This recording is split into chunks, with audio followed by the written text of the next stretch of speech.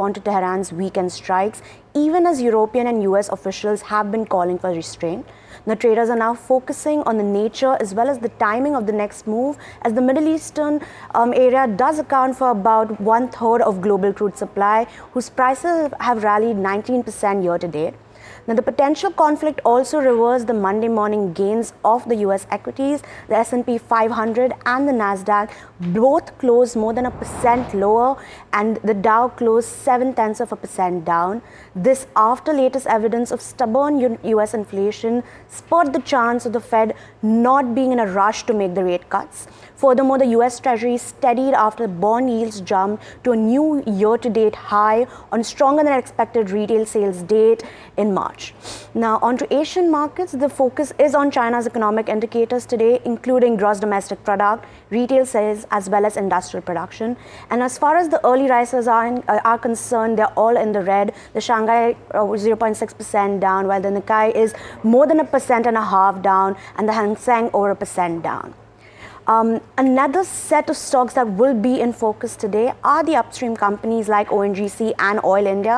Now, this is as the special additional excise duty on crude petroleum has been raised 41% to 9,600 rupees per ton from 6,800 rupees per ton previously.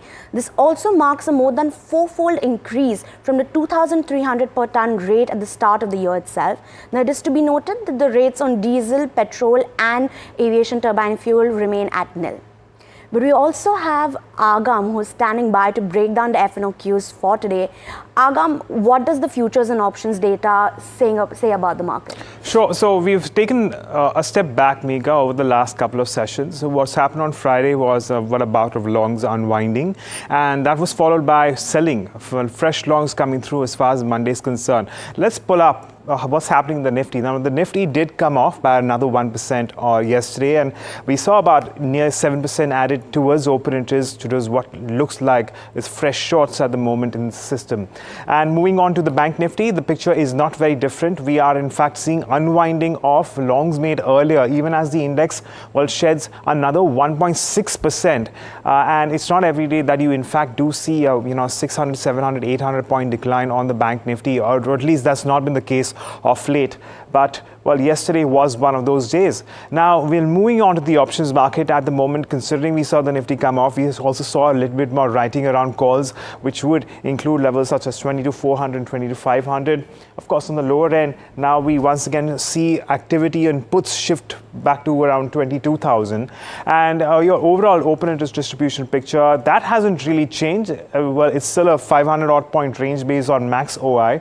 Of course, on the higher end, we're keeping an eye on 22,700. That's where the calls are in terms of the most amount of accumulation in OI. And of course, lower end, 22,000 puts is where we are keeping an eye on.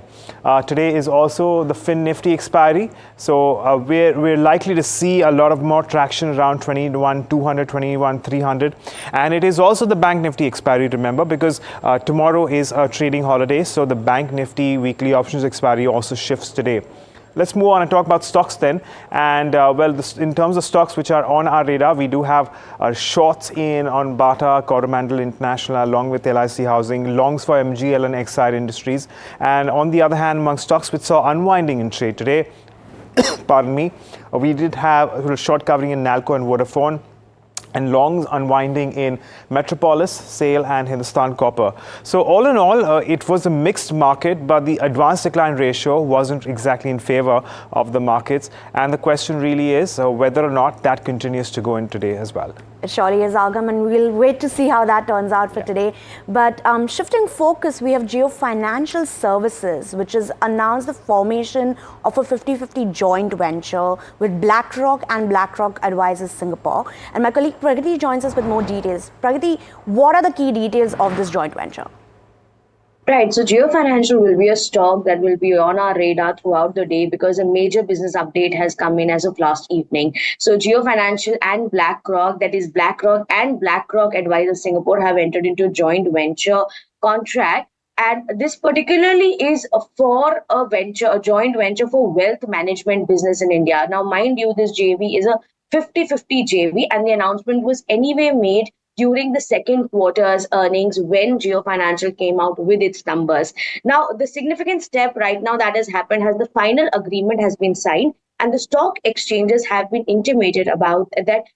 This entire agreement will include the incorporation of a wealth management company and a stock broking company. However, this is also subject to necessary regulatory approvals. We must remember that during the third quarter earnings as well, Geo Financial's businesses, or what all businesses it plans to carry out, have been in our focus, because it also announced that it plans to enter the leasing business. While more details on how this joint venture will be carried out are awaited, this announcement that an agreement has been signed is in a way a significant step, and we'll bring you more updates as and when we have them.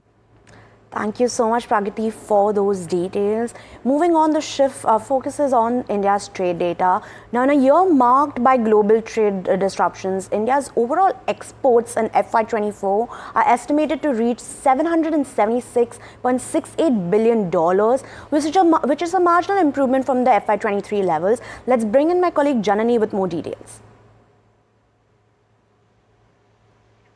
Good morning, Monica. That's right. What we are getting to hear is that India closed its March FY24 trade data on an 11-month low on an individual basis. But when we look at the overall picture, like you said, overall exports closed marginally higher than what it was last year. These are estimates at this level, considering that services data will be released by the RBI a little later. So we'll know the full figures on that. But what we also understand is this was largely led by gold imports falling, and also a lot of exports also falling, that is contributing to the larger deficit figure. Now, merchandise exports were down by 3.1%. This is at about 437 billion from 451 billion last year.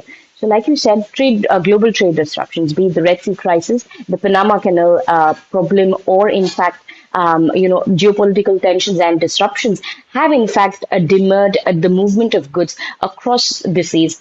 Services, however, have been the bright spot, where they've risen 4.39%. The Commerce Ministry noted this is the highest ever India overall export services figure that we have seen. So this came in at 339 billion, a little over 325 billion recorded at the same time last year. But let's look at the big gainers and what are really India's strengths here. In terms of exports, electronics exports and engineering exports have continued to rise. Electronics exports, remember, has been a traditionally weak sector, but coming with the PLI and the Make in India campaign, this has seen some turnaround. We've also seen drugs and pharmaceuticals grow at 9.67%. Iron ore was a surprising gain, and it would be interesting for our viewers to note that a majority of this was in fact imported by China. So perhaps we can get some more detail on this a little later to you, but that's the quick take as of now. A good news in the sense that we have managed to sustain trade levels despite global challenges. Back to you. Thank you so much, Janani, for those details. And viewers, it's time for a quick break. But before we let you go, there's an update coming in from the BSE with trading sessions to happen on the disaster recovery side at the normal market timings today. This is in line for equity derivatives, SLBs, currency, commodity derivatives, as well as electronic gold receipts segments. But now it's time to slip in a short break, and we'll be right back.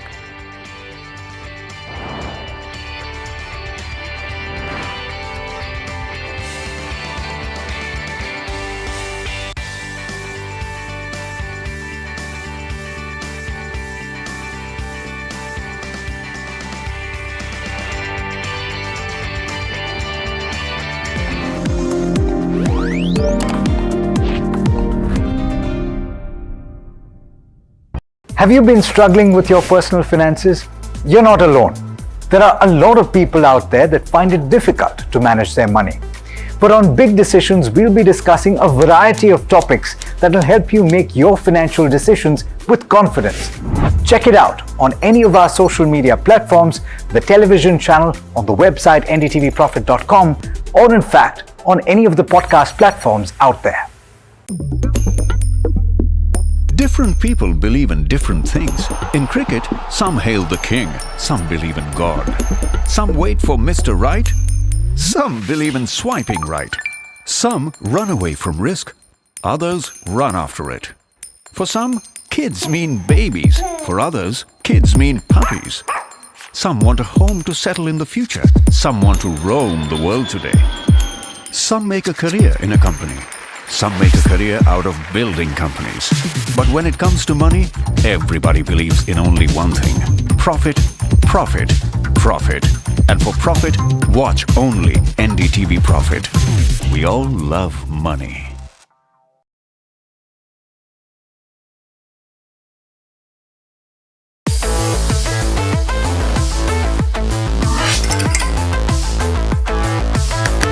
Listen to the voices of reason as they talk about corporate health and investing principles with me, Neeraj Shah, on my show, Talking Point.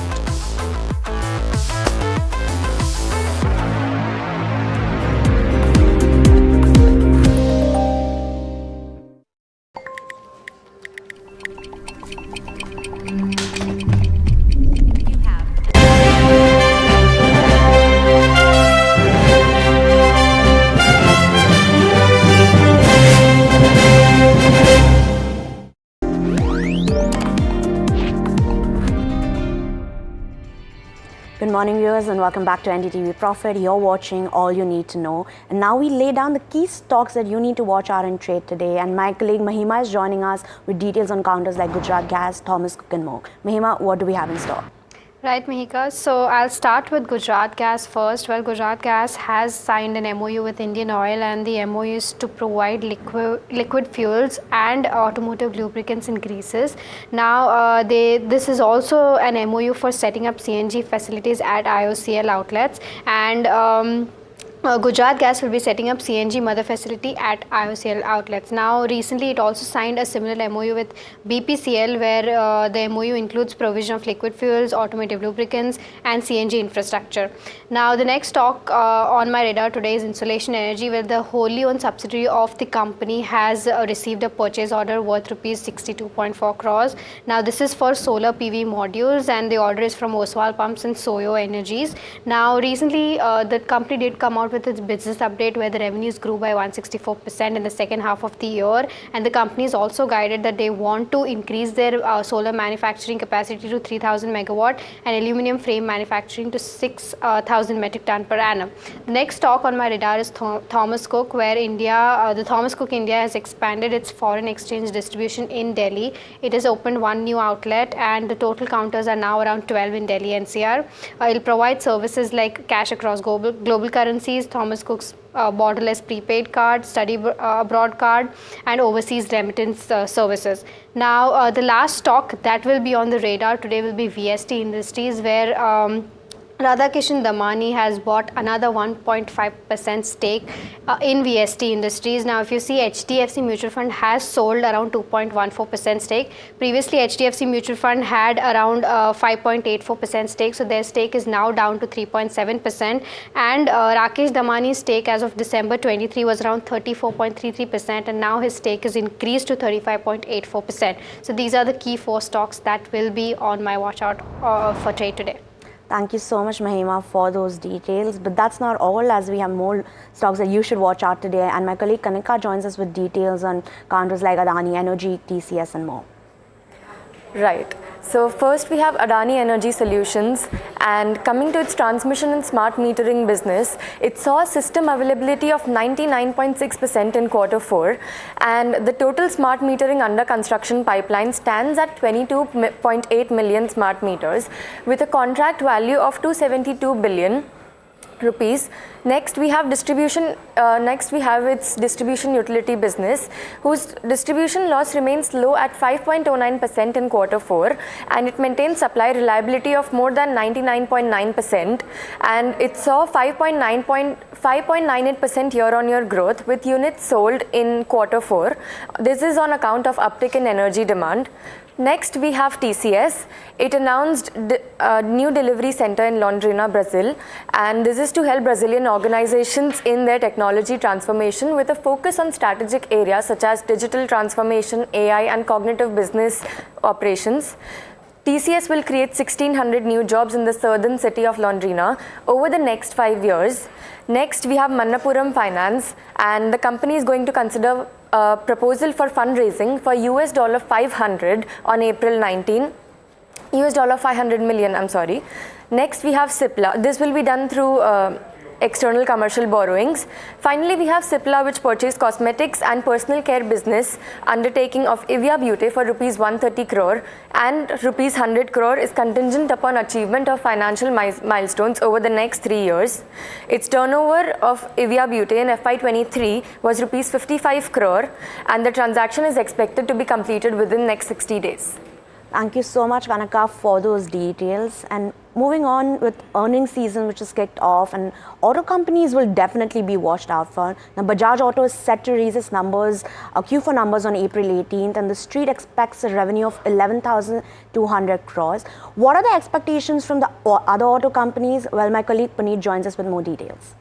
Yeah, thanks for that, Mika. So as you rightly said, Bajaj Auto is going to be the first earnings this week in the auto sector. Now, do note that Bajaj as well as TVS has had a very good momentum going into Q4, and that is expected to sustain as well in this particular quarter. For both Bajaj as well as TVS, we are expecting a revenue growth of upwards of 20%. Now, these all estimates are as per Bloomberg. For the EVS, we are expecting revenues of roughly 8,000 crores, while for Bajaj, roughly 11,100 crores is the revenue that we are expecting, while margins for both companies is expected to sustain as well as grow compared to the previous year. For Hero MotoCorp, it's going to be a decent quarter, roughly 12 to 14% revenue growth, while Eicher, which also includes numbers from VECV here, which is its commercial vehicle unit, is going to show decent, roughly 12 to 14% growth as well. But within the two-wheelers, it's going to be Bajaj as well as TVS, which are going to be the outperformers.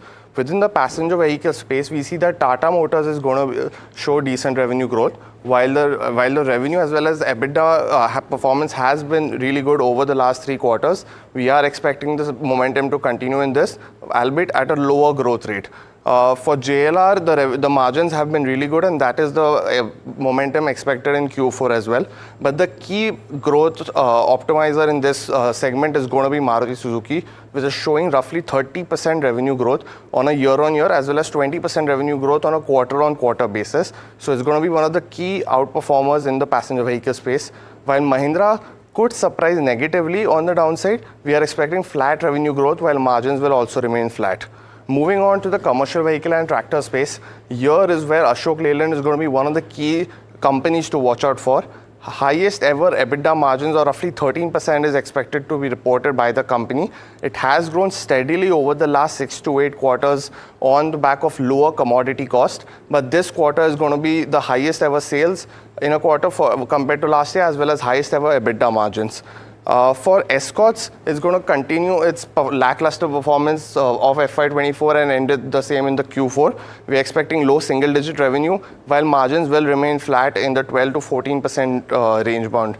And finally, on the tire space, we see that Apollo as well as the other companies are going to show really strong performance this quarter. While for Apollo, we might see the revenue fall due to lower average selling prices compared to last year. EBITDA margins are going to show at its highest level of roughly 16 to 17% as per Bloomberg estimates. While for Seat and JK Tires, we are seeing that they will see margin expansion as well. For JK Tires specifically, we are estimating a 500 basis point margin expansion, while MRF is going to report decent numbers. Finally, on what our brokerage is saying. So for Elara Capital, Bajaj Auto is one of their top picks, while for Nomura, they see Maruti as well as Bajaj Auto, as well as TVS Motors, and for Citi, Maruti is one of the top picks. So these are all the rundowns of the particular auto companies expected to report numbers in the next 2 to 3 weeks. Back to you. Thank you so much, Puneet, for the details and giving us a snapshot of what we could expect. But speaking of autos, EV giant Tesla's plan to enter India may have some serious ramifications in regards to its global workforce. Now we have Tushar joining us with more details on the same. Hi, good morning, Mehika. So, we have come to know of an email sent by Tesla CEO Elon Musk to the company's employees, stating that there will be about more than 10% job cuts globally at the electric car maker. So Musk has cited duplication of roles, job functions for the layoffs.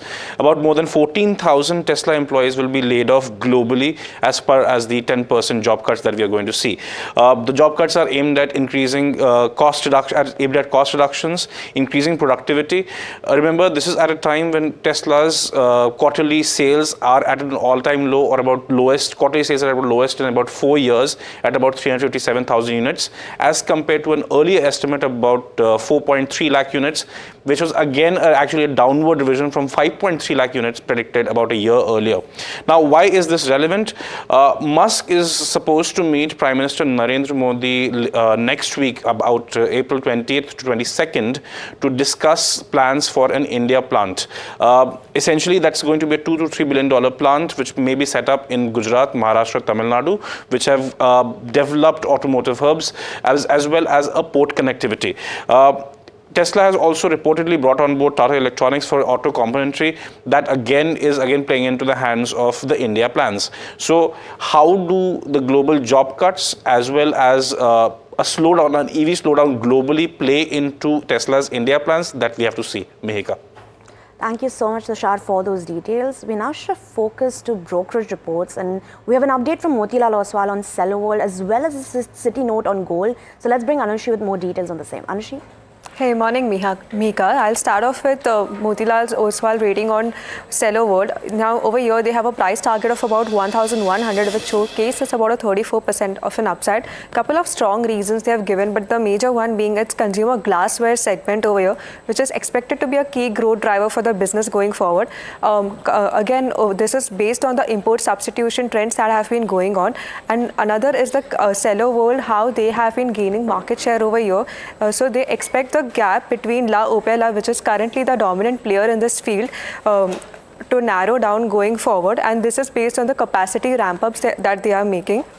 Another factor is that the company is one of the only larger branded players which is expanding in the soda lime glassware segment, which comparatively has a higher TAM, which is the total addressable market, compared to the peers shifting their focus to the borosilicate glassware. So again, that remains on watch out on how the company tap onto that opportunity. Now, if you have to look at the kind of estimates they have given, the brokerage estimates a CAGR growth of about 18% in their revenue and about 25% PAT growth over the course of FY23 to 26, which now again defines how the company sees about the 34% of an upside and a strong buy, reiterating the buy call on Seller World. Now, moving on to Citi's take on gold, the Citi has now updated its price targets over here with price target of about $3,000 in the course of next 6 to 18 months. This upgraded baseline gold price forecast are based on the Q2 of commodity outlook and the wildcard 2024 reports. Even now, if you have to go forward, they are seeing some strong buying support at 2,200 despite some expected May to June bullion price pullback. Now over here, they also expect the $2,500 to be the major to test regularly as of the second half of calendar year 2024. Also, another factor that we should be watching out for is the eventual Fed cut rating, which is and the higher treasury yields, which would also lead to this bullish $3,000 target that they have set. Thank you so much, Anushi, for those details. And with that, viewers, it's a wrap on this edition of All You Need to Know. But do stay tuned. We have India Market Open coming up next.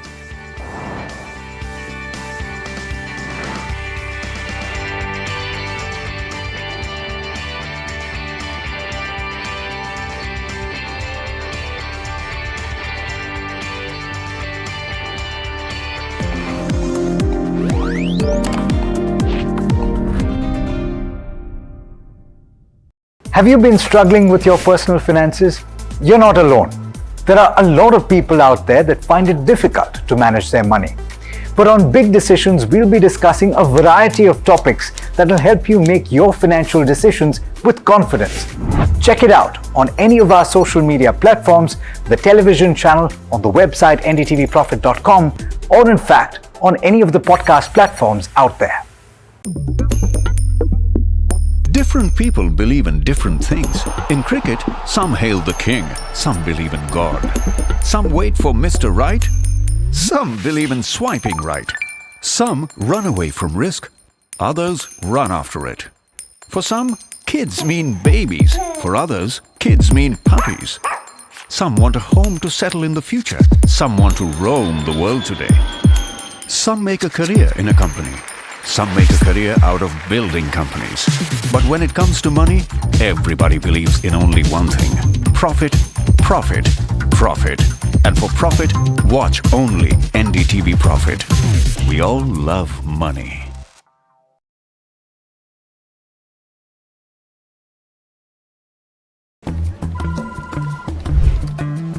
Bro, what are you doing? I'm trading FNOs. So, have you made any money? Oh, it's simple. If you think the market is moving upwards, just buy Nifty call option. But if you think the market could slide downwards, simplifying futures and options trading. Don't worry about the future. We've got your options covered. Futures and options strategy that will help you move with the tide. An unmissable trade. If you want to be in the money.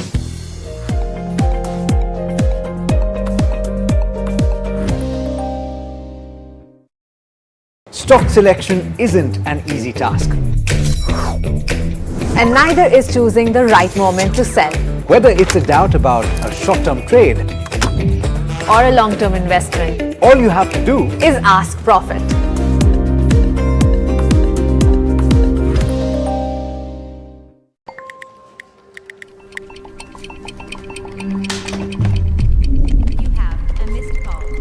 Let's be real, guys. There are many financial experts out there. Which stocks to target? What's good for long term? When to buy? When to sell? How do you stay ahead of all the financial noise to achieve your dreams? You can accomplish all your financial dreams. Let us worry about giving you the right investing insights on the Portfolio Manager.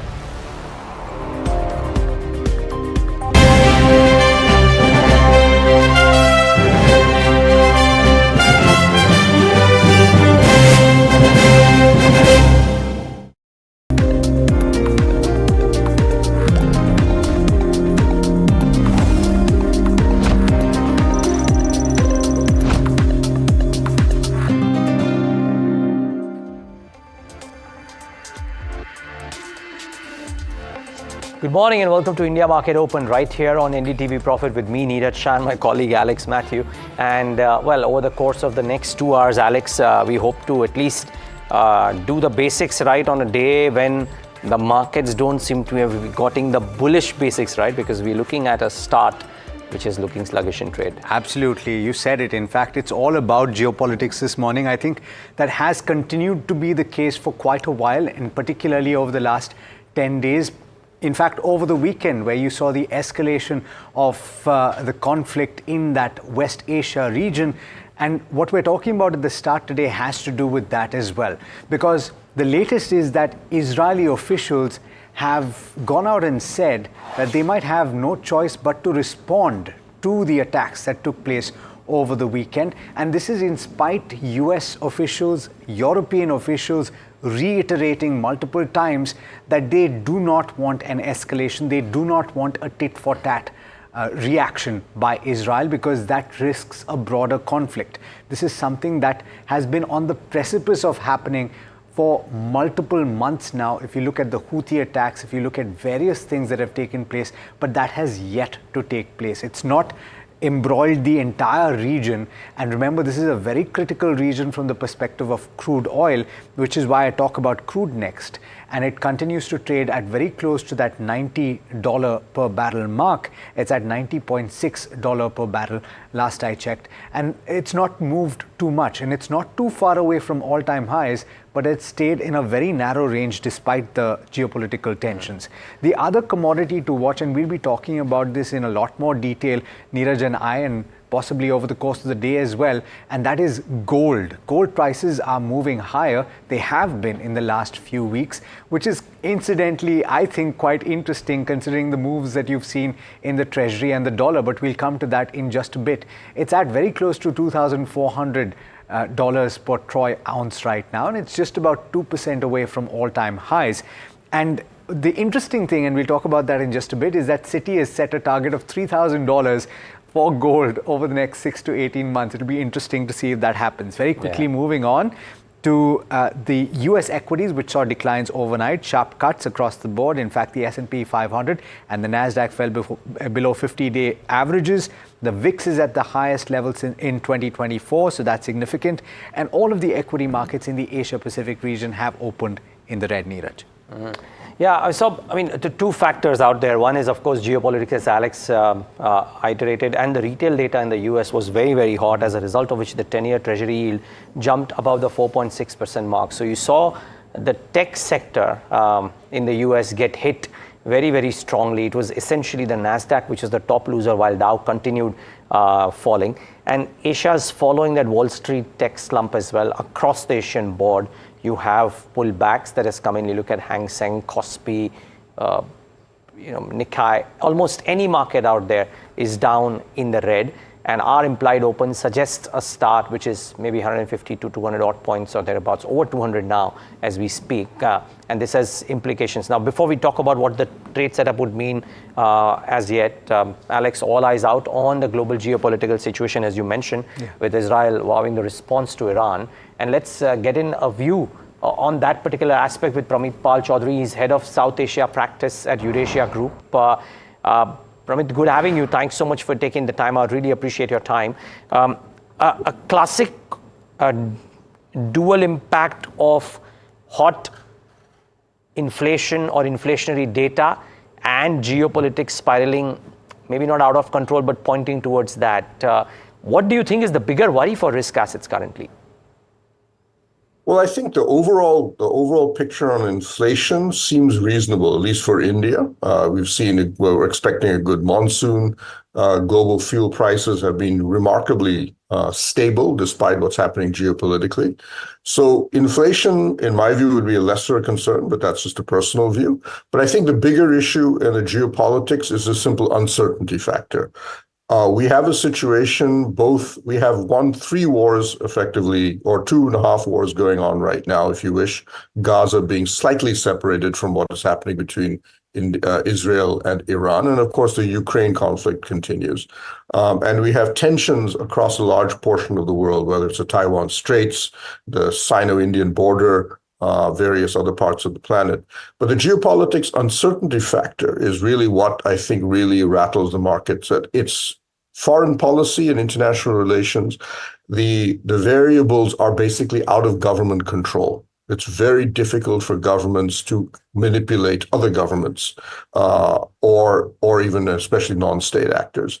So in this case, we can see everybody saying they don't want a wider war. They don't want Gaza to spread. Israel doesn't want it. Iran doesn't want it. Clearly, the United States and the other major external players don't want it. India has publicly said that, of course. But circumstances may drive both sides to a war. Right now, I think the indications are this will stabilize. And I think that's one of the reasons we've seen a reasonably muted response, for example, on oil prices rising, because of assumption that this is going to be controllable.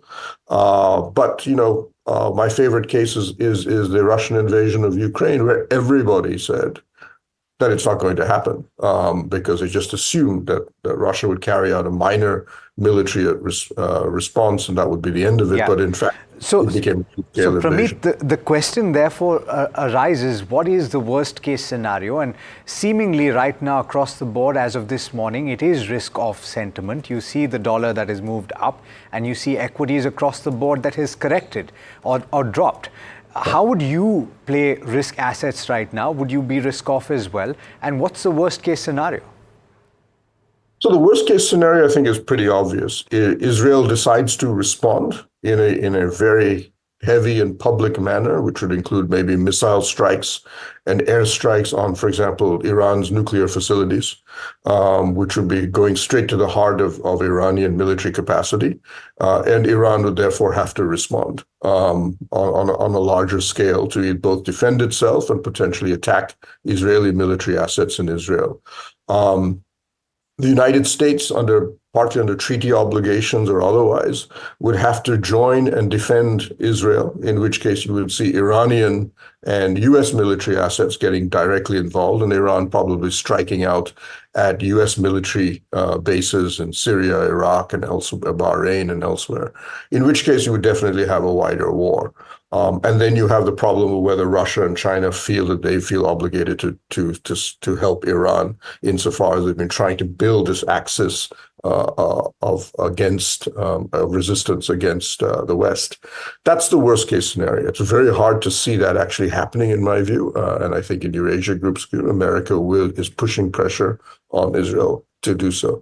What is good about the international system right now is that there is a fair amount of buffer for even a limited crisis. In other words, for example, OPEC has been cutting oil production for quite some time. So it has the capacity to produce a lot more oil if need be, if there are problems. But there's a problem, geography, which is the Straits of Hormuz can be cut off, in which case a lot of this pumped oil will have no place to go. There isn't that much fiscal capacity left, but some you can always print a bit more money, I suppose. And so, but everything points, I would argue, to almost every major power, including the two major protagonists, preferring not to extend this or have this spiral beyond a certain point. The question is degree of calibration. Can you get that calibration right? Got it. Whether Israel's response or Iran's response to this. Yeah, well, remains to be seen, difficult to predict, but I appreciate this. Pramit Pal Chaudhary, thanks so much for joining in and giving us this perspective. That's the view from Eurasia Group. Difficult to predict, and I guess there is probably no better answer than that, or no other answer than that at the current point of time. We just wait and watch, hope for peace. Well, the trade setup for the day today, independent of what happens there, the markets have shown their hand that there is going to be stress on the screen. So if you look at yesterday's session, by the way, I mean, most things ended in the red. Very few stocks or very few indices. None of the sectoral indices were in the green, by the way. Most stocks ended in the red. The thing is, if you look at where the highest concentrations are, and that's my trade setup for the day today, 22,200 strike put has very large OI concentration. The markets are likely to start off lower than that, very likely. And if indeed we stay lower, and if indeed we see some bit of unwinding on those put options, that could in the second half put some more pressure. Remember, by the time Europe will open, will react to the US market pullback as well as this constant talk of developing geopolitical conflict. So I think that remains a clear and present danger. The Bank Nifty support, the Bank Nifty was amongst the worst performing indices yesterday, weightage wise, and that support is at 47,500. We are 250 points away. If it breaks that, then significantly lower positions open up on the technical side, which brings active Bank Nifty traders into action as well. What's weathering the storm thus far are commodity stocks, but it's very difficult to predict which one would be the winner. Now we know that windfall tax has been increased as well, and therefore all upstream comes into focus in the session today. You watch out for Reliance, watch out for ONGC, etc. Very difficult to call what will be the winner. ONGC had a fabulous day yesterday. Who knows what will happen today? And just purely, it sounds very counterintuitive, Alex, but for the last 12 months, nobody would have thought that you will call telecom as the pocket to hide in.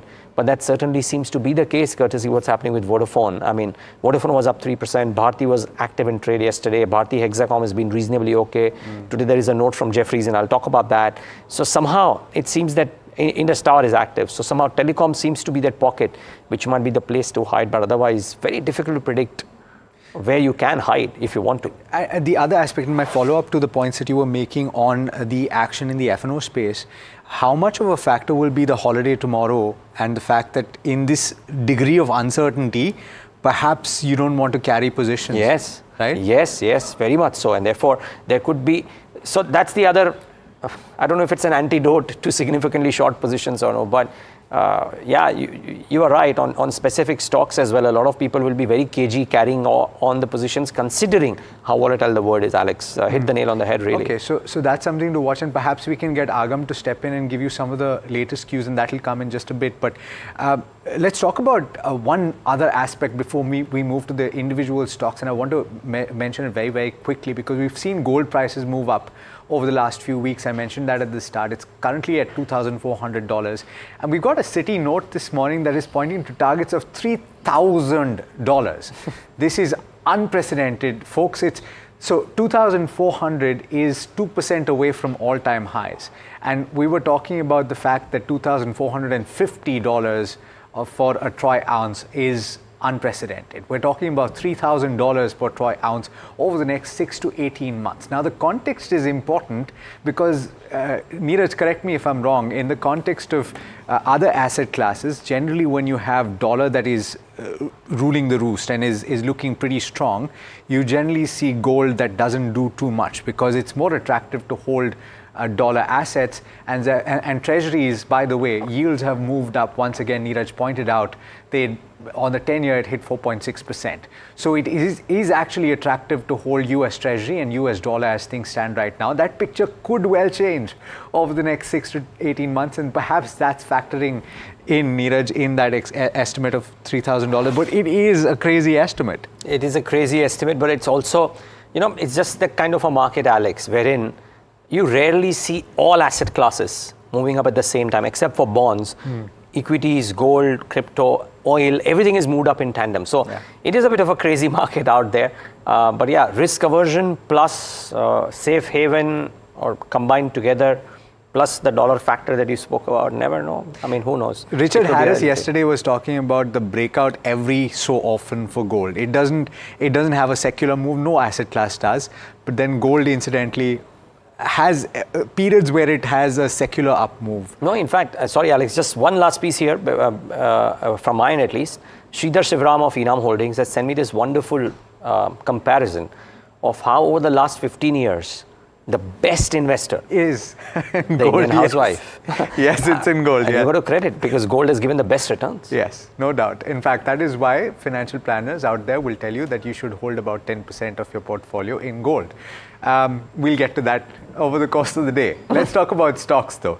Jio Financial Services is the first on my list. It is something of a confirmation of an announcement that took place in the second quarter of FY24. It has announced that it is signed an agreement to get into a 50-50 joint venture with BlackRock and BlackRock Advisors Singapore. This is in order to form a wealth management business and a brokerage in India. This is, as I said, in line with plans that were announced last year. VST Industries is something that you should focus on. Of course, the action took place in trade yesterday. There were large trades that took place. There were a mutual fund that was a large seller, but the buyer is actually more interesting from my perspective.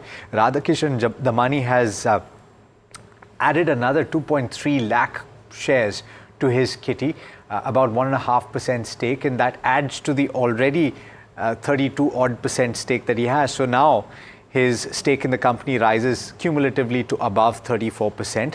Insulation Energy, and we were talking to the research team about this particular stock earlier today because I was curious about what the story is here. Of course, here there is an order win by its arm, and the orders to the extent of 62.4 crore rupees for solar photovoltaic modules. But I think more interesting is the price of the stock and the origin of the company. It is playing in the solar space. It was an SME IPO about 18 months ago in October of 2022, and it had an issue price of about 38 rupees. The stock is currently trading at over 1700 rupees per share, and it's now 3,500 odd market cap company. So very interesting there, and significant updates on the half year performance as well, which you should bear in mind. And finally, Manappuram Finance. Of course, there is a fundraise that they're contemplating, $500 million, but I think more important would be to watch the move of both Manappuram as well as the other gold loan companies. Generally, they are active when gold prices are moving quite dramatically. So that is the reason I would watch out for Manappuram. Yeah, just keep in mind, viewers, that fundraising is via ECBs, as Alex said, so that will not have as much of an impact for sure. There is a Adani Energy Q4 update. The update is okay, but they've got smart meter orders worth $252 million in 4Q. And this space is very hot. So Adani Energy, of course, has a larger business out there, but this is an interesting one that I thought stood out. Implications for this stock as well as some of the other smart metering companies, so bear that in mind. Couple of newsmakers, as I said, watch out for the oil upstream companies because of the windfall tax, so that's to be kept in mind.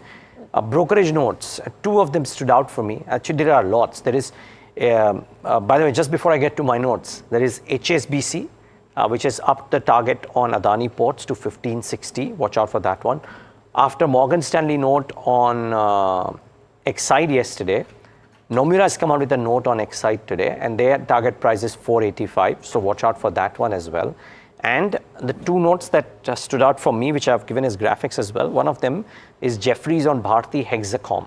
They've initiated with a buy rating and a target price of 1080 on Bharti Hexacom. They say it's the best play on Indian telecom. They say it offers a way to invest in the faster growing parts of Airtel's business, which have a higher return on capital employed and better free cash flow conversion. So I think that is important. Higher ROS and better FCF conversion is a very important part. They believe that Bharti Hexacom will deliver a 16% to a 21% CAGR in revenue and EBITDA over FY24 to 27. And the growth with moderation in CapEx could result in a 40% compounded annual growth rate in free cash flow. Viewers, all of you know what CAGR is. It's the compounded annual growth rate, which means the free cash flow will grow 40% year after year after year for whatever the time period that they've estimated, which is FY24 to 27. So they value Hexacom at the same valuations as Airtel. So watch out for this one. And the price target is interesting, 33% upside. Yeah, 33% upside is pretty stunning. So do watch out for Hexacom. It had a good move on the day of the listing, then a bit of a quiet day yesterday, but could be interesting today. And Jefferies, in its equity strategy note, have added ONGC and 361 to their model portfolio. ONGC was up 5% yesterday. They've replaced Max Health, iPru and Tata Steel. So these three go out. And what comes in is Apollo Hospitals, Max Life and Hindalco. And why so? They say Max Life is available at an attractive valuation, which is a 25% discount. It has consistent growth, and it has a well-progressing Axis Bank integration. So that's the reason for Max Life. And for Hindalco, it's a bigger beneficiary of a potential global PMI recovery and China rebound. Just that last piece, Alex, wherein Jefferies is making this observation that the China recovery may not aid steel companies as much because the construction sector is muted there. Yeah, so the steel demand is not very strong, but manufacturing demand leads to aluminum being a better play. And therefore, Tata Steel moves out of the portfolio and Hindalco comes in. Interesting thought. Interesting thought, yeah. And metals as a whole is an interesting space, right? Yes, indeed. All so, right. yeah, and there is also Varun Beverages, which has been rated a new overweighted Morgan Stanley. Yeah. Price target 1700 or thereabouts. So therefore, that could be the other interesting brokerage note. But that's the long and short of the trade setup. Yes, right? That's the long and short of the trade setup. I've wanted to say that for a while. Yeah, well, we do about an 18-20 minute trade setup. We'll try and give everything to the viewers. So yeah, that's it. But shall we cut to the editor's cut? Yes. For a change, Alex is sitting next to me, and I'm tossing over to Agam to try and tell our viewers an inkling into what we have today, and trust Agam to cross-question me and me to cross-question Agam on the piece that I'm bringing. Yeah, so this is an interesting one because perhaps for the first time that I'm seeing Indian equities being compared not with another emerging market, but a developed market. And that's what we're going to talk about right now, because we're talking about growth and price to earnings ratio, which is a very interesting thing, Neeraj. I think it seems like evolution is well on track for Indian markets. Cross fingers for that. I mean, yes, we were speaking to Mark Matthews yesterday, who said that still India being clubbed as an emerging market, but at some point of time it needs to do away with that. But here's the deal. And now this is borrowed from a CLSA note. Yeah, I squarely borrowed from that note. But the observations are interesting. So they say they've looked at the Asia Pacific region in entirety, and they're talking about how the core earnings growth for 2024 and 25 and what markets stand out. So if you look at the table, Agam, Korea stands head over heels over everybody in the Asia Pacific region when it comes to core earnings growth. Core earnings all right, growth, so India is up 30, they're on the table on 24-25 calendar year. India is at whatever, 14% and 14.5 or 15 odd percent. There are other markets like Taiwan, 11.9% and 26%. Look at Korea, 34.9% earnings growth estimated for 24. Yeah. And 34.2% for 2025. Yeah. The interesting thing was the P ratio for 24 and 25 for India with good earnings growth but not the best earnings growth is way above almost everybody else. Right, yeah. So India at 22.2 times and 19.3 times is head and shoulders above Taiwan, above Japan, above Australia, and even above Korea, which is the fastest growing market, at 10.8 times and 8.1 times. For a 35% growth, Korea is getting 10-11 times. India, for a 13-14% growth, is getting 22 times. I thought, I mean, there is reasons for this, of course, but I thought that really stood out for me as to how India is being valued relative to its earnings growth versus almost everybody else. Right. And it'll be interesting to know about the kind of flows that are going into these markets, Neeraj, because all said and done, at the end of the day, I still do see a lot of value in Korea, even Taiwan for that matter. And considering Taiwan is now one of those key hubs when it comes to a lot of key services which are exported around the world and needed there, these are going at a substantial discount. So while a lot of your investors and analysts say that India is an expensive market, but it deserves to be there, I would be very curious about the kind of flows that could come in here as compared to these two markets here. Yeah, most certainly. And you are right, Agam. I mean, in some sense, the recovery in the chip business has put South Korea and Taiwan right up there in terms of flows and earnings as well. And therefore interesting. But, you know, Damien Castle, who wrote this note, the CLSA Bits and Pieces note, makes this interesting observation that Indian markets get rewarded for consistency because the growth forecast is not the highest. Forward multiples are still the highest amongst the key Asian markets because of the consistency. And for this, we take our viewers back to some historical paradigm. So if you look at 21, 22, 23, these 3 years, the core earnings growth for amongst all the markets, right? So look at Australia all over the place, good 2021, not a great 22, okay 2023. China, great 2021, not a good 22, 23. India, look at that. 33%, 0%, 33%. Even the markets that we are talking about the most, Japan, Korea, Taiwan, right? Japanese market, 1% 21, minus 10% 22, and minus 4.5% 2023. Korea, great 2021, but negative growth in 2022 and 23. And even for Taiwan, 2023 was not the best year. So I think what Damien is trying to say, and maybe that's why we are trading at the levels that we are, because since post-COVID, we've arguably had the most consistent earnings growth amongst all of the other Asian markets, and maybe which is why foreigners are willing to pay top dollar for the Indian markets. Absolutely. Consistency, I reckon, is the key because I'm actually quite shocked to know and see the numbers that Korea and Taiwan are throwing up because for 2023, they're looking at a sharp decline of around 40% for Korea and 26% decline for Taiwan, and this is in 2023 where you're completely out of the core picture as well. So you know, the real question is that perhaps for these markets it's possibly a little bit of a base catch up, which is why you're possibly seeing about 25 to 35% growth on a year-on-year basis.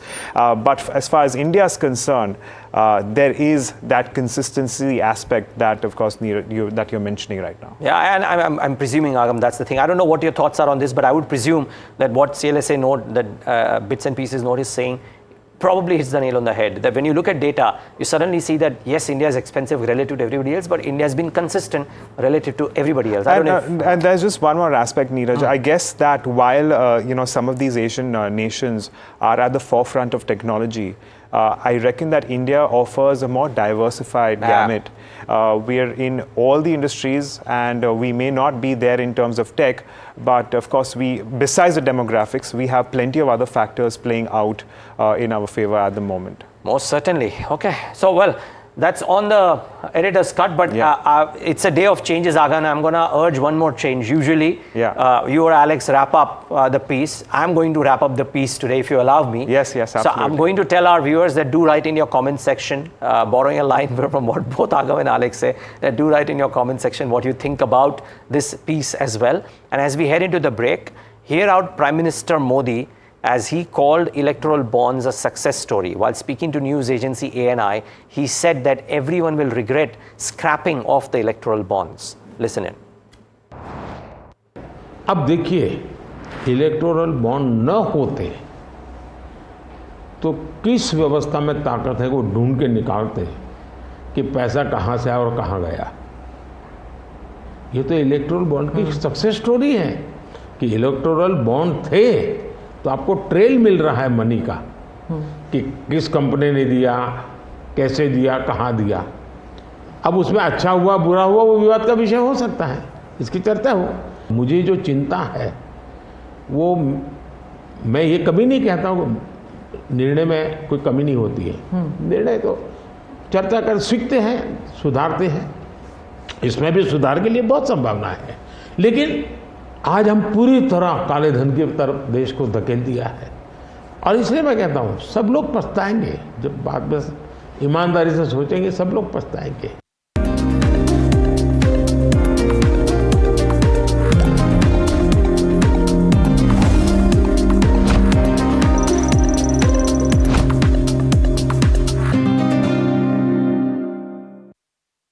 Have you been struggling with your personal finances?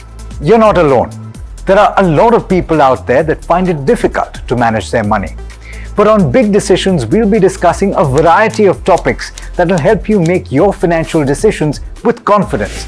Check it out on any of our social media platforms, the television channel, on the website ndtvprofit.com, or in fact, on any of the podcast platforms out there.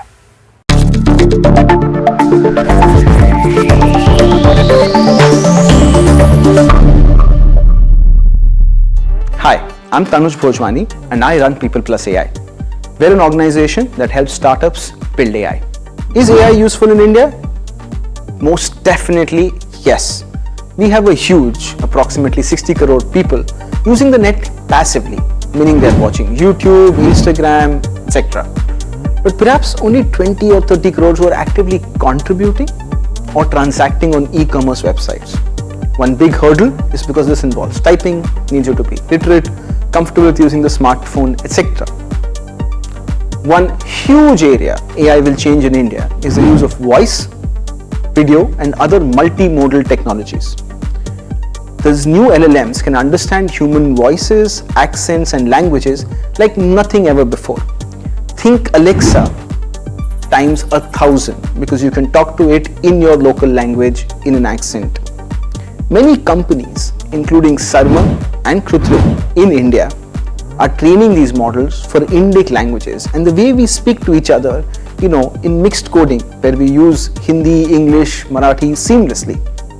This is why we believe exciting times are ahead as AI can unlock access to computing, apps and that entire ecosystem for a large number of people.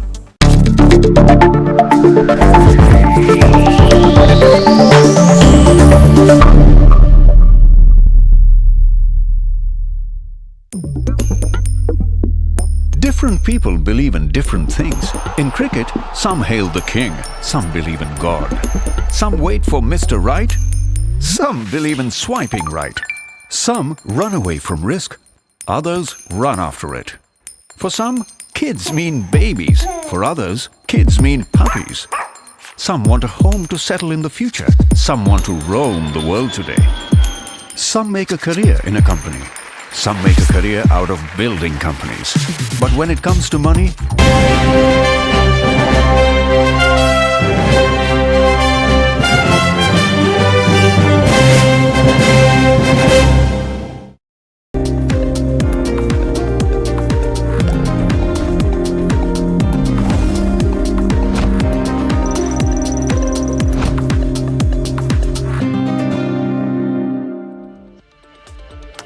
Welcome back to India Market Open. We are taking stock of the futures and options space in Indian equities at the moment, where it does seem like the markets have taken a step back or two, for that matter.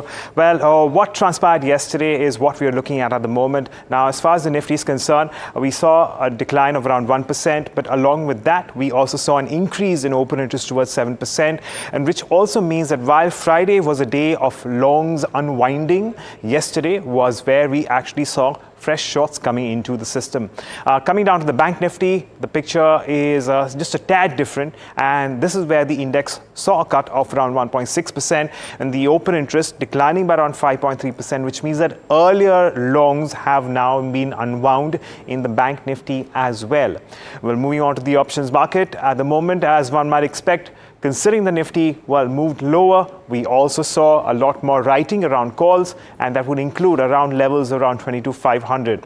But when it comes to your overall open interest distribution picture, at the moment, we continue to see maximum open interest lie with the 22,700 call, followed by the 22,500 call. And on the lower end, we are now looking at, well, max OI shift back to the 22,000 put.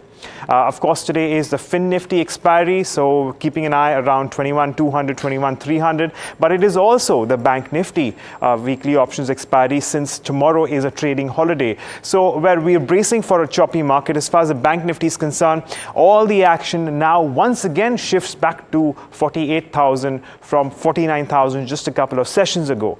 That said, let's talk about stocks as well. Now, at the moment, yesterday we did see an up move for Exide, a further one in fact. So longs for Exide and MGL, shorts for Bata, Coromandel and LIC Housing Finance.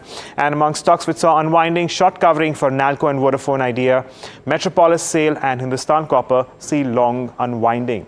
Let's take this conversation forward and get an expert on what they make of these markets. Well, we have Amit Goel of Amit Ventures who's joining us on the show. Amit, good morning. Thank you so much for joining in.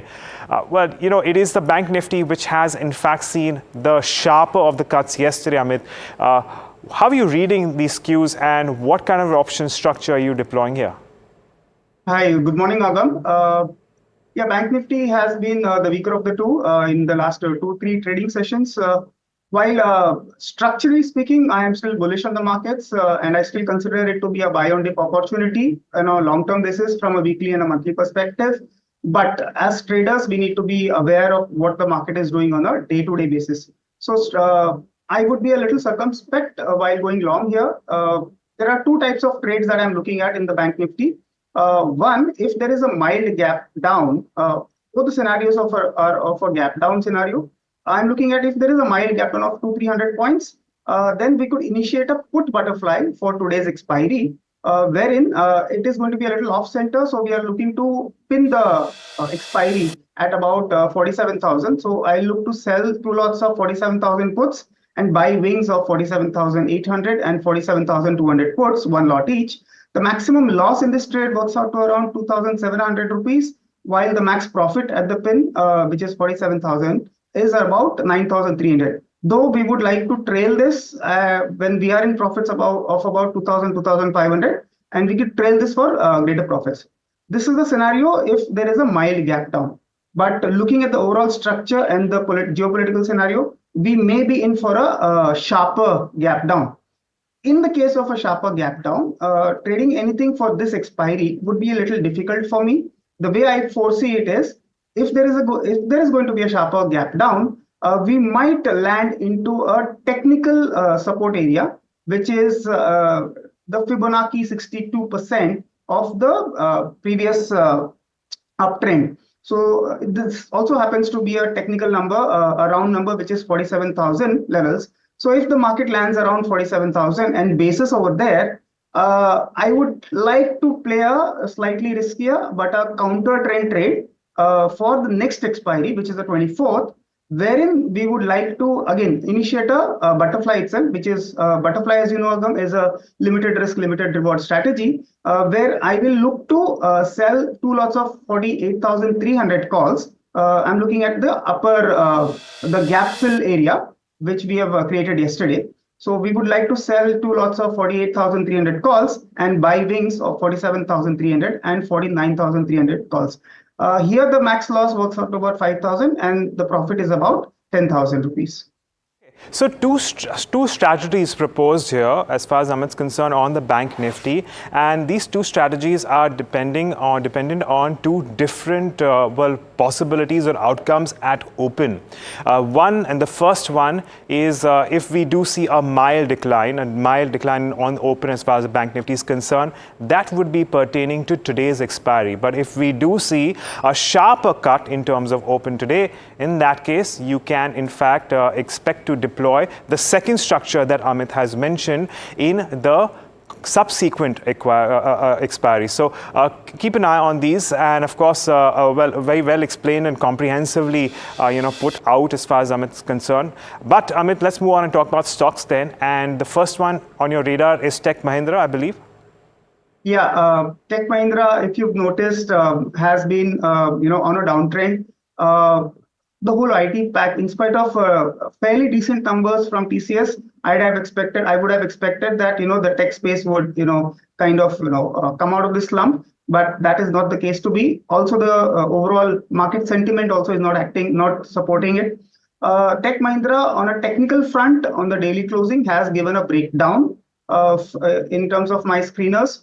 And because of that, I feel, and the next support that I see in Tech Mahindra is about 1150 odd levels, 1140, 1150, which is quite a distance away from the current market at 1220 odd levels. What I'm looking to do is I'm trying to play the downside in Tech Mahindra, and I'm trying to deploy a bearish call spread, a bear call spread, in which we would like to sell the 1240 call, one lot, and we buy an offset, which is a wing of 1260 call. The max profit here in this trade works out to about 8,000 rupees. And as I always like to do, I try to keep a rupee stop loss of about roughly about 2,000, 2,500 rupees. Now, this could also technically get negated if the high of yesterday is taken out. So if the price actually gives a reversal, then I would not wait for the losses to actually incur, and I would get out of the trade because the technical view or the technical stop is hit.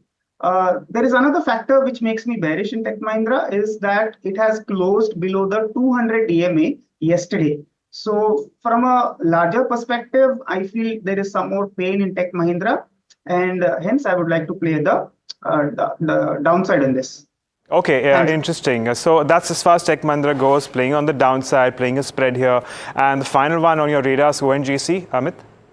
Yeah, ONGC, I mean, in the sea of red, this happens to be one very green bright spot. It has been on a tearaway run for a fair part of last 6 months. From a monthly chart perspective, I've been bullish on ONGC for a long time. It has given a breakout. It is actually playing out the inverted head and shoulder breakout from the monthly perspective. Speaking of current setup, it has given technical breakout on the daily time frame also from a triangle pattern and from a technical perspective of a Bollinger Band with good volumes. Obviously, Jeffrey is giving a buy call on this with an upside of about 40-47%. Helps matters. So I would like to play this momentum because I feel there is enough momentum left in ONGC. But I would probably wait for a slight pullback because, given the market structure and the yesterday's move, possibly if we could find this lower at about from 279 at about 275, 270 levels, I could probably look at initiating a bull put spread wherein we will wait for a pullback of about at around 270, 275, then initiate this, giving us a better RR. We will look to sell the 275 call of April expiry and buy the 270 call. 275 call is the sell, 270 is the buy. With a limited profit of about 6,000, we keep a rupee stop loss of about 3,000 rupees. The caution here is for retail investors and traders.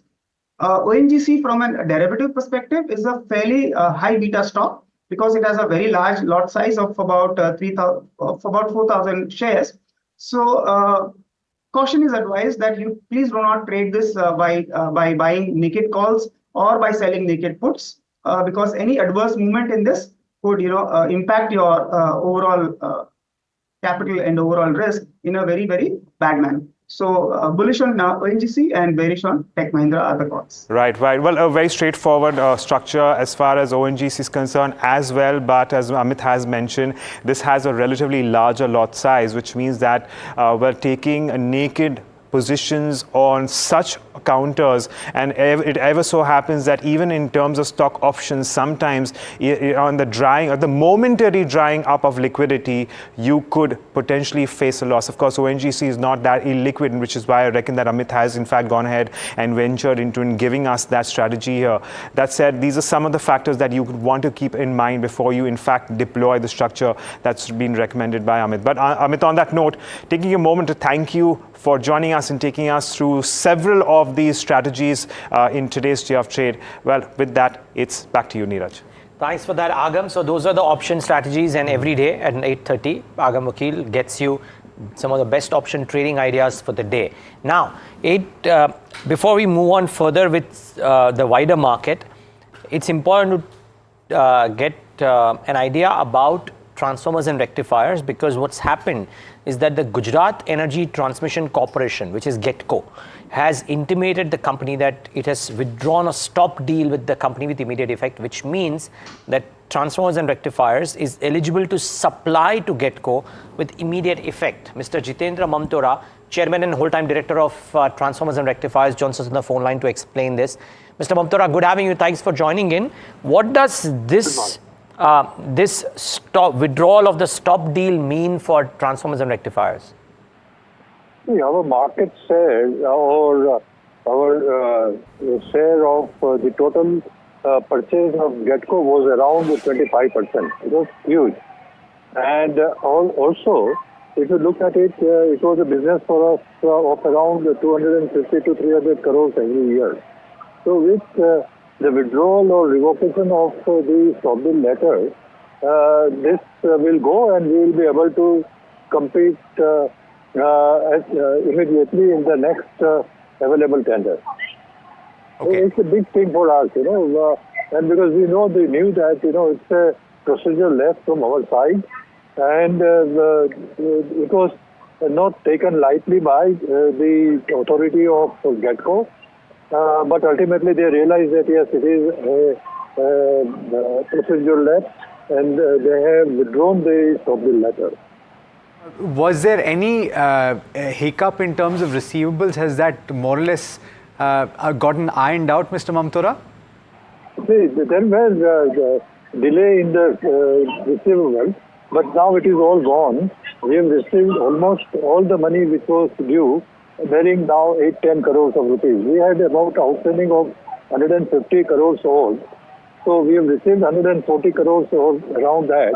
And now it is only 8-10 crores, which is in the process, and we should be able to get it within another week's time. Okay, so I also, while you're speaking to us, Mr. Mamtora, want to get an update from you, because I'm seeing great numbers across the screen, notwithstanding this small hiccup that you had. Order inflow of 2,050 crore as of March 2024. Total inquiries are quite significant, over 17,000 crore. The unexecuted order book standing at 72%. The question that I have for you is, what is the focus in the new year? Is it going to be on ramping up of order wins, or are you going to focus on executing the ones that you already have? See, both. We are trying to jack up our production capacity by introducing new machineries and all that. Besides that, we are going for a backward integration, which is going to be a major issue in the coming days, because the suppliers to the transformer industries are very few, and we have to take this into consideration to be able to deliver the transformers in time. Mr. Mamtora, just one question with regards to GETCO again. So I heard you say that the annual numbers were to the tune of 250 crores, if I'm not wrong. So that's on a base of 1,000 crores. If you, what percentage of this? So it was 250 crores for you, and therefore, do you hope that FY25 you can scale up those numbers to what it used to be in the past from GETCO? Yeah, definitely. Yeah, of course. Okay. Of course. Okay, and are these orders at similar margins that you usually enjoy, Mr. Mamtora? See, now because the market has improved, the margins are going to be better than what they used to be. It is obvious now. If you see the present trend, the prices are going up. So everyone is going to get a better price. The competition is less. And we'll be able to get better pricing and the better margin. Okay. So last question, are you upping your soft guidance that you had given to us when you ended the year? Does this add to those numbers for FY25? No, see, with present capacity, whatever we have, we say that we are trying to reach the capacity of or the top line of 2,000, about 2,000 crores. So that's what we are going to do. So if there are immediate requirements for the depot, got it. We'll give them the preference for that. Yeah? Got it. Okay, slightly difficult line, but Mr. Mamtora is saying that they're sticking to the numbers, and I think during the course of the year, as things develop, maybe in a better position to tell. Maybe at the end of the Q1 numbers, when we talk to him, we'll get a better sense of how this GetCo piece has moved as well. But congratulations, Mr. Mamtora, on this, and thank you so much for speaking to us today. That's transformers and rectifiers doing so well for itself in the session. I think they talked about a top line, a goal of 2,000 crore. Yeah. At what 1,273 crore as things stand as of FY24. Yeah, it's a very expensive stock, but the Nuvama note that I'd read when they came out with the numbers was that 2027, if they indeed expand the margins and get the numbers that they would, then while it's trading at 150 times FY24 earnings, it's trading apparently at 25 times FY27 Nuvama estimates. Which is interesting because we talk about the power space and the kind of potential there, right? So we often talk about the Gencos and we talk about the transmission companies, but we don't talk about the transformers, right? Because you need transformers ultimately.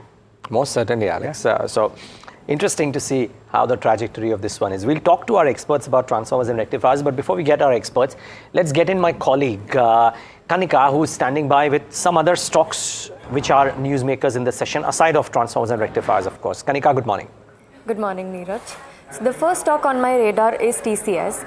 The company announced a new delivery center in Londrina, Brazil, and this is to help Brazilian organizations in their technology transformation. And the focus will be on strategic areas such as digital transformation, AI, and cognitive business operations. TCS will be creating 1,600 new jobs in the southern city of Londrina over the next 5 years, and it is looking to double associates in cybersecurity, cloud, AI, automation, etc. The next stock on my radar is Cipla. The company has purchased cosmetics and personal care business undertaking of Evia Beauty for rupees 130 crore. And rupees 100 crore is contingent upon achievement of certain financial milestones in the next 3 years. The turnover of Evia Beauty in FY23 was around rupees 55 crore, and the transaction is expected to be completed within the next 60 days. The next stock on my radar is Gujarat Gas. The company is in pact with Indian Oil to expand product sales, and IOCL is providing liquid fuels at GGL outlets. IOCL is also providing automotive lubricants, greases, and specialties.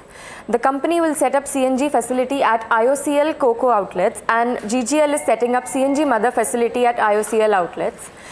Gujarat Gas also recently signed an MOU with BPCL, and this is for the provision of liquid fuels, for supply of automotive lubricants, and for expansion of CNG infrastructure. Got it. All right. Thank you so much, Kanika, for laying those out for us. In fact, we've talked about quite a few stocks already, and we've talked about some of the setup that you need. But let's get you some more precise information that you can use when trade starts. And that is my cue to introduce you to the next set of guests that we have today. Rajat Bose, research analyst, and we've also got Sunny Agarwal, who's head of fundamental equity research at SBI Cap Securities. Thank you so much to the both of you for taking the time this morning, and good morning to the both of you. Rajat, I'll start with you. It's a bit of a tough market, as Neeraj was pointing out early today, not really something that will give you the clearest cues as to the direction that we're taking. A lot of chop and churn. Of course, we're looking at the likely downtick today and a gap down opening. How would you trade this market? Well, Alex, I would, first of all, good morning and thank you for having me on your show. I would say that probably we have begun, or we have already entered into a sideways kind of movement because the election time is already here and there is a global crisis. So initially what I'm expecting is that probably a taste of the 50-day moving average at 22,112 that might be seen today. If it were to close below that, then it would signal some kind of a weakness because 50-day moving average has never been conclusively taken out by the bears in the recent past, at least over the last during this year, there has been only one test, and that happened recently. After that, there has been no test. So if 50-day is taken out on closing price basis, you expect more weakness. Maybe the earlier low around say 21,700 or so might be retested.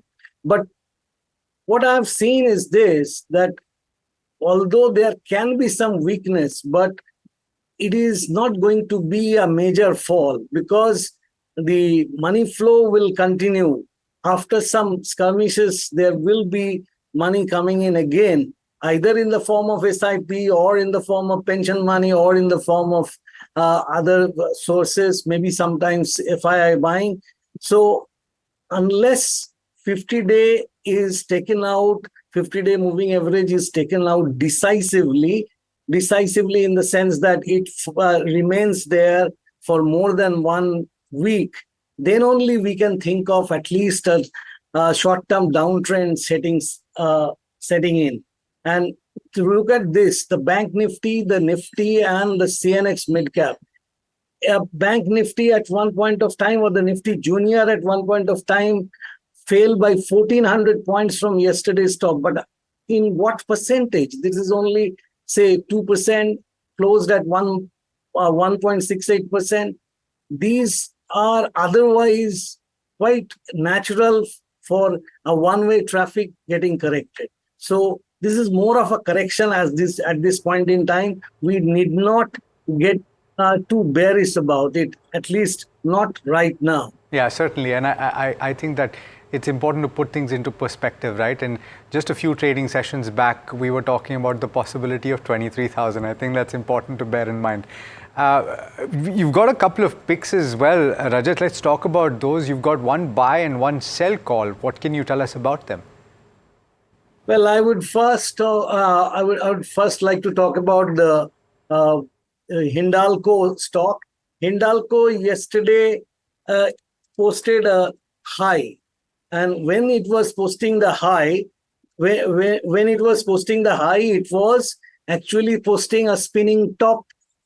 This spinning top formation, along with the kind of low and the kind of high that it posted, it shows that Hindalco, from a weekly basis as well as from a daily basis, it is sort of this uptrend is losing directionality, and it is suggesting that a course correction is very much needed. From that perspective, I expect at least the 9-day exponential moving average to be tested. 9-day exponential moving average is at 587, which is my first target. And after that, the second target will be 577. If it were to go further down, then we can see the 20-day moving average might be tested as well. So my stop loss for Hindalco will be 626.50. And the targets are 587, 577, and 562. The other stock that I have is ONGC. ONGC, to my mind, ONGC looks pretty good. So ONGC is going to give a good run on the upside even from here, because it has given a record volume yesterday. This kind of a record volume, when you are in a sideways kind of consolidation, this suggests that fresh buying interest is definitely going to come, and that will take it further up. So my targets on the upside are 295, 300, and 313.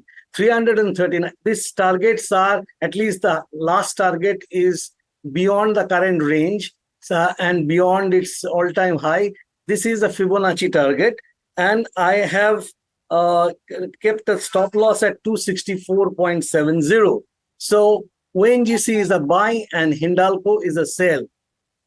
Some real good nuance in those observations as well, technical as they are. Rajat, thanks for that. Sunny Agarwal, great having you. And I want to start off, Sunny, by talking about upstream oil, right? ONGC yesterday doing what it did, oil prices doing what they are doing, and the windfall tax seeing an uptick of 40% also likely to have an impact thereof today on upstream oil per se.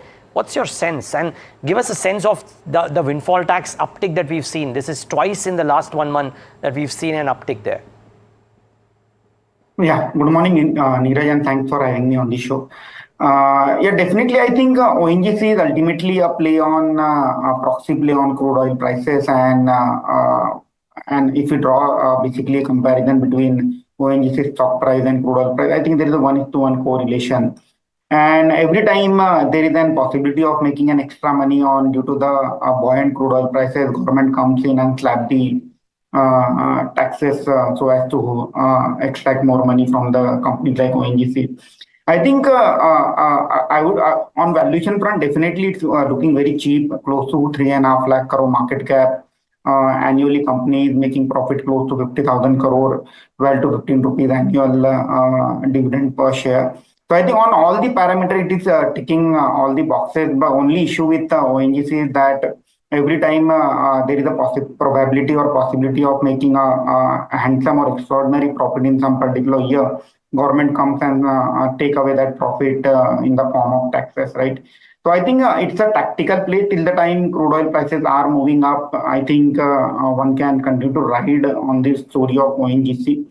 But again, one need to be cautious of the view that crude oil prices, although it may appear to be attractive at the current juncture, in case there is an ease in concern in the Middle East belt, then probably crude oil may retrace back to $80. And again, we may see some correction over there.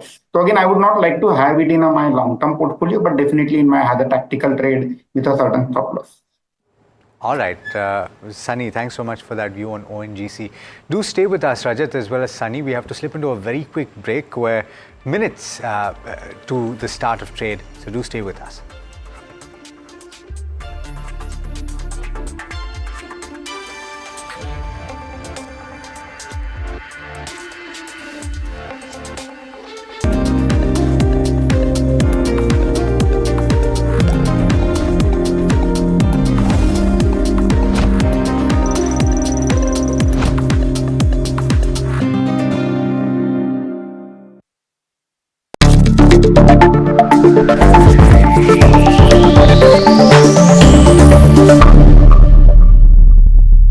Hi, I'm Tanuj Bhojwani and I run People Plus AI.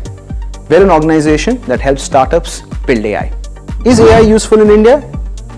Most definitely, yes.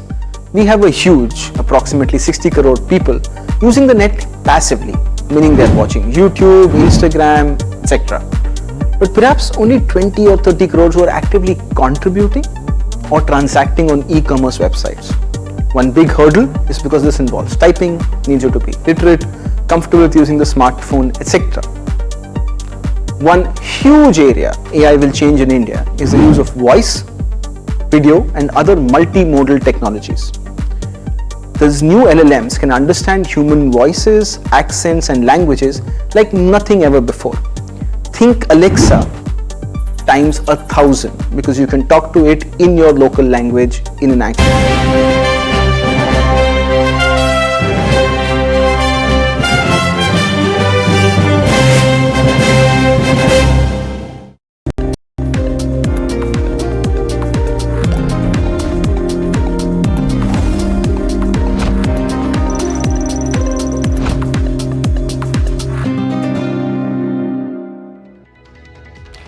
Welcome back. You're watching India Market Open, and we've got Rajat Bose as well as Sunny Agarwal speaking to us. And Sunny, question for you that might be a little, that might not have an, very easy answer to give, which is this scenario about gold prices, and we're seeing it going up. We've talked about the Citi note just a short while back. In case you hadn't heard, they've given a target of $3,000 over the next 6 to 18 months. And incidentally, there was also data that came out for the fourth quarter which talked about imports of gold for India as a whole dropping quite substantially. We've got a story on the website ndtvprofit.com for the viewers if you want to check it out. But which companies would you watch out for? Ordinarily, one would assume that people don't go out and buy gold frenetically when the prices are at all-time highs, but then that's proven wrong in the past. Yeah, what I feel is that historical data, if you see for all the listed gold jewelry company, whenever there has been a new high we have seen on the gold prices, there has been an increase in demand or at least inquiry with all the jewelry companies. And although in terms of volume, it may come because in India, the jewelry purchase is certainly done in terms of budgets. Suppose for a wedding, usually there is a fixed budget that somebody want to purchase jewelry worth X amount. So to that extent, maybe the volume may come down, but ultimately the value continue to remain the same. And what I believe is that all the jewelry players are in sweet spot. So yesterday, in fact, during the weekend, Senco Gold reported a very solid set of provisional update for a March quarter. And yesterday's stock reacted also to the development. I think entire consumer discretionary space, including jewelry, continue to look well, especially in a scenario when gold is expected to climb further higher from here. So I would like to ride through guys like Senco, Kalyan, Titan. So these are the few players which I feel will continue to report a healthy set of numbers. The reason being that ultimately the main two growth driver for all the jewelry companies are basically making charges, which is which usually work as a percentage of your gold prices. The moment gold prices shoot up, their making charge also moves up. So to that extent, the continuity in the margin of 8 to 10% on the gold portfolio continue to remain over there. On the other hand, gradually all these players are increasing the mix of studded jewelry, which is a relatively higher margin jewelry. So yesterday also during the Senco Gold press release, we have seen that the studded jewelry share has increased to 13% from close to 11% a year ago. And that has led to that is likely to lead to a better margin when it comes out with an audited number moving forward. So I think both these growth drivers are playing up for all the players, whether it is Senco, whether it is Kalyan, whether it is Titan. And right now, looking at a valuation, I would like to bet my money on Kalyan as well as Senco. Okay, by the way, the rupee is open as the lowest level, record lows versus the US dollar. By the way, the entire EM basket versus the dollar as well has opened at 2024 lows. So the dollar index strength is out there and to be seen, and it's certainly having its presence felt, the dollar that is. So interesting. I doubt this has multiple implications for tech companies really. I mean, the point of time when IT companies used to react very positively to a dollar strength and a rupee weakness was in the past. I don't think it exists anymore, but yeah, keep an eye out on the rupee for sure. Sharp pullback in the recent past. Today it's open. I mean, from a currency perspective, these are interesting dips, but yeah, I think the larger move has been in the recent past. Keep an eye out for the rupee for sure. Okay, Rajat, some of the stocks that stood out in trade yesterday, and I know you have a sell on Hindalco, but the other two that stood out for me, one of them was Exide, had a good sharp move in trade yesterday, was up about 2.23%, and Vodafone 2.5% higher, and some very strong volumes there.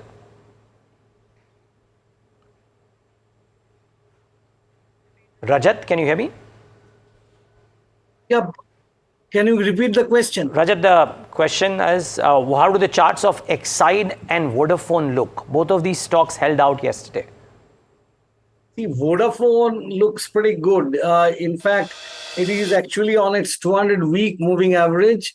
And this 200-week moving average was crossed last year, say around September or so. And after that, it continued on the way up. Now it is being retested. So from here, you can expect more buying interest. But Vodafone idea should be embarking on a fresh bullishness only when it crosses 17 to about 1750 range. And what was the other stock you mentioned? Exide, Rajat. Rajat, I was talking about Exide, yeah. Big move. I mean, It had a big move day before. I think it was on Friday, and after that, yesterday also, it gave a good move on the upside. So if it were to cross 425, the next target would be 437 and 445. Exide is on a roll, but then buying here, if you are actually buying for the short term, then you have to put a stop loss below the low of yesterday. That was 400. Below 400, it would become weak. But any medium-term investor getting into this should put a stop loss around, say, 370. Okay. Medium-term investor 370, short-term investor below 400. Remember, there are 3 words of caution that have come in on Exide from Rajat and from our 2 guests yesterday about buying it at these valuations. But brokerages seem to be sanguine on Exide because yesterday we heard Morgan Stanley talk about it. Today, I think Anushi Johnson with the top 2 brokerage notes of the day. And Anushi, I believe one of them is a note on Exide. Yes, Neeraj. So I'll start off the list with the Exide one, which is by Nomura. Over here, they have retained a buy call. The target price of about 485, which showcases about a 18% upside from the current levels.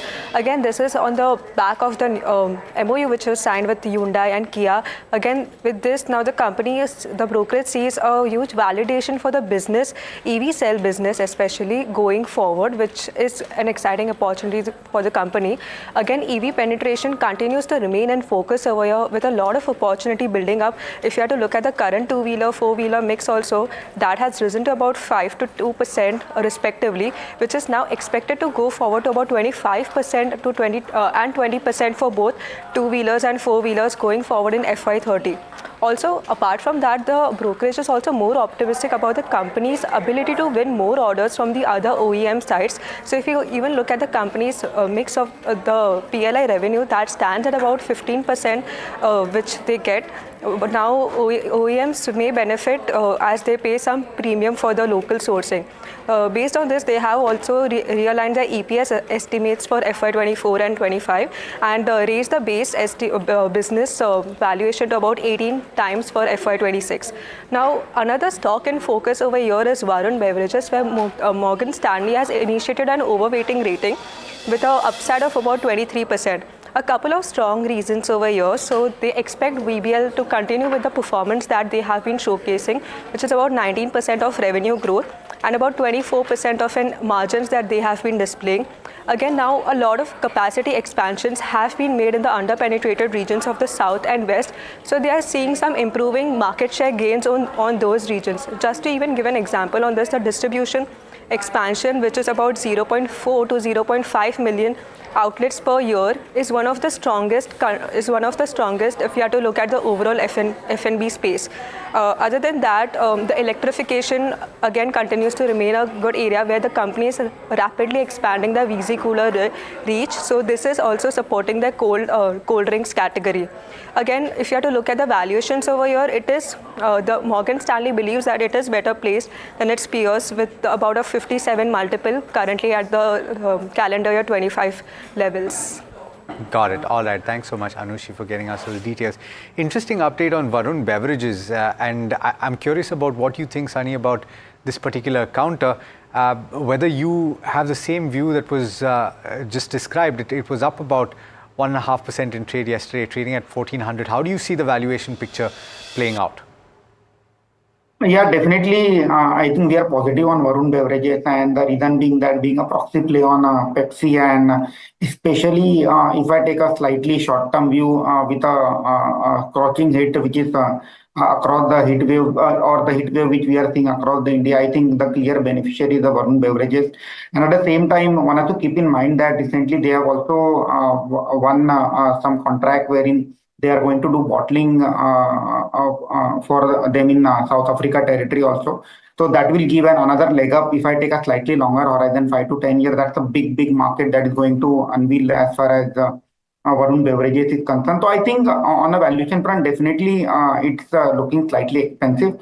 But basically, two growth trigger which I see from a long-term perspective is entry foray into the new territory, which is Africa. And at the same time, recently they have won some contract also to make a packaged food packaging of food for the Pepsi again. So that is again a new vertical which will start contributing to the Varun Beverages maybe 2-3 years down the line.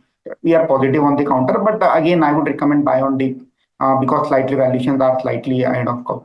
Okay, shifting gears quite literally and talking about the auto space, and I want to talk about one particular counter. My colleague Puneet will, over the course of the day at one point, give you a picture on the overall auto industry and the outlook for the earnings which will kick off in the days ahead. But I want to talk about Ashok Leyland because interestingly, according to the estimate, Sunny, the expectation is of a highest ever EBITDA margin in the quarter gone by. And that bodes well for this CV player, but we've not seen too much action in the MNHCV space. We've seen some action, if I'm not mistaken, in the LCV space. So how does this particular counter look? Yeah, again, we are bullish on Ashok Leyland. However, from a stock price perspective, I think the stock has not delivered since last, if my memory is right, last 6 to 12 months. The stock is hovering in the band of 160 to 180. But having said that, if I talk about MSCV volume, what I feel is that post-election, that is what we are hearing also from the management, that post-election, we may see uptick in MSC, medium and heavy commercial vehicle volume. LCV continue to do well. And at the same time, with margins at a record high, I feel the stock is due for re-rating. Maybe post-election, we may see the stock, and once we see MSCV volume recovering, the fair value of the business is close to 220 to 230 rupees. It's a good opportunity to add this stock in a long-term portfolio. Okay. Now, I'm looking at not necessarily individual stocks, but I would encourage you, Sunny, to talk about individual stocks in the spaces that I'm talking about, right? So we saw TCS results a few days back. And if I look at the year-to-date performance of the various sectors, I see that because of the recent moves particularly, but of course, the banking index as a whole has been an underperformer. It's down about 1.8%. But you've also seen an underperformance by IT as well as FMCG as SPACs. From these spaces, and particularly FMCG, which has been down in the dumps because of various factors, commodity pressures, and also local players coming in, not the best cues from rural demand, which according to you is the play to take? And do you see any evidence that would suggest that a turnaround could occur at some point in FY25? Yeah, I think one of the biggest trigger for FMCG industry is the expectation of the good monsoon, which I hope will be in line with the expectation starting month of June. Because ultimately, if you see, if you hear any management commentary, urban market continue to do well. It is the problem is in the rural belt, right? And in case the monsoon is normal this year, then we may see some uptick in demand from the rural belt. And then that can add a lot of kicker to the FMCG earning. At the same time, one has to keep in mind that FMCG as an industry was going through deflationary cycle since last 12 months. And now it is expected that in FY24, that cycle will get over. And to that extent, that will boost the top line for FMCG staple company. So obviously, it's a typical case of companies where there is a very low, or maybe we may say a kind of low single digit or high single digit earning growth valuation north of 40x, 50x price to earning multiple. And that is the reason we are seeing an underperformance in entire FMCG staple space. But again, if I were to stick my neck out and put money in FMCG, I think Tata Consumer is the one company where I would like to bet my money. Okay. The reason being that the company is growing organically, and at the same time, they have very nicely curated strategy of growing inorganically. That is adding a kicker to the growth. So Tata Consumer is the one company which we like from FMCG staple. And another one small company which is Bajaj Consumer. So if you remember, a few years back, that was a single product almond oil, hair oil company. And during the last 2-3 years, we have seen portfolio diversification. So they have recently ventured into the skincare product. So there is a kind of diversification, and new stream has been added to the company's revenue. And what I feel is that even on valuation front, companies trading at a very reasonable 20 times price to earning multiple, very cash-free, debt-free company, and that's offer a lot of opportunity over there.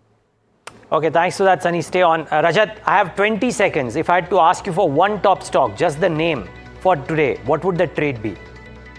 No, sorry, the question is for Rajat. Rajat, one top call. I would say Kotak Bank you can look at. Kotak Bank looks pretty good. There is a possibility that it might actually move up and scale up to the recent highs around 18. Got it. Rajat, stay on. Rajat, stay on. Let's get the markets up and running. Here's how the markets are starting off this Tuesday morning. Well, actually not as bad as the pre-open was, implied open was indicating, I must say. 0.63%, about 141 points, but down nevertheless. Bank Nifty below 47,500. That was a key support. Let's see how it behaves during the course of the day. Mid caps and small caps have taken a larger piece of the corrective move in the last couple of trading sessions for sure. We're starting off weak or almost in line with what the Sensex and the Nifty. So this screen gives you a sense, right? It's about 0.6% a piece for the mid caps, small caps, as well as the Nifty and the Sensex. Bring up the heat map and show you what's moving and what's not. Well, very little green, a lot of red. LTI Mindtree on those resignations. We didn't get a chance to talk about that, but we will post-open. Slew of resignations, 2 resignations yet again, down about 2%. TCS, Infi, so clearly IT is bearing the brunt of some selling pressure. Bajaj Finance has been under a cloud couple of days today too. Kotak Bank, which probably looks good on the charts, but starts off about 1% lower. So keep that in mind. Adani Ports and Adani Enterprises in the red as well. Most stocks are in the red, but it is no Herculean cuts except for LTI Mindtree, which is seriously seeing a gash in the session today. What is doing well? Well, a bit of a defensive bent, you have to say. Look at that. Nestle, top draw. Bharti Airtel doing okay. Titan doing okay. Divi's Lab, Cipla, Hero Moto. Clearly a bit of a defensive bent. These stocks are not moving up because of reasons per se. They're just hiding pockets, really. A lot of red though, Alex, and doesn't look like the market is ready to give up this red in a hurry because there's just no evidence of any kind of a pullback, not that any was expected. No doubt, but I'm looking at across the screen, Neeraj, at the Asian markets, and in fact, if you're talking about the major markets, Nikkei 225 down over 2% at this juncture, Shanghai down about 1.5%. In that context, it's not too much of a fall. And look at the broader markets as well, right? You have the broader markets that are currently outperforming the benchmark index right now. And the mid-cap index down only about 0.1%. The small-cap index, if I'm not mistaken, down about 0.25%. Or in fact, it's in the green. There you go. It moved into the green right now. So I would hazard a guess to say that the market breadth is not as bad as we would have imagined that it would be. Still, let's take a look at a few stocks. We were talking about gold, so I thought let's take a check on the gold companies that we were discussing on the program not too long back. The likes of Senco Gold up in the green, Titan is up, as well as Kalyan Jewelers. Let's also look at a few brokerage calls from the morning where you have HDFC EMC, there's a JP Morgan upgrade to overweight. In fact, it's up and about. You have Bharti Hexacom, which we've discussed on the program as well, which is the top buy from Jefferies. It's up and about. And you have Exide from Nomura, which we've discussed, and we've brought you the details of this. Nomura essentially has raised the target price to 485, is another stock that is doing particularly well in trade today. The SME story, which we spoke about at the start today, that is Insulation Energy, the arm that is won an order. It's down about 1%, but still it's a stock that is at 1700 and it's quite the success story. Transformers and rectifiers, we spoke to the management, it's quite a significant update for them, and that is reflective in the stock price. In case you missed it, we're talking about the withdrawal of the stop deal from Getco, which is very major from the perspective of the execution of their orders, both in the fourth quarter as well as heading into the next financial year. JFS, Jio Financial Services, it's been on a tear in 2024. It continues to rise even higher, up as much as 3.5%.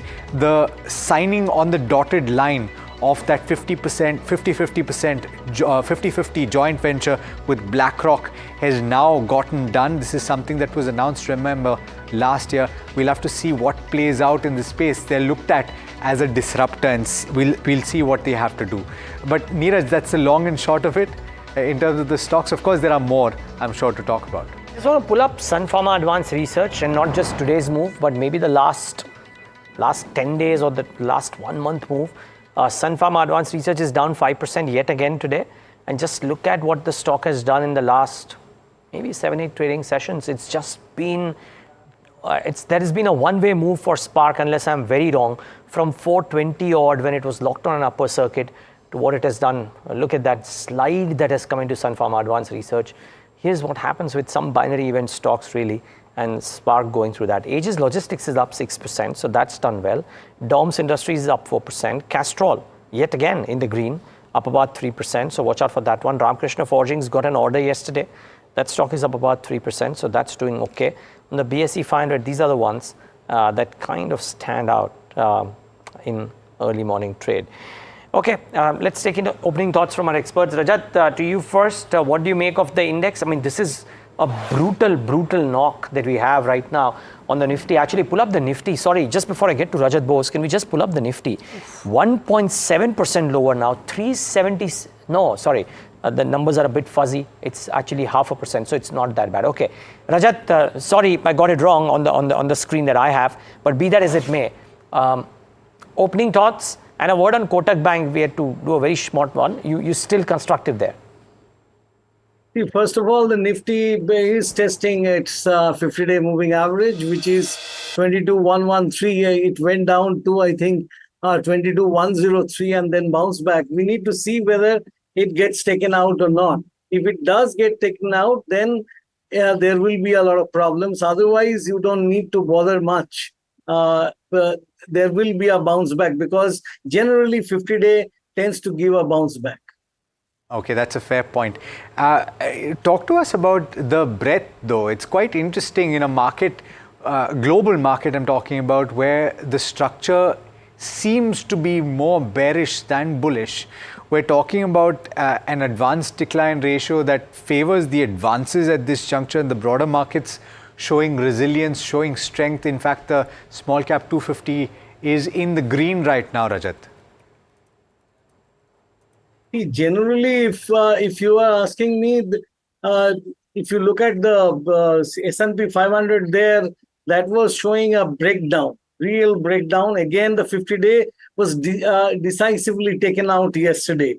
But here, I tend to think that 50-day is much more resilient here, unless, of course, during the day you see big fall. And Bank Nifty falling below 47,000 would mean that there would be problems. But already the Nifty Junior is resisting further fall. And so is the CNX Midcap. This one-way traffic on the downside is going to be arrested either today or tomorrow, because in these days, generally, after a 5-day kind of a downswing, you see a bounce back because money is waiting to come in. That money will again be deployed. There is a little bit of fear, but otherwise, I wouldn't really think that everything is really bad unless we see 22,000 mark in the Nifty is decisively taken out by the bears and they sustain it below for at least 3 trading sessions. That's a fair point. I didn't ask you, Sunny, about your picks. I asked you about individual counters, but in this particular market, what according to you is the strongest fundamental buy? Personally, I would say that this could be... No, Rajat, not you. I'm talking about Sunny. Sunny, I didn't ask you about your individual picks, but on what according to you is the strongest screaming fundamental buy, even with potential sideways move on the cards? I would like to bet my money on auto sector, and one of my top pick here is Mahindra & Mahindra, and the reason is very simple. So basically, with an expectation of a normal monsoon, I am expecting that FY25 we may see a decent uptick in tractor volume. At the same time, sports utility vehicle, SUV, passenger vehicle continue to do well. robust order book of close to 2.4 lakh vehicle. And the capacity has also increased in the quarter four. So we may see a very robust set of number from Mahindra and Mahindra for the March quarter. And our fair value for Mahindra and Mahindra is close to 2,350 rupees with an investment horizon of 6 to 12 months. Okay. Sunny and Rajat, take a moment to thank both of you for joining in today and giving us your thoughts. Really appreciate your time this morning. That's our experts on the morning show. Well, let's get in our big fundamental voice for the day. Abhay Agarwal, founder at Piper Serica, joins in with his thoughts on the markets. Abhay, good morning and thanks for taking the time out. Are you a bit circumspect about the prospect for risk assets, considering what's happening to bond yields globally, considering what's happening to the dollar index, considering what's happening to the safe haven gold? And there's a city prediction today they might go to 3,000 as well. How are you thinking about all of this? Yeah, it is. I think, Neeraj, everything that you mentioned is kind of pointing clearly towards a global market where investors are in a risk-off mode, and we are seeing it play out. I think the biggest, more than the geopolitical concerns, Neeraj, I think the worry is that Fed has not been able to orchestrate a soft landing, and the data that is coming out from the US is pointing towards that retail sales are double, the growth is double of what it was expected to be. Inflation is sticky, and PMI data continues to be strong. Consumption, employment, everything continues to be strong despite the rate hikes. So I think the worry that is developing is that since Fed has failed to orchestrate a soft landing, what will the Fed need to do now? And could it lead to a hard landing? So I think in that environment, and the geopolitical risks, tensions are definitely not helping in that situation. So I think for the moment, the mood clearly has shifted to reducing risk in the portfolios, increasing weightage to large caps, making portfolios more defensive. And I think some of the things that are playing out, like the dollar index itself now is at 106 plus, which is up by 3% in last 30 days. So that is also telling us something, along with the gold prices at an all-time high. This did not happen earlier, this kind of correlation that you see the US dollar index at 106, up 3%, and gold simultaneously high. So the price of gold in US in local currencies is even more higher than what it looks like just in US dollar basis. So I think putting all this together, I don't know how long will this play out, but yeah, the short answer is yes, clearly a risk of mood right now, and I don't know when it will turn. Abhay, Alex, thanks so much for joining us this morning. I'm curious about, and of course, we're not talking about one particular day, but then I guess this allows me to ask this question. We're talking about cuts across the board, and significant cuts at that, in risk assets, both today and overnight in the US. But the Indian equity markets continuing to show resilience. Does that, as a manager of money, make you a little bit uncomfortable? Because what you said at the start is that clearly there's a risk off play that is going around. There seems to be perhaps too much resilience. Is that okay to say? Well, Alex, I think the unique thing about the Indian market is that it is still a very small market from a global perspective, and very solid flows from domestic investors continue to keep it buoyant. So I don't think that Indian markets will see a sharp reversal at the broad indices level. There will be sharp corrections in underlying smaller indices, but at the big index level, I don't think we are going to see a sharp correction in line with the global markets till the domestic flows reverse, and I don't see that happening for some time. So I think the Indian markets, because of their peculiarity, are shielded. And I think the only thing that can drive them sharply lower is very aggressive sell-off by FPIs, which is anybody's guess. I'm not an expert there, or a reversal of domestic flows. Now, barring these two things happening, I think the valuations will hold. I don't think we are overpriced, because at 1150 rupees, 25 earnings estimate for Nifty, we are still about below 20x forward. So we're not expensive by historical means. Could there be a correction? Yes, there could be. But I think in India, I'm seeing that over last 6 months, every dip is getting bought into.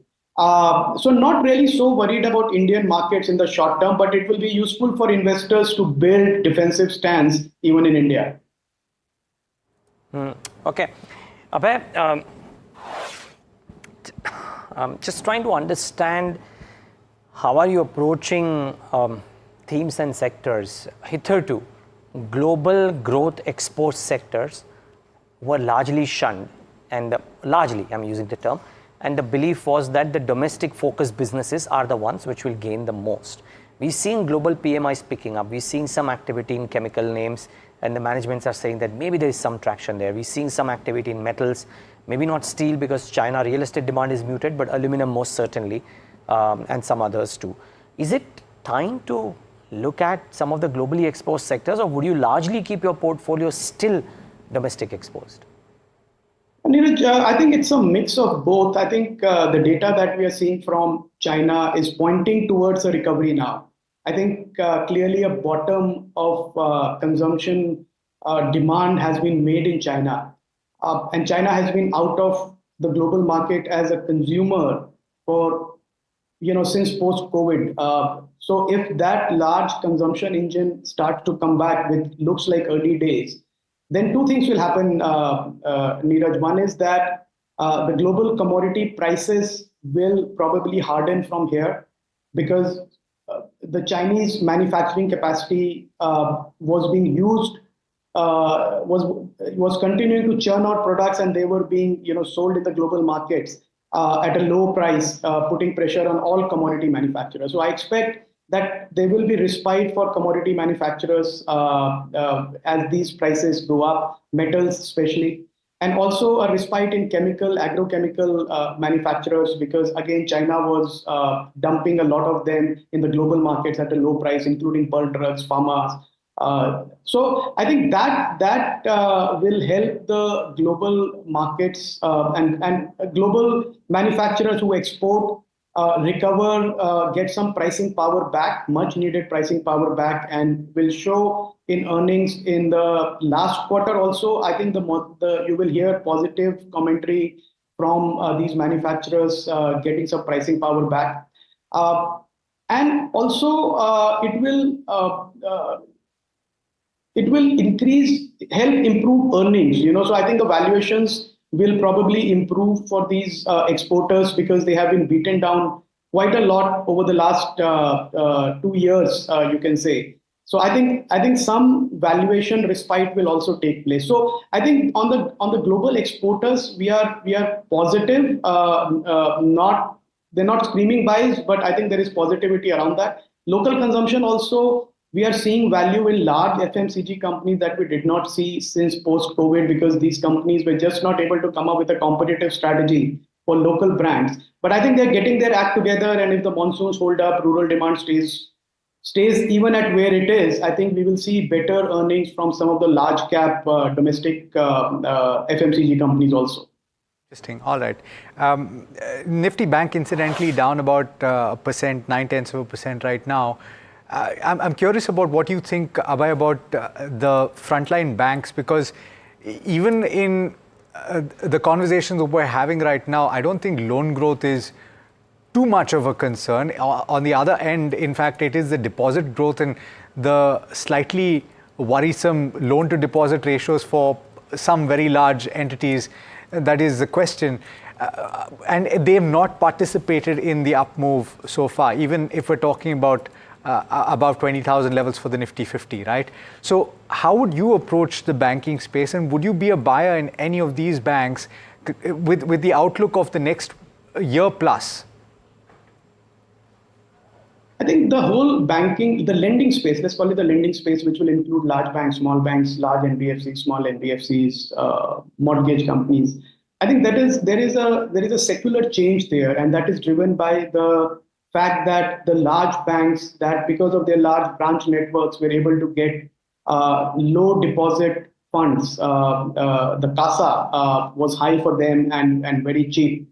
I think that is challenged now forever, because the depositors are finding other avenues of, without increasing their risk, getting a higher return. So I think for the large banks, that's a challenge, that NIM will be suppressed. And at the same time, the growth in the loan book is the highest in the unsecured part, which is very high cost lending, and that is where the large banks are very, and probably correctly, are hesitant to lend. They want to stay with the secured book as much as possible. So now higher cost of lending and limited loan growth in secured book is going to lead to a compression of NIMs, which we are seeing, a compression of ROAs again, which we are seeing. And I don't think this trend is going to reverse, because it is a very competitive space now, where the smaller banks are offering higher rates to their depositors, and they are making up for it by going down the unsecured lending path. Now, arguably, that can increase the portfolio risk, but as a lender, you need to have a balanced approach. You can't just be a 3% NIM lender forever. So I think the whole playing field has changed. It is right now tilted in favor of smaller banks, fintechs, NBFCs who are willing to do that extra mile for their customers, both borrowers and lenders. So I think it will be interesting to see how the big banks fight back. They have the wherewithal, but I would hold my horses. I would like to see some respite coming back in terms of higher ROAs, higher ROE, higher NIM, lower cost of deposit for these large banks before jumping at any one of them. NSE. Abhay, just a second, because what we're spotting on the screen is quite interesting. In fact, the market breadth tilted very, very firmly in favor of the advances. I'm looking at the NSE breadth here, and we're talking about close to 1,400 stocks advancing and just about 400 stocks declining. And that's reflective in the broader end of the spectrum, where you have the small cap 250 index, which is up about 0.7% at this juncture. And this is far from what we anticipated would take place at the start today, given the kind of far global... from how it started, Alex. Yeah, far from how it started as well. Yeah, and that just goes to show, you can't really predict a move, let alone, 6 months down. You can't definitely understand what's going to happen the next day, right? Yeah, we're taking some support at the key levels, which is actually heartening to see, for sure. And by the way, a lot of stocks. So it's not just the newsmakers, but look at the shipyard stocks. So Cochin Shipyard, Mazagon Docks, both of them have done well for themselves in the open now. So that packet, Garden Reach Shipbuilders, is doing very well. So that defense pack seems to be bouncing back. Some of the power companies were beaten down, out of shape, but Inox Wind, Torrent Power, etc. are coming back too. So watch out. There could be some interesting moves here. Actually, Abhay, coming on this shipbuilding defense-related stocks, Mazagon Dock, Cochin Shipyard, Garden Reach Shipbuilders, at the first sign of a stability at the broader end of the spectrum, we've seen these stocks do really well. What's the bull case here? What's the buy case for some of these businesses? I think, Neeraj, the buy case is very simple. It's just that under-penetration of port activity in India. And I was recently, a couple of weeks back, spent a day with one of the port operators, small port operators in India. And the kind of opportunity that, space that exists that he told me about was mind-boggling. It is like what India needs right now, with its current capacity, is 20x of what is available. That is the kind of port infrastructure that the country can absorb right now. So we are heavily under-invested, under-penetrated as far as ports is concerned. And I'm not even talking about ports that cater only to inland traffic. That is almost non-existent despite the government's initiatives.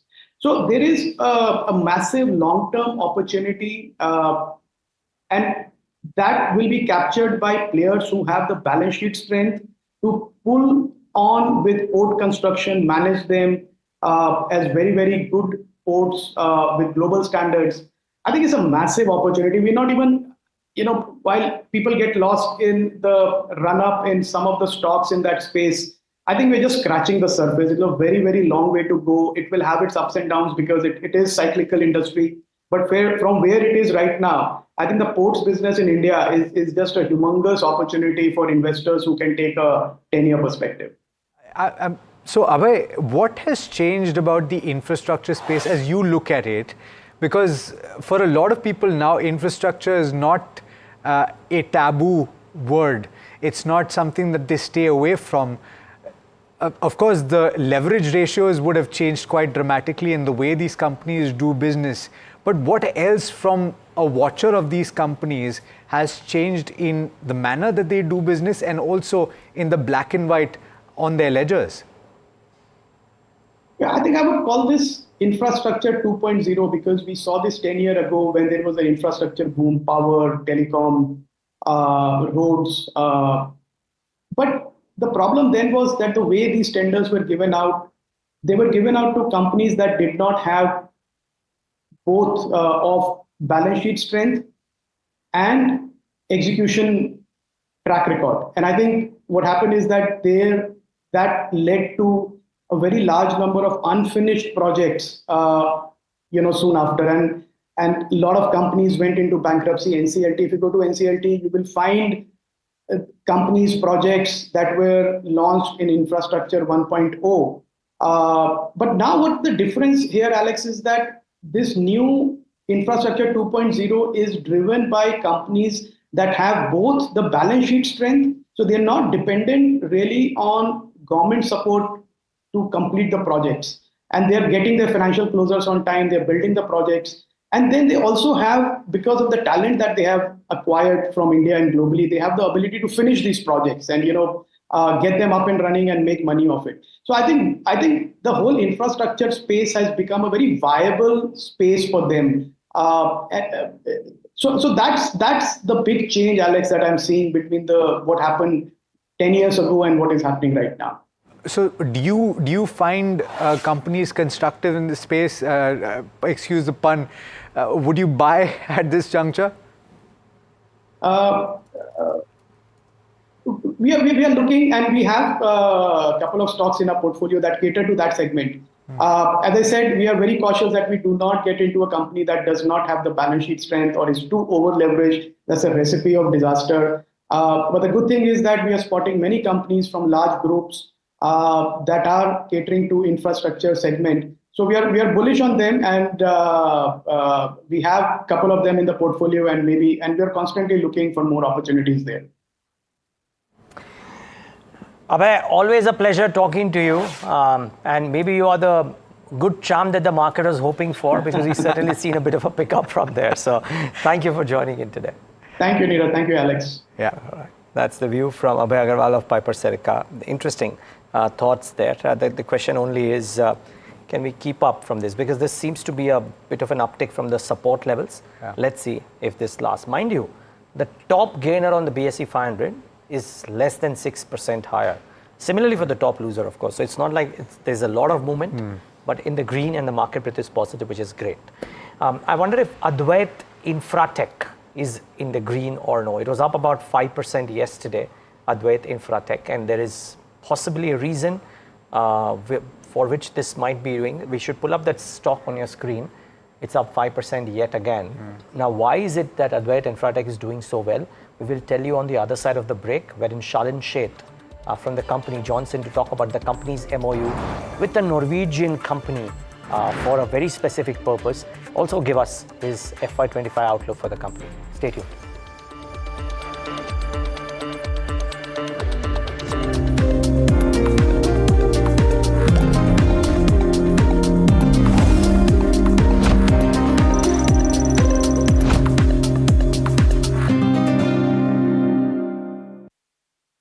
Have you been struggling with your personal finances? You're not alone. There are a lot of people out there that find it difficult to manage their money. But on Big Decisions, we'll be discussing a variety of topics that will help you make your financial decisions with confidence. Check it out on any of our social media platforms, the television channel, on the website ndtvprofit.com, or in fact, on any of the podcast platforms out there.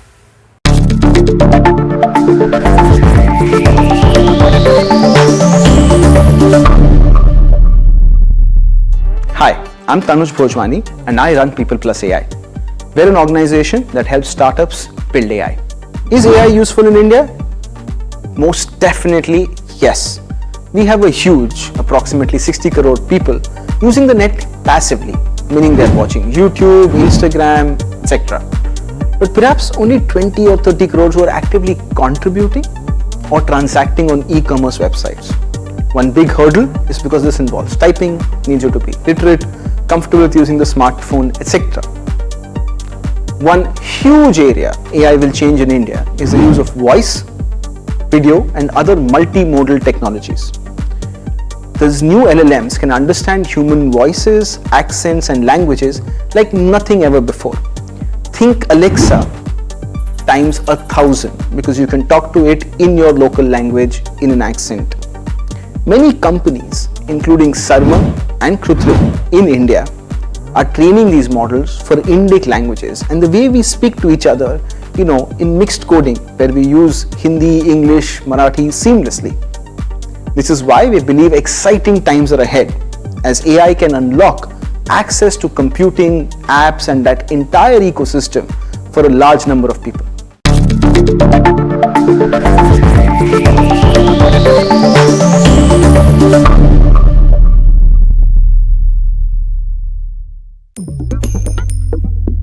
Different people believe in different things. In cricket, some hail the king, some believe in God. Some wait for Mr. Right, some believe in swiping right. Some run away from risk, others run after it. For some, kids mean babies. For others, kids mean puppies. Some want a home to settle in the future. Some want to roam the world today. Some make a career in a company. Some make a career out of building companies. But when it comes to money, everybody believes in only one thing: profit, profit, profit. And for profit, watch only NDTV Profit. We all love money.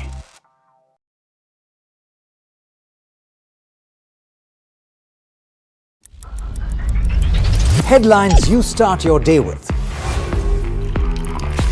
What matters worldwide is now in the palm of your hands. Get ready to seize the day and maximize your financial potential. Stay ahead of the curve with all you need to know on NDTV Profit.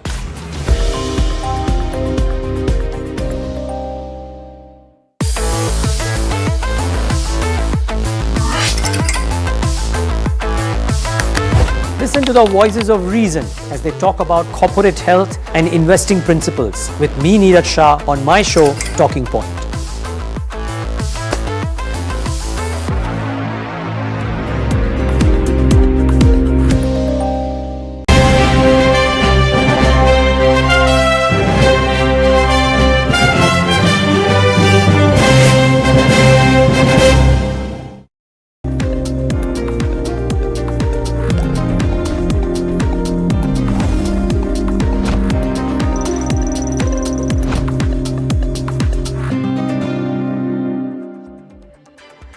Back with the India Market Open right here on NDTV Profit, and just take a moment to admire the resilience of our markets, if you will, because there is, it's not a done deal as yet, but 328 advances to 170 odd declines on the NSE 500 is something that you should take heart from. Energy seems to be doing well, 0.4% higher, but that would largely be dominated by what's happening at the large cap end of the market, but good going.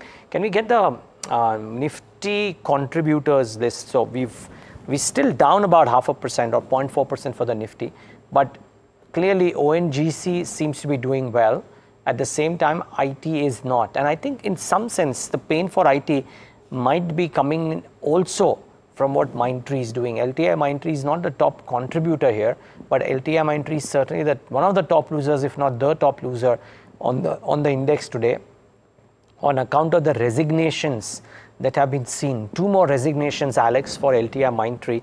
And I was just speaking to Rucha about what has been the spate of resignations into LTI Mindtree in the recent past. And there have been 8 resignations since the merger, which is November 2022. The major ones: 4 people from the global sales team resigned in 2024. Vineet Teredesai, CFO, resigned on 7th March 2024. Venugopal Lambu resigned just after the merger in Jan 23. And we've had 2 people resign right now. So when so many people moving out. And isn't the chief executive officer also making way? He's nearly done with his term, if I'm not mistaken. Not sure. Unless of that, I'm sorry. mistaken, right? Not sure of that, so I wouldn't want to tell. But we know what's happened already with the 2 resignations that are coming in thus far. This morning, that the news flow that is coming. Clearly, the market doesn't like so many changes happening in a company. Usually, mergers are difficult to make work. This has happened. Remember, Sanjay Jalona, of course, the guy who really did amazing success with LTI per se, went out right at the start itself. I mean, and Samina had a lovely conversation with the LTI Mindtree management about what could happen next. But the resignations leave a bit of a... And we saw that with Wipro, right? Because that, and the stock bore the brunt of those resignations. And of course, much more than what we're talking about for LTI and Mindtree. But remember, Wipro, and of course, you've seen the news, there is going to be a change, or there has been a change in the corner office as well for Wipro. It's down about 12%. And we'll only have to see what the commentary is going forward for the new management, right? And what the outlook is going forward. Not too much, I would say, to take from TCS, because like we were saying yesterday, and of course, when the results came, you can't necessarily extrapolate what happened with TCS with the rest of the IT pack, right, Neeraj? Yeah, you can't. Let's wait and watch how that shapes up. But Alex, 7-8 minutes left for the show to end. And we told our viewers before the break that we'll tell you why is it that Advait Infratech, the company, may be active. Now, the reason is it's formed an MOU with a Norwegian-based company, Teco 2030, for developing zero-emission technology for developing PEM hydrogen fuel cells. We believe that could be the reason. Let's ask Shalin Sheth, promoter and MD at Advait Infratech, about what's up at the company. Shalin, good having you. Good morning. Thanks for taking the time out. This is Neeraj here. Good morning. We saw this news flow about you doing this MOU with Teco 2030. Tell us about this and other exciting things in your firm. Let's start off with Teco 2030. What is this MOU about? When does it fructify into material, say, business opportunity for Advait Infratech? And what does Advait Infratech do? Firstly, can you tell us, some of our viewers, about your company as well? Thank you very much. My company, Advait Infratech, is primarily engaged into providing solutions and products in power transmissions, telecommunications space, wherein we are focusing on manufacturing of the products, taking a wave on domestic manufacturing by finding the import substitutions. We established in 2009, and by 2023 we got listed. Our company has entered into the green hydrogen ecospace in 2022 and 23. So we have been developing products for the green hydrogen segment, and we have finished our first microgrid project recently, and it also got commissioned by just 2 months before.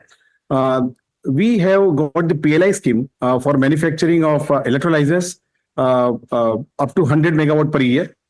And my facility will be starting 50 megawatt by end of the year, and additional 50 megawatt will be starting by 2025. At the same time, we are also working to develop the ecosystems for manufacturing and supply of the fuel cell. So we were in touch with the Norwegian company called Teco 2030.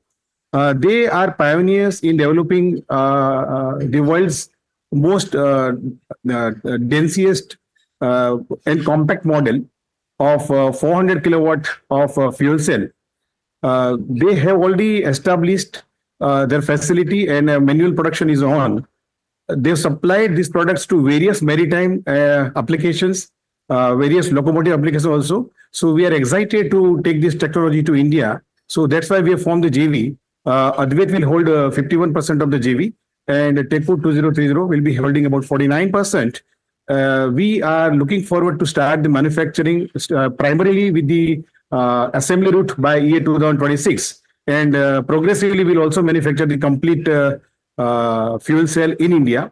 Our plan is to be ready along with assembly of the complete fuel cell by 2027-28. Shalin, what are the applications for this fuel cell currently, or have you gotten indications as to what it can be used for? Our company has already supplied the first fuel cell just 1 year before. That is in Dehradun, Rishikesh. The customer name is THDC. So this is basically converting hydrogen into electricity, and this can be used for the various applications such as stationary application of the power, maybe the locomotive applications. But what we believe that the application into maritime heavy transportation, remote stationary applications where hydrogen need to be converted into power, and those kind of applications will come in our country by year 2024, 25, 26. So we are bullish about these requirements. Okay, just a follow-up to that. I'm trying to understand the ecosystem, because most people think about hydrogen fuel cell technology, and look, we understand and we appreciate that this is the cleanest possible, because the output of this is electricity and the byproduct is water, as I understand it, right? But how often would you have to switch it? Would you have to create an infrastructure to sell these fuel cells? Is it a swapping nature that you would have to create, or a supply chain that you would have to create? See, it is going to happen in a progressive way. So I think our government is doing in a right way.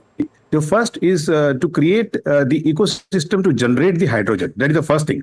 So they have been working as many as electrolyzer manufacturing are coming into the operations. So it is the first part. And if you are just talking about the fuel cell, which is going to use the hydrogen for the various application, so unless there is a hydrogen availability, transportation availability, storage availability, I think this system may not work. So that's why I'm using the word as an ecosystem, where the hydrogen availability is being taken care. And I believe a time will come, maybe in next 2 to 5 years, wherein the availability of hydrogen and the usage through fuel cell will merge at some point of time. And at that point of time, we believe that fuel cell will be a prominent requirement for the market. Even I can see there are various applications of the fuel cell, like the remote power generation requirements, maybe the generation requirement at some islands, maybe where the transmission grid cannot reach. So I think there is enough space. Got it. Okay, Shalin, just a quick thing on the numbers. I mean, just trying to piece together what would this JV mean for you. So when does business start coming into your numbers because of this JV? We believe that our primary number will start from this year itself. Because this year itself, okay. Yeah, because working on two requirements to the very the state utilities, wherein they are also excited to procure the first unit from us. So we believe that it will start getting numbers from this year itself. What are the numbers that we're talking of? I mean, what could the potential business be like, let's say this year, and then let's say maybe FY26? Initially, it will be definitely on a pilot project basis. So we believe that numbers for the year can be about 10 crores. Okay, 10 crores. But for you FY25? For FY25, yes. Yeah. Yeah. Okay, and then going ahead, when it's completely on stream, I heard you use the number 27, 28. Are there some estimates that you have, Shalin, for what this business could throw up for you? Our estimates will entirely depend upon the kind of drive that we'll be having from the hydrogen ecosystems. But we believe that our next numbers for the project will be coming from maritime applications, where we have been working with 2 or 3 state agencies and the shipping companies to put these applications. That will happen very soon. So if we are able to crack those numbers, then definitely we'll be able to exceed our plan. As I understand it, Shalin, and you mentioned you're also in the electrolyzer business, right? So what contribution does that currently have to your top line? Last year, we did about 10 crores of business into supplying of electrolyzers and fuel cell. This year, we are hoping that we'll be able to get a few pilot projects. Of that, 2 projects are in our hand. So, of course, it will take about 1 or 2 years to get the complete revenue systems to be established for supplying of electrolyzers in our company. Like we also got the PLI scheme, and we are also going to get the push to supply and to manufacture the plant to reaching up to 100 megawatt of capacity. So our plan is to reach up to 100 megawatt of supplying capacity by 2025 September or October. And we believe that it will be able to give good numbers by the time. Shalin, just one final question. You've done 100 crores of revenues in 23 with a 10 crore PAT. Thus far, till December, you are on track to maybe double those numbers, if I'm not wrong, based on the numbers that I've seen till December. Let's assume you do that. I don't want you to say numbers because you might be in a silent period. Just trying to understand, do you anticipate such pace of growth to continue in 25 and 26? Yes, we have got our traditional business which is going on, and I think we'll be able to continue with a good space for the year 24-25 also. And we are considering our green initiative. That will be separate revenue stream for the year 24-25 and 25-26. So, of course, it will be part of Advait mainstream. We have established a new company called Advait Green Energy Private Limited, which will be focusing on supplying of electrolyzers, green hydrogen projects, and the carbon initiatives. So, I think our numbers will be exciting in the time ahead. Okay. Wish you all the best for that. Thanks so much, Shalin, for joining us and giving us that perspective. Well, on that note, it's a wrap on this leg of India Market Open. While the indices, the large indices are down with IT leading the pack lower, broader markets doing a tad bit better. From Alex, myself and the team that put this show together, thanks so much for watching. Up next is Talking Point. We'll be joined by ICICI Prudential AMC's Anand Shah. Stay tuned.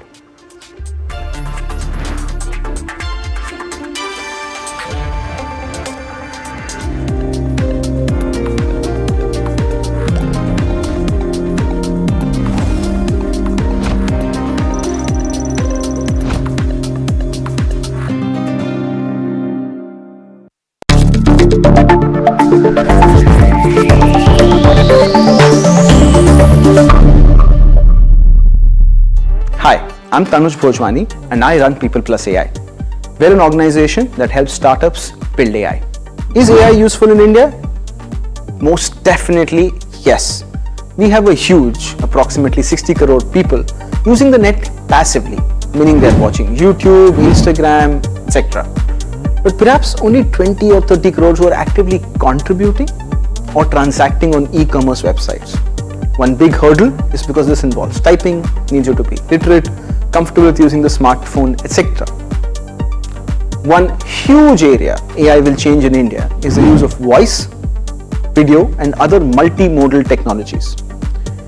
These new LLMs can understand human voices, accents and languages like nothing ever before. Think Alexa times 1,000 because you can talk to it in your local language in an accent.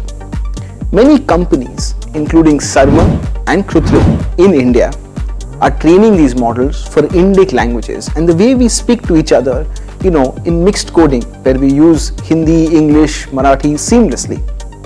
This is why we believe exciting times are ahead as AI can unlock access to computing, apps and that entire ecosystem for a large number of people.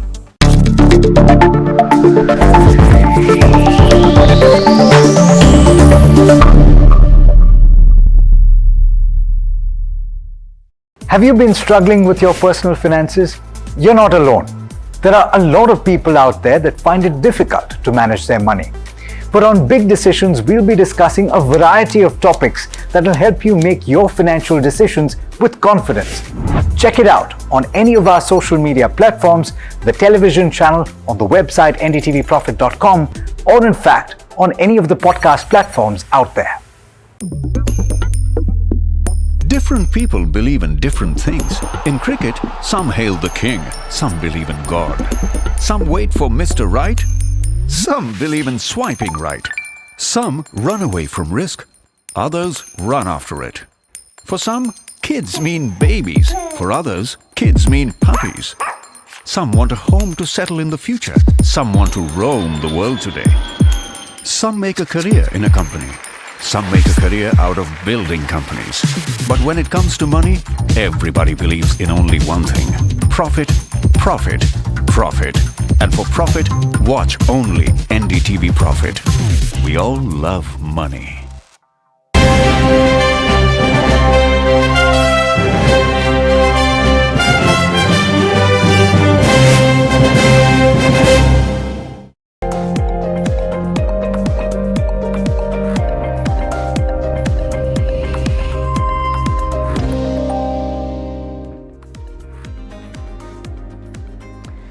Thanks for tuning into Talking Point. I'm your host, Neeraj Shah. The case for a chat today, for the guest that we have today, we have to talk about what's happening in the AMC space and the mutual fund space, and whether domestic flows will continue to remain resilient, and will the retail investor continue to have the last laugh. Can geopolitics and strong growth become headwinds for equities? Because growth may lead to delayed rate cuts, which might not be something that risk assets might like. And what are the contrarian bets in uncertain markets? That is something that we'll talk to our guest, who believes that bottom-up stock picking is the way to go in the current market scenario. Our guest today is Anand Shah, Head of PMS and AIF Investments at ICICI Prudential AMC. Anand, so good having you. Thanks for taking the time out. Very good morning. Yes. Very good morning, and great to have you in our studios. Just trying to think, Anand, almost every signpost seems to suggest that the soft landing, which was thought to possibly be engineered, is not quite happening in the same way. Data is strong, rate cut bets getting pushed out. Is all of that negative for equities, or do you think it will be taken in stride? So I think it's complicated. It is. It's a good news, which is not a good news in that sense, or good news is bad news is good news. So to that extent, yes, the rate cut to me gets pushed out. Maybe the quantum reduces, but it's a strong economy. So that's a solace. And to me, the genesis of this is that China, which was an exporter of deflation, which allowed everybody to print money and have growth without inflation, I think that's behind us. And to that extent, I think there's an inflation which one have to deal with, and that would need a slowdown. Definitely will need some bit of slowdown in US economy, engineered or otherwise. But it's not happening. It's not happening yet, and I think to that extent, there is always, even today, some bit of, chatter of there might be need of another rate hike in US rather than a rate cut. Again, these are all chatters that we are talking about. So you're right. I think, as Fed always says, it will be data dependent. So the current data tells us that it's not yet happening. But there are early signs, and we'll have to see, because the rates are going to eventually push back some bit of real estate and other stuff. We are seeing some bit of slowdown in the commercial real estate for sure. Residential is very strong. So yeah, I mean, we are no experts here, but we are watching that data closely. But you're an expert on sentiment, and there is a tadka of geopolitics now being added to this specter at the same time, simultaneously. Does that make the case for increased caution or heightened caution on risk assets, both sentiment and valuation wise, or not quite? I think it's not been the case in last 3-4 years that people were not cautious. I speak to so many people, and each one of us is confused why the markets are doing so well, right? I think the underlying factor of earnings growth rate is not really talked about as much. There is a stark difference between the Indian economy, India Inc., let me put it this way, pre-2020 and post-2020. If you see, for almost 5 years, pre-2020, while the macro was okay, we were not really worried about what's happening on inflation or interest rates. Currencies were okay, growth was okay, but India Inc. was suffering. You had practically no earnings growth rate for 5 years. That's never happened for a long time. Whereas last 4 years, while it's all marred with various macroeconomic issues, be it COVID, be it Russia, Ukraine leading to inflation, dollar strengthening, more recently Middle East, I think the earnings growth has been very, very strong. And that's why I was telling that, look, last 4 years have been really bottom up. There has been very clear, stark difference between the sectors which performed pre-2020 and post-2020, and that's the way forward. Okay.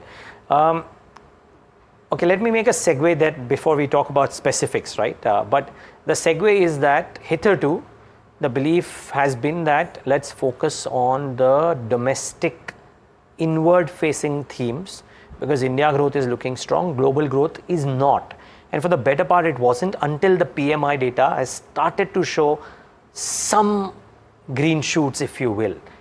Is it time to start looking at export-oriented themes much more than what you otherwise might have? Chemicals, maybe IT, maybe metals, which are majorly globally exposed as well, because the valuations might also be in your favor and global growth is starting to look okay at the margin? I think I'll rather look at it that way, that there are segments of the market which get impacted by what happened in China, particularly, and US. These are the two large economies, and we need to be cognizant of that.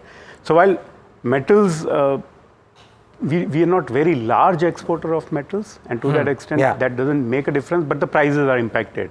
And to that extent, one needs to be cognizant of what's happening there. But you're right, the domestic will be the big driver. But also, when you're looking at exports growth, we're also looking at import substitution in many of the areas. Look, the entire story of pre-2020 and post-2020 difference is China was an exporter of deflation. For almost a decade, anything and everything you needed would come from China cheap. That's changing. Not in 2020, it was changing for a while. And that is what has been the driver of profits also, especially in manufacturing, manufacturing allied businesses, and corporate banks, state-owned banks and the erstwhile corporate banks. They've all been driving the profits.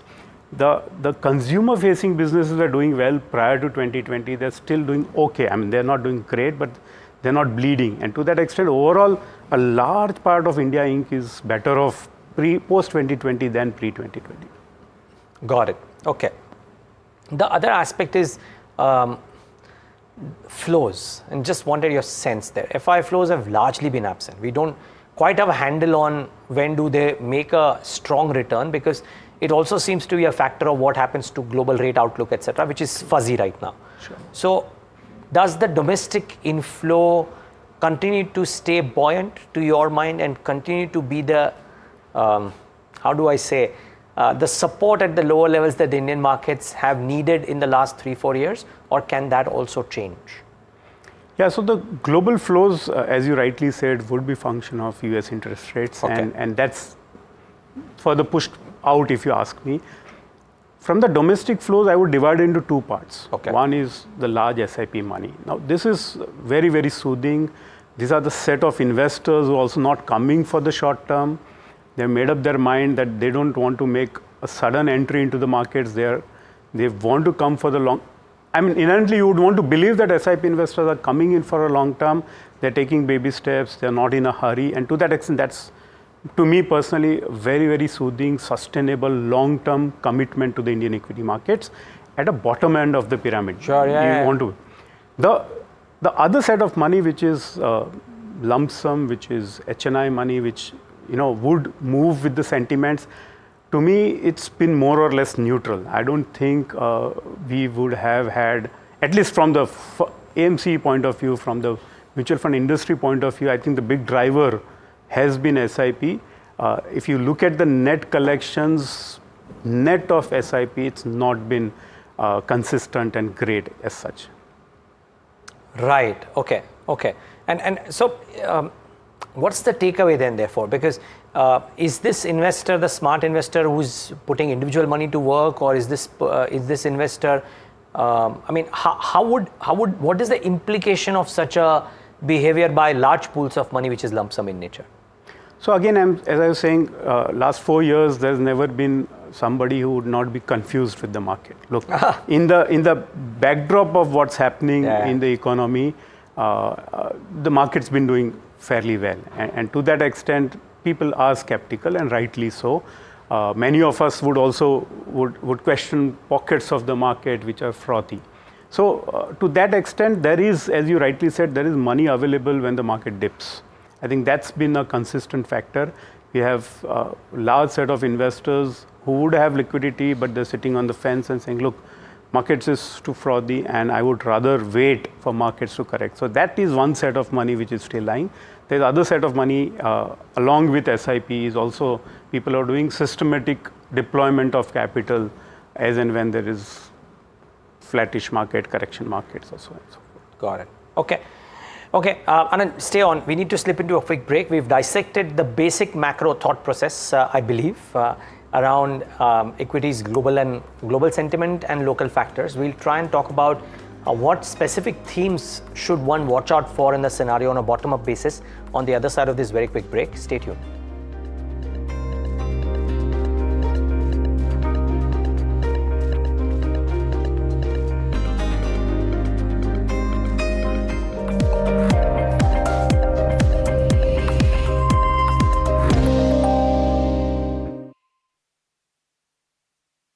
Have you been struggling with your personal finances? You're not alone. There are a lot of people out there that find it difficult to manage their money. But on Big Decisions, we'll be discussing a variety of topics that will help you make your financial decisions with confidence. Check it out on any of our social media platforms, the television channel, on the website ndtvprofit.com, or in fact, on any of the podcast platforms out there.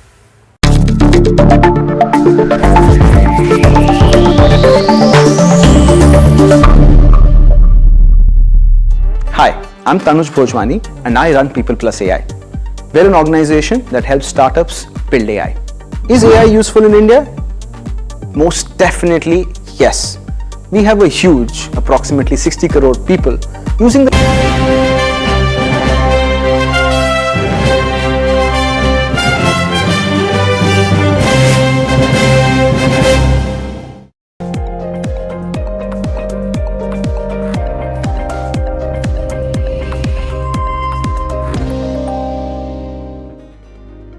Back with Talking Point right here on NDTV Profit. Well, one of the talking points at the start of every earnings season is IT because of the earnings. This time around in today's session, it's not just because of earnings, but because of a spate of resignations that we're seeing in one large IT firm, that stock is the top loser on the index on Tuesday. My colleague Rucha Somaya joins in to talk about what's happening at LTIMindtree. Rucha, good morning. Thanks, Neeraj. So, as you rightly stated, LTIMindtree is the top IT loser in today's trade. This comes as the resignation count touches to 8 people at the managerial level post the merger. Most recently, 2 members from the global sales team, namely Mr. Chug and Mr. Dietrich, resigned from their posts. Both of them were working at LTI just before the merger. Looking at the history of the managerial level resignations, I would like to highlight 2 major resignations that were working at Mindtree just before the merger. Number 1, Mr. Vineet Teradesai, who was the CFO of LTIMindtree, resigned just a month back. He was working as the CFO of the erstwhile Mindtree just before the merger. And number 2, Mr. Venugopal Lambu, who also resigned just a month after the merger. He was the whole-time director and the president of markets too at LTIMindtree. Okay, Rucha, thanks for filling us in. And a spate of resignations pulling out the stock of LTIMindtree lower. Anand, information technology, when you look at what's happening, some churn here and there, AI bringing out this uncertainty around the business that might be there, though IT companies seem to believe that they'll still play a vital part here in the transmission, if not the product development. But the discretionary spending in the US, there seems to be still lack of clarity there. One of the companies mentioned that there might be lack of clarity on the clients till the elections are done. Now, what do you do with IT? So I think the businesses are great. They've been generating a lot of free cash flow, and not today, for last many years. Incrementally, they're also distributing that sort of profits back to the investors. I think the direction is right in terms of the challenge is growth, and that challenge came about because the valuations at which they are trading today, they need growth. So I think that's what has changed. You had a very fabulous 2 years when the world was in lockdown or in social distancing, and to that extent, corporates had extra money to spend on IT. I think that's pulling back. So to that extent, the investors will have to realign or get adjusted to the new growth rates, which will be much lower than what we saw in those 2 years. And that's the adjustment which I think the sector is going through for last 18 odd months. I think maybe another 12 months, but that's the adjustment we are looking for, that valuations have to be more in alignment with what growth this sector can do. So currently the valuations don't make it a compelling buy, looking at the mix of growth versus valuations. Am I? Yeah, I think as you rightly said, we are still confused. What's the new growth for this sector? Given that we still, the US economy is very strong. I can't say that, look, we have already reached the bottom. So I think if there's going to be requirement of a more slowdown, lower inflation in US, then I think we need to see much more slowdown before we see the uptick. Okay. Fair call. Okay. And now I heard you say that that the approach has to be a lot more bottom up in a market scenario like this. Now, I know we can't talk stocks and we don't want to, but just trying to get a leaf of wherever you may have taken your large bottom up bets, what are those themes and where is it that you find favor from an earnings growth perspective or a valuation perspective or both? I think the key is inflation. I think we've been overweight manufacturing and then the businesses which sort of support manufacturing growth. Because as I was saying, the key difference between the two eras of pre-2020, post-2020 is that world will need to manufacture more outside China. China would not be the factory for the world or would not be allowed, let me put it this way, because each government also wants to protect whatever of manufacturing is left, also develop new manufacturing. So I think that's the one area where we've been focused on for last 3 years. Valuations were very attractive at that point of time, given that almost for a decade that was a sector which was struggling. They have deleveraged, the balance sheets are improving. I think both banks and India Inc. is ready to do the next round of growth, next round of capex. Given that they have deleveraged and banks have also been sitting on a very fabulous asset quality as we speak today. So I think that's one area. We believe both infrastructure and the private sector corporate capex, I think both should be a good medium to long-term story as we speak, given that the capacity to relations are reaching a point, plus China plus one can lead to select export opportunities also. I'm not saying across the board, but in select areas where we actually are good, we are globally competitive, we can do manufacturing exports also. Okay, so not necessarily just the companies which are doing capex, but the ones which might be aiding the capex. So it could be commodities, it could be cement, it could be wire companies, what have you. And capital goods, power. Power is a very big I would say lubricant for the economy in general. So if the manufacturing were to pick up, and today we are talking of the growth in electricity demand even in US, so obviously India would see much more, then I think the entire power value chain needs to be prepared to do the capex as the industry takes off, as manufacturing takes off in this country. Got it. Anand, can you spend a little bit of time on this power? For the longest time it was shunned. Right, valuations were not there. I mean, people believe that kya hi ho jayega isme. Suddenly, there in the last 12 months, 18 months, 24 months, there has been a recognition of the importance. There has been valuation multiples assigned, and there is earnings growth that is following across the chain. Conventional power, new power, suppliers, distributors, what have you, financiers. So there has been some gains that have happened. Is this a multi-year theme? Are you still constructive here? And therefore, if so, within this whole ecosystem, what is the first amongst equals? What is the favorite? So there's no denying that the power, we after a long time, we have reached a point where now we are worrying about power deficits, right? Plus there is a change in the structure. So if you have more solar power, we have ample power during the daylight, but then you have pockets of a couple of hours in a day when we will be deficit. So those needs a lot of investment in grids also, a lot of investment for around the clock renewable. So there are various opportunities across the board. I think we are going very bottom up. To be very honest, there are opportunities across the board. At the same time, as you rightly said, it's not a theme which is now undiscovered. It was a theme undiscovered 24 months back, 36 months back, when actually nobody was looking at it. But I think we have reached a point where India will need to do capex for power. Deficit is for real. We are also talking of which was shunned, which is a thermal-based power plant. So that's something which is coming back on the drawing board, that look, while we will invest in renewables, we'll also need to invest in thermal. So I think it's more bottom up, power generation, T&D, everywhere we are seeing investments happening. Okay, and you would be constructive across the value chain depending on the valuations? Yes. Okay. Final set of questions. I heard you say that power is no longer as undiscovered. It was probably a new theme 24 months, 36 months back. What is it that is to your mind, a relatively undiscovered theme right now, which to your mind, the market will take cognizance of maybe 12, 24, 36 months out? To me, I think we all, when we're looking at manufacturing, we are still looking at the new age manufacturing. We are looking at electronics, we are looking at some bit of solar and modules. Right? Yes, that is there. The high-tech manufacturing, EV manufacturing is something which is, of course, we will have to get it right, and we are giving a lot of PLI support. I think the low-hanging fruit is the old economy manufacturing, which you already know. I think that is the one area of manufacturing where China, given the labor is getting expensive, their pollution costs are going up, they would be letting go of many of these old economy manufacturing, and that's where we even find value today. So be it commodity chemicals, be it metals, be it textiles, these are the areas where it's not that it's new to us, we know that, and we can actually scale up very rapidly. Whereas the areas in electronics and all that will need a learning curve.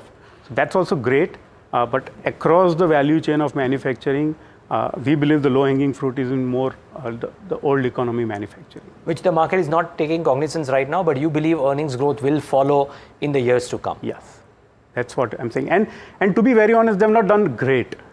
Even in the last few years, it's not that metals have been a blowout performer or something like that. So there's always skepticism that, China can always come back with the capacity and always can dump. I think that's something which will take time for people, because people have scars of the yesterday. Yes. Every time you do little well, and then China will dump a lot of those stuff. So why do you into the think market. this time will be different? Sorry, that's last why I'm question. saying that's a structural change. I'm saying not only in India, not only that the government would want to protect this manufacturing, but even in China, as they become more prosperous, their ability to manufacture this and dump in the rest of the world, and their willingness, both are questioned. Okay, interesting thoughts. Anand, it's first time having you in our studios, but I must say it was lovely talking to you, and I look forward to have you more often here. Thank you so much for having me. Now, the pleasure was entirely ours, and viewers, thanks for tuning into this edition of The Talking Point.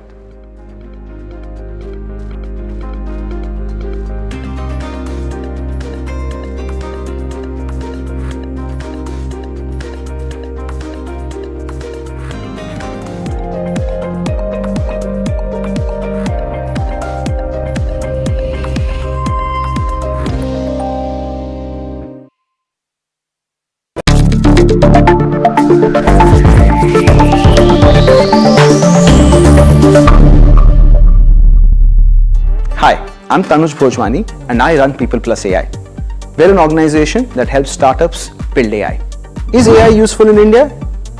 Most definitely yes.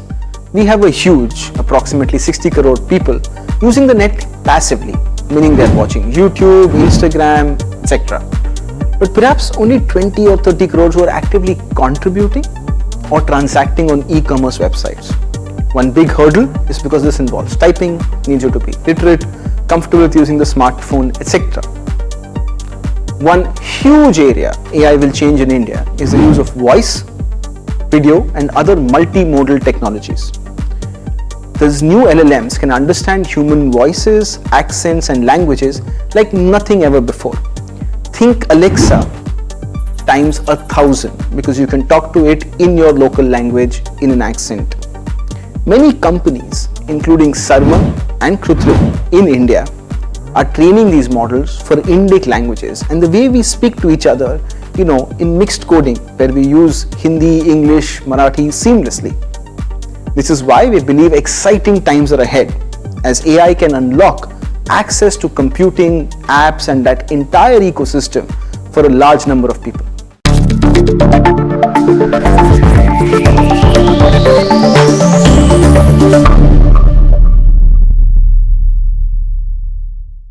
Have you been struggling with your personal finances? You're not alone. There are a lot of people out there that find it difficult to manage their money. But on Big Decisions, we'll be discussing a variety of topics that will help you make your financial decisions with confidence. Check it out on any of our social media platforms, the television channel, on the website ndtvprofit.com, or in fact, on any of the podcast platforms out there. Different people believe in different things. In cricket, some hail the king, some believe in God. Some wait for Mr. Right, some believe in swiping right. Some run away from risk, others run after it. For some, kids mean babies. For others, kids mean puppies. Some want a home to settle in the future. Some want to roam the world today. Some make a career in a company. Some make a career out of building companies. But when it comes to money, everybody believes in only one thing: profit, profit, profit. And for profit, watch only NDTV Profit. We all love money.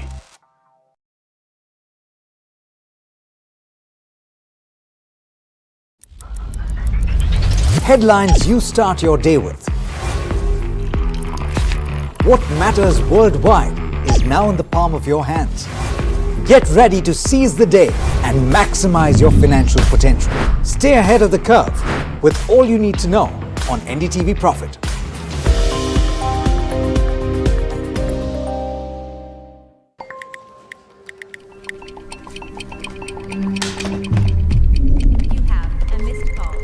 Let's be real, guys.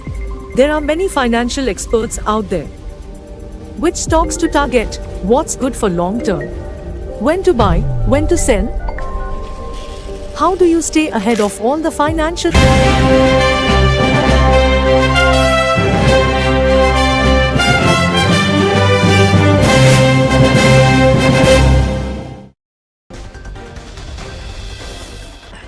Benchmarks extend losses for the third session amid weak global cues. Sensex falls below 73,000. Nifty trades at 22,200 levels. It's a mixed bag across sectors. IT, realty and financials see weakness. On the other hand, media, oil and gas emerge as top gainers. And the rupee slumps to a new low against the US dollar amid heightened tensions in West Asia.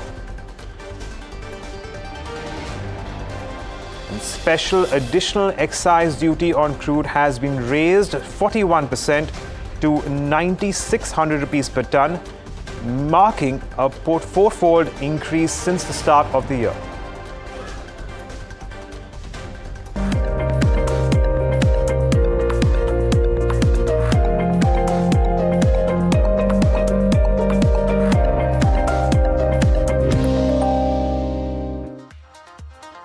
Hello and welcome. I am Agam Vakil and you're watching the FNO Show, a show in which we take you through all that is happening in the futures and options markets in Indian equities. At the moment, we are looking at weakness as far as Indian equity markets are concerned, and this is perhaps an expected lines as well. Well, the third straight session where we're countering weakness coming through, and it does seem like the benchmarks have lost out on some crucial levels. The Nifty at the moment is standing at 22,200, and this is a little bit of a support zone. It's not a very strong one, but a support all the same. And we, at least for the past 3 days, we did see a substantial amount of accumulation in terms of puts. I reckon a lot of that will have been unwound at this moment, but it's a wait and watch on that one. Of course, after this, we are watching out for that round number of 22,000. Whether or not we in fact do see the Nifty go all the way to there is a wait and watch. But coming down to the Bank Nifty, and the Bank Nifty I reckon will be a little bit more in focus today because it's also the weekly options expiry. Remember, tomorrow is a trading day, so both the Fin Nifty and the Bank Nifty weekly options will expire today. The Bank Nifty is currently holding on, or rather slightly below the mark of 47,500. It's been in thereabout, trending there. It's down around another 0.6%. Remember, we did see a very sharp knock on the Bank Nifty yesterday, which was down around 1.6%. And today, again, we are looking at a little bit more pressure building in there. But the real question is that can we expect a short covering? In the Bank Nifty, that's again something to keep an eye on. Now, moving on to the contributors of the Nifty, I reckon that we will have once again banks in focus because they were essentially the ones which were weighing down on the indices yesterday. Today is no different.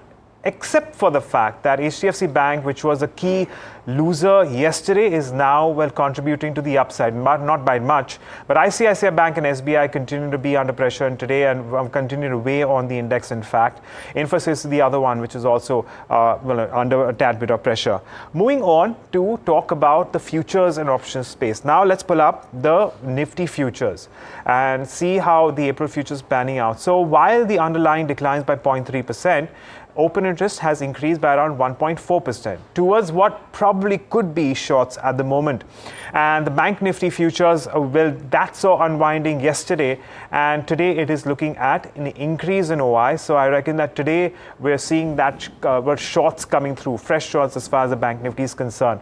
Currently, of course, about the mark of 47,500. That's where the underlying is. So, and we're moving on to the options market. As I was mentioning, we did see a substantial amount of writing around the 22,200 puts. Has that changed today? Well, in fact, we are looking at unwinding of puts around there, and a little bit more writing around the 22,000 puts. And of course, naturally, considering the Nifty has come up further, we are countering further writing around the 22,500 call as well. Let's pull up the Bank Nifty because that's where I reckon there'll be a lot more traction. And 48,000 is where we are seeing the most amount of call accumulation at the moment. And on the lower end, we don't see too much in terms of put OI. But again, this is something to keep an eye on as we move in through the course of the day and trade as well. Let's talk about where we can in fact take this forward. Let's get in our experts for today. We have Vinay Rajani of HDFC Securities and Sneha Sid, senior analyst at Angel One, who's joining us on the show. Good morning to both of you.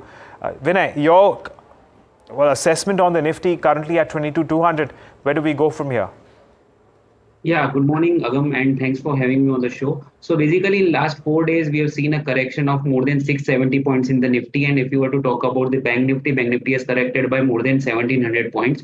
So definitely there has been correction and there was a clear-cut momentum selling. But as I can see, heavy-weighted banking stocks have reached the short-term support of their 50 days EMA. And today's Nifty's low is almost at the 50 days EMA support. So 50 days EMA was at 22,100 odd level, and today's low is exactly that level. So there has been some upper sloping channel support, and there was also a support which derived from the 50 days EMA. So technical support was there, and from that level it has shown a bounce back. And bounce back not only in the benchmark indices, but we can see a nice breadth. So breadth, if we were to talk about the breadth, so 8 stocks are advancing and 3 stocks are declining in the National Stock Exchange. So that is a very strong point we can say, because when breadth is strong, you can have more confirmation of the uptrend for the day or so. So definitely, I am not taking a big view right now, but from the strong support, Nifty has bounced back and breadth is quite strong. Sector rotation is going on. Many of these stocks are still making their 52-week highs and all-time highs. And like metal has been continuously doing good, and now oil and gas sector is also participating well. So I believe that today's low becomes a very strong support for the Nifty, and with that stop loss, I would recommend remaining long and holding long positions. On the higher side, yesterday we saw that 22,400 acted as a resistance, and we have been witnessing some call writing there at 22,400 to 22,500. So I am a bit optimistic. The Nifty could extend its pullback towards 22,400 or 22,500. It will definitely attempt, as there are many stocks which are looking oversold on the charts in the heavyweights. So I am a bit bullish for the day. I'm not taking a positional view, but yes, with today's low as a stop loss, I'm expecting that Bank Nifty has potential to go beyond 22,400 to 22,450 as well. Okay, so interesting view there, but playing for the positive on the Nifty. Sneha, good morning to you as well. What's your take on the Nifty? Very good morning, Agam. If we look at the recent selling, what we have seen, especially with yesterday's fall and the closing, what we saw, we have seen decent writing in Nifty. At the same time, we are seeing decent writing coming in put options. Yesterday, we saw writing in 22,400, 500 puts. Now we are seeing this this call writers shifting towards 22,200 to 22,300 in today's data, if you see. So that is not giving a comfort to go long at this moment. Anyone who has who is holding a long position, I would suggest that in case of any bounce back, you should exit your positions. At present, I believe 22,000 is the support zone, but looking at the overall data and overall concerns, what we are seeing globally, I think one should avoid any directional bets in index, stay light in index, and prefer individual counters wherein we are seeing buy trades, sell trades, both the sides. So that would be a ideal situation to do at this situation, because if you see the IVs also, it is around 13. So after a long time, we are seeing IV surging. So from here on, it is possible that IVs may continue to surge, which is not giving a comfort to go long at this moment. Fair enough, Sneha, point taken. And just want to very quickly remind our viewers that as we move into Thursday, tomorrow being a holiday, of course, the Nifty will directly be seeing that expiry. And, with respect to the IV, the point that Sneha was making, we are heading into election season, which means that option premiums tend to, be larger and more wider, which is why we might very well see those IVs continue to expand as we move into the next few weeks and months until, of course, we have the outcome of the election. And let's not forget, we are also into earnings season. So that's the other factor, which could very well play in favor of increased volatility going ahead. Now, that's as far as your take on volatility is concerned in the Nifty. Let's move on and talk about the Bank Nifty, because this one has been just a tad divergent, and it does give you, movements which are slightly more sharper than the Nifty, and that's been the case of late. Sneha, coming back to you, your assessment of the Bank Nifty. In case of Bank Nifty, again, we have been seeing at the second session wherein we are seeing a gap down opening.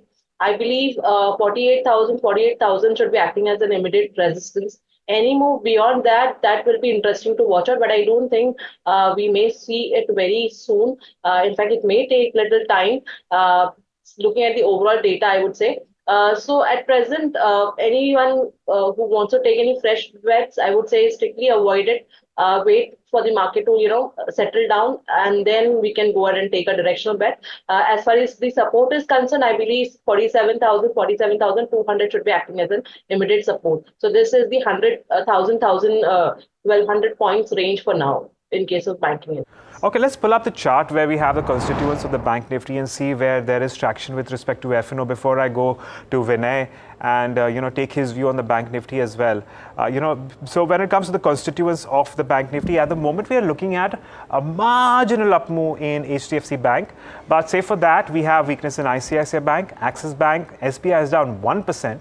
And Kotak Mahindra Bank, one of the non-movers. IndusInd Bank and Bank of Baroda, along with PNB, are looking at slightly sharper cuts. And not to speak for some of your relatively smaller ones, so like AU Small Finance Bank is also seeing a sharp cut of over 2%, but the weightages are quite small. So to make a big difference or to move the needle for the Bank Nifty. So if you just consider the top few banks, it's ICICI Bank and SBI essentially, which is weighing down on the index at the moment. But HDFC Bank, given the fact that it is marginally in the green, is countering a little bit of that weakness in ICICI Bank and SBI Bank. This is only as far as today is concerned. Vinay, coming to you once again, how are you trading the Bank Nifty then? Yes, as I said that in last 4 trading session, we have seen that Bank Nifty correcting by more than 1,700 points. So looking at the bigger picture, if I see the daily chart of Bank Nifty, since the starting of this calendar year 2024, in the month of January, Bank Nifty made a major swing low around 44,400, and since then it was going up, coming down, going up, coming down, but every time it has made a higher top and higher bottom formation. Still, after getting 1,700 points correction, the overall formation on the daily chart is higher top, higher bottom formation. So, which is good positionally, we can say. So, we can say it is down, but it is still not out, because there is not a clear-cut breakdown on the medium-term charts, as higher tops, higher bottoms are still there. And as Sneha said, that 47,100 is a strong support, which happens to be the 50 days exponential moving average for Bank Nifty. I'm a bit hopeful. I'm not taking any aggressive long view as of now, but wait and watch kind of strategy should be adopted. Let's see how it goes and how it pans out. But 47,100 is a strong support, and from that we can see some bounce back, because many of the private banks which are having heavy weights in the Bank Nifty, now reaching the short-term supports of either trend lines or many moving average supports are there in the private sector banks. So I'm a bit hopeful. So if Bank Nifty bounces back, it will be on the back of rise in and pullback in the private bank space. So right now I am just observing, and if it gives bounce back and closes on a strong note, then definitely longs can be taken. But as of now, I would wait for today's close. Okay, watch for 47,100. That's the word coming as far as the Bank Nifty is concerned. Now let's talk about stocks. Let's pull up the list of all the counters which are actually seeing a traction, perhaps an increase in open interest in today's day of trade. One might expect that you'd probably have more shorts than longs, and that certainly seems to be the case in the top 5 movers, top 5 gainers of open interest. So Gujarat Gas is looking at shorts along with Vodafone Idea. Vodafone Idea was looking at short covering yesterday, but it seems like it's moved back into the red today. And Syngene is the other one. Syngene certainly looks like about a profit taking. It had seen some amount of strength of late. ONGC and ICICI Lombard are looking at gains coming through at the moment, and well, longs as well. So that's as far as your stocks in terms of increase OI are kind of concerned. To talk about all the stocks which are seeing a decline in open interest, look at Exide. It's just continuing to move upwards and making another up move around 6%, though it is looking at short covering now, rather I wouldn't say short covering because it's been an extremely strong counter over the last 6 sessions. So I reckon that we are starting to see certain older positions being booked out of, and that's the reason why you're seeing that decline of around 8.5% in your open interest, even though the stock is up. Of course, Lotus Labs is the other one which is seeing short covering. But say for that, we have, well, longs unwinding for AU Small Finance Bank, SAIL, as well as Tata Consumer Products. Let's move on and talk about a handful of other counters where our experts have their view on. Vinay, coming back to you, ideas that look good to you at the moment? So you're asking about my recommendation, right? Yes, Agam? that's correct. Yeah. So I thought that you're asking about Vodafone Idea. Yeah. So basically, I am going to recommend two recommendation, both sides. One in a long side, and the second one is on the short side. So I am a bit bullish on the auto space, and Escort is looking attractive to me. So it is after some running correction, it has resumed the uptrend, and momentum could be seen in the counter. So primary trend has been up. It has been holding above the medium to long term moving averages. So it has remained resilient in last few days of the market correction. So I feel relative strength is there, and that can be traded long side. So Esports April future, I'm recommending around 3040, 3045. One can go long. Stop loss can be kept at 2990, and target can be kept at 3140. So I'm bullish on Esports. The second recommendation I would give on Torrent Pharma on the sell side, because pharma space has been struggling and not able to perform well in this kind of market, and Torrent Pharma is continuously showing weakness on the chart. So there is a breakdown from the consolidation which was there. So Torrent Pharma April future can be shorted around 2512. 2512 is the April future rate. So around that level, one can go short. Stop loss can be kept at 2550. On the downside, I'm expecting the stock to come at 2440. So this is the April future recommendation. So Torrent Pharma on the short side and Escort future on the long side. Yeah, well, these are, of course, those days where you start seeing just a tad bit of, short calls coming in. Sneha, what about you? What are you recommending today? Well, again, if we look at Dr. Reddy, I think this counter is a sell for me. This counter has corrected, it has been consolidating, and it has breached the 89 EMA. Although today we are seeing some buying coming in, but I think we can keep a strict stop loss around 6,090 and go short in this. The target would be expected around 5,849. Apart from this, I'm also liking IndusInd Bank as a sell. This counter, if we see, we have given an option trade in this. So if we see continuously, there is the counter has been struggling around 1560, 1570 odd zone, and we have been seeing a fresh selling coming in. I think we may see follow-up selling in coming in this counter. So I would recommend buying 1500 put option, which is trading around 20 or so. So with a strict stop loss of 9, and the target expected will be around 44. Apart from this, one more counter which I have, that is a buy, which is ONGC. we have given a buy or we have given a call option buy in this also. But I would say at this moment, if someone wants to go ahead and long, I would recommend buying this counter with a strict stop loss of around 284, and the target expected will be around 307. Okay, well, ONGC seems to be one of the more popular counters of late, and we've had about 2 to 3 calls since morning around ONGC, and positive ones too. Of course, we started to see a lot more positive traction here, and it's up around another 3.9%. And in fact, one of the few counters which are also giving a little bit of support or whatever it can in terms of advances for the benchmark. Before we conclude this particular segment, want to very quickly take perhaps 1 or 2 more names in this case. So among the bigger movers over the past few months, we have a substantial up move in something like a Bharat Electronics or BEL, and this is up another 0.7%, and based on closing, it's once again at a life high. It's seen substantial up move, and even when markets have been considerably volatile, this one has continued to see an up move here coming through. Vinay, your view on BEL, will the risk reward ratio still be favorable if you go long at the moment? Otherwise, would you expect some consolidation in the stock? What's the way forward here?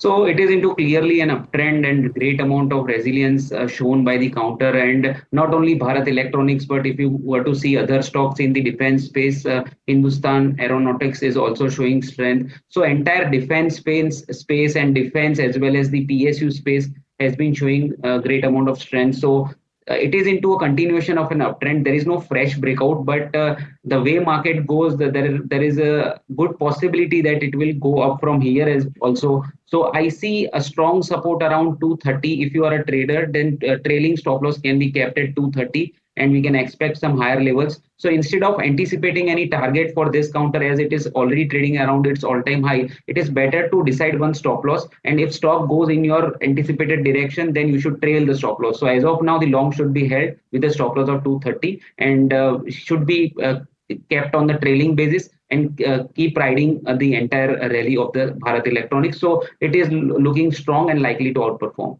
Okay, well, there you have it. That's the view on BEL. Well, on that note, we are reaching the end of this segment. So, going to take a moment to thank both Sneha and Vinay, for joining us and taking us through their views on the markets, as well as, giving us a handful of trading ideas. And with that, we slip into a short break. But on the other side, we get you all the action from the commodity space. Stay tuned in.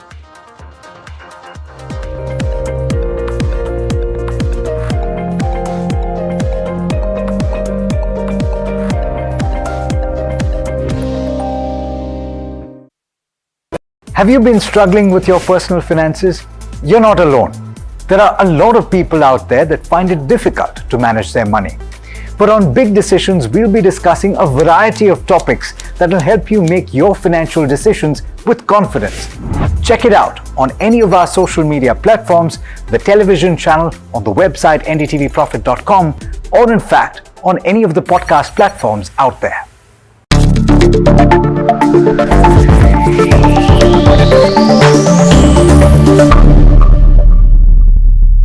Hi, I'm Tanuj Bhojwani and I run People Plus AI. We're an organization that helps startups build AI. Is AI useful in India? Most definitely yes. We have a huge, approximately 60 crore people using the net passively, meaning they're watching YouTube, Instagram, etc. But perhaps only 20 or 30 crores who are actively contributing or transacting on e-commerce websites.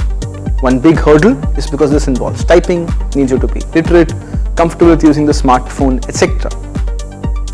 One huge area AI will change in India is the use of voice, video and other multimodal technologies. These new LLMs can understand human voices, accents and languages like nothing ever before. Think Alexa times 1,000 because you can talk to it in your local language in an accent. Many companies, including Sarma and Krutrim in India, are training these models for Indic languages and the way we speak to each other, in mixed coding where we use Hindi, English, Marathi seamlessly. This is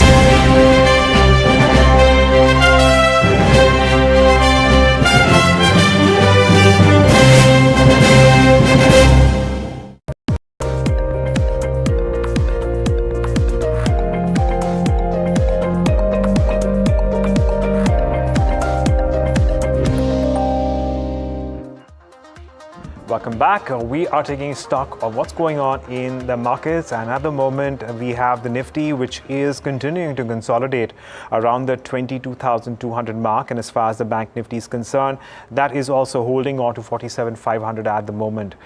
We do have a lot of traction, and on the positive end too. Want to very quickly take a look at some of the broader market indices because they're actually outperforming at the moment, if I'm not mistaken.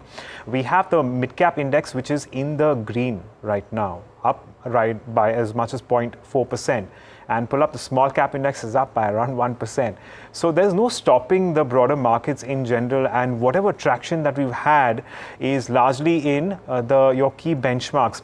Perhaps this is on expected lines because over the past few days what we've also noticed is that while FPIs continue to sell into markets, and FPIs are usually largely invested in some of your relatively larger cap names, DIIs have continued to lap in and at an amount higher than what the FPIs have sold on a net basis. So that's another trend to keep an eye on. But we shift focus to the commodity space.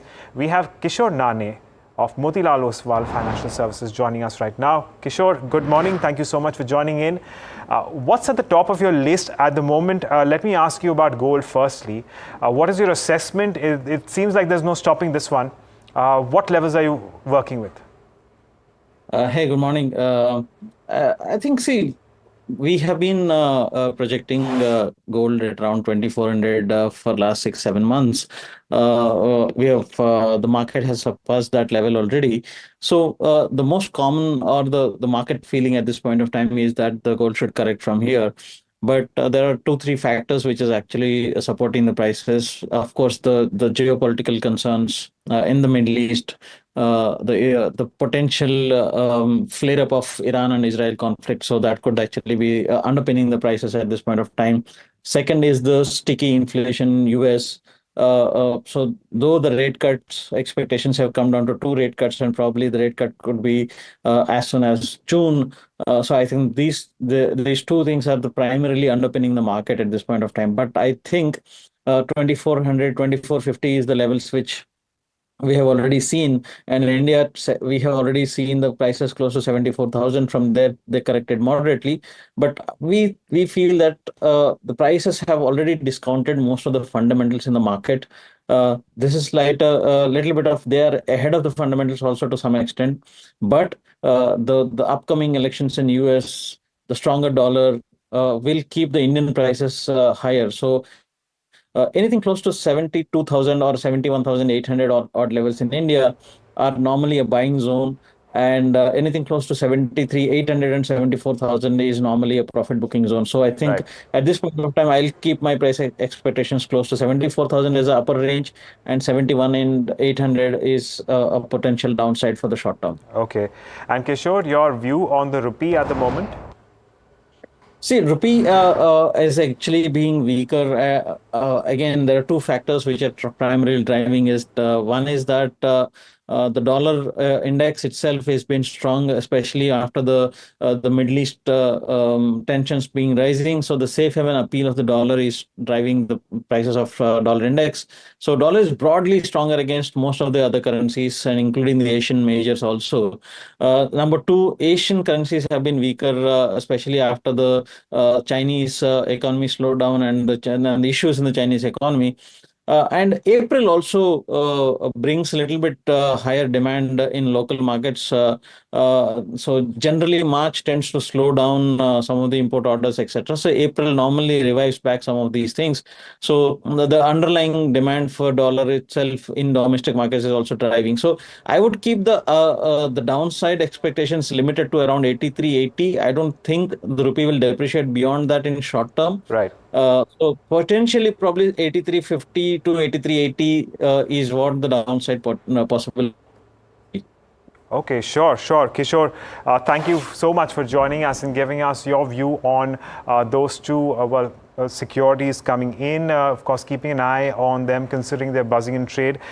Thanks for coming in and joining us here at NDTV Profit. And with that, we're also completely run of time on the show. So thanks for watching. On the other side, we'll get you plenty of more news and updates. Stay tuned to NDTV Profit.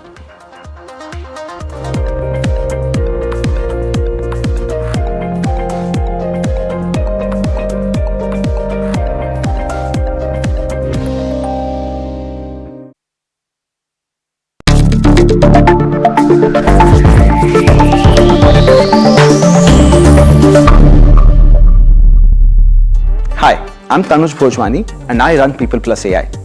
We're an organization that helps startups build AI. Is AI useful in India? Most definitely yes. We have a huge, approximately 60 crore people using the net passively, meaning they're watching YouTube, Instagram, etc. But perhaps only 20 or 30 crores who are actively contributing or transacting on e-commerce websites. One big hurdle is because this involves typing, needs you to be literate, comfortable with using the smartphone, etc. One huge area AI will change in India is the use of voice, video and other multimodal technologies. These new LLMs can understand human voices, accents and languages like nothing ever before. Think Alexa times 1,000 because you can talk to it in your local language in an accent. Many companies, including Sarma and Krutrim in India, are training these models for Indic languages and the way we speak to each other, in mixed coding where we use Hindi, English, Marathi seamlessly. This is why we believe exciting times are ahead as AI can unlock access to computing, apps and that entire ecosystem for a large number of people.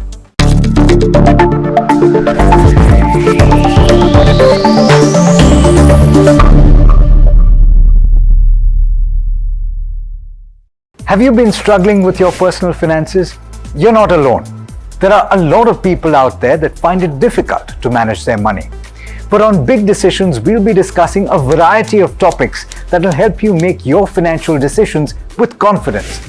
Check it out on any of our social media platforms, the television channel, on the website ndtvprofit.com, or in fact, on any of the podcast platforms out there.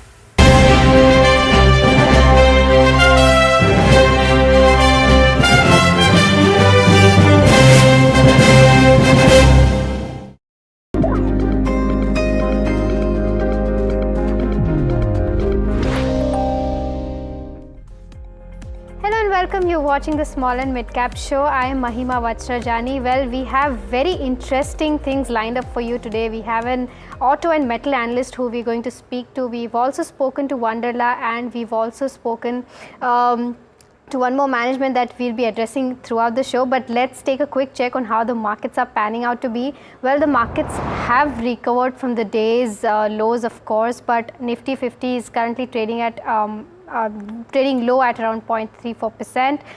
The Nifty 50 is trading in a range of around 110 points roughly. And if we see the top Nifty losers today include LTI Mindtree, Bajaj Finance, IndusInd Bank and Infosys. Now in terms of point contribution, well, something that's really pulling the Nifty down today is the IT pack, Infosys around 20 points, L&T around 12 points.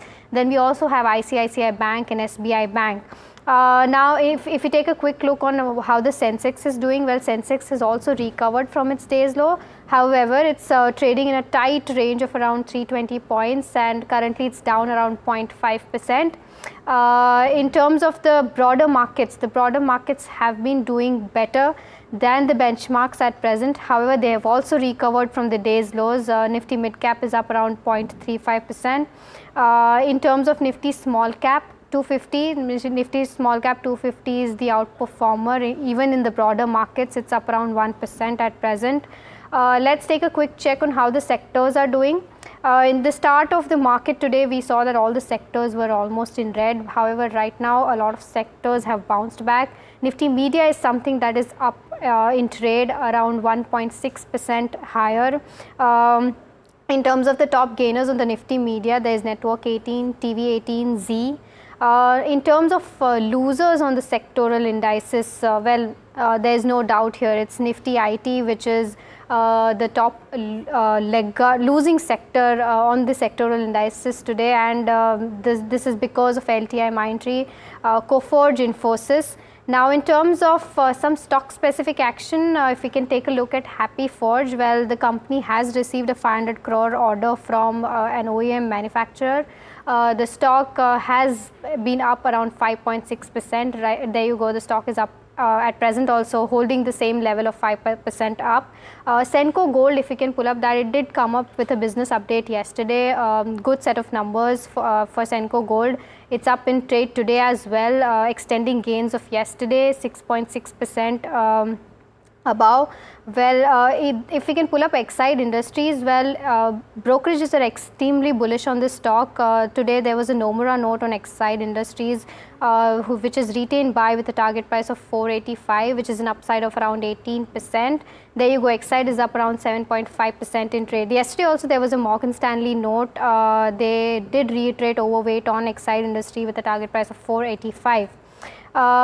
We also have Jio Financial Services. If you can pull up that chart, it was in the morning, it opened in green. There you go, it's up around 2.8% in trade. The company announced a 50% JV with BlackRock, BlackRock Advisors Singapore.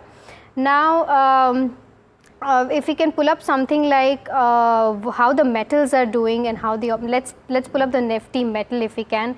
The metals are in focus today because of the news that Russia is going to stop sending its aluminium exports to US and UK. Now this will be dumped to China, and because of that sentiment, the Nifty metal is seeing some kind of action.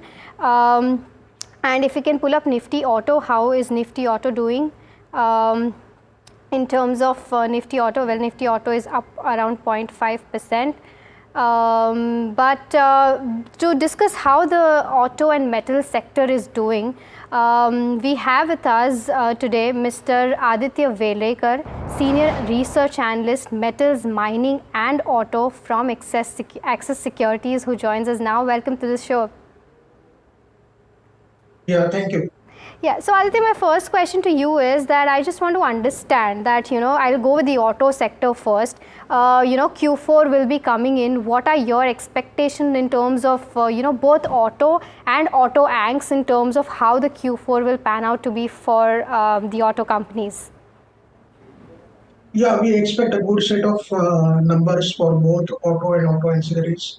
We expect the margins, EBITDA margins and EBITDA both to increase year on year and sequentially both.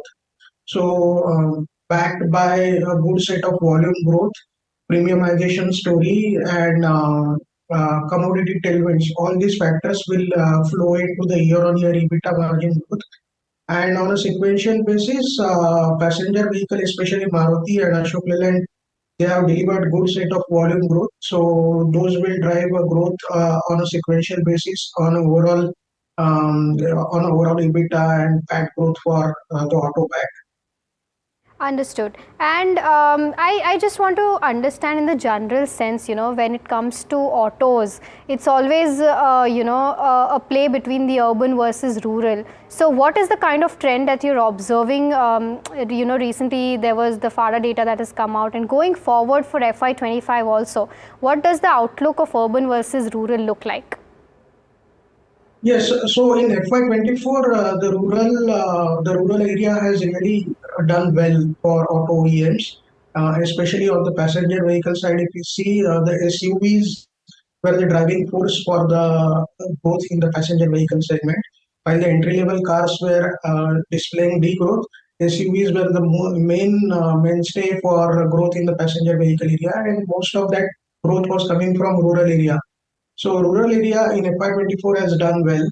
Going ahead in FY25, a lot depends on how the monsoon pans out. Currently, the IMD projections are expecting that the monsoon will be slightly above normal. So that might be one good news, but we will have to still monitor it, and a lot will depend on how the monsoon really plays out for rural sentiments. And this being an election year, there will be some focus from rural side, because the overall setup for rural area from demand perspective is slightly better, because election year stops and slightly better monsoon forecast this year. So all this pans out that the rural area may continue to do well in FY25 as well. Good. And Aditya, one more thing, for EVs, where do you see the value is one thing? How do you see that, for FY25 or FY26, what does the EV demand look like? On a year-on-year basis, definitely the demand will pick up on a low base for both passenger vehicle and electric two-wheelers. However, the FAME subsidy has been cut, and we have to see its immediate impact on electric two-wheeler, how the sales number come up for the month of April. That will be one monitorable, and also the competitive intensity in electric four-wheelers will slightly increase, especially with respect to Maruti launching its electric vehicle in FY25, and news about Tesla and BYD. All these will challenge the monopoly of Tata Motors in electric vehicle space. So, but overall, we see that this space will continue to grow, and apart from in electric two wheelers also the competitive intensity is increasing, but the base being small and the government's focus on raising electric vehicle penetration, the charging infrastructure getting developed, so all these points to year-on-year growth and demand growth for electric vehicles going forward in FY25 and maybe in 26 also. And so then I just want to understand in terms of stock specific, where is the value when it comes to auto and auto anchs? Where is it? The large caps, the mid caps and the small caps. Where do you see the value? So we will be stock specific going into FY25 because of the large base of FY24. We see two-wheelers slightly outperforming commercial vehicles and passenger vehicles. In FY25, we expect commercial vehicles to deliver slightly low single-digit degrowth because it being an election year. For passenger vehicles, we expect mid-single-digit growth over a larger base of FY24. Two-wheeler, we expect growth to continue in the higher single-digit, 7 to 8% growth year-on-year in FY25. Because two-wheeler, because of the factors like rural demand and overall general recovery, and the peak is not yet made over a pre-COVID level. So we will be stock specific vis-a-vis and sectors, sub-sector specific in the auto space. So in two-wheelers, we like TVS and Eicher Motors at this level, and in PV we like Maruti. In auto ancillary spaces, we are positive on Uno Minda, Sansera, and CIE Automotive. Okay, well, now I'll shift focus to metals now. Now, I just want to understand that, based on the recent data of China steel mills, they're cutting down their production, and we're also seeing that, there is tumbling in terms of the housing market in China. So, where do you see the iron ore pricing play out to be in the next FY25? Because, the iron ore prices have been volatile in the recent times. Iron ore prices are difficult to predict because prices have been really volatile. Recently, they have came down from a level of $120, $130 per ton to sub $100 per ton post the lunar holiday in China. And recently, they have slightly recovered to 100 and above $110 per ton. So it will depend on how the steel demand in China picks up. So far, post the lunar holiday, the steel demand pickup is not up to expectation, and in the month of March, the production numbers, steel production numbers in China have come down. So they have the Chinese steel mills have responded to lower demand, and they have resorted to production cuts. So that is one good thing vis-a-vis steel prices is concerned. However, iron ore will not depend upon how the supply from Australia, Brazil, and how the overall demand in China picks up. So difficult to predict prices, but in the range of $100 to $120 per ton, the prices should hover in between. Understood. And so just to understand that, there's a debate that, when China comes out with their PMI data, it's not the iron ore that takes the hit, it's aluminium actually which takes the larger hit. So what do you think here? What gets affected more when China comes out with their PMI data? No, I think if the PMI print from China is good, that indicates that overall the commodity space will get some.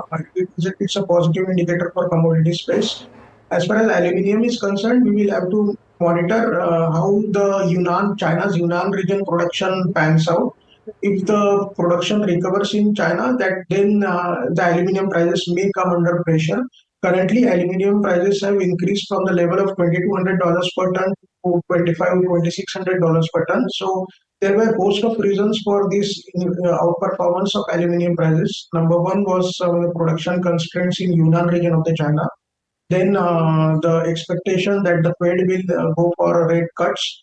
But now that also post the strong inflation numbers, those in US, the Fed rate cut possibility is also going down. So that is also one headwind for aluminum prices. But overall, we expect that the aluminum prices will remain range bound in the range of $2,400 to $2,500 per ton because of the overall demand tailwind for aluminum as a metal, and then the supply constraints and other factors like the trajectory of the Fed will not means it will resort to rate cuts in future. However, it is debatable that how when and how many rate cuts will happen in this calendar year. But the trajectory still continues to like that, and all these PMI data, PMI print from China also indicates that the production is picking up in China. Demand is picking up in China. So all these factors points that the base metals and commodities will remain under focus and will remain supportive as of now. Understood. Well, that is very well explained, I must say. And just a quick question, Aditya, to you. What are your top picks in the metal sector then? See, we see valuation comfort vis-a-vis Vedanta as far as the valuations are concerned. Most of the metal space, the stocks have really done well in the last few months based on the positive news flow on the factors we just discussed, like positive print from China and then aluminum, zinc, copper, and all these prices rising up. So Hindalco, Nalco, Vedanta, Hindustan Copper, all these stocks have reacted to all these positive news, and the stock prices have reflected reflected upwards because of this positive news. From a valuation perspective, we see comfort only in Vedanta as of now, because most of the other stocks like Nalco and Hindalco and Hindustan Copper, we are not very comfortable. Hindustan Copper is trading at a high multiple. Hindalco, we have a target of 660 rupees 660. So there is some room, but we will have to monitor how they comment on the Novelis IPO. So that will be one key risk as a monitor for Hindalco to going ahead. So from a metals perspective, some room for valuation comfort is still there in Vedanta. On steel side, we are not very comfortable because steel prices are have not increased as compared to base metal prices. In the steel space, we prefer Tata Steel and JSPL over SAIL and JSW Steel. Okay, understood. So Vedanta is something where you see value. Point taken, Mr. Aditya. Well, thank you so much for taking out time and speaking with us at NDTV Profit. Right. So moving on, Godavari Power has been in focus in recent trading sessions. Spoke to the company's executive director Abhishek Agrawal and began by asking about the impact of rising iron ore prices. Here's a slice of that conversation. We need to move away from the myth, that Godavari share prices are linked to, China iron ore prices, because India's capacity is going up and there is a shortage of iron ore. So I feel due to this, scarce capacity in India and with the steel capacity growing, day by day, there is a big lag between the iron ore supply and the demand. So I feel China's iron ore prices linking to India's raw material prices are moving away. The trend is moving away slightly. Okay, so but going forward, where do you see that how are iron ore prices going to go like in FY25? Do you see an uptrend, downtrend? Where do you see the trend going? If you talk about international prices, I feel anything between $100 and $10, that's what even the big analysts have given the projections. But in India, I feel due to the shortage in terms of supply, I feel the iron ore prices will remain elevated at these levels. Understood. And so from what we've observed that in April and May, typically we witness high rise in building activities, and that is why, the steel demand will go up. So what is the kind of demand that you see in iron ore then? See, I understand, Government of India is banking on huge capex in terms of infrastructure, be it railways, roads. So, steel industry is also banking on the government spending, and we feel the demand of steel will keep going up, and because of which iron ore prices will be elevated and they'll be in demand. Understood. And so just now we'll move on to company specific points. Well, I just wanted to understand that, you've recently got an approval for sponge iron capacity expansion to 5.94 lakh metric ton per annum from 4.95. Now this kind of expansion, I just wanted to understand what kind of revenues will it add to your top line? See, for additional 1 lakh ton, say about 300 crores. Earlier, we were producing 4.95. This year, we've already produced 4.93. So about 250 to 300 crores will be the additional top line revenue. Understood. And just to understand that, how will this first of all aid your margins, and how will this impact your bottom line then going forward?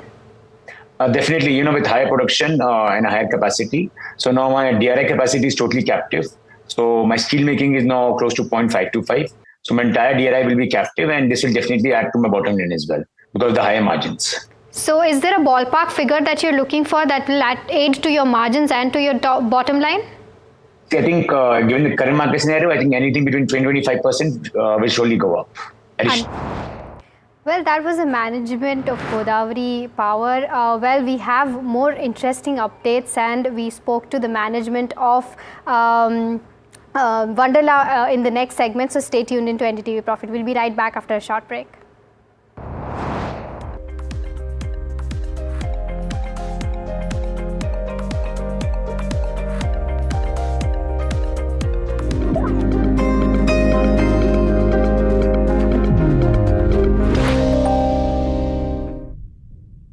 Have you been struggling with your personal finances? You're not alone. There are a lot of people out there that find it difficult to manage their money.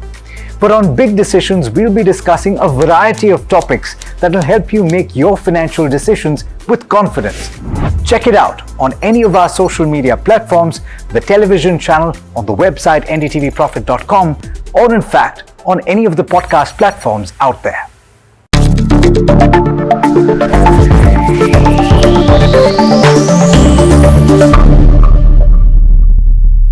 Hi, I'm Tanuj Bhojwani and I run People Plus AI. We're an organization that helps startups build AI. Is AI useful in India? Most definitely yes. We have a huge, approximately 60 crore people using the net passively, meaning they're watching YouTube, Instagram, etc. But perhaps only 20 or 30 crores who are actively contributing or transacting on e-commerce websites. One big hurdle is because this involves typing, needs you to be literate, comfortable with using the smartphone, etc. One huge area AI will change in India is the use of voice, video, and other multimodal technologies. These new LLMs can understand human voices, accents, and languages like nothing ever before. Think Alexa times 1,000 because you can talk to it in your local language in an accent. Many companies, including Sarma and Krutrim in India, are training these models for Indic languages, and the way we speak to each other, in mixed coding where we use Hindi, English, Marathi seamlessly. This is why we believe exciting times are ahead as AI can unlock access to computing, apps, and that entire ecosystem for a large number of people.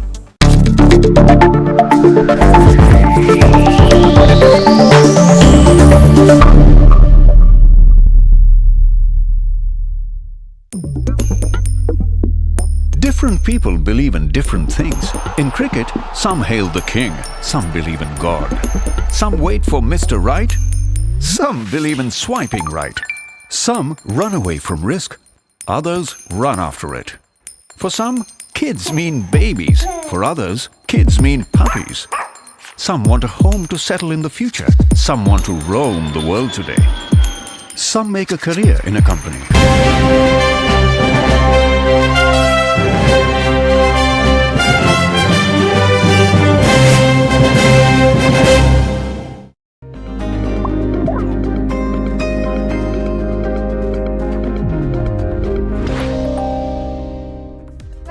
back. You're watching the Small and Mid Cap Show. I am Mahima Vachrajani. Well, DGCA did come out with its air passenger data yesterday, and let's take a quick look on how the data looks like for all the airlines in India. Well, for Indigo, the local passenger market share increased to around 6.5 from 60.1. For Air India, the market share was around 12.8%, which is now gone to 13.1%. For Vistara, the market share has significantly gone down from 9.6 to 9.9. SpiceJet local passenger market share did increase a bit from 5.2 to 5.3. And in terms of Akasa, the market share did see some kind of slowness from 4.5 to 4.4. Now, there was a very interesting note that MK has given out on the airline industry basis the data that came out. They've said that the domestic growth looks sluggish at present. Indigo has maintained its market share, however. The load factors have cooled down in March. The on-time performance for Akasa has stopped with 0 cancellation.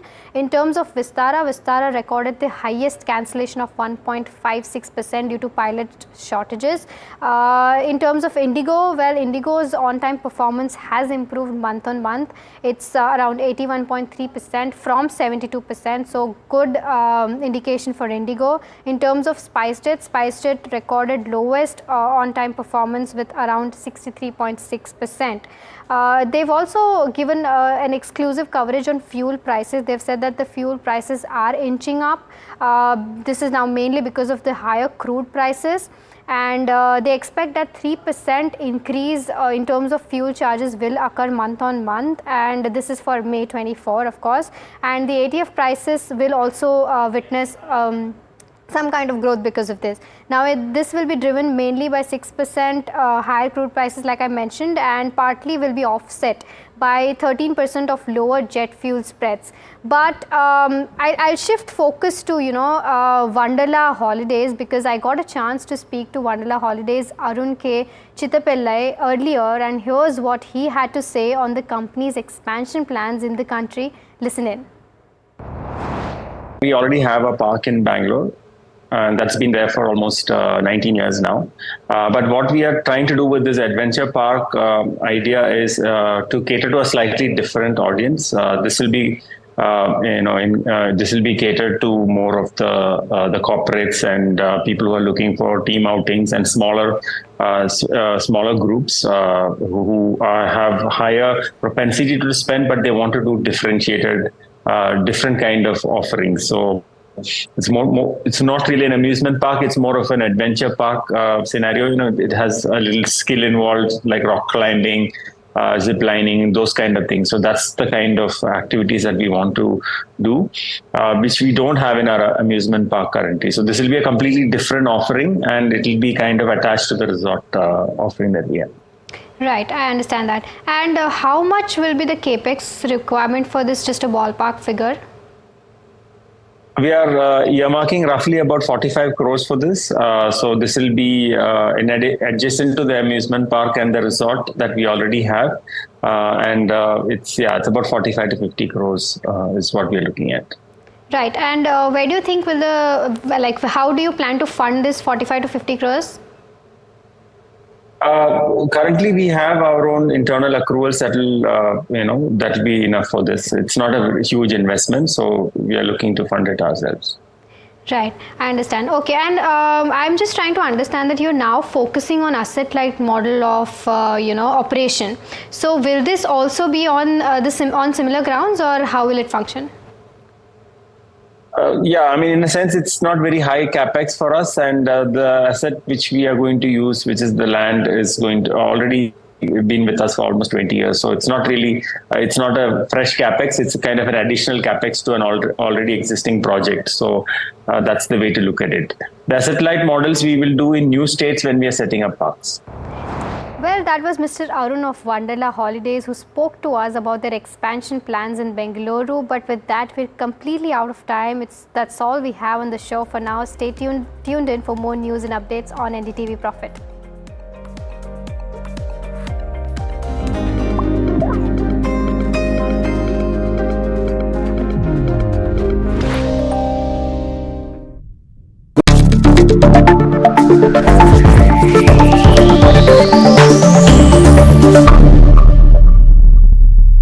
Hi, I'm Tanuj Bhojwani and I run People Plus AI. We're an organization that helps startups build AI. Is AI useful in India? Most definitely yes. We have a huge, approximately 60 crore people using the net passively, meaning they're watching YouTube, Instagram, etc. But perhaps only 20 or 30 crores who are actively contributing or transacting on e-commerce websites. One big hurdle is because this involves typing, needs you to be literate, comfortable with using the smartphone, etc. One huge area AI will change in India is the use of voice, video and other multimodal technologies. These new LLMs can understand human voices, accents and languages like nothing ever before. Think Alexa times 1,000 because you can talk to it in your local language in an accent. Many companies, including Sarma and Krutrim in India, are training these models for Indic languages and the way we speak to each other, in mixed coding where we use Hindi, English, Marathi seamlessly. This is why we believe exciting times are ahead as AI can unlock access to computing, apps and that entire ecosystem for a large number of people.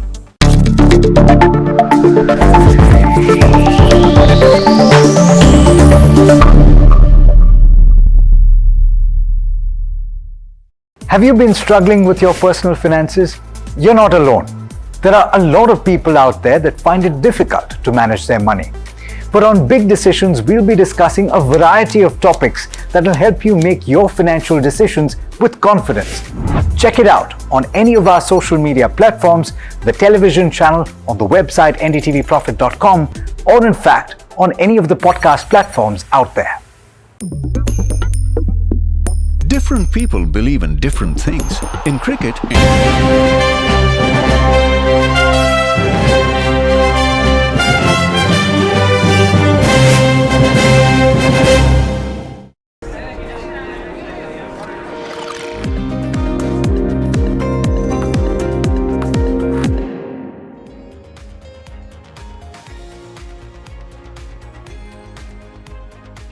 Hello and welcome. You're tuned into Ask Profit on NDTV Profit. I'm Smriti Chaudhary and the next 30 minutes are all about your stock related queries. So write to us on any of our social media channels or on the WhatsApp number that'll be on your screen in just a minute. You can write in your short-term queries or long-term investment strategy plans that you need to ask. We'll be joined by two guests today, but before that, let's take a quick check on the markets. A bit of a weak day for the markets. The Nifty 50 is down about 0.4%.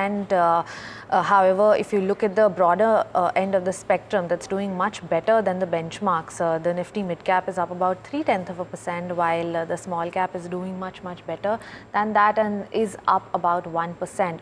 However, among the Nifty 50 contributors, you have the likes of LTIM, Infosys, IndusInd Bank all losing in trade today. Specific weakness in the IT space today, and even if you look at the losers on the Nifty 50, the two drags are LTIM and Infosys. However, on the other hand, you have ONGC, HDFC Bank, Eicher Motors all gaining in trade today. Let's pull up the breadth of the market and see where's that at. On the Nifty 50, we have 18 advances and 31 declines.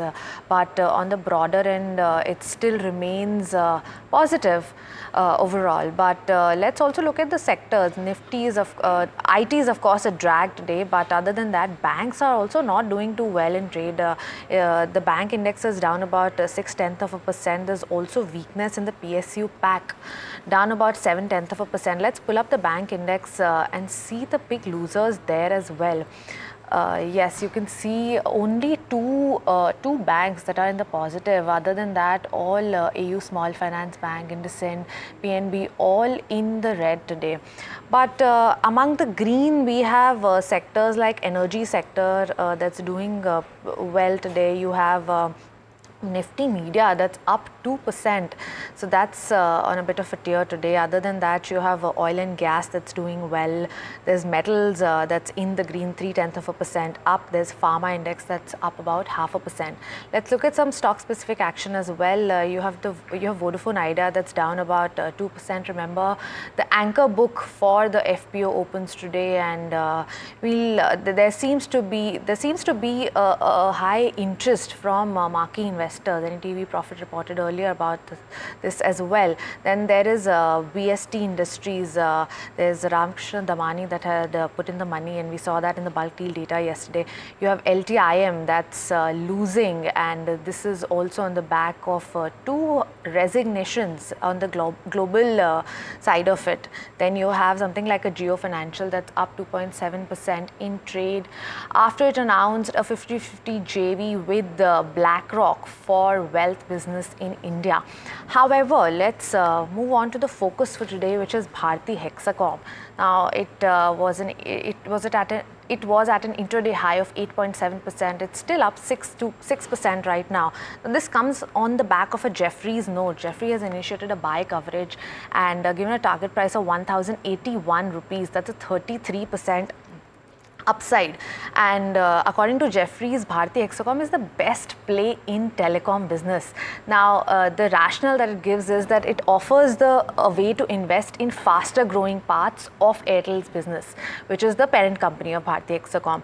It offers a higher return on capital and better free cash flows as well. In terms of numbers, it spoke about revenue and EBITDA. It expects to deliver 16% CAGR revenue, 21% CAGR EBITDA from a period of FY24 to 27, because there's not a lot of capex for Bharti Hexacom. Now, remember, it doesn't have a lot of dues, the spectrum dues that will be payable post FY26 after lifting the moratorium, which gives a boost to its free cash flows as well. And there are some key risks also that they mentioned, like delay in tariff hikes and change in terms of related party transactions with Bharti Airtel. So these are some of the things that Jefferies mentioned, very, very positive, and we're seeing that play out in trade as well today. And on that note, let me introduce you to the guests for today. We have Astha Jain of Hen Securities and Vaishali Parekh of Prabhudas Leeladhar joining in today. Welcome to both of you, and thanks for taking the time out. Astha, I'll start with you. Bharti Hexacom, very, very positive note from Jefferies.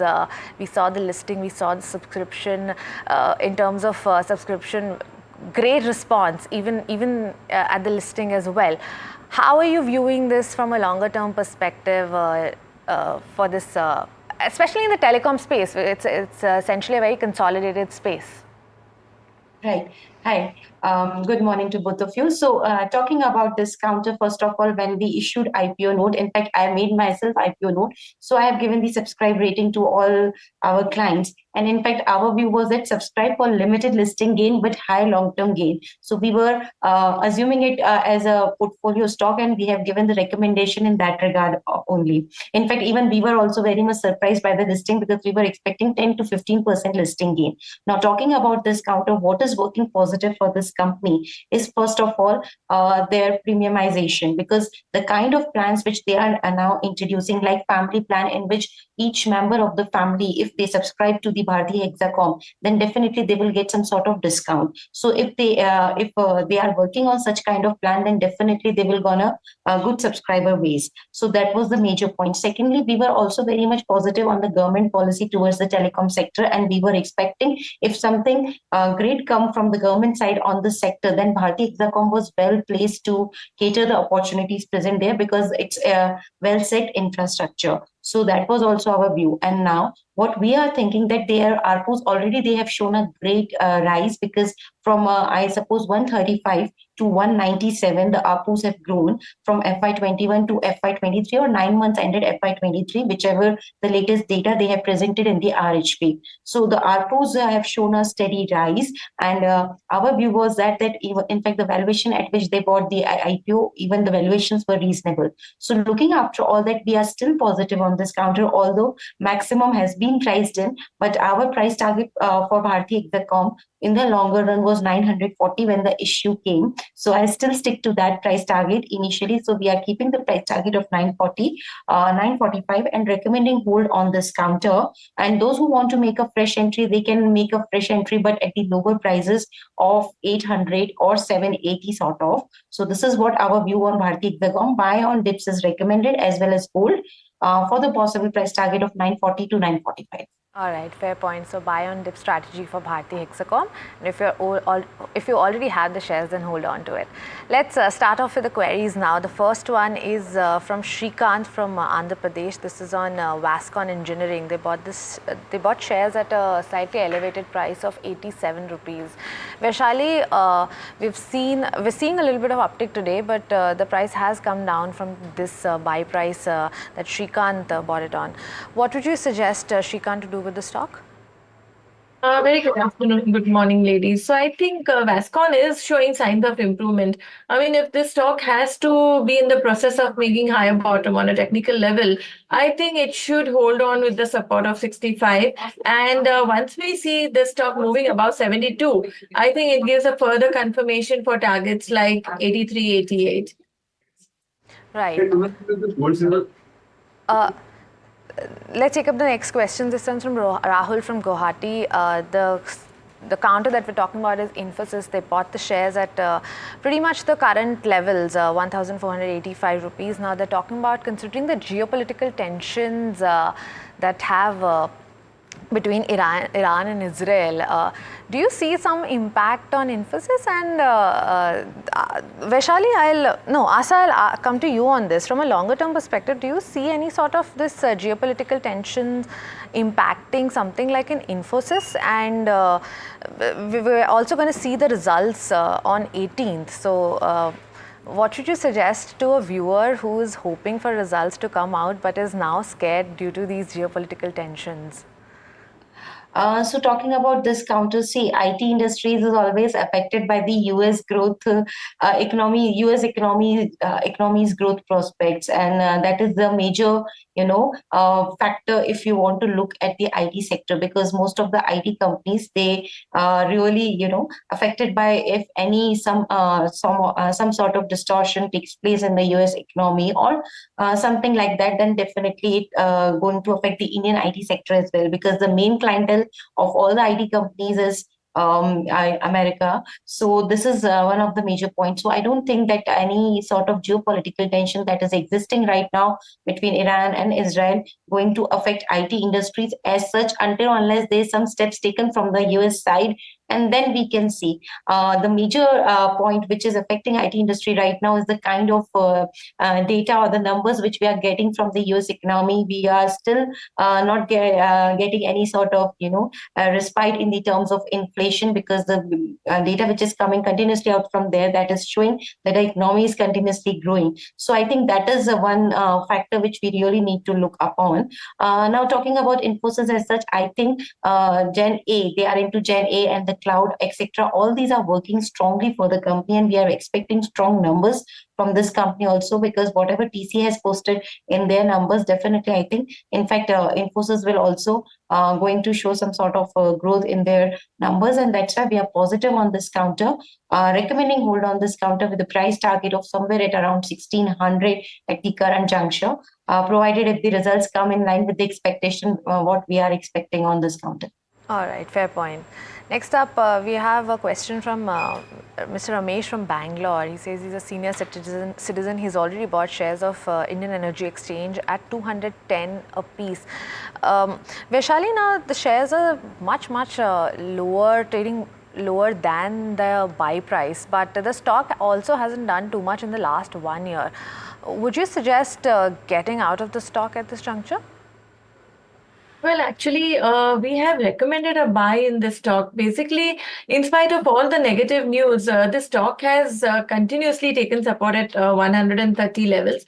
And from there on, we are seeing signs of improvement. So I would say with the support of 142, this stock shows strength. Further confirmation, of course, comes above 158, 160 levels. But for now, it is a buy with a stop loss of 142 as the near-term support levels.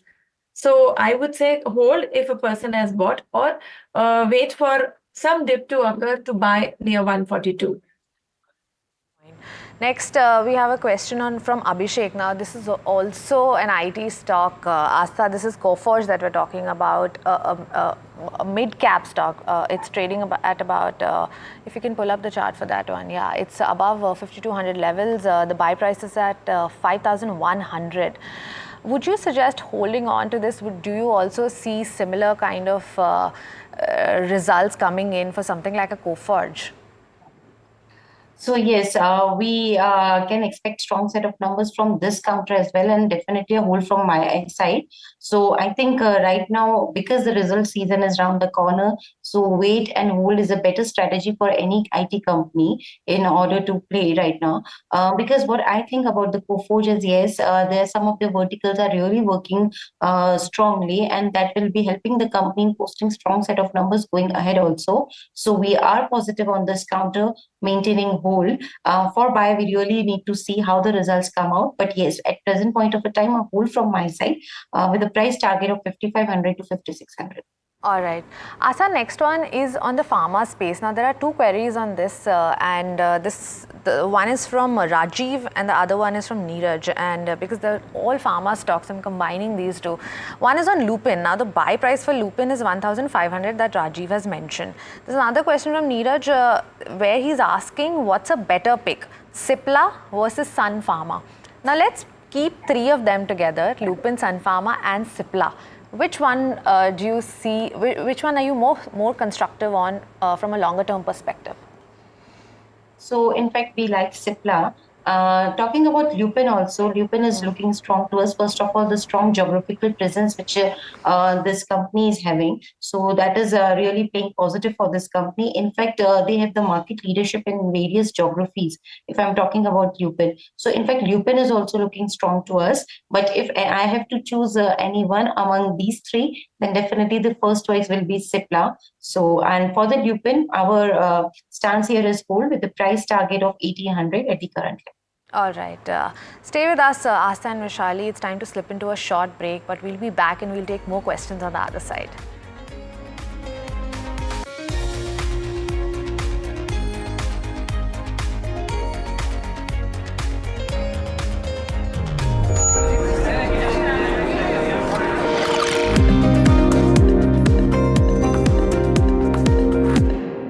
Have you been struggling with your personal finances? You're not alone. There are a lot of people out there that find it difficult to manage their money.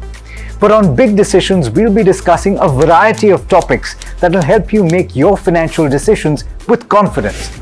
Check it out on any of our social media platforms, the television channel, on the website ndtvprofit.com, or in fact, on any of the podcast platforms out there.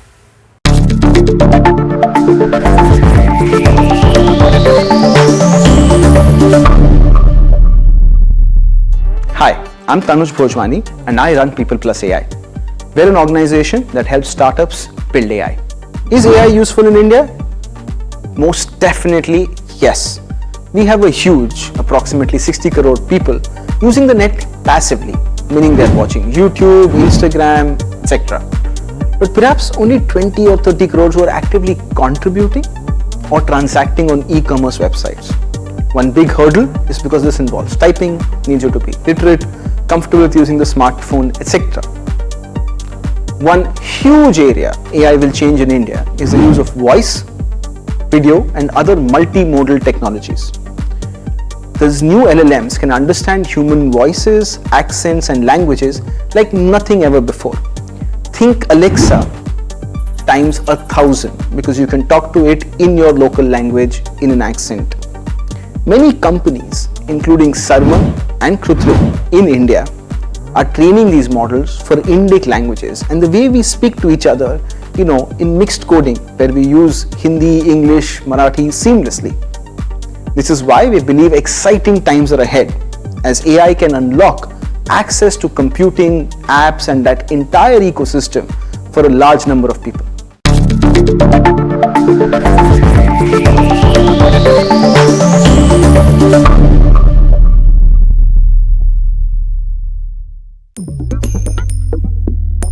different people believe in different things. In cricket, some hail the king, some believe in God.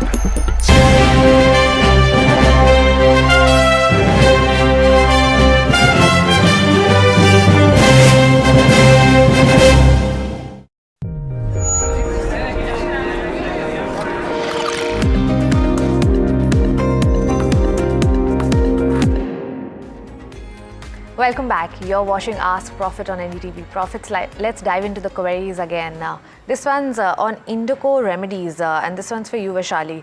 This is from Namita, and they say they bought the shares at 422 a piece. Now, the counter hasn't done too much in the last 1 year itself. If you look at the last 1 month performance as well, it's barely 3% up. But from a shorter term perspective, do you see this changing? I think too early to say. Actually, it is showing definitely signs of reversal. But I would say to support this view, one should keep a stop loss at around 330. Clarity comes only about 355 to 360 levels. So once we see the stock moving above 360 and sustaining above that, we would expect this stock to go towards 380 to 400. So till then, it's a wait and watch, not in a hurry. But of course, maintaining a stop loss is a must. All right. Next up, we have a question on IRFC. This one's, okay, they haven't mentioned this is from Shubham Naik from Madhya Pradesh, and they bought the stock at current levels. This from a longer term perspective. Astha, now we've seen gains in this particular account in the last 1 year, massive gains rather. But for somebody who's just bought the stock, do you see more upside to this? Yes, because I think IRFC has more to show now. So yes, upside is there, and we are recommending a hold on this counter with a price target of 155 at the current juncture. Talking about this counter, the way Indian Railways is performing, and I think this sector is having a strong boost from the government. So I think definitely the company will going to have a strong demand going ahead also, and we are expecting a strong momentum on the upside for this counter. Recommending a hold with a price target of 155. All right. Next up, we have a question from Vinod Kalani from Mumbai.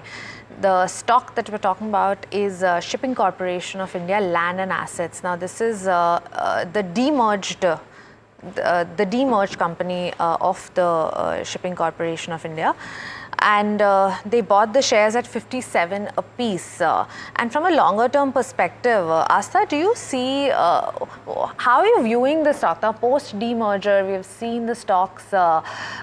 There's only land and asset part of it, the freehold properties and apartments that make for the core assets for this company, while the core business remains with Shipping Corporation of India. How do you view this particular stock in the longer term? In the longer term, I think it will again going to perform because yes, although you have rightly said from the asset point of view, but still the way I think the Shipping Corporation of India will perform given the infrastructure boost by the government, definitely this stock will also get benefit from all that, and that is why I think a hold is recommended from our side, and our price target for the same is somewhere at around 70 to 75. So a hold on Shipping Corporation Land and Assets for the price target of 70 to 75. All right. Next up, we're talking about the counter DMart. This is from Vamsi, and they bought the stock at 4,126 levels. Yes, it's slightly higher than that. The stock has performed decently, Vaishali, in the last 1 year. How do you see this in the shorter term performing? So shorter term, yes, there is some sign of profit booking, and I would say if the stock has to maintain its positive stride, I think it should hold on to 4,500 levels. Because when I'm looking at the weekly chart, I think it's ready for a target of around, it's already on the verge of a breakout above 4,800. So if that happens, I think we would be looking at the next target of 5,200 to 5,300. But for that, what is necessary is 4,500 levels need to remain intact. All right. Next up, we're talking about the counter Tata Technologies. This is from Anil, and they say they bought the stock at 1,190 levels. It's below that price, and the complaint here, Astha, is that it has not gone above this buy price, not even for a single day. What would you suggest to somebody who's has now slightly become pessimistic about a stock like Tata Technologies? I think in the long run it will going to perform because the way we are seeing the strong ER&D expenditure by the company, so that will help this Tata Technologies company to have some sort of a business because its promoter Tata Motors, they are having a strong budget for that. So I think Tata Technologies will going to perform strongly, although they are not able to cross the high which they have made and at the time of their debut. But what we think is that in these results which will be upcoming now, the company's financial performance will be stronger, followed by stronger operating margins as well as stronger net bottom line. So I think one can remain hold on this counter. Initial price target which we can assign to this counter is 1200. All right. Next counter we're talking about is LTI Mindtree. Now, we spoke about this counter in the beginning of the show about the leadership troubles, but this one's on a short-term, this is a short-term horizon, and this one's from Murli Reddy. They bought the stock at 4,820 levels. Vishali, do you have a shorter-term target on this particular stock? Yes, actually, today itself we saw that the stock really shows signs of bottoming out. Our technical support comes at 4,600. So this makes it a very favorable risk-reward ratio because if the view holds right, if 4,600 level is respected as a crucial support, I think this can give a bounce at least to start with to 5,000 levels. So this makes a good buying opportunity with a stop loss of 4,580. Vaishali, next ones is also on a shorter term basis. This is from Sahil from Bangalore. This is on ILFS, Investment and Managers. Now, they bought the stock at 9.6 rupees. That's the average price. The question here is, are you forecasting it to reach 12 rupees in the next 6 months? Now, I understand it's hard to say, but what kind of trajectory are you seeing on the charts? So, well, actually, the stock is continuing to show a good trend. And for this trend also to continue, I would say 850, 8.50 should be kept as a stop loss. And, well, right now it is in a trend. At least to start with, yes, I think 12.5 cannot be ruled out. Point. Next up, we have a question on Balaji Amines, and the name is Mr. Naveen Kumar. They bought 600 shares. From a longer term perspective, Astha, would you suggest to hold on to this particular counter? Although the financial performance of Q3 FY24 was not satisfactory, in fact, they have shown the degrowth of more than 20% in their bottom line. But I think going ahead, we are expecting this counter to show improvement in their margins. So that might be a reason that maybe a little bit better performance can be expected from this counter. And on the basis of that only, we are recommending hold at least till the results come. So a hold from my side to this counter. And if everything goes well with the company, we are seeing the upside target of around 2300 to 2340. All right, fair point. Next up, we have it's more of a generic question here. This one's from Manikanta Nag, and they say that the commodity prices are increasing, and a lot of brokerages have spoken about the change in cycle for commodities. Now, Asa, do you have, are you constructive on a particular stock within the commodity space, and specifically we're talking about nickel here? So if we talk about the commodity space, yes, always I have seen that every commodity, they just follow one rule, a decade of fall, then another decade of a rise, or maybe a 20-year of a fall and then another decade of a rise. So now we are into the decade of a rise for the commodities, because we have seen from year 2000 to 2010, the commodities were at their all-time high.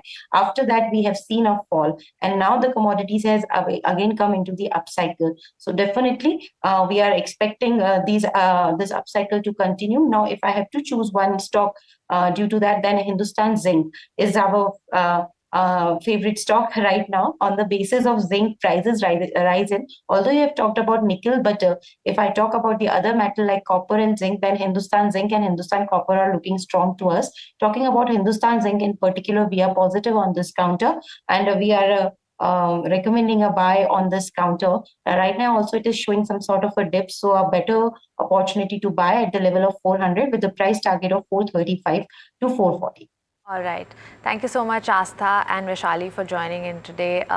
Unfortunately, we're completely out of time. And viewers, if we were not able to take your questions today, we'll definitely try and take them on Thursday. But don't go anywhere. Lots more lined up on NDTV Profit.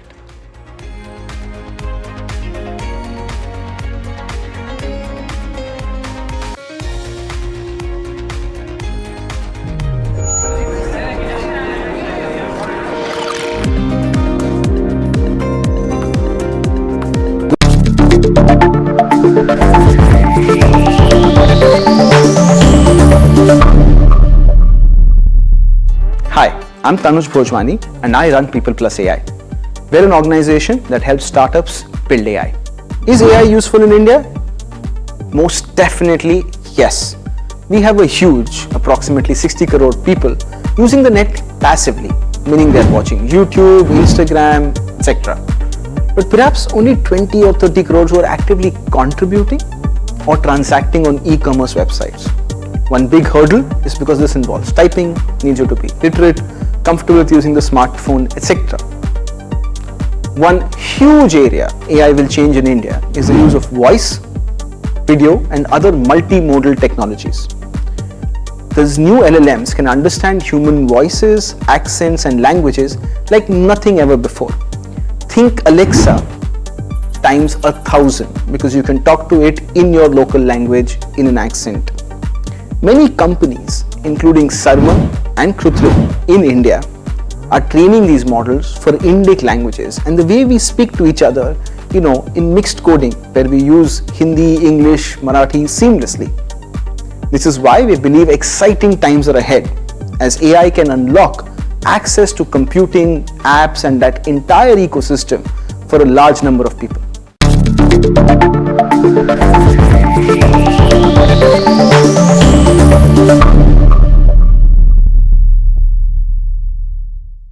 Have you been struggling with your personal finances? You're not alone. There are a lot of people out there that find it difficult to manage their money.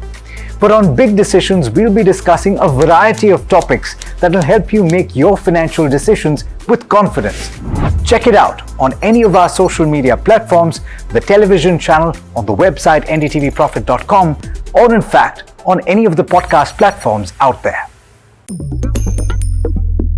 Different people believe in different things. In cricket, some hail the king, some believe in God. Some wait for Mr. Right, some believe in swipe.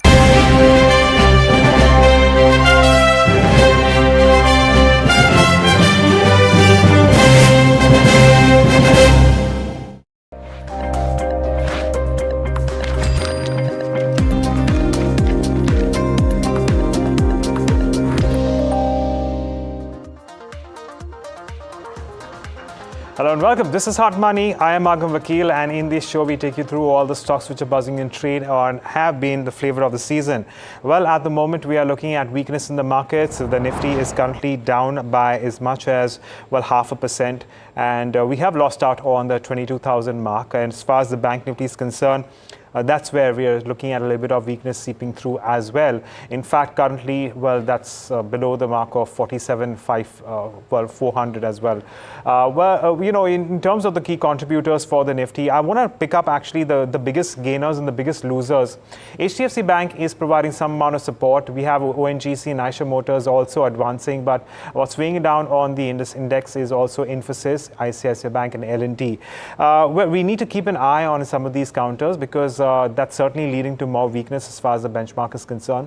Moving on to the broader markets, what we are also looking at is some more weakness as far as the mid-cap space is concerned. That particular index is down around 0.3%, and the small-cap index is, on the other hand, is up around 0.8%. So we've seen outperformance in the broader markets. In fact, a lot of stocks in the broader markets are actually doing well, in today's day of trade and advancing. But as far as the benchmarks are concerned, we're starting to see a little bit of pressure building in as far as some of these names go. That said, if you want to consider what's going on as far as your key stocks are concerned, even in the broader markets, we do have plenty of traction there. But I'm going to stop right there and, get in our expert for today, where we have, Ashish Maheshwari of Arihant Capital Markets, who's joining us on the show. Ashish, good afternoon. Thank you so much for joining in. Ashish, before I come to you, let me address the stocks that we want to talk about in today's day of trade, where we are addressing LTI Mindtree. We are talking about Exide as well. So that's something that we're going to address. We're going to address ONGC as well, which with the kind of strength that we've seen of this one. Bharti Hexacom will be in focus, the solar sector, of course, and Varun Beverages. These are the handful of names that we intend to take up, and we'll take our view based on the latest that we have with respect to some of these names. Well, on that note, let's get in. Ashish, good afternoon. Thanks for joining in. Before I come to you, let me get in Rucha to tell us a little more about LTI Mindtree. Okay, maybe we will have her in just a bit. As far as LTI Mindtree is concerned, well, there are a lot of changes with respect to the management. We do have, the global sales team resignation here, where 2 executive vice presidents from the global sales have resigned on the 15th of April. A total of 4 people from the global sales team have in fact resigned to date. And among the key managerial persons, we also have Venugopal Lambu, who is a whole-time director who resigned back in January 2023, before the merger, of course. Let's not forget, we also had a big exit before the merger of S. Jalona as well, who was, of course, the MD and CEO of LTI back then. A lot of changes have happened, and I reckon to a certain extent this is also weighed on the index or on the stock right now. In fact, now it's back around the 4,700 mark. In terms of growth, it really hasn't seen as much traction, of late when it comes to this particular stock. But let me get in my colleague Rucha to tell us a little more about the changes in the management. Rucha. Yes, thanks, Agam. So LTI Mindtree is the biggest loser in today's trade among its IT peers. This comes after 2 global sales heads resigned just yet. This has caused the resignation at the top managerial level to reach a mark of 8.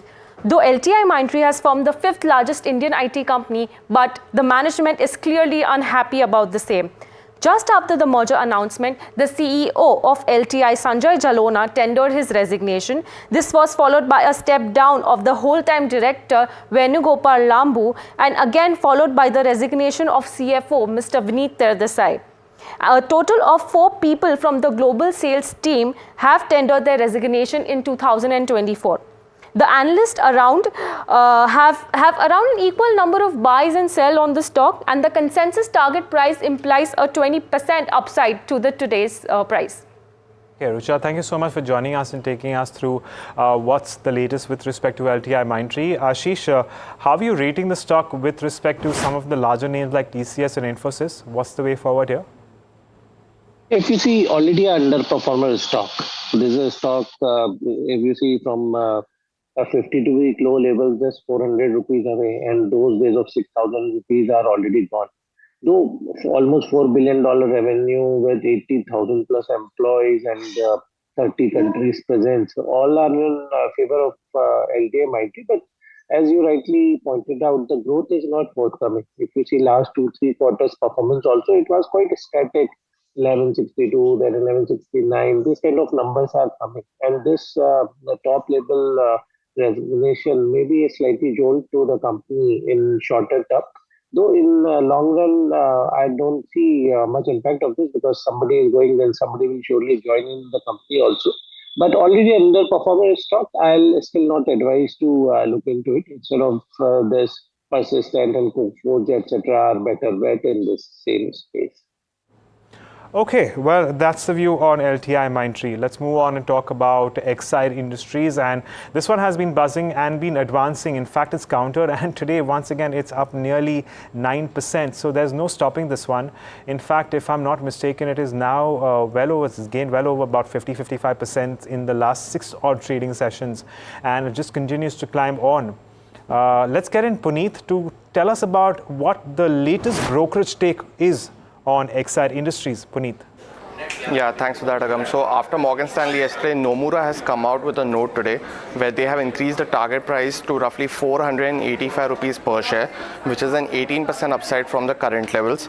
Now, the EV cell business has gotten a key validation with the contract with Hyundai. That's what Nomura thinks. Well, they also expect the EV penetration in India to go up. Now, currently the two-wheeler and the four-wheeler penetration is roughly just 5 and 2% for the financial year 2024. Now, they are expecting this to increase to 25 and 20% respectively by FY30, and see that Exide will be a key beneficiary to this.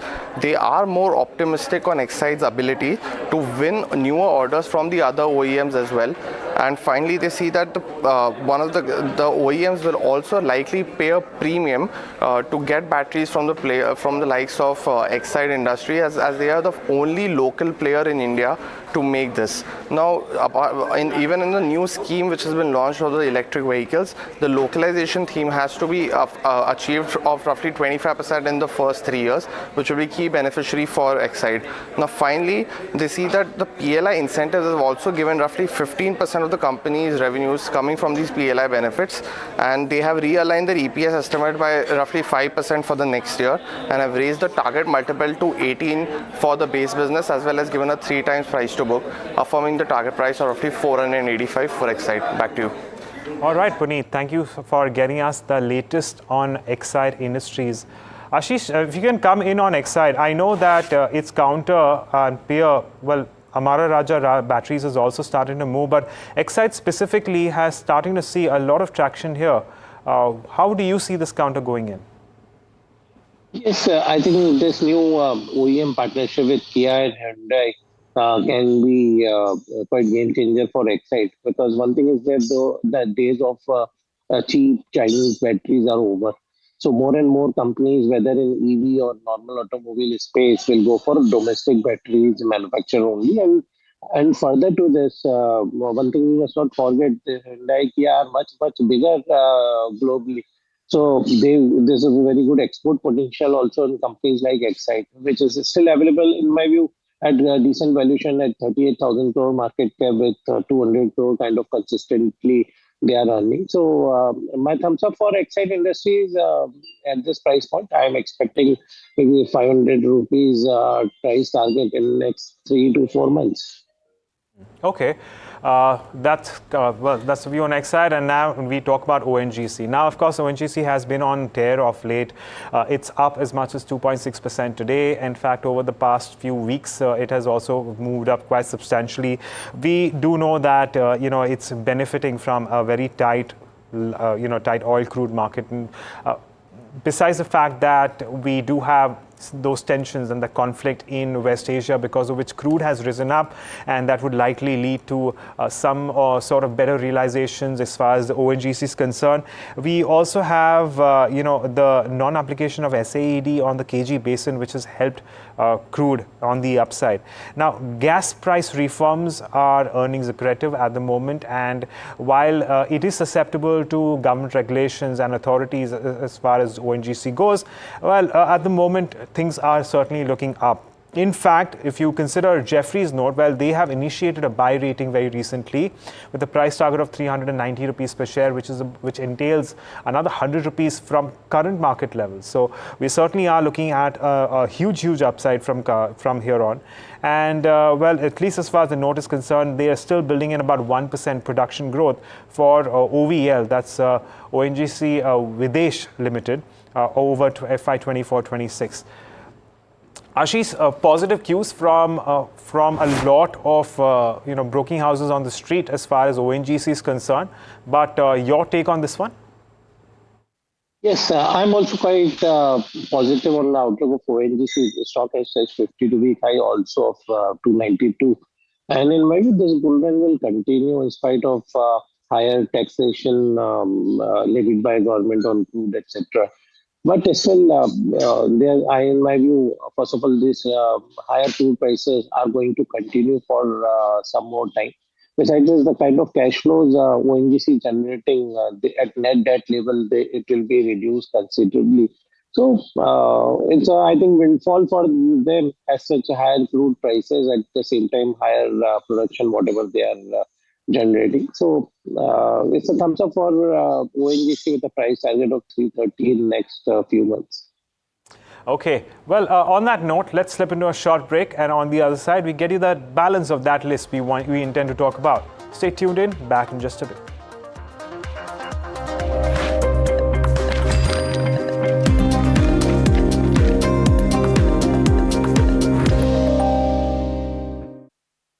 Have you been struggling with your personal finances? You're not alone. There are a lot of people out there that find it difficult to manage their money. But on Big Decisions, we'll be discussing a variety of topics that will help you make your financial decisions with confidence. Check it out on any of our social media platforms, the television channel, on the website ndtvprofit.com, or in fact, on any of the podcast platforms out there.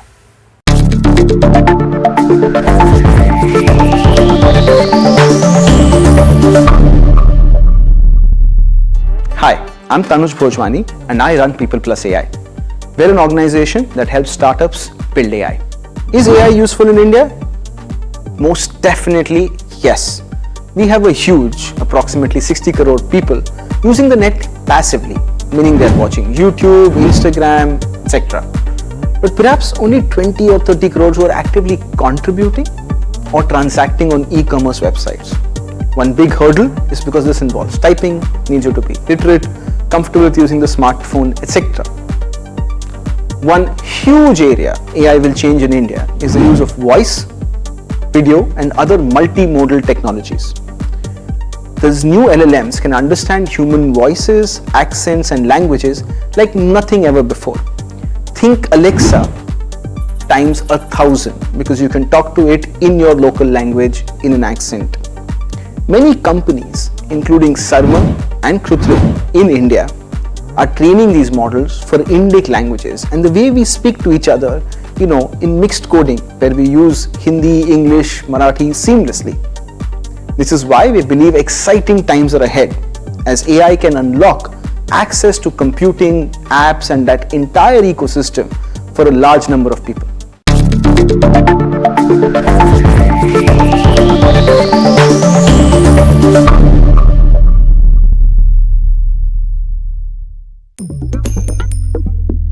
Different people believe in different things. In cricket, some hail the king, some believe in God.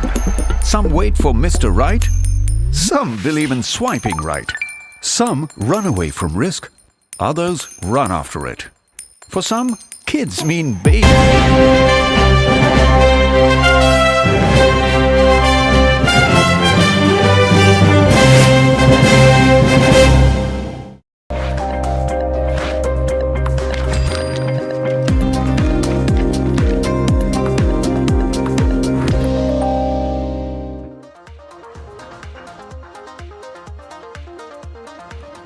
Welcome back to Hot Money. Well, we shift focus to the solar sector now, and in fact, we have a lot of updates here.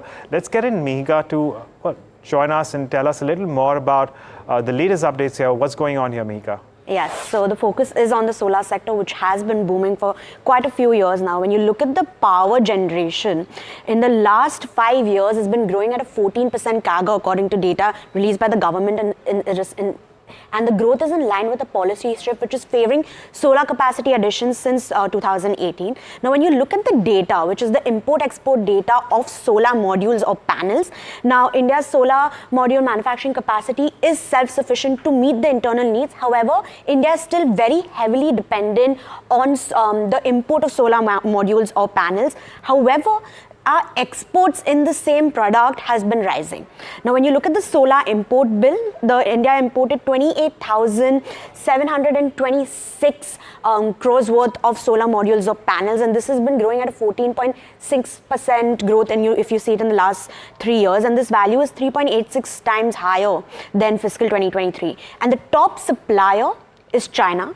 Now, China is India's top supplier in terms of solar cells, which are assembled in solar panel or module form, and imports are high despite the 25% customs duty. And one of the main reasons is the lower price. Domestic producers tend to prefer Chinese products because of their competitive price versus the domestic producers. And how China has been doing it despite the custom duty is its rerouting. Now, US Department of Commerce finding in August 2023 said that China is finding loopholes to avoid the duties, and they might be sending their components to Southeastern Asian countries for minor processing. And this finding is also in line with the data. Now, if you look in the last 3 years, China's our imports from China have reduced 20.4% in the last 3 years. However, other countries, for example, you take Vietnam into consideration, it's grown 3,122 times. Then we have Malaysia, which has grown at a 6 times in the last 3 years. We have Cambodia,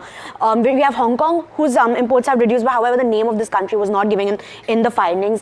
Up next, we have Singapore, whose imports from Singapore have also increased almost 3 times, and Cambodia, who back in 2021, 2022, we had 0 imports from Cambodia. However, we have 167 crores worth of imports in the April to Jan period. Now, when you look at from the export side, the solar module panel exports were at 12,104 crores between the April 23 to Jan 24 period, and this has been growing at a 343% CAGR, and one of the main reasons is the US. Now, US and European countries have certain sanctions against Chinese products, and US is responsible for 98% of our exports. But now, when we talk about the factors that could benefit the domestic players, one is the low silicon prices. Now, prices of polysilicon, which is a key material to make solar cells and solar panels, has hit a 3-year low. Now, prices are down due to the overcapacity and fierce competition in China itself, and these were the capacities that were added in 2021 when prices had surged. But however, these prices have now hit a low, and Chinese producers are now seeing losses, and now these companies are unwilling to sell at the extreme prices that the buyers are requesting at. The second one is the government push for domestic sourcing. Now, the government has mandated local sourcing for modules or panels for government projects or government assisted projects. They've listed a number of companies and the eligible modules in the ALMM list of 2019, which has been updated last year itself, and these modules are to be used for the projects itself. And lastly is the increased domestic production. Now, Indian companies are making an effort to improve the value chain. We have the Adani Group, which has just begun the commercial production of solar wafers and ingots, which are used to make the solar cells. They also plan to make polysilicon manufacturing by 2027-28. And we have other companies like Reliance Industries, subsidiary Reliance New Solar, Jindal India, which have also entered the polysilicon manufacturing space. And lastly is the export potential, which India does have in terms of US and European countries. All right, Mihika, thank you so much for getting us that comprehensive roundup on the import and export data as far as the solar industry goes, the India solar industry, and which has, of course, been in focus over the last 3 years now. And it does seem like, things have picked up pace quite substantially. Ashish, notwithstanding the import and export data, how are you viewing the sector, and what are the opportunities that you think could be a good bet going forward? Of course, you do have, forerunners like Reliance Industries, Tata Power, and some of your relatively smaller names who actually, are involved in just parts or panels such as Vari Industries, or for that matter, something like a Borosil Renewable. What are the opportunities that you see in this area? There are 3 kind of opportunities. One, first set of companies which are making the solar panels, because now in US they are shying away to buy these solar panels from China. So most of the volume can come to Indian companies. I think here we can go with the leader, which is Vari Energies, and their company. If we see Vari Renewables, just look at the performance of last 2 quarters. Net profit went up from 18 crore to 65 crore in the month of December. So Vari Renewal is my pick number 1 at this point of time. Second, those companies which are implementing or putting up these solar plants, I'll go with NTPC here, because still I find valuations are quite attractive compared to what Adani's or Tata Power valuations are there. And third is those companies which are financing these solar projects, where my bet is with IREDA, in my view, at 160 rupees. IREDA offer plenty of such opportunity. Okay, all right, there you have it. That's what we can expect and see. Well, as far as the solar sector is concerned, not just solar, but all the companies and businesses around solar, which would include something like a financial institution like IREDA, to also perhaps do well going forward. But with that, we move on to Bharti Hexacom, and this is where we have yet another broking note this morning. But besides that, let's get in my colleague Smriti to tell us a little more about what this one holds in store. Smriti. Well, yes, Bharti Hexacom shares are gaining today on the back of a Jefferies note. Now, Jefferies has initiated a buy on the stock with target price of 1,081 rupees, which is a 33% upside. Now, they say this is the best play on India Telecom.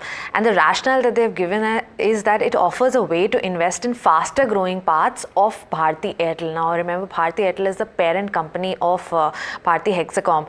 They've given some numbers as well. They say they expect the company to deliver a 16% CAGR revenue while 20% CAGR EBITDA from FY24 to 27. They also expect moderation in capex to result in 40% CAGR in free cash flows.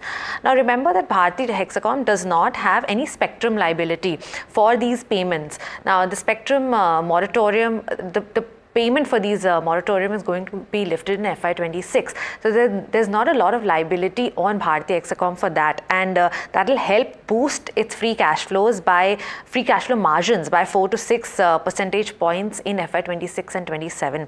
There's a hefty market share gains that they expect for Bharti Hexacom because they operate in lower tele-density areas. Now remember, they operate in Rajasthan and Northeast area, and that's pretty much where their operations are, unlike Bharti Airtel.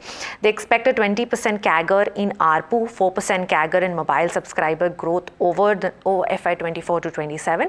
However, they mentioned two key risks. One is a delay in tariff hikes and a change in terms of related party transactions with Bharti Airtel. Okay, Smriti, thank you so much for getting us that latest on Bharti Hexacom with that initiation note. Of course, we all know that Hexacom has been very recently listed and it's already looking at an upside, substantial one as well. Ashish, if you can come in on Bharti Hexacom as well.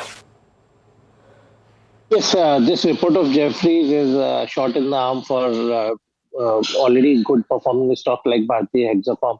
And a lot of investors will like to shift from, instead of Bharti, if you have to take a bet on telecom space, to companies like Indus Tower or Bharti Hexacom. We have seen both performing well. And in my view, this company, particularly Bharti Hexacom, is having a lot of free cash flows, and as your analyst was also suggesting, no liabilities, etc.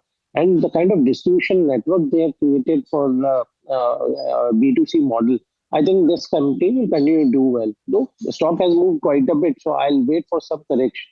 And then surely will like to add this stock in my portfolio as only bet in telecom space. Okay, there you have it. And finally, let's talk about Varun Beverages. Now here we have yet another note. This time this one is on Morgan Stanley, where they have an overweight rating with a price target of around 1701, which entails about an upside of around 23% from current market levels, since Varun Beverages is currently flat at the moment. The broking house suggested that it is likely to deliver 19% revenue growth annually, and margins are expected to remain steady at around 23.7%.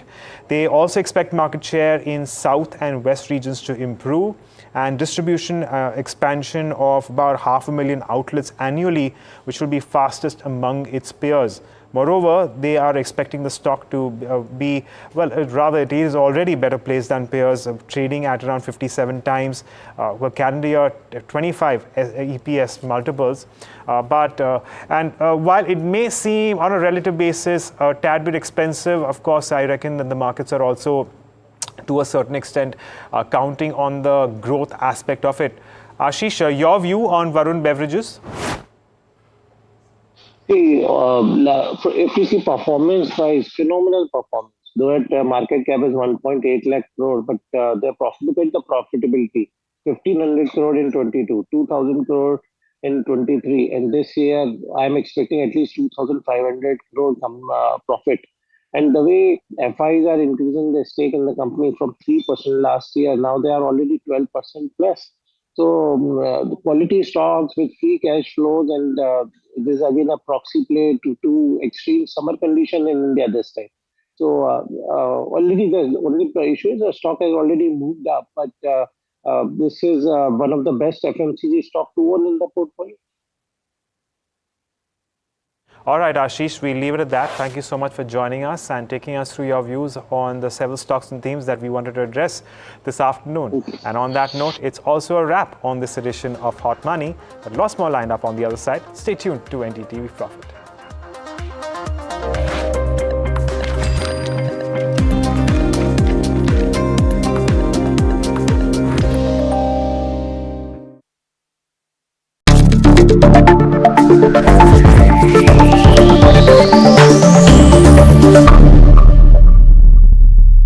Hi, I'm Tanuj Bhojwani and I run People Plus AI. We're an organization that helps startups build AI. Is AI useful in India? Most definitely, yes. We have a huge, approximately 60 crore people using the net passively, meaning they're watching YouTube, Instagram, etc. But perhaps only 20 or 30 crores who are actively contributing or transacting on e-commerce websites. One big hurdle is because this involves typing, needs you to be literate, comfortable with using the smartphone, etc. One huge area AI will change in India is the use of voice, video and other multimodal technologies. These new LLMs can understand human voices, accents and languages like nothing ever before. Think Alexa times 1,000 because you can talk to it in your local language in an accent. Many companies, including Sarma and Krutrim in India, are training these models for Indic languages and the way we speak to each other, in mixed coding where we use Hindi, English, Marathi seamlessly. This is why we believe exciting times are ahead as AI can unlock access to computing, apps and that entire ecosystem for a large number of people.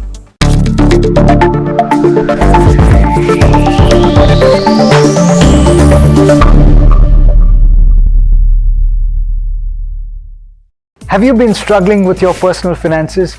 You're not alone. There are a lot of people out there that find it difficult to manage their money. But on Big Decisions, we'll be discussing a variety of topics that will help you make your financial decisions with confidence.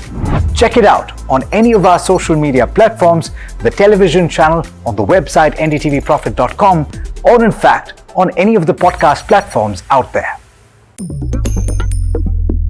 Different people believe in different things. In cricket, some hail the king, some believe in God. Some wait for Mr. Right, some believe in swiping right. Some run away from risk, others run after it. For some, kids mean babies. For others, kids mean puppies.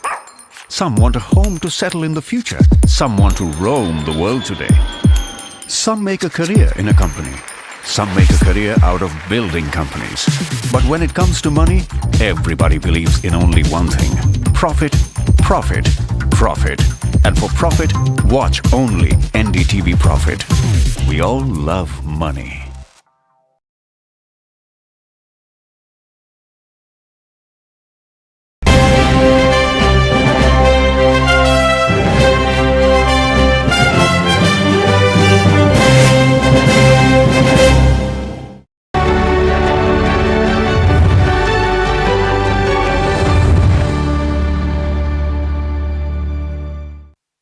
प्रधानमंत्री जी, ANI के साथ बात करने के लिए धन्यवाद।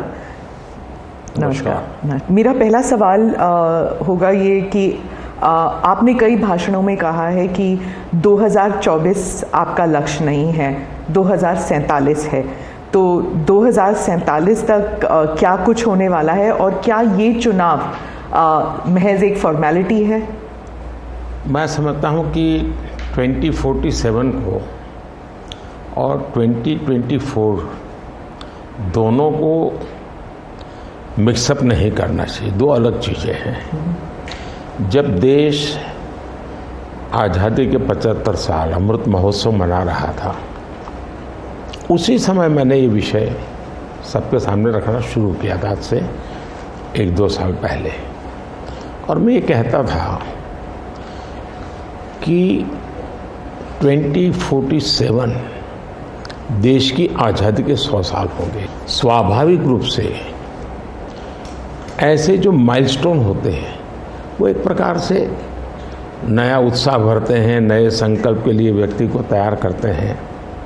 और उस अर्थ में मेरा मत था कि एक मौका है, 75 साल पर हम खड़े हैं, 100 साल पहुंचने वाले हैं, इस 25 साल का सर्वाधिक उपयोग कैसे करें।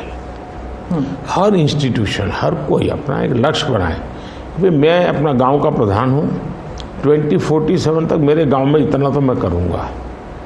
आरबीआई को मैं कार्यक्रम में अभी गया, 90 साल का उनका था। तो मैंने कहा कि 10 साल बहुत महत्वपूर्ण है, आपके 100 साल होंगे, इस पर अभी से सोचिए। तो मेरे मन में 2047 ये भारत की आज़ादी के 100 साल और देश में एक प्रेरणा जगनी चाहिए। और आज़ादी के 100 साल अपने आप एक बहुत इंस्पिरेशन है, किसी व्यक्ति की जरूरत नहीं है। तो एक पार्ट तो वो है, दूसरा है 2024। 2024 ये चुनाव का हमारा जो क्रम है 5 साल का, उसके हिसाब से वो आया हुआ क्रम है। और मैं मानता हूँ कि चुनाव ऑल टुगेदर डिफरेंट थिंग है। एक तरफ इस चुनाव में आप देखते हैं, लोकतंत्र में चुनाव को हमने लाइट नहीं लेना चाहिए। ये एक बहुत बड़ा महापर्व है और इसलिए मेरा तो मत है कि उत्सव के रूप में मनाना चाहिए। उससे जैसे स्पोर्ट्स, उसका जब फेस्टिवल होता है, स्पोर्ट्स के इवेंट होते हैं, वो स्पोर्ट्समैन स्पिरिट को पैदा करते हैं, प्रतिस्पर्धा भी। जब खेल का मैदान होता है तो देखने वाले, खेलने वाले, स्पोर्ट्समैन स्पिरिट का एक एनवायरनमेंट क्रिएट होता है जो हमारे संस्कार बन जाते हैं। चुनाव का ये माहौल अगर हम उत्सव में पलट दें, लोकोत्सव बना दें, तो हमारी रगों में, डेमोक्रेसी आने वाली पीढ़ियों के रगों में वो संस्कार बन जाती है। और लोकतंत्र के लिए बहुत आवश्यक है कि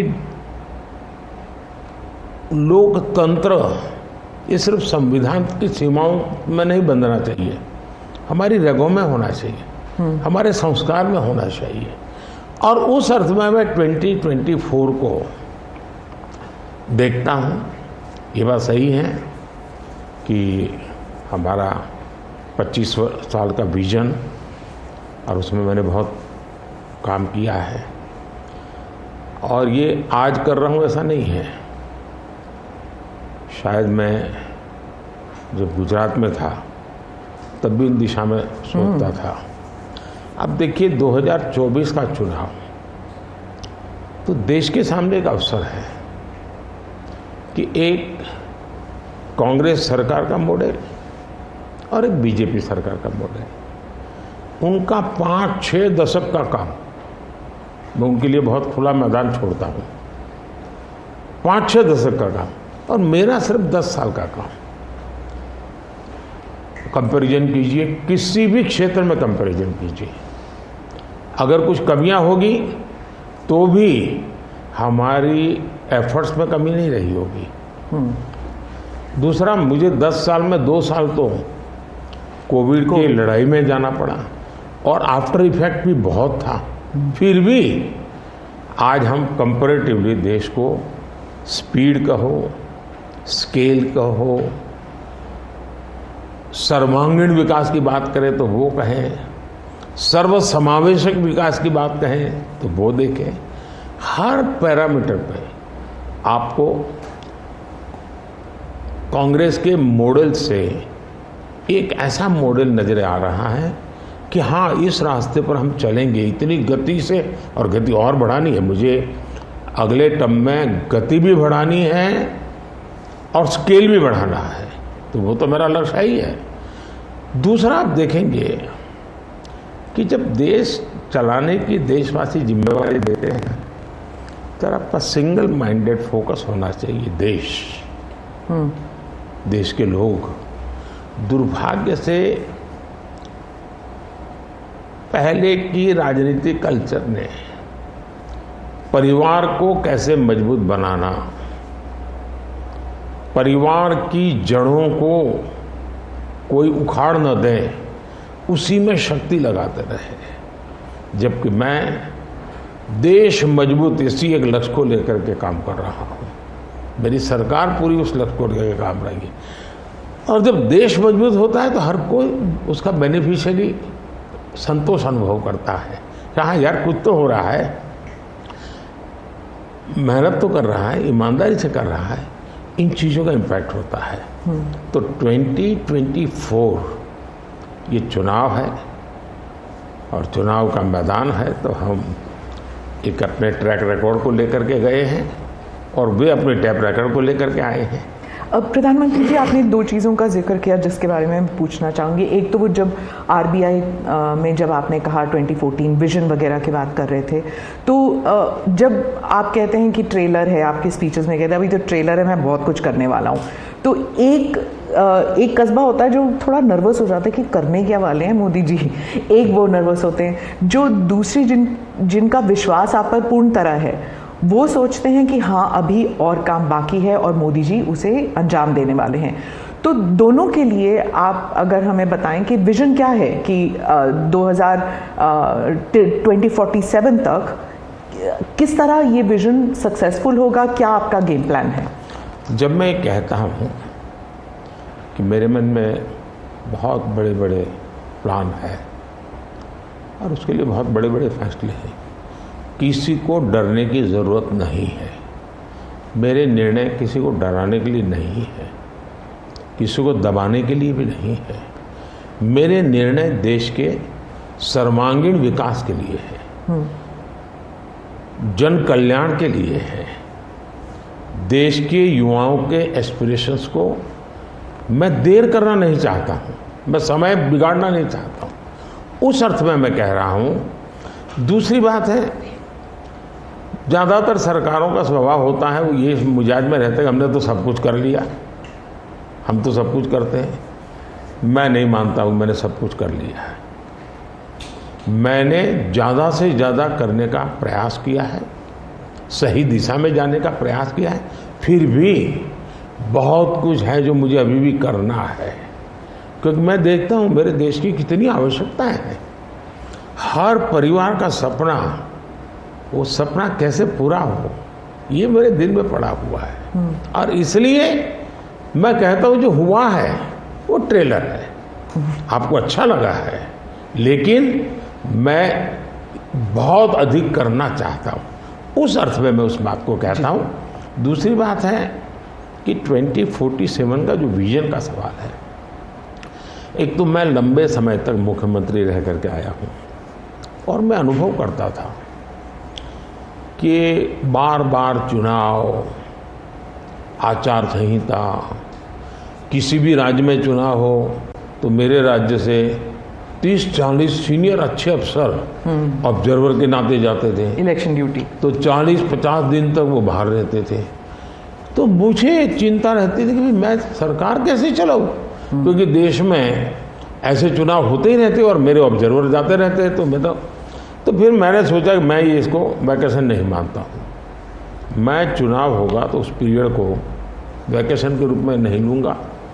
मैं अफसरों को पहले से काम देता हूँ, भाई अगली सरकार के लिए ये काम करो। तो मैं उस समय भी 100 दिन का प्लान करता था। हाँ, उसी में पूछना था मुझे। हाँ। अभी तो चुनाव हो ही रहे हैं, अभी रिजल्ट्स भी नहीं आए और आप 100 दिन का प्लान बना रहे हैं। मैं चुनाव में जाने से पहले शुरू किया। हाँ। और दरअसल मैंने कैसे किया कि मैं पिछले 2 साल से 2047 को ध्यान में रख के काम करता था और उसके लिए मैंने देश भर में लोगों के ओपिनियन मांगे, सुझाव मांगे। शायद 15 लाख से अधिक लोगों के मैंने सुझाव लिए हैं कि वो आने वाले 25 साल में हिंदुस्तान को कैसे देखना चाहते हैं। और मैंने सभी यूनिवर्सिटीज़ को कांटेक्ट किया, मैंने अलग अलग NGO को कॉन्टेक्ट किया, संगठनों को, और 15-20 लाख लोग उन्होंने इनपुट दिया। फिर मैंने AI की मदद लेकर के उसको सब्जेक्ट वाइज बनाया, उसका काफ़ी मैंने टेक्नोलॉजी, आर्टिफिशियल इंटेलिजेंस, हाँ, टेक्नोलॉजी का भरपूर उपयोग किया। ओके। मैंने हर विभाग में अफसरों की एक डेडिकेटेड टीम बनाई कि भाई इस पर काम कीजिए, कैसे हो सकता है। अगले टर्म के लिए 25 साल के लिए। और फिर मैंने खुद ने उनके साथ बैठा, प्रेजेंटेशन दिए 2-2, 2.5 घंटे, और मेरा विजन के अनुरूप क्या चीज़ें हैं, कौन सी चीज़ें डुएबल हैं, कौन सी चीज़ें डुएबल नहीं। थोड़ा सा ट्रेलर बता सकते हैं? उसको मैं ऐसा है कि आचार संहिता चल रही है। अच्छा। मैं अभी अगर इन चीज़ों को बताऊंगा तो शायद कोई उसको गलत अर्थ में ले लेगा, तो मैं उसमें फंसना नहीं चाहता हूँ जी। लेकिन इसमें कुछ छुपा हुआ नहीं है, मिल ही जाएगा। दूसरा मैंने कहा कि मैं चाहता हूँ कि ये जो मैं डॉक्यूमेंट बना रहा हूँ, जो मेरा विजन है, लेकिन वो विजन मोदी की बपौती नहीं है, वो 15-20 लाख लोगों के विचारों को उसमें समाहित किया। एक प्रकार से इसकी ओनरशिप देश की है। 15-20 लाख लोग इनपुट देते हैं, मतलब पूरा देश दे रहा है जी। मैंने क्या किया है कि मैंने उसको अभी डॉक्यूमेंट के रूप में तैयार करवा रहा हूँ। जैसे ही चुनाव प्रक्रिया पूरी हो जाएगी, तुरंत वो स्टेट को भेज दिया जाएगा। ओके। मैं चाहूँगा कि स्टेट उस पर काम करे। स्टेट को क्या लगता है, क्या हो सकता है, क्या नहीं। और वो सिर्फ बीजेपी स्टेट्स नहीं है, सभी नहीं, पूरा देश, ये देश का है, ये भाजपा का नहीं है जी। ओके। ये काम देश का है जी। फिर मैं नीति आयोग की मीटिंग बुलाऊंगा, उसमें इस पर व्यापक चर्चा करूंगा मुख्यमंत्रियों के साथ, और फिर उसमें से एक फाइनल चीज़ बनेगी। दूसरी तरफ मैंने अफसरों को कहा कि अभी जो हमारे सामने चित्र बना है, जो कुछ भी इनपुट आए उसका आधार, और मैंने अपने इनपुट दिए, उसमें से मुझे 3 हिस्सों में काम करना है। एक, बीजेपी का जो मैनिफेस्टो आएगा, उसमें से करणीय काम तुरंत कैसे ले सकते हैं। दूसरा, ये जो 25 साल का हमारा जो एक खाका बना है, जो मेरा अपना विजन है, अभी तो मैं चाहूँगा कि मुझे और भी उसमें क्रिटिकल इनपुट चाहिए मुझे। मैं ऐसा नहीं मानता हूँ कि सब कुछ मुझे ही समझ और मुझे ही दिखता है। कोशिश मैंने भारी की, मैंने काफ़ी समय लगाया इसमें। उसको मैं 3 हिस्सों में बांटा। एक 25 साल, उसके लाइट में मेरे नेक्स्ट 5 ईयर, और उसके लाइट में मेरे फर्स्ट 100 डेज। तो इस प्रकार से मैंने पूरा डिजाइन बना अफसरों को काम पे लगा दिया है, क्योंकि मैं 1 मिनट भी गंवाना नहीं चाहता हूँ जी।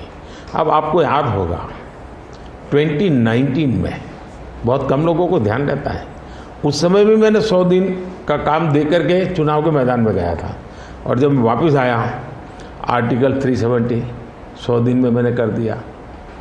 3 तलाक से मेरी बहनों को मुक्ति दिला दी, पहले 100 दिन में किया। UAPA बिल सिक्योरिटी को लेकर के हमने 100 दिन में कर दिया। बैंकों का मर्जर बहुत बड़ा काम था, हमने 100 दिन में गए। इतना ही नहीं, पशु का टीकाकरण, ये कोविड के टीकाकरण की इतनी चल रहा है ना, मैं देश में पहली बार करीब 15,000 करोड़ रुपया लगा करके पशुओं के टीकाकरण का बड़ा अभियान चला रहा हूँ, और मैंने 19 में पहले 100 दिन में किया था। तो मैं 100 दिन क्या काम करना वो हैफाजत नहीं करता, मैं बिल्कुल प्लानिंग करके उसको आधार पर आगे चलाता हूँ।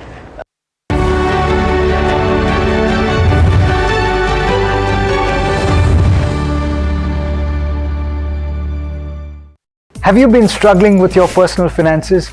You're not alone. There are a lot of people out there that find it difficult to manage their money.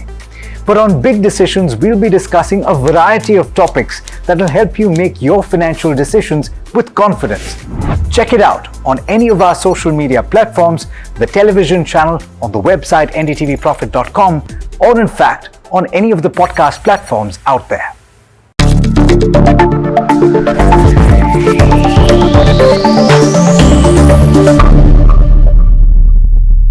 Hi, I'm Tanuj Bhojwani and I run People Plus AI. We're an organization that helps startups build AI. Is AI useful in India? Most definitely, yes. We have a huge, approximately 60 crore people using the net passively, meaning they're watching YouTube, Instagram, etc. But perhaps only 20 or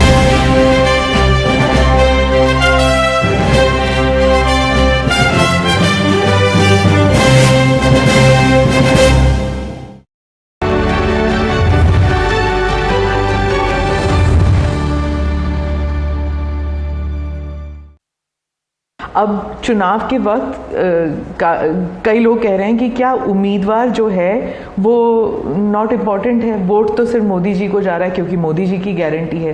तो election के दौरान ये सब terminology important होता है। पहली बात है, उम्मीदवार ही नहीं, चुनाव में हर मतदाता इम्पोर्टेंट होता है।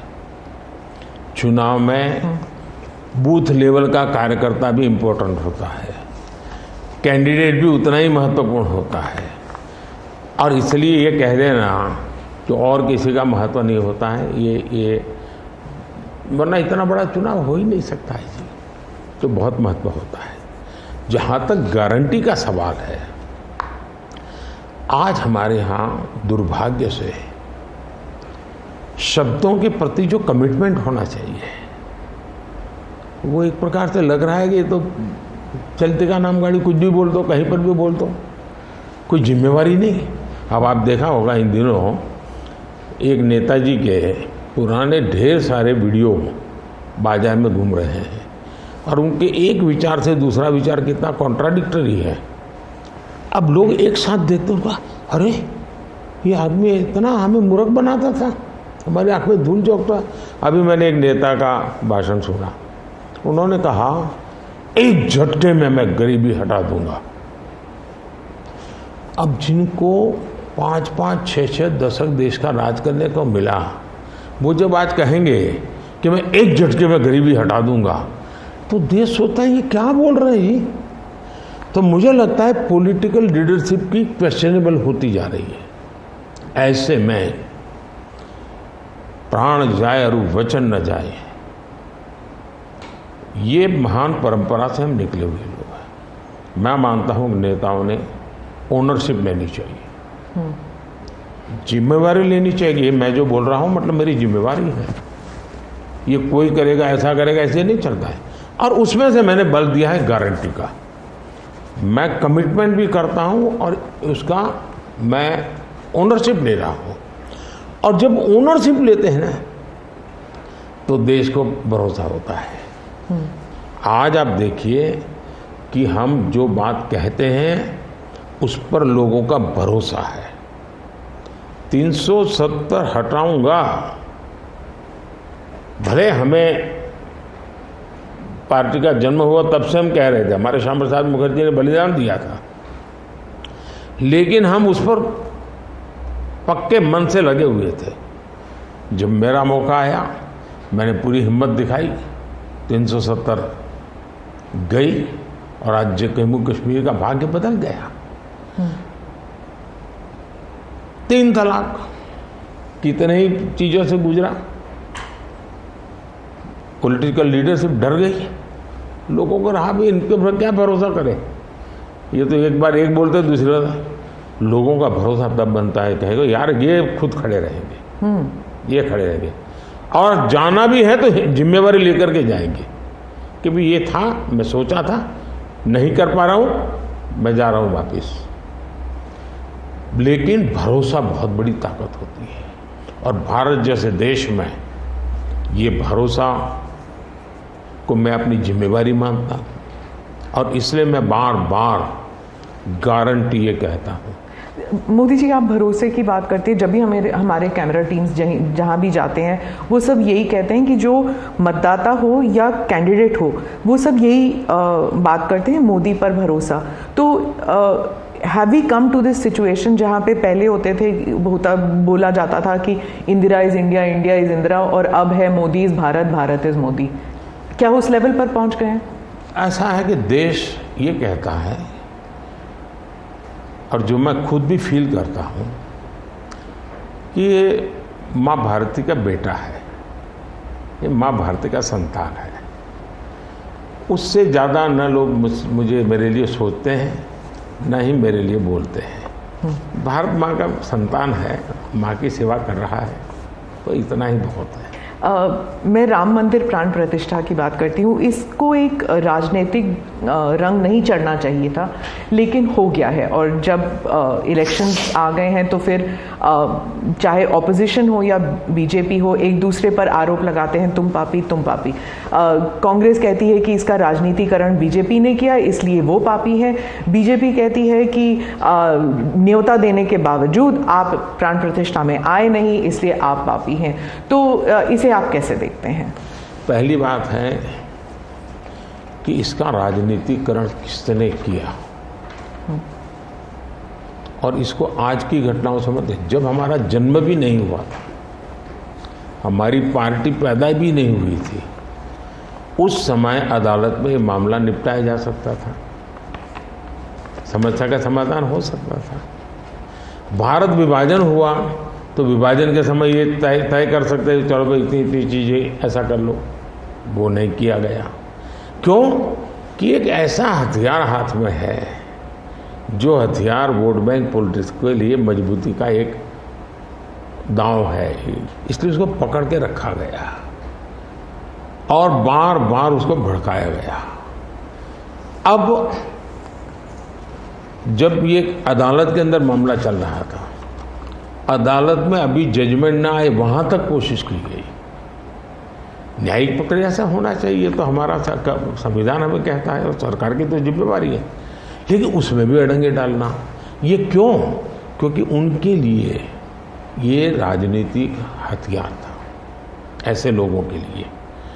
और देखिए राम मंदिर का, ऐसे लोग हैं राम मंदिर कर रहे हैं, तुम्हें मार देंगे, ऐसा करके वोट बैंक बनाने का एक तरीका था। अब हुआ क्या, राम मंदिर बन गया तो उनके हाथ से वो मुद्दा ही चला गया। अब वो किसी को डरा नहीं पा रहे हैं राम मंदिर आ जाएगा, आ गया, कुछ नहीं हुआ, आग नहीं लगी कोई।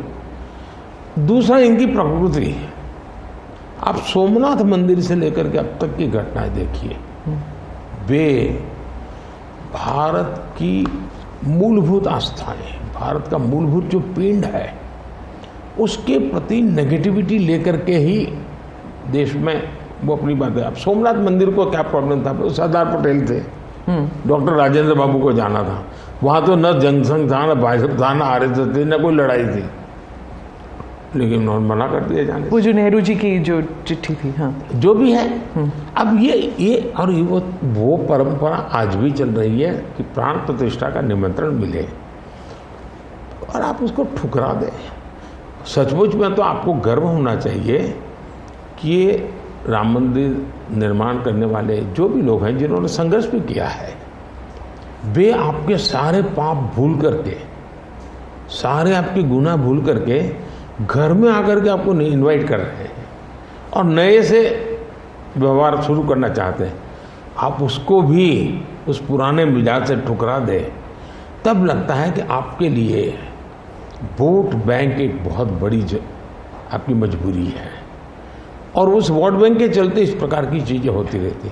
और ये किसी को नीचा दिखाना, किसी का अपमान करना, ये अपना अधिकार मानते हैं। और मैं कभी कभी कहता हूँ ये तो नामदार है, हम तो कामदार है। अब मैं नॉर्थ ईस्ट जाऊँ, वहाँ के लोग कोई कपड़े पहना दे, मैं पहनता हूँ, उसकी भी मजाक उड़ाना, यानी हर चीज़ की। मैं तमिलनाडु जाऊँ, लुंगी पहनूँ, तो उनको लगता है देखो ये कर रहा है, वो कर रहा है। मैं हैरान हूँ जी, इतनी नफरत लोकतंत्र में नहीं होती है, नहीं होनी चाहिए। देखिए हमारे लिए, मैं मानता हूँ ये न राजनीति का विषय हम लोगों के लिए है, न होना चाहिए और न कभी होगा।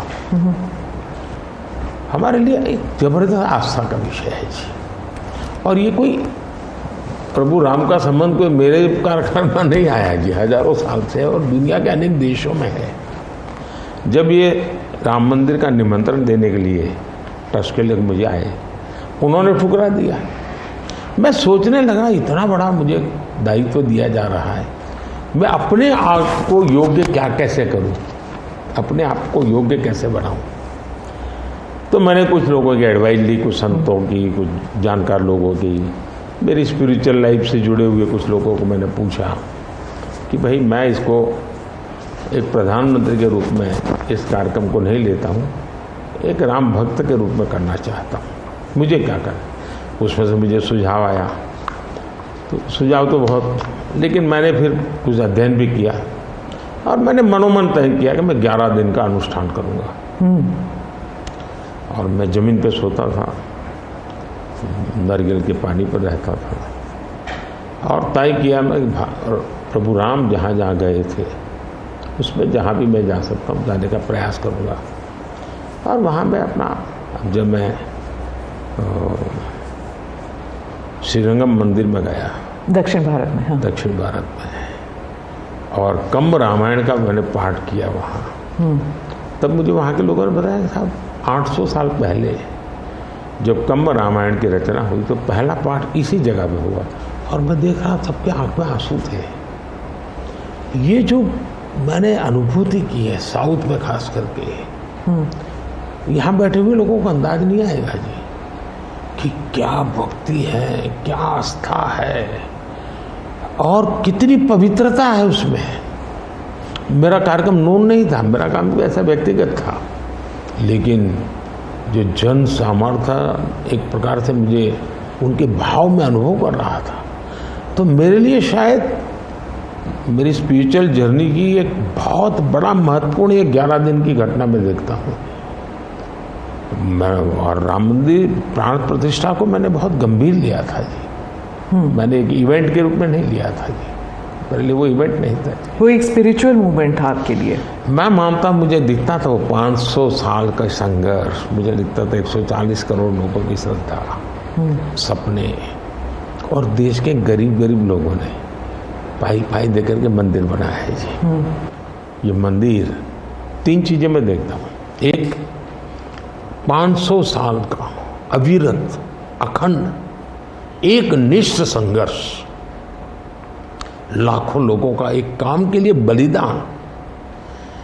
दूसरा, लंबी न्यायिक प्रक्रिया, इतने सालों की न्यायिक प्रक्रिया, और न्यायिक प्रक्रिया के हर तराजू से तुल करके निकला हुआ, कसौटी हुआ। दूसरा, टेक्नोलॉजी का उपयोग, ASI के द्वारा उसकी खुदाई, सबूत, ये एक बहुत बड़ा। और चौथा, हिंदुस्तान के कोटि कोटि लोगों ने 1-1, 2-2, 5-5 रुपया जो भी दे सकते दे करके ये मंदिर बनाया है। ये मंदिर सरकारी खजाने से नहीं बना है। ये ऐसे पहलू हैं कि जो भारत के स्वाभिमान को, भारत के सामर्थ्य को, भारत के सपनों को, भारत के संकल्प को और भारत के आने वाली पीढ़ी को बहुत बड़ी प्रेरणा देने वाले हैं।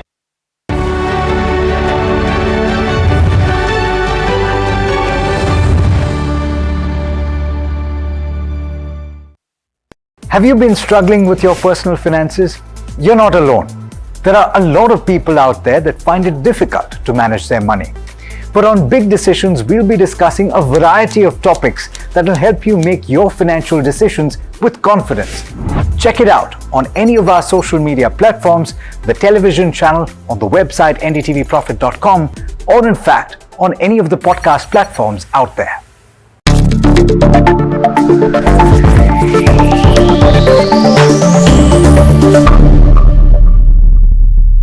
Hi, I'm Tanuj Bhojwani and I run People Plus AI. We're an organization that helps startups build AI. Is AI useful in India? Most definitely yes. We have a huge, approximately 60 crore people using the net passively, meaning they're watching YouTube, Instagram, etc. But perhaps only 20 or 30 crores who are actively contributing or transacting on e-commerce websites. One big hurdle is because this involves typing, needs you to be literate, comfortable with using the smartphone, etc. One huge area AI will change in India is the use of voice, video and other multimodal technologies. These new LLMs can understand human voices, accents and languages like nothing ever before.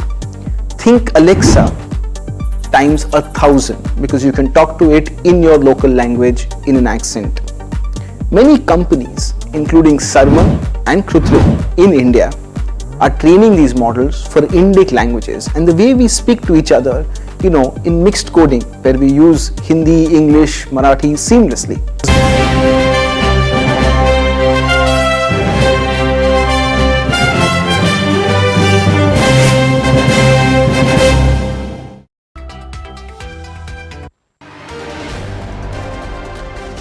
Benchmarks extend losses for third session amid weak global cues. Sensex falls below 73,000 while Nifty trades below 22,200 levels. Broader markets recoup losses, outperforms the Nifty. Mixed bag across sectors. PSU banks and IT weaken the most. On the other hand, media, oil and gas emerge as top gainers. And rupee slumps to a record low against the US dollar amid heightened tensions in West Asia. Meanwhile, gold spikes. And the special additional excise duty on crude has been raised 41% to 9,600 rupees per ton, marking a fourfold increase since the start of the year.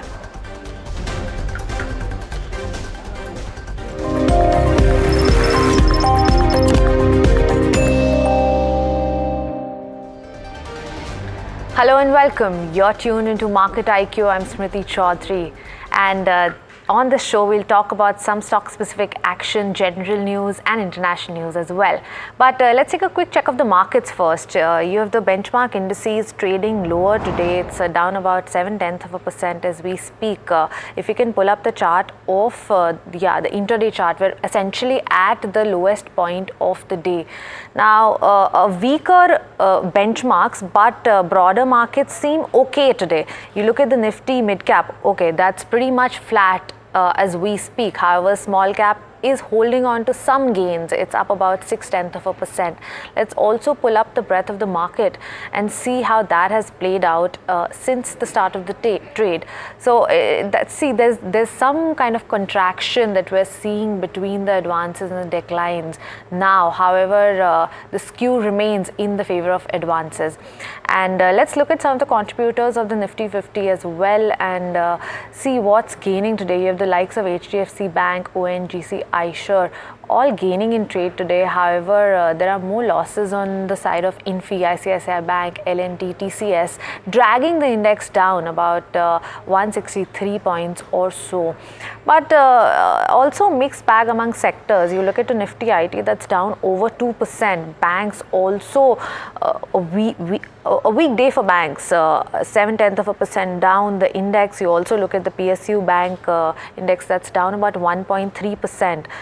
On the gaining end of the spectrum, you have FMCG, pharma, media, oil and gas, and consumer durables doing fairly well in trade today. Media doing much better than others, up about 0.8%. Let's also look at some of the stock specific action.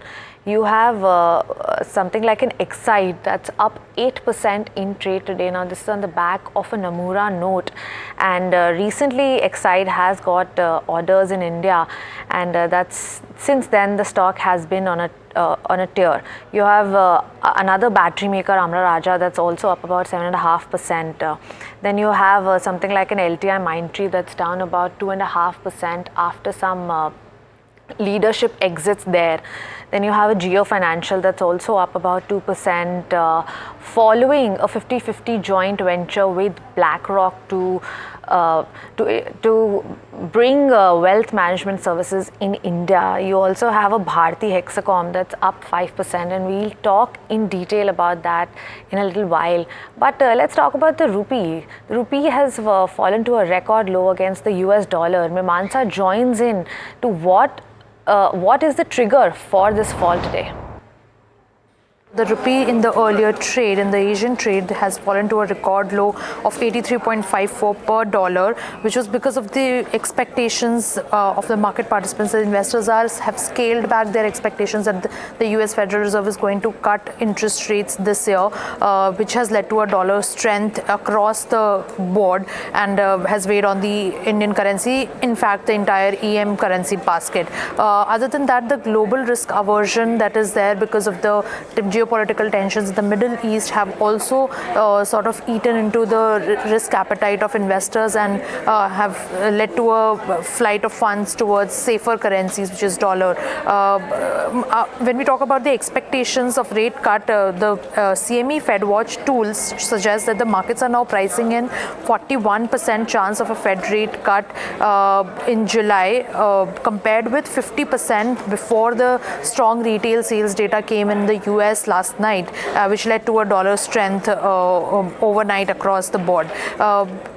If we talk about the Asian basket in general, the weakness in Chinese yuan particularly, which is sort of a marker for Asian currencies, along with Indonesian rupiah and South Korean won, have also weakened, but the central banks of these currencies have seemingly intervened in the market and has curbed a sharp depreciation in the currencies. In India too, traders are have speculated that the RBI has sold dollars to intervene in the market and curbed a further fall in the rupee, although they are looking at 83.60 as the cap on the dollar rupee levels for rest of the day, but RBI may continue to intervene and limit any further fall as they have robust forex reserves of $648 billion.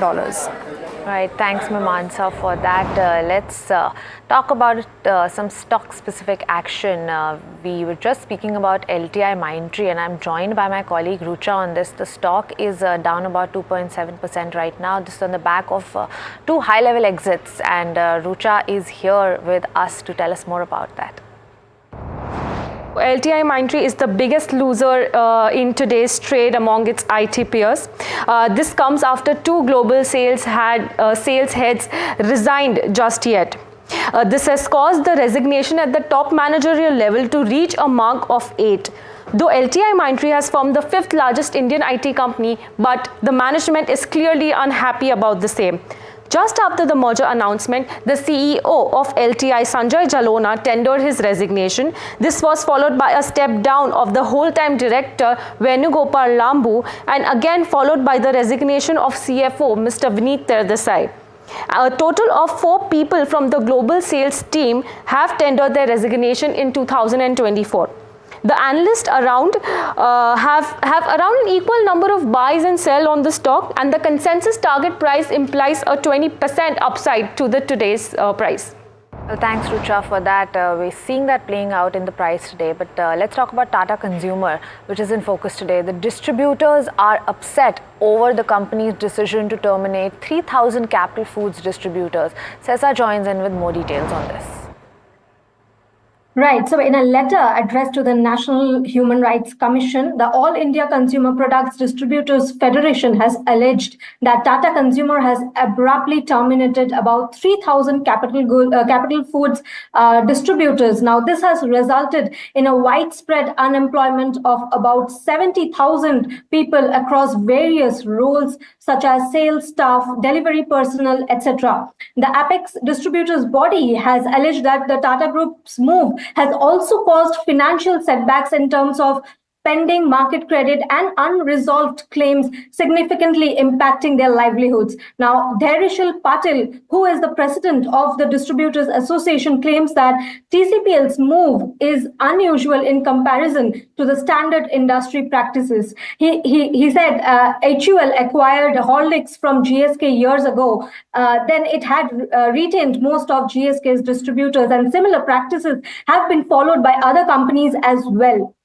And Patel says that the Tatas should also give the distributors a safe exit. Now, the association has reached out to TCPL chairman N. Chandrasekharan regarding this issue. However, they have not received a response yet. Meanwhile, the association has appealed to the Human Rights Commission to intervene and safeguard the rights of distributors from further adversities. We have also reached out to Tata Consumer. However, they have declined to comment on the queries with regards to this matter.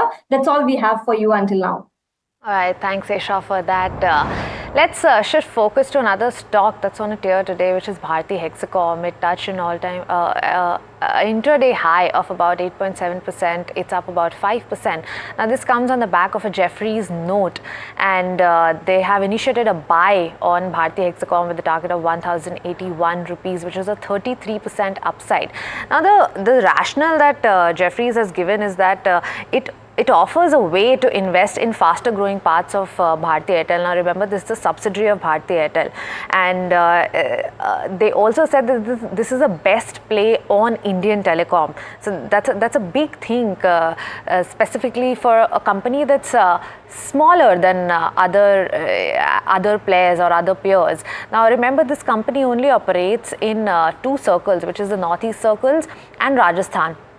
So it has a lower tele-density, and because of that there's a higher growth that they're predicting. Now it offers higher return on capital and better free cash flows according to Jefferies. They also put a number to it. They expect the revenues to deliver 16% CAGR growth, while EBITDA to grow about 21% CAGR from FY24 to FY27. They also expect moderation in capex to result in 40% CAGR in free cash flows. Now remember that Bharti Hexacom does not have any spectrum liability that will be due from FY26. Remember, there's a moratorium that will be lifted in around September 2026, when telecom players will have to start paying, and Bharti Hexacom because it doesn't own that spectrum, it won't have a large amount of liability there, which will give a boost to its free cash flows. And Jefferies is expecting a 4 to 6 percentage point boost in FY26 and 27. They also expect hefty market share gains, and as I said, they operate in lower tele-density areas, which is why they expect higher gains in that part of it. They also expect 12% CAGR in ARPU, 4% CAGR in mobile subscribers from FY24 to FY27. However, there are two key risks that Jefferies has highlighted. Sorry. The two risks that they're talking about is a delay in tariff hike and change in terms of related party transactions with Bharti Airtel. And we'll keep a watch on that and see how that plays out. But let's talk about the broader markets that were shaken by the commentary of the regulator in the last couple of months and the February's results of stress test. In fact, for the first time in 30 months, small cap mutual funds turned negative during March. The overall net flows across mutual funds have recorded an outflow of 1.59 lakh crore. Asset management companies have now disclosed their second round of stress test results for mid and small cap stocks for March. And what's important to note is that most AMCs have reduced the days to liquidate their funds. 4 of the top 10 small cap funds have reduced the days for liquidating their funds, while 3 of them have increased their time to exit their positions. Results for the 10 mid cap funds, on the other hand, showed a mixed picture, with 3 funds increasing and 3 more decreasing the number of days to liquidate. But let's move on to a Supreme Court case that has been in the focus. Now, this is the Patanjali misleading ads case. The Supreme Court cautioned Ramdev and Managing Director Acharya Balakrishna for disrespecting allopathic treatment, stressing on the need to honor all medical practices. What else did the top court say? My colleague Varun joins in to tell us more about that. That's right. In the weekly hearing that has been taking place in the Patanjali misleading ads case, senior advocate Mukul Rohtgi, appearing for Baba Ramdev and Acharya Balakrishna, again tried to persuade the court to accept their apology. Rohtgi even said that both Ramdev and Balakrishna are ready to apologize to the public as well. Now, during the hearing, the top court called both Ramdev and Balakrishna to the forefront and questioned them whether it would be right to accept their apology, given that their actions are in direct confrontation with the court's directives and with their own undertakings as well. The top court said that although Patanjali and Ramdev have been doing good work for yoga and Ayurveda, they cannot advertise medicines for diseases that are incurable, as that is prohibited under law. As a result, Ramdev said that it will make sure that moving forward, it would issue no such statements to the public.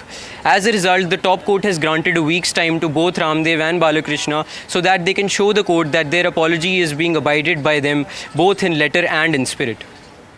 Thanks, Varun, for being so comprehensive with us. But it's time for a short break, but don't go anywhere. We'll be back with more news and updates on the other side.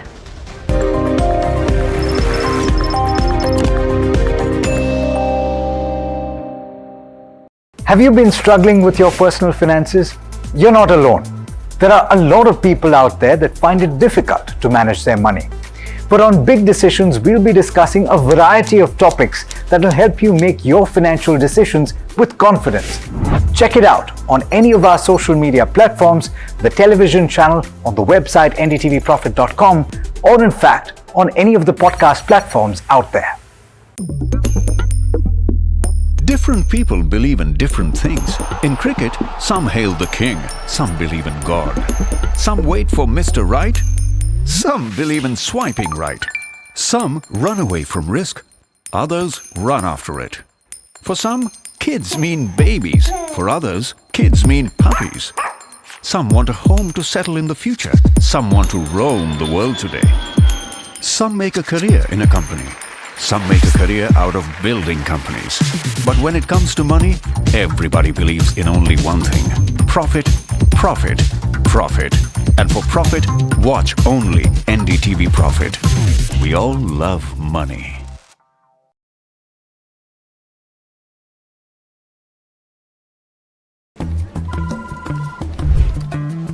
Bro, what are you doing? I'm trading FNOs. So, have you made any money? Oh, it's simple. If you think the market is moving upwards, just buy Nifty call option. But if you think the market could slide downwards, simplifying futures and options trading. Don't worry about the future. We've got your options covered. Futures and options strategy that will help you move with the tide. An unmissable trade. If you want to be in the money.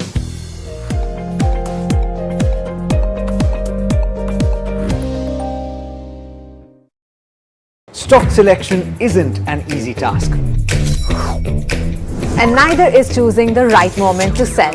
Whether it's a doubt about a short-term trade or a long-term investment, all you have to do is ask Profit.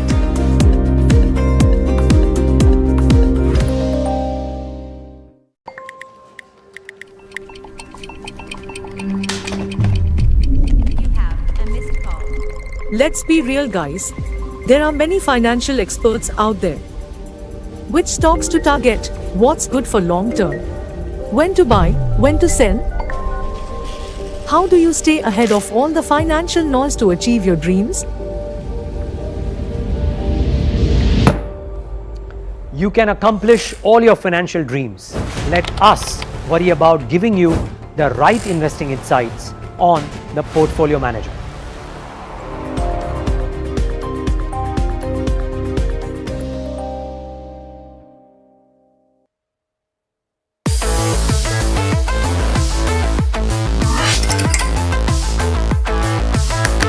Listen to the voices of reason as they talk about corporate health and investing principles with me, Neeraj Shah, on my show, Talking Point.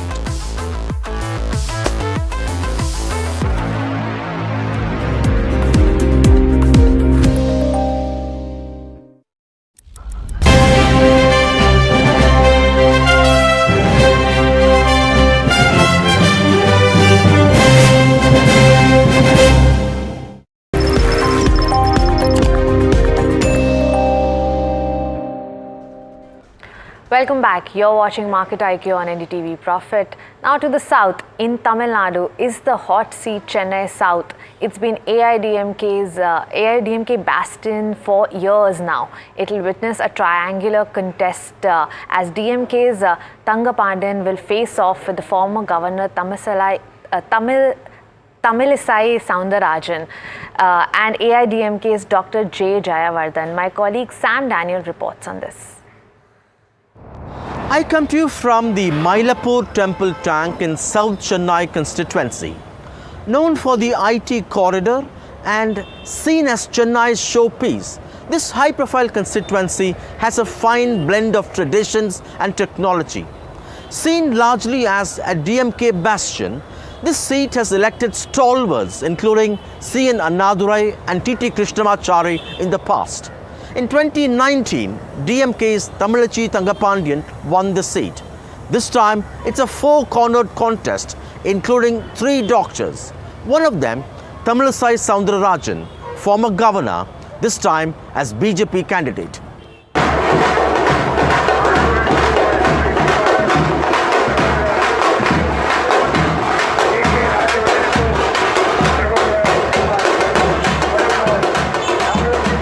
DMK DMK's professor turned MP Tamilachi Thangapandian seeks a second term from South Chennai. The ruling DMK that swept the 2019 polls has strengthened its formidable alliance, adding Kamal Hassan's Eminem to its kitty. South Chennai was hit hard by the 2023 Migjong cyclone and the floods later. The opposition blames it on the ruling DMK for the disaster,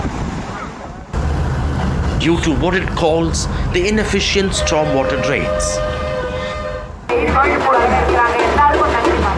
Fighting this election on federalism and financial discrimination by the centre, the DMK trains its guns both on the BJP attempting to make inroads in Tamil Nadu and the AIADMK, the key opposition. Prime Minister who took a helicopter and flew over Gujarat when it was hit by a cyclone and gave 1,000 crores to the then Chief Minister didn't even give a single pie to our Tamil Nadu. Tamil Nadu people will never either forgive or forget people who have not been there with us in our time of distress. The AIADMK had lost both elections it fought in alliance with the BJP after Jayalalitha died. It has snapped ties with the Saffron Party, and this will be its first election under the singular leadership of EPS, who believes he'll be able to reclaim the party's lost political fortunes, just like as it promises to restore the buried marshland that lies underneath this dump yard. AIADMK's former MP Dr. Jayawardhan, who lost the seat in 2019, seeks to win it back. He promises reclaiming the Pallikaranai marshland, Chennai's last remaining wetland, including the 300-acre Perangudi dump yard in this area. The AIADMK has roped in late actor Vijayagant's DMDK, hoping the sympathy factor following his recent death would add muscle to the alliance. Our party has a history where we had won elections, where we had faced the elections alone. DMK government increased all the taxes, water, sewage tax. So people are very angry at the present DMK government. Your key opponent will be the DMK or the BJP? See, obviously the key opponent will be DMK because people are not talking about BJP. BJP candidate Tamilisai Soundararajan has taken a gamble, giving up her governorship the BJP rewarded her with after she lost the 2019 polls in Thoothukudi. Her promise, she would be South Chennai's Akka or older sister. The National Party, with a negligible presence in the state, has no major allies except the PMK, that's strong in the one-year dominant northern Tamil Nadu. Accusing the DMK of family politics and corruption, Tamilisai counts on Prime Minister Modi's magic and Annamalai's recent Padayatra. For the BJP this time, there's no strong alliance in Tamil Nadu. Is that going to be a challenge for you? No, the strong alliance is there because we cannot say in politics it's a bigger party or smaller party. But I have noticed when our Honorable Prime Minister visited Tamil Nadu, it was a very, very strong support for our Honorable Prime Minister. When Brother Annamalai conducted the Padayatra, there was a great support. So definitely the support base has increased. Despite being a hotspot for flooding, South Chennai continues to be a melting pot for tech, higher education, films, business and even lung space. It's a prestige seat for political parties, and the big question, will the rising sun continue to shine here or pave way for the two leaves to rise or nurture the lotus to bloom? In Chennai with Suresh, Sam Daniel, for NDTV. Well, let's talk about some of the stocks again. We're seeing a sharp reaction in CRISIL. It's down about 3.5%. Now, this is on the back of the numbers that have just come out for the first quarter. You're seeing revenues that have gone up about 3% to 738 crores. However, margins have come down 5.6%. Margins have EBITDA margin has contracted to 26% versus 28.5%. This is on year-on-year basis. The net profit is also down about 5.6% to 138 crore. And you can see that sharp fall in the stock after the announcement of results here. We also have Ugro Capital. We're seeing a positive uptick there. If we can pull up the numbers for Ugro Capital. Now, this comes on the back of the numbers that it has, the business update. You look at the overall AUM that has grown at over 9,000 crore, which is a 48% year-on-year rise. You also see gross loan origination at about 2,850 crore, and a sharp reaction to that. It's up about 3.5% as we speak. But let's get back to the politics of it. Ahead of the Lok Sabha elections, we have all right, seems like we're out of time on this edition of Market IQ. That's all that we have, but we'll be back on Thursday. But don't go anywhere, lots more lined up on the other side. Stay tuned.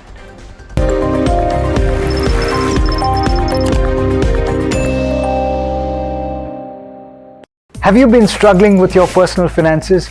You're not alone. There are a lot of people out there that find it difficult to manage their money. But on Big Decisions, we'll be discussing a variety of topics that will help you make your financial decisions with confidence.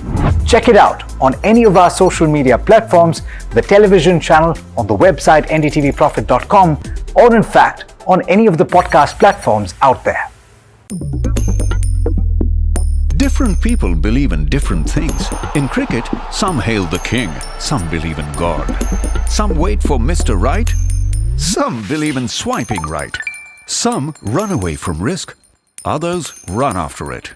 For some, kids mean babies. For others, kids mean puppies. Some want a home to settle in the future. Some want to roam the world today. Some make a career in a company. Some make a career out of building companies. But when it comes to money, everybody believes in only one thing: profit, profit, profit. And for profit, watch only NDTV Profit. We all love money.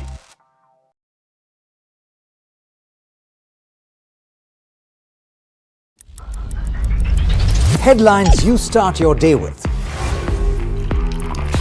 What matters worldwide is now in the palm of your hands. Get ready to seize the day and maximize your financial potential. Stay ahead of the curve with all you need to know on NDTV Profit.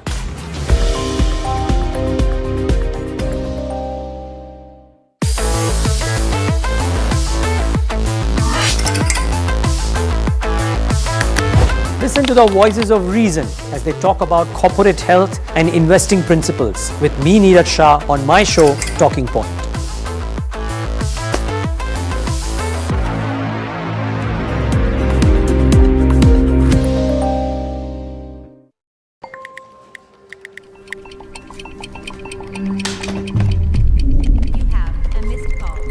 Let's be real, guys. There are many financial experts out there.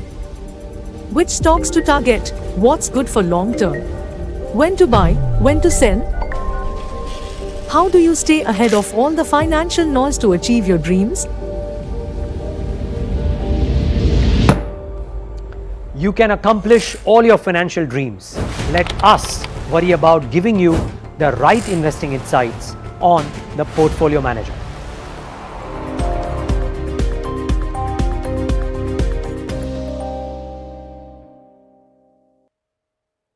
Stock selection isn't an easy task.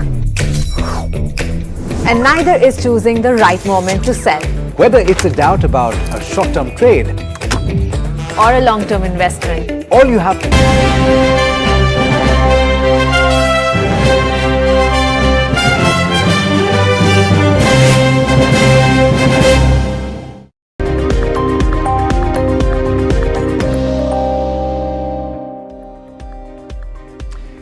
Hi, thanks so much for joining in. You're watching the Mutual Fund Show on NDTV Profit, and my name is Alex Matthew. Often this show and the ideas that emerge for the topics on this show are driven by real life. And incidentally, a colleague of mine was speaking to me the other day and said that she wanted to plan for a newborn child.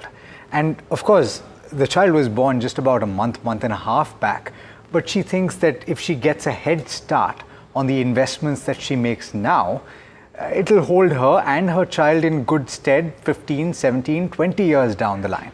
And so to that end, I said, why don't I do a show and I speak to experts about what they would suggest the right approach is to which mutual fund schemes to invest in, and perhaps also which instruments outside of mutual funds to use to supplement an overarching portfolio.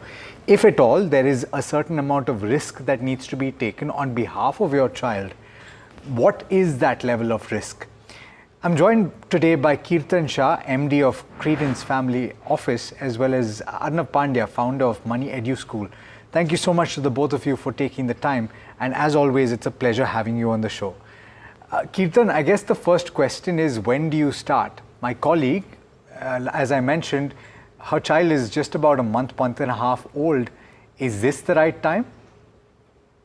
Alex, thanks so much for having me on the show. I think your colleague is correct when she feels that she should start as early as possible. Because the earlier you start and more the time you really have in terms of accumulation, you really will be able to compound your money much faster, or the other way around, might have to save much lower to reach the same goal.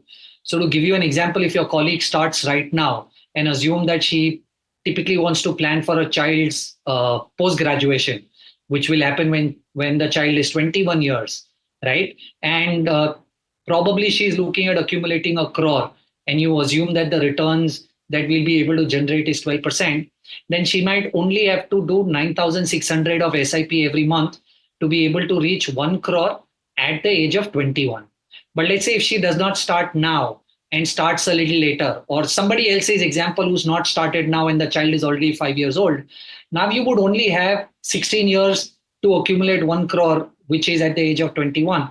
You will have to increase your SIP, which was in the first case 9,600 to 18,300 now. And let's say if you start at 10 years, when the child is 10-year-old and you only have 11 years to go to accumulate 1 crore, you will have to do 38,000 rupees of SIP. So I'm completely with your friend when you say that should she start right now? The answer is definitely a yes, because the more the time she really has to achieve that particular goal, she's going to be able to do it at a much smaller SIP.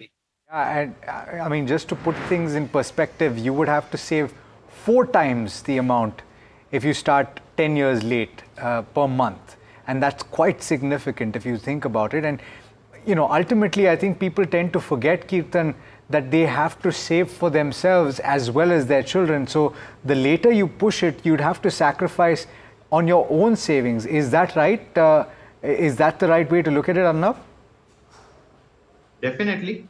Because, see, ultimately, every individual or a family has a limited amount of money. Now, you have multiple goals for your own retirement, for your own spending, plus when you have responsibilities of the child, it's also the child's education and all those things.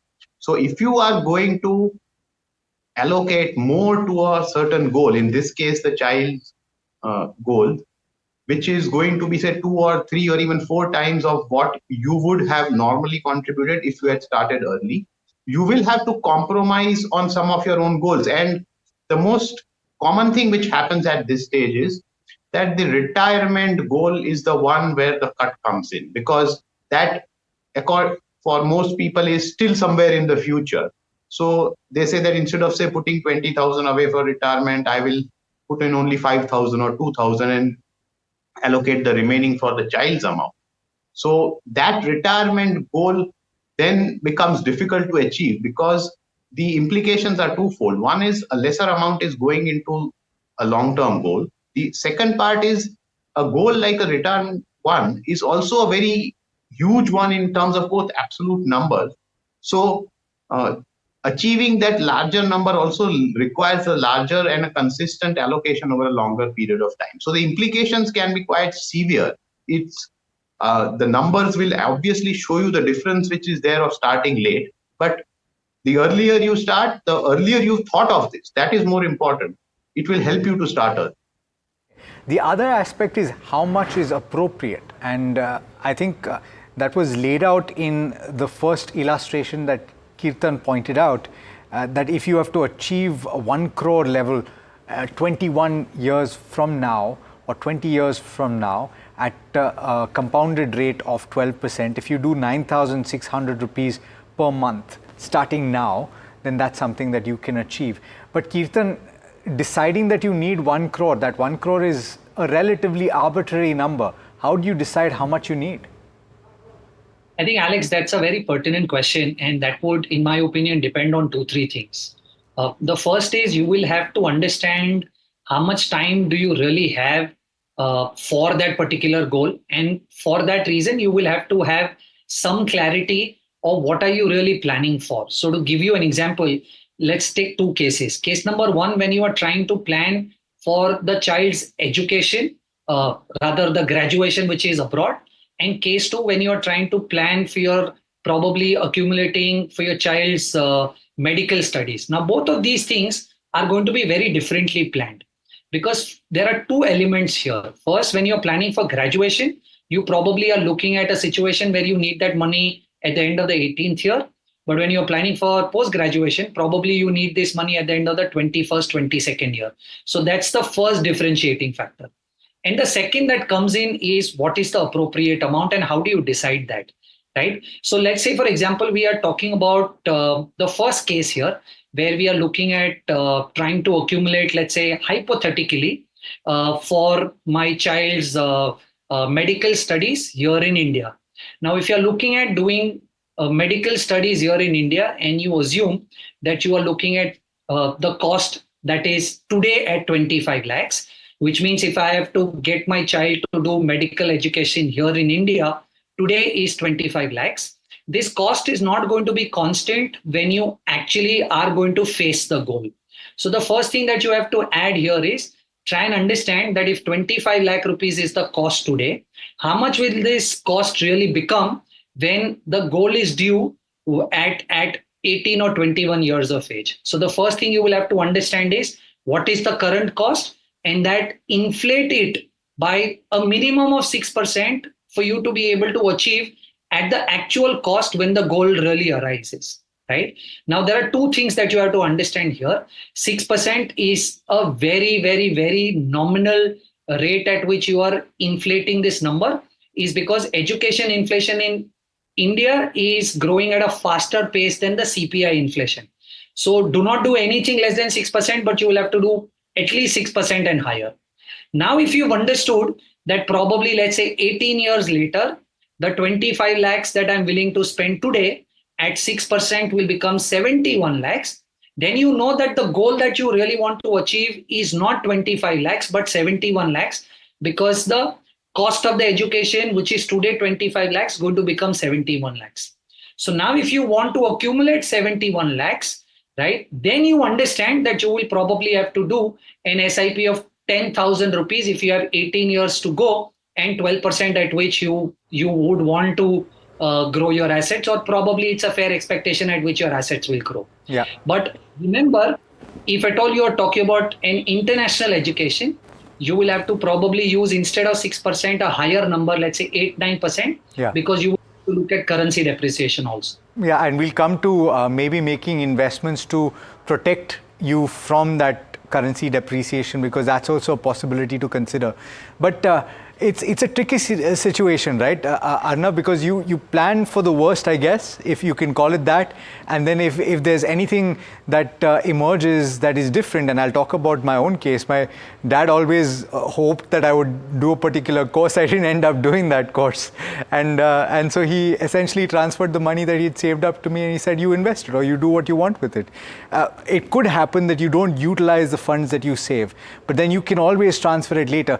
The question that I want to ask is, how do you attribute risk to an individual that is, say, a few months old? You don't know what their nature is going to be down the line, but what you do know is that they've got a lot of time on their hands. So how do you attribute risk when you're investing on behalf of somebody?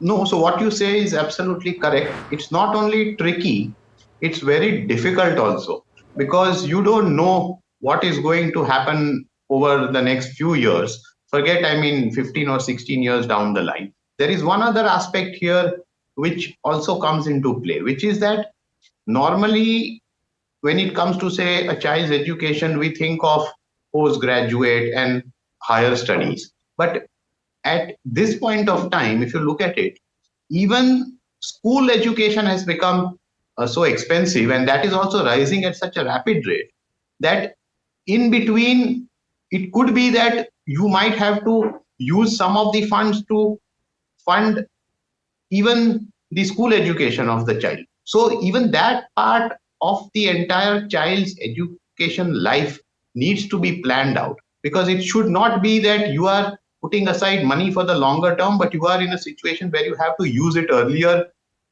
just because you don't have additional funds. So that is one aspect. The other question which you asked was with respect to what is the risk that you attribute to the child in terms of their ability to take risk. Now, the way that one needs to look at this is that, see, obviously we don't know how the child will behave or what their risk-taking ability will be going forward. But in this case, what you are doing is you are investing on behalf of the child for a goal. So you need to take into consideration what is required to achieve the goal. And since time is one of the factors which can help you in this regard, you are in a position to at least take a higher amount of risk. But the main point here is that when you look at goals for a child, and especially when it comes to education, one point which is very important is that you will need the funds on a certain date. That is, if you are, say, going to pay the fees of the child in year X, and then at that point of time, you will need the funds. You cannot say that I can postpone the goal. It's non-negotiable. Yeah. Yes. So which is why for these kind of goals, it is always appropriate to have a balanced portfolio. Sure. And in the initial years, you might have a higher allocation to risk, be a little aggressive, but at least in the last 3 to 4 years, before that goal is to be achieved, the balance within that portfolio has to shift towards debt so that the money is available when you actually want it. Kirtan, you want to come in very quickly? We have to slip into a very quick break, but before that, you've actually laid out this in an illustrative term. You've broken it up in numbers as well. You want to explain that?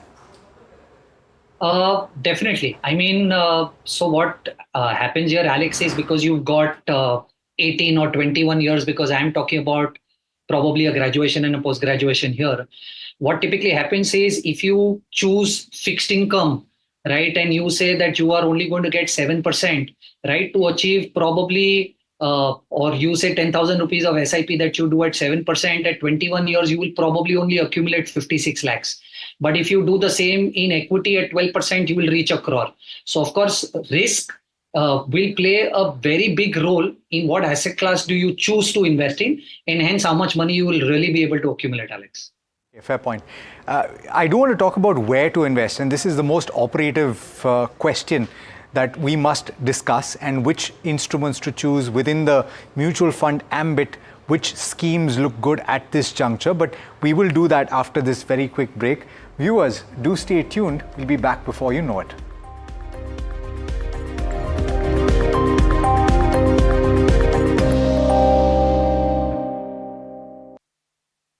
Have you been struggling with your personal finances? You're not alone. There are a lot of people out there that find it difficult to manage their money. But on Big Decisions, we'll be discussing a variety of topics that will help you make your financial decisions with confidence. Check it out on any of our social media platforms, the television channel, on the website ndtvprofit.com, or in fact, on any of the podcast platforms out there. Different people believe in different things. In cricket, some hail the king, some believe in God. Some wait for Mr. Right, some believe in swiping right. Some run away from risk, others run after it. For some, kids mean babies. For others, kids mean puppies. Some want a home to settle in the future. Some want to roam the world today. Some make a career in a company. Some make a career out of building companies. But when it comes to money, everybody believes in only one thing: profit, profit, profit. And for profit, watch only NDTV Profit. We all love money.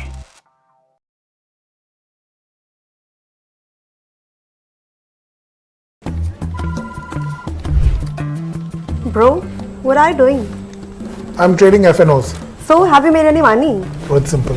If you think the market is moving upwards, just buy Nifty call option. But if you think the market could slide downwards, Simplifying futures and options trading. Don't worry about the future. We've got your options covered. Futures and options strategy that will help you move with the tide. An unmissable trade. If you want to be in the money.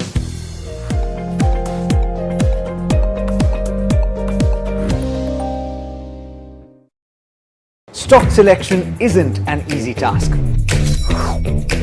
And neither is choosing the right.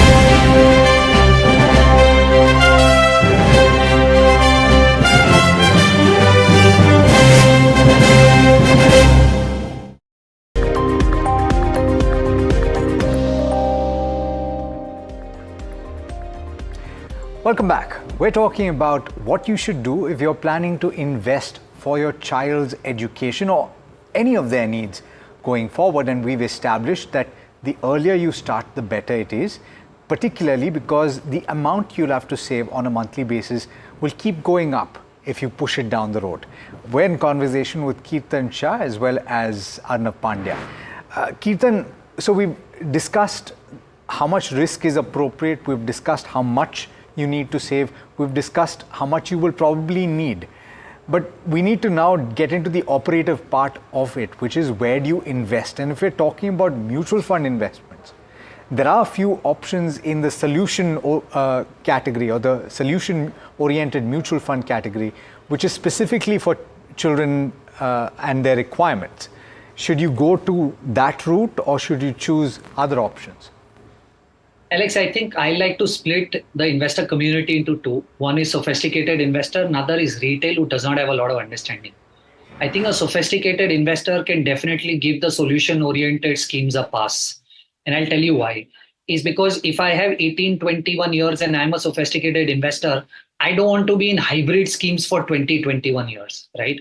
Also, if you look at the performance of these schemes, they are not any superior to the flexi-cap category in the market.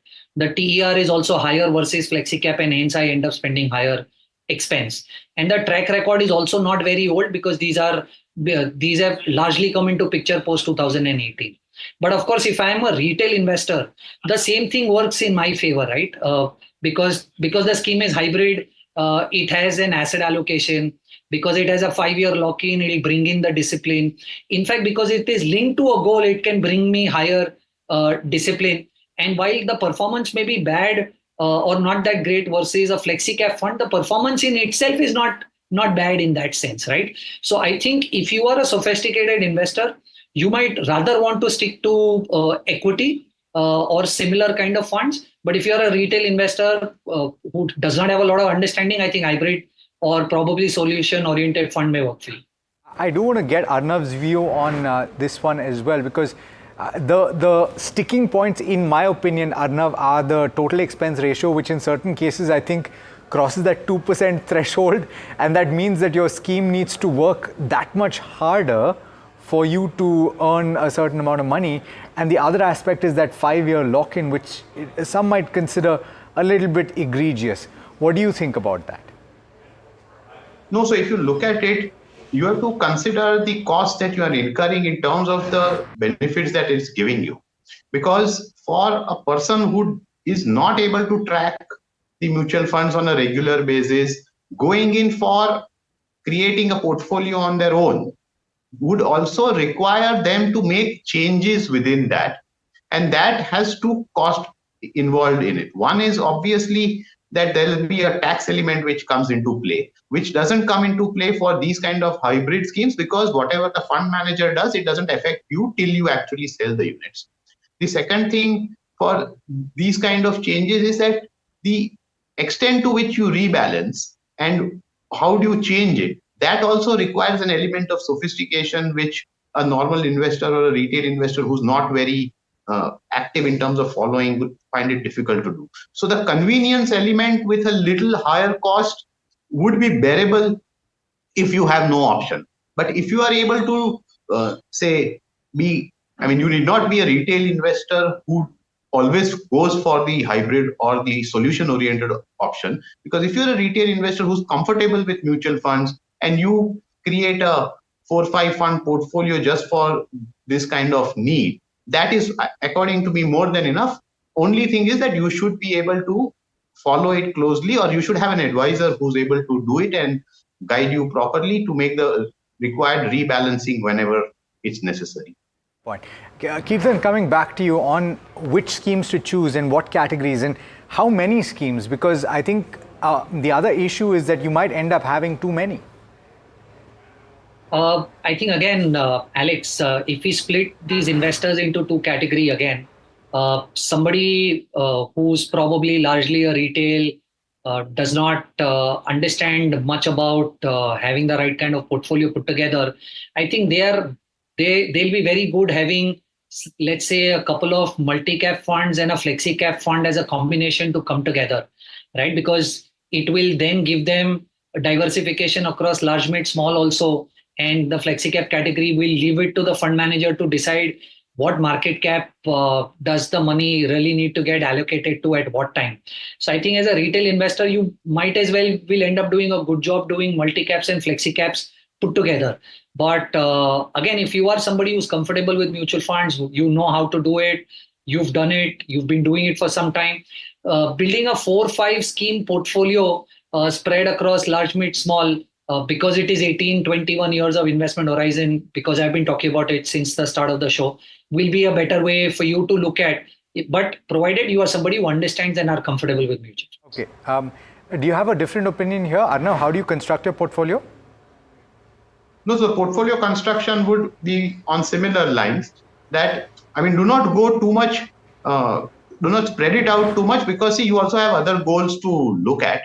So it should also be in tune with various other goals which you have. And I would restrict it to 3-4 funds, so that, because with this kind of portfolio, you can cater to your requirements. That is, the sophisticated investor can cater to their requirements.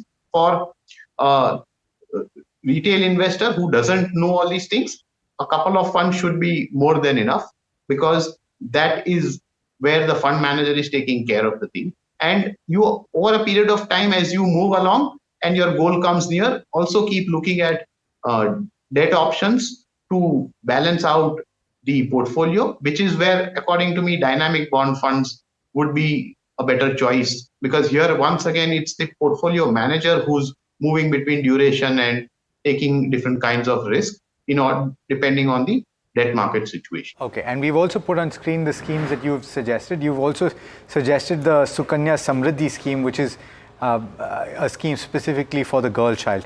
We've got Kirtan's recommendations as well, and I asked him to talk about a model portfolio and what you can consider. And he's spoken about Nippon large cap, he's spoken about Kotak equity opportunities, as well as Quant mid cap and SBI small cap as the options. Kirtan, I've taken the liberty of putting that on the screen.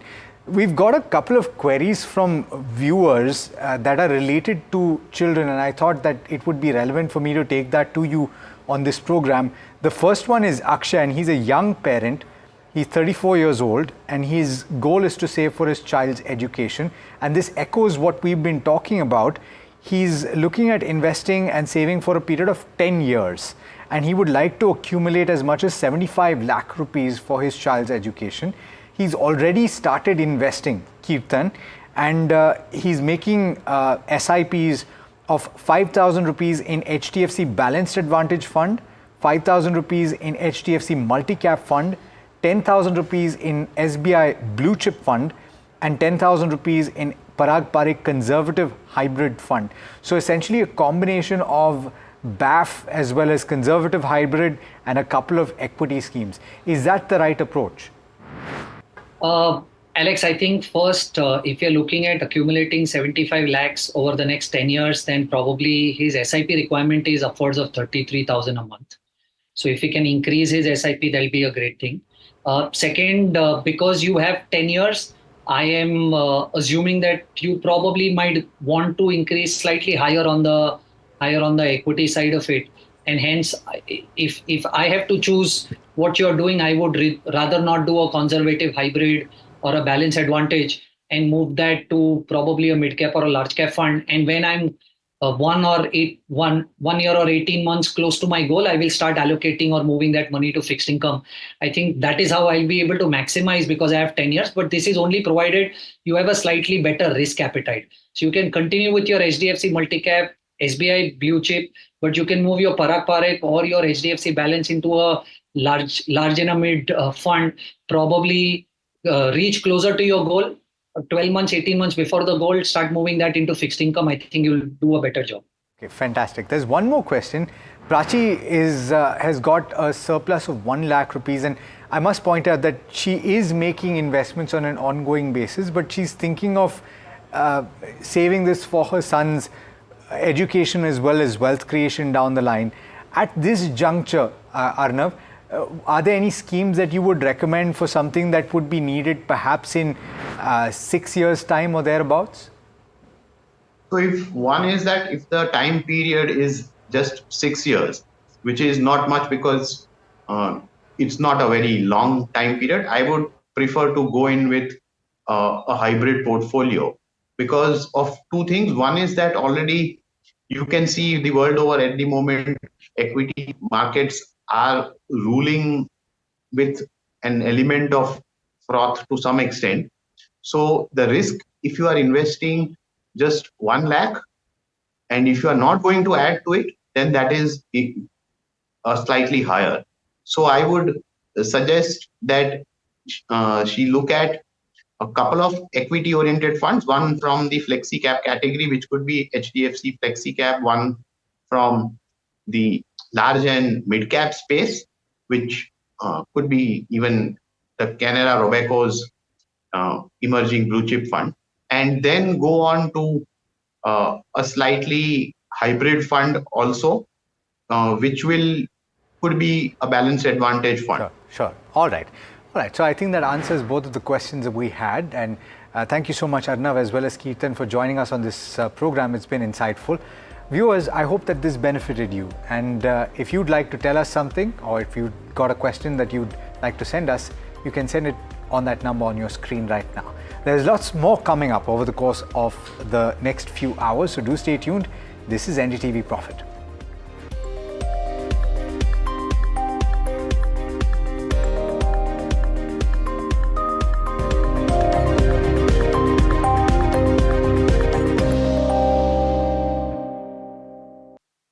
Have you been struggling with your personal finances? You're not alone. There are a lot of people out there that find it difficult to manage their money.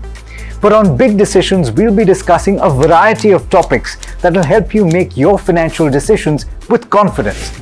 Check it out on any of our social media platforms, the television channel, on the website ndtvprofit.com, or in fact, on any of the podcast platforms out there. Different people believe in different things. In cricket, some hail the king, some believe in God. Some wait for Mr. Right, some believe in swiping right. Some run away from risk, others run after it. For some, kids mean babies. For others, kids mean puppies. Some want a home to settle in the future. Some want to roam the world today. Some make a career in a company. Some make a career out of building companies. But when it comes to money, everybody believes in only one thing: profit, profit, profit. And for profit, watch only NDTV Profit. We all love money.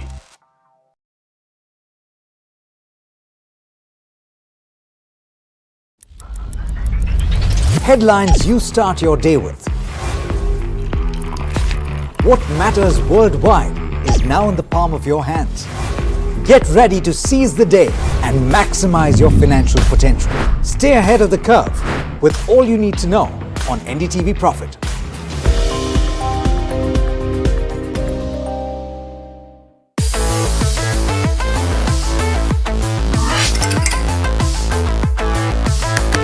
Listen listen to the voices of reason as they talk about corporate health and investing principles with me, Neeraj Shah, on my show, Talking Point.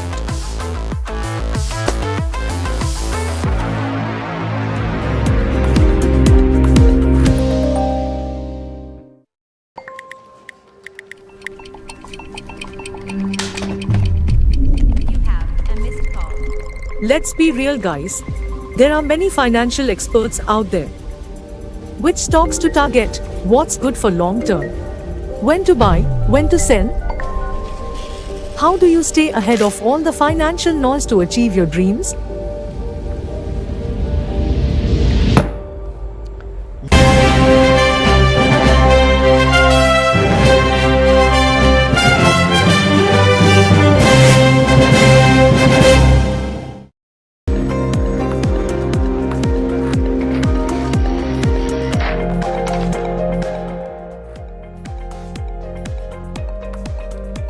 Hello and welcome back to NDTV Profit. You're watching Large Trades, a show where we talk about all kinds of bulk and block deals, large trades and stocks that have been buzzing on the back of higher volumes. I'm your host Mihika Barre and with me is Agam Vakil. But before we discuss the host of stocks we have in store for you today, Agam, how do the markets look like right now?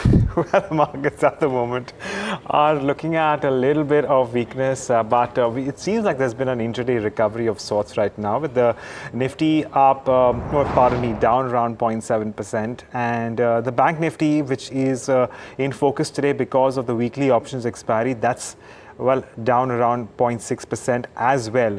Earlier on in the session, there was a little bit of more of a divergence when it comes to the Nifty and the Bank Nifty. And the Nifty was taking a sharper step back, but it has recovered since then. And at the moment, as I mentioned, we're looking at a 0.6% decline for now. A lot of the weakness is on account of banks like ICICI Bank and, SBI. On the other hand, we have the likes of HDFC, which is marginally in the green, which has actually contributed to holding on to some sort of, sharp declines, and even in terms of your other counters as far as the Nifty is concerned, we have plenty of action. Of course, ONGC is one of them, which continues to climb higher at the moment. And a very quick look at the markets, and broader markets, I mean.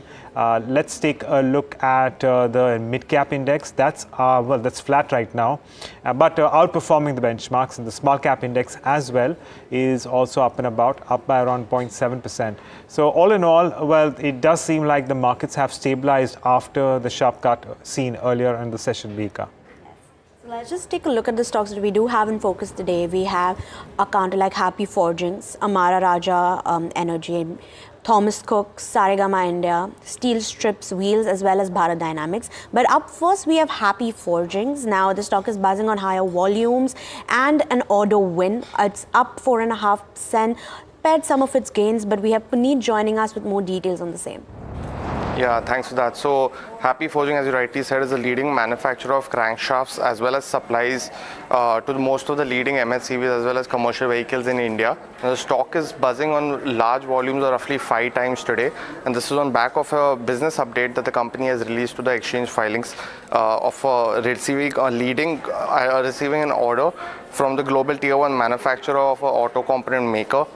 This would be to supply brake flanges, which is one of the key products for the company.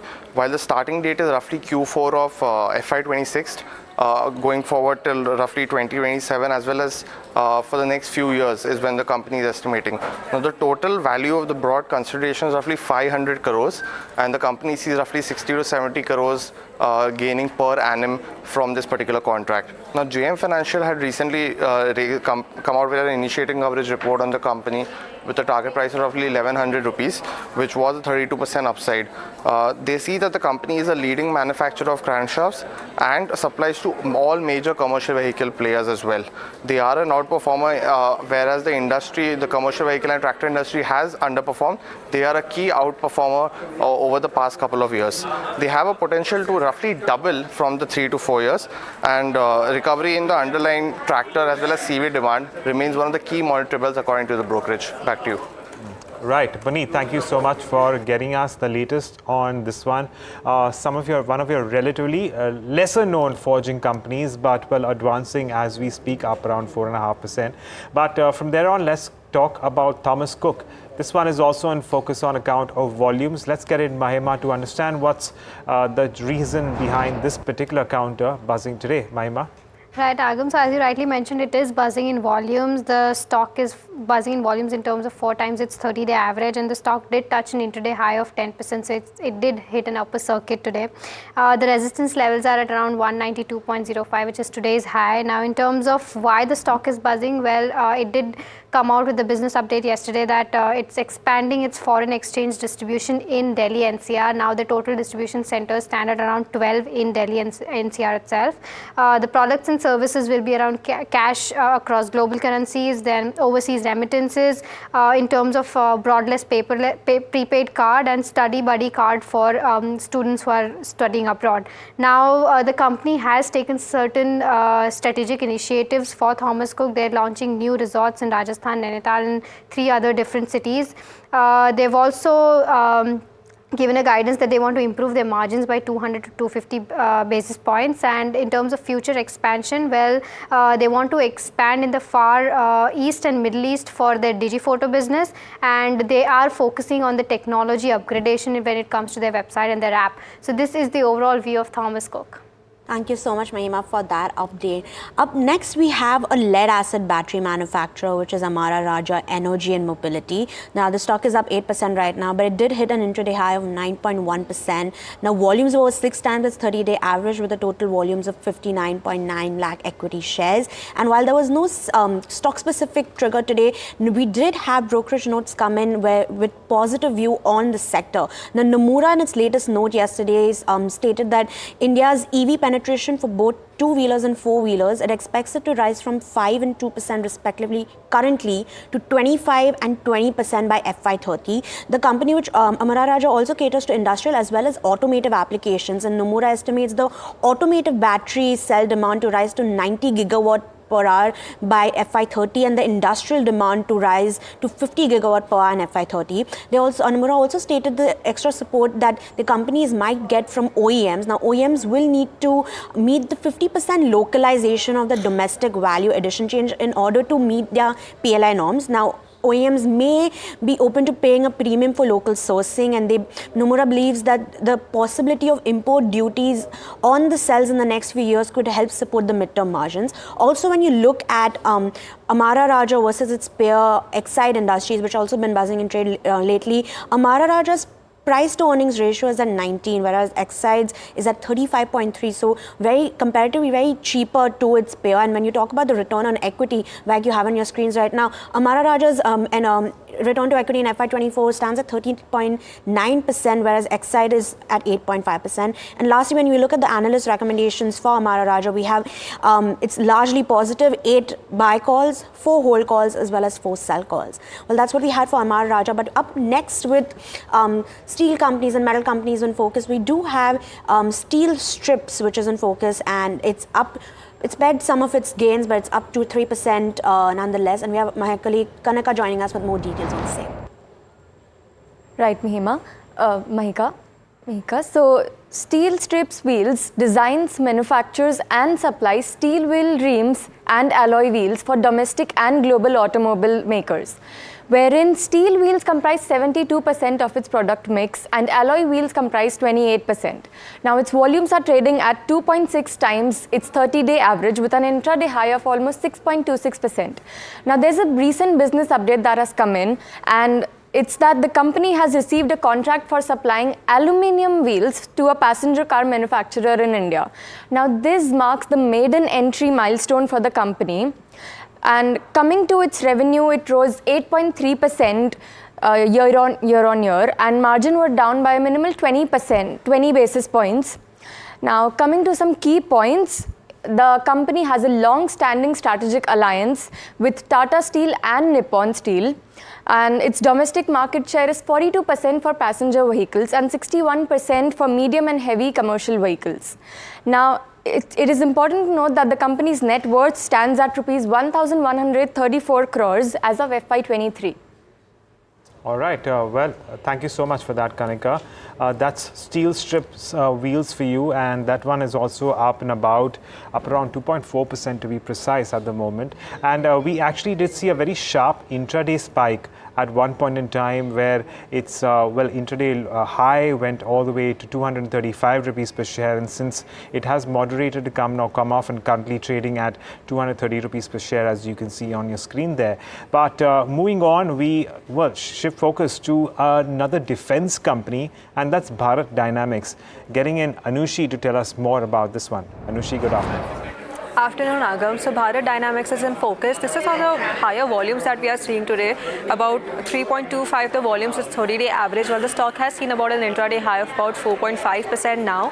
While there are no fundamental drivers driving this kind of a stock performance, we'll go back to the business update that the company came with for its Q4 FY24 and FY24. So if you have to look at the overall revenue, about a 6.4% of a growth over year in the Q4 quarter, while the order book stood at about 19,400, which is lower by about 2.39%. Again, just to get a sense on the financial performance of the company over the years, 2022 was clearly the strongest year for the company with about 26% of EBITDA margins, while the revenue also saw healthy growth. But in FY23 and FY24, the company did see some pressure. Like FY23, if you check the revenue value, that stood at about 2,489, which then slipped to about 2,350 in FY24. Again, this reduction that we are seeing is on account of the current geopolitical tensions that is happening, especially in the Europe and the Middle East area, which has impacted the complete supply chain also.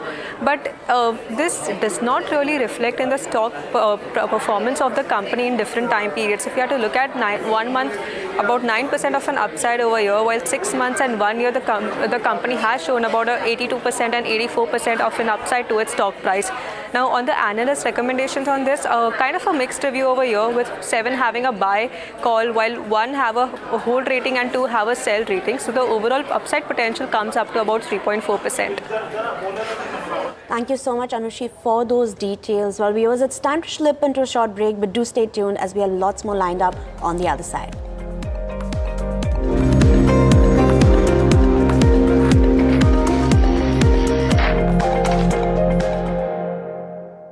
Have you been struggling with your personal finances?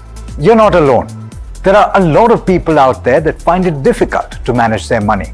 But on Big Decisions, we'll be discussing a variety of topics that will help you make your financial decisions with confidence.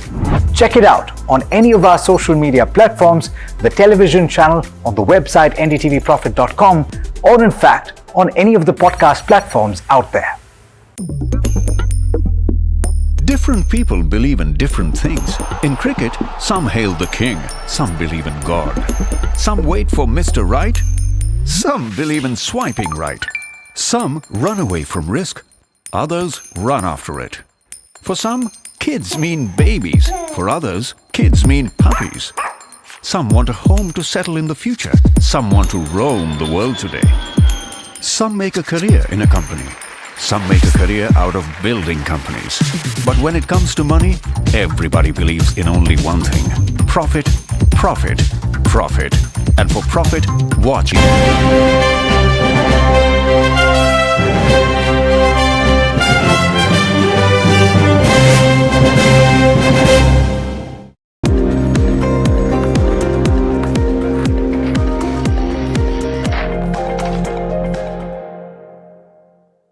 Thanks for tuning into this conversation. A lot of talk and chatter around global growth, maybe export revenue for companies which are doing a mix of both, which is global growth and exports from India as well, and global manufacturing, of course. And I thought one of the pockets that we could probably take a look at is this is the sleepwear market, particularly because it still remains unorganized in India, and therefore the line of growth may remain longer. And Sheela Foam, unequivocally the market leader, has strong presence globally as well, with presence in Spain, presence in Australia, market leaders there. And it'd be great to get in Mr. Rahul Gautam's view. He's the executive chairman of Sheela Foam, joins us right now to talk about all that. Also talk about the growth via the inorganic route that they have done with Kurlon and some of the others as well. Mr. Gautam, great having you. Thanks for taking the time out. I'm just trying to understand, Mr. Gautam, from you, that we're seeing this PMI numbers across the world starting to show some upticks. India, China, Europe, even the US. Just trying to understand, because you have these global presence as well, do you sense that growth for the world might not be as bad as feared, and thereby can it lead to growth for consumer businesses like yours? Thank you, Neeraj, and thank you for inviting me. I mean, I'm just thinking and talking at the same time, and this is a question that is probably being faced at a time when there are movements which are happening both in Australia, Spain, and also in India. However, not of any significance. Do they tell a direction that it is moving? I cannot be very sure. But definitely in the European side, and for us, I do see a positive movement because we are a very small part of that market, and there is some good movement happening there. Now Australia just continues to be very stable, very matured, and not kind of moving in. But India is the one that holds all the hope and all the potential that is there, and we're experiencing movements, and we think that as soon as the elections and all the results, etc., are over, that the market should start moving rather strongly. Okay, I'll just get the global piece out of the way for a moment before we come to India fair and square. So, the reason I also asked this is because at the end of your Q2 revenues, I've seen a couple of notes which said that the core business is still lacking the triggers. Then Q3, we saw the global businesses, at least, both Spain and Australia, go through this period of pain. If I'm not wrong, the YOY numbers were lower for both the geographies. Now, it may not be a very large part, but do you sense some turn for FY25, or is it difficult to pencil that right now, as small as they may be for your overall business? No, I see that. I sense it. And if I look at the global picture, I sense that there is a positive uptick that is happening. And as I said, I can sense it, but is it getting reflected into the numbers as yet? Probably a little early. Okay. But you can feel it. Okay. Now, let's talk about the India side as well. Q3, I mean, when I look at the overall growth, the Sleepwell mattresses, 26%, addition of revenues from Kurlon. You've just, I think, if I'm not wrong, increase the remaining stake that you had in Kurlon as well, and correct me if I'm wrong there, but I know that there was a transaction that recently got announced on the exchanges as well in the last 7-10 days. Give us a sense of how do you see that picture. I know you said again that maybe post-elections is when you see growth, but just give us some color. Okay, let me first talk about the Kurlon bit. So that additional stake is just something that was sort of fragmentedly held by a few people, and it was taking time to collate, but a very small number. I mean, eventually the transaction is for 100% stake, and at the moment we've reached about 96.5%. So we're in the process of just finding out where the other stake is, and that would become 100%. The integration has been happening well. The acquisition got completed in the middle of the 20th of October. The most difficult part in all these things is always the HR integration. And I'm happy to state that we did not have any difficulties in that. Of course, all the policies and the back end and the front end, all that will take a little bit of a time, but it is progressing well. And some of the synergies on the back end have already started coming into reckoning. The front end part will take a little longer time, but that's progressing well. Whatever little I've read about what you said when you did this acquisition and post that, the idea was to leverage the strength of both enterprises in order to make it even more formidable. I mean, you guys are anyways amongst the largest and all of that. So how do you see this shaping up from let's say a 3-year perspective? You've been on record earlier saying that it is such an unorganized market that the growth runway is very, very long. Now you also have the addition of Kurlon to you. So one, how is this integration of both enterprises and leveraging the strengths piece happening? And how does that augur for growth in a largely unorganized market for a market leader like yours? So both were existing in this market. Both were mattress suppliers, and both were the one and two in the country. However, when you just sort of drill down a little bit, both had strengths which were very different from each other. So, for example, geographically, Kurlon is extremely strong in the south and eastern part of the country, while Sleepwell was far stronger or very strong on the north and the west part of it. And therefore, when the integration takes place, it just opens up each other's distribution channels and the retail channels to the other brand that's been there. Kurlon has been primarily on the rubberized coir front, while foam has been, or Sleepwell has been on the foam side, which is known more for technology and for modern mattresses, etc., while Kurlon is more on natural products and organic and green and all that. So there were a lot of sense. Kurlon was always distributing through multi-brand outlets, while Sleepwell was doing it through exclusive brand outlets. So this combination is taking its time to reach any fruition. However, these are differences which just need to be celebrated, and you can see the excitement, or again, you can feel the excitement in the markets. Where we see the results coming in a few weeks' time, or let's say a month and a half or 2 months' time, as soon as we roll this out. So these are the advantages.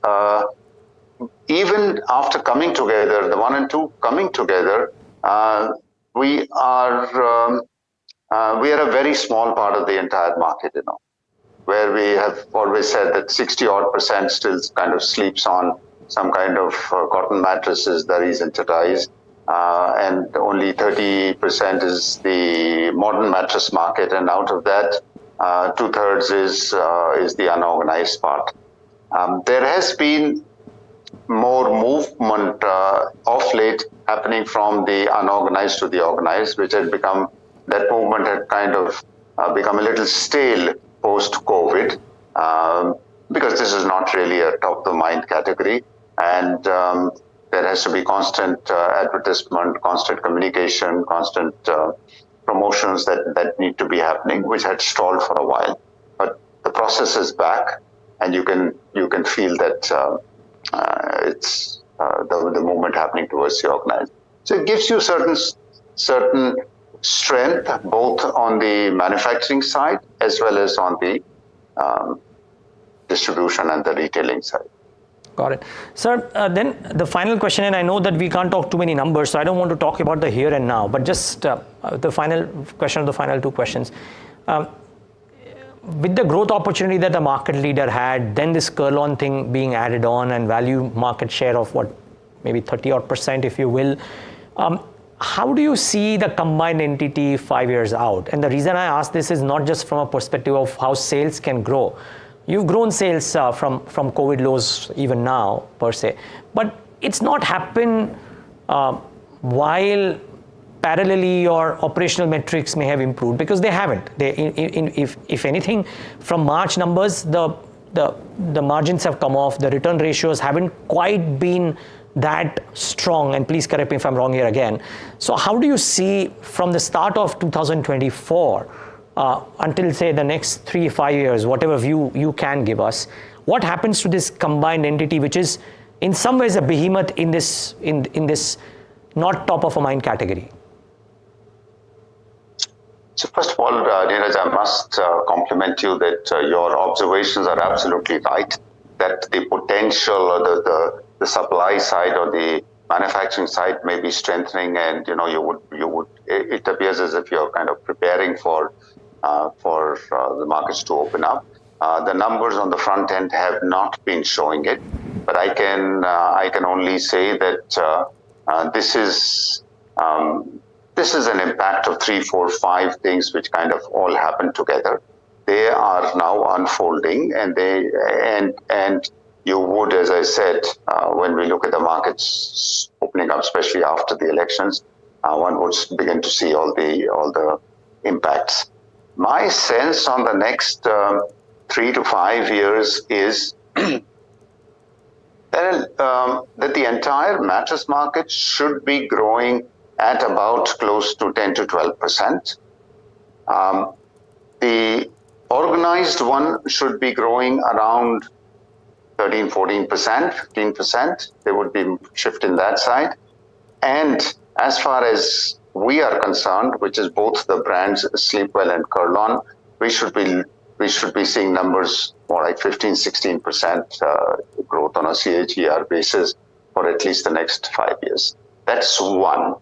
The second part is that when I mentioned to you about 60% of the country sleeping on some cotton mattresses, we have already begun the process of reaching out to those people and trying to address that completely blue ocean area where modern mattresses have just not been there. And the two primary reasons for that, one was the sheer availability of the product, and the second one was affordability. So we have introduced mattresses, modern mattresses, at sub 2,000 price. A cotton mattress costs about 1,000 with all its other problems of yearly fluffing up and taking care and hygiene, etc. issues. This mattress is good for 5 years, and our pilot has been very good. Our rollout into limited states, 3 has been very good, and it is growing. So that growth on numbers would be large, but because the basic price of the product is low. But in total value, it may not be more than, let's say in 3 years' time, about 300 crores. So therefore, I would say that you can add a couple more percentage points to the 15% that I was talking to as this rolls out. So what we look at is something of that order, and if I was to convert that, so maybe in about 4 years' time, look at doubling where we are. With better operational metrics and return ratios, I presume. Yes, absolutely. Great. Absolutely. Great. Mr. Gautam, I look forward to talking to you post your quarterly numbers maybe, where we can dwell a little bit more on the numbers, but it was great to get this overarching picture. Thank you so much for your time today. Thank you. Thank you, Neeraj. Thanks a lot. And thanks and viewers, thanks for tuning in.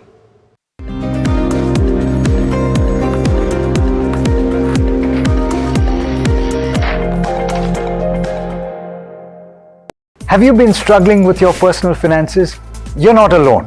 There are a lot of people out there that find it difficult to manage their money. But on Big Decisions, we'll be discussing a variety of topics that will help you make your financial decisions with confidence. Check it out on any of our social media platforms, the television channel, on the website ndtvprofit.com, or in fact, on any of the podcast platforms out there. Different people believe in different things. In cricket, some hail the king, some believe in God. Some wait for Mr. Right, some believe in swiping right. Some run away from risk, others run after it. For some, kids mean babies. For others, kids mean puppies. Some want a home to settle in the future. Some want to roam the world today. Some make a career in a company. Some make a career out of building companies. But when it comes to money, everybody believes in only one thing: profit, profit, profit. And for profit, watch only NDTV Profit. We all love money.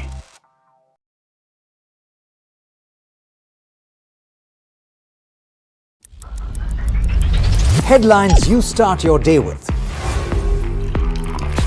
What matters worldwide is now in the palm of your hands. Get ready to seize the day and maximize your financial potential. Stay ahead of the curve with all you need to know on NDTV Profit.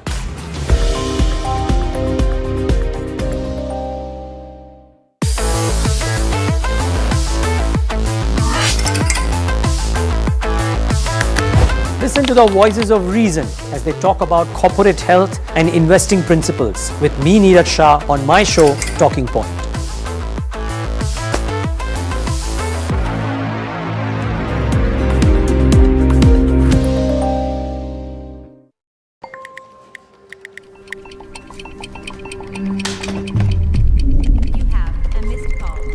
Let's be real, guys. There are many financial experts out there. Which stocks to target? What's good for long term? When to buy? When to sell? How do you stay ahead of all the financial noise to achieve your dreams? You can accomplish all your financial dreams. Let us worry about giving you the right investing insights on the Portfolio Manager.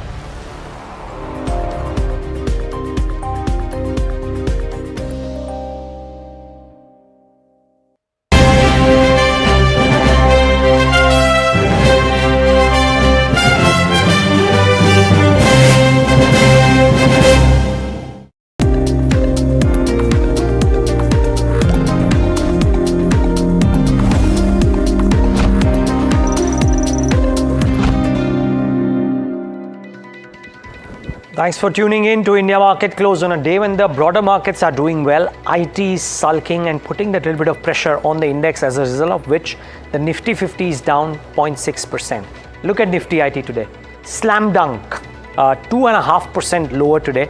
Principal reason why the indices are doing what they are doing. The broader markets, as I said, not doing too badly. If you look at the mid cap and the small cap indices, relatively flat for the mid caps, so in the green, which is great. Small caps up 0.79%, and which is why if you look at the market breadth, the advanced decline ratio maybe 2:1 or thereabouts, because it swifted from the start of the trading day somewhere around this level is when it moved into the green, and 3:1 in favor of the declines even now. So not bad going as far as the broader market breadth goes, but IT putting pressure. Bring up the heat map of the Nifty. And I'll talk about the large cap names before Mahima comes in and talks about what's happening at the broader end of the spectrum. But look at this. Infosys 3.5 ahead of the numbers. There is weakness in LTI, -33% lower because of the resignations presumably. But the entire IT pack has looked wobbly. Wipro is down as well. HCL Tech is down. TCS is down. And Tech Mahindra. 6 of the top 10 losers are IT names. What is doing well? That's the key question. Divi's recovers a little bit of lost ground, 1.24% higher in trade. There's strength in iShares, of course. And HUL, which had very high volumes in yesterday's session, is up about 1% as well. So some bit of defensive bent at the index level, but IT clearly putting pressure. Just before I hand it over to Mahima, if I can just pull up the contributors list, you'll of course see IT names out there. Infosys and TCS would presumably be in the list of those right here, 40 and 24, 16 points respectively. But ICICI Bank continues to stay sluggish, as does Larsen and Toubro, 2 days on a trot. But Mahima, if large caps are sulking, mid caps are anything but sulking. Absolutely, Neeraj. That's true. But I'll shift focus to more stock-specific action. I'll talk about CRISIL, which has come out with its earnings today. Well, the earnings don't look good. The stock has been under pressure. Now, in terms of revenue, the revenues have increased by around 3% year on year. In terms of EBITDA, the EBITDA is down around 5.6%. The margins have declined 28.5% versus 26%. In terms of net profit, the net profits have declined by around 5%. The board has declared a dividend of around 7 per share. Next in focus is Ugro Capital. They came out with the business update. Well, their overall AUM on March 31st was around 9,000 crores, which is up around 48% year on year. In terms of borrowings from banks, NBFCs constitute around 46% and 8% of liability mix respectively. Now, in terms of their off-book AUM at 46% as of March 24 versus 40% in March 23. Then we also have Dynacon Systems Solutions, where the company has won an order. In fact, a contract worth rupees 233 crore for core banking solution. This is now from NABARD, and this is a 5-year contract. So this particular stock is also buzzing in trade. Now we also have steel strips wheels, where the company has received an order for supplying aluminium wheels, and this will be for a passenger car manufacturer. Now one more travel stock which is in focus today is Thomas Cook. Well, they have expanded its foreign exchange distribution in Delhi NCR. Now the total store in Delhi NCR stands at around 12, and various products and services will be provided by these stores, like cash and currency exchanges, overseas remittances, different prepaid borderless cards, etc. And lastly, one interesting stock that is in focus is Happy Forgings. They did come out with the business update. They won an order from leading global Tier 1 manufacturer of automobile component. This will be for manufacturing and supply of brakes. And for this will be, of course, for passenger vehicles. But with more on all of these stocks, back to you, Neeraj. Yep, a list of stocks which are doing well. Let's try and get in our guests to try and understand what to do in a scenario like this. Well, Soni Patnaik of Jio Financial Services and Dharmesh Kant of Chola Securities with us on the show. Both of you, thanks so much for taking the time out and being with us. Soni, I'll start off with you. The index may be deceptive because the market breadth has looked solid. Are we seeing some support at lower levels? And is there an index trade that you would take, either the Nifty or the Bank Nifty or any of the other indices? Hi, good afternoon, Neeraj. Thank you so much for having me on the show. I think, yes, Nifty has tested 22,100, which could act as a cushion. Technically speaking, then it should be the support around somewhere around here, around 22,100. However, not a lot of upside can be seen either from current levels, because the options metrics data, it is indicating that there's a lot of call writing that can be seen in 22,300, 22,400 strike prices. So I think the upside can get restricted, or in another scenario, it can be a sell on a rise market until and unless the global issues or global tensions are not settled down. So I think that's how the index is reflecting those data points as of now. On any downside, if 22,100 breaks on closing basis, we may actually see 21,900, 21,800 levels getting retested once more. So I think Nifty, it has also been adding a lot of short builder positions yesterday, today as well. Approx 7 to 8% of short builder positions has been added in Nifty. So I think it's just a bit of a cautious trade, and avoid any fresh longs until and unless 22,400 is not taken out decisively in Nifty. Any fresh longs should be avoided from the current levels. And talking about Bank Nifty, I think Bank Nifty on expected lines, 48,000 was support. It broke the support yesterday. It has tested 47,300 today. So Bank Nifty is very much at the cusp of its support right now. 47,000 is a good support. It should hold. You can see some short covering, some relief coming in for Bank Nifty from current levels to 48,000, 48,200 at max. I think fresh longs should only be initiated in Bank Nifty only above 48,200, or else just avoid as of now, remain hedged, stay cautious, and it could be a sell on rise market until the data doesn't reverses from current levels. Specific stocks, Soni, for the day? So the first would be Deepak Nitrite. We've seen aggressive long builder positions taking place in Deepak Nitrite today. There's also a good range breakout on technical charts. So from current levels, one can buy Deepak Nitrite, keeping a stop loss of 22.70 and a target of 24.50. The second trade is also on the long side. LIC Housing Finance, we're seeing aggressive long builder positions. It's fresh longs adding in LIC Housing Finance. And, it's been supporting, it's been defending a very strong support of 620. Even in the market volatility, we saw that LIC Housing did not go below 620. So that's a very strong support. So keeping a stop loss of 620 can be bought at current levels for a target of 720. Right. So we also have Mr. Dharmesh Kant from Chola Securities who joins us now. Well, Dharmesh, I want to understand something like HUL. Where do you see the value in HUL? Because we've seen that, the stock has been under pressure since long, but it's been buzzing in volumes yesterday, and today also it's up around 1%. What do you think about a stock like HUL then? Yeah, I think it's more of a trade-off between how the market are placed and how defensive stocks are placed. So HUL had seen a good price action on the downside earlier, and Q3 earnings were no surprise. It was not a very good set of numbers, and this time around also the expectation is same. And with the heat wave doing the rounds of the country, I think rural India will continue to bleed on the volume growth as far as that is concerned.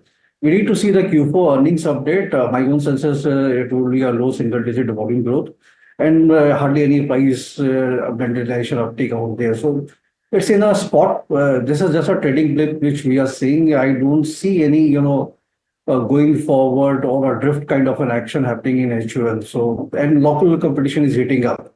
So we had our dealer checks done across the multiple states, and the case in point was that HUL has been losing business. So we are not advising our clients to buy it from an investment perspective. Trading perspective, 2-3 percentage point is always on. Okay, our sector of the day though has to be IT, and before we get in our guest view on that, let's get in our in-house experts. Rucha Somaya joins in with some perspective on what is dragging IT. And Rucha, suffice to say, it's not just one factor.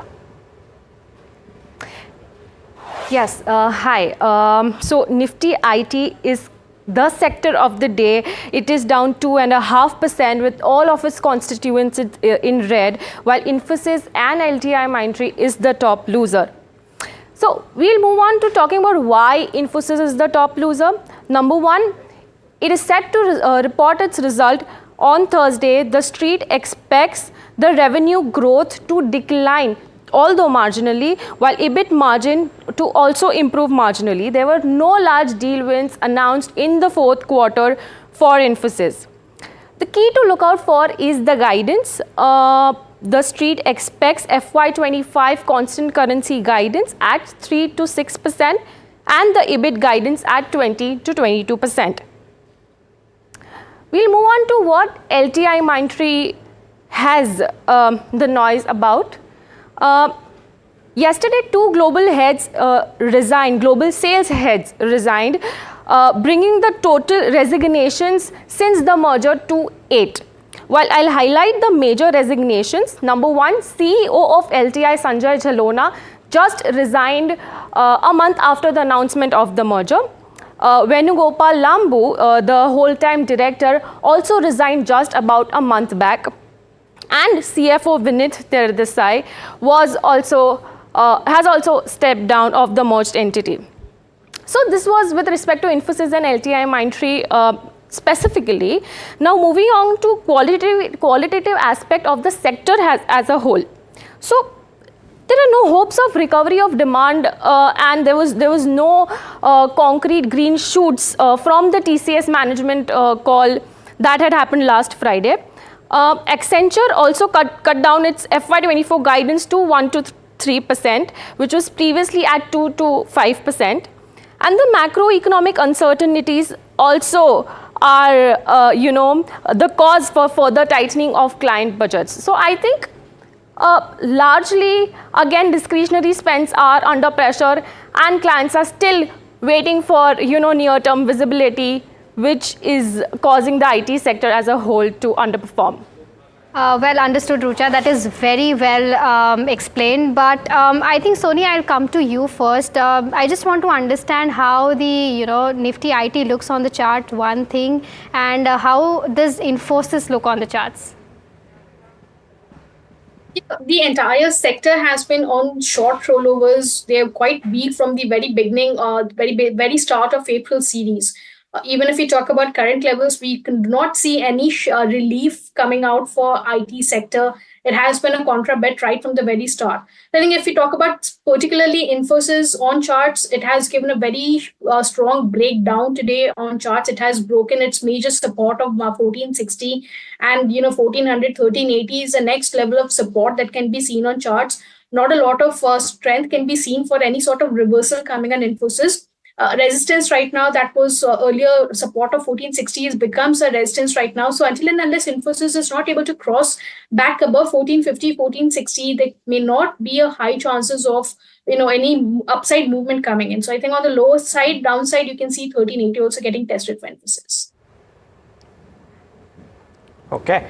Well, just quick question, Dharmesh. Good afternoon to you. Weak results of Infi priced in already, or do you reckon that with the commentary that has come in from Accenture, from TCS, and if Infosys also kind of becomes sluggish, then could there be a valuation drawdown further? Yeah, Dr. Neeraj, I think there could be a valuation go down further. Because if you look at the context, the entire bet was like there will be interest rate cuts in the US, and this will lead to a traction in BFSI spending happening. So the non-discretionary and discretionary part from the BFSI segment will pick up for Indian IT companies. And Indian IT companies, the business they foray into or the product offerings they have is more in line with what the Accenture has. So there has been no change. In fact, now the fear is that there won't be any interest rate cut in the US maybe this year itself. And this time extension of when the things are going to improve and BFSI segment, orders info keeps on rising or it keeps flowing in, is again into the down sector. So I think it will be a sluggish kind of a valuation drawdown kind of impact. Let's see what Infosys gives us to the guidance. They have been very, very erratic for the last 6-7 quarters. Every time they have been juggling with the guidance number, and 3 to 6% to my mind is a very tall task. So hardly, I don't see it coming through. So any guidance below that, maybe in the range of 1 to 3% or 1 to 4%, as they do usually, and then they trim it down. It would be difficult for this company to hold the current price action. So I mean, 2 more quarters to go before you can see some stability coming into the upside price action for IT companies. Understood, Dharmesh. But we'll speak about this further, and we'll talk about a lot of other more stocks that we'll be addressing in the show. But time for a quick break. Stick around as we talk to the management of Veranda Learning. Stay tuned.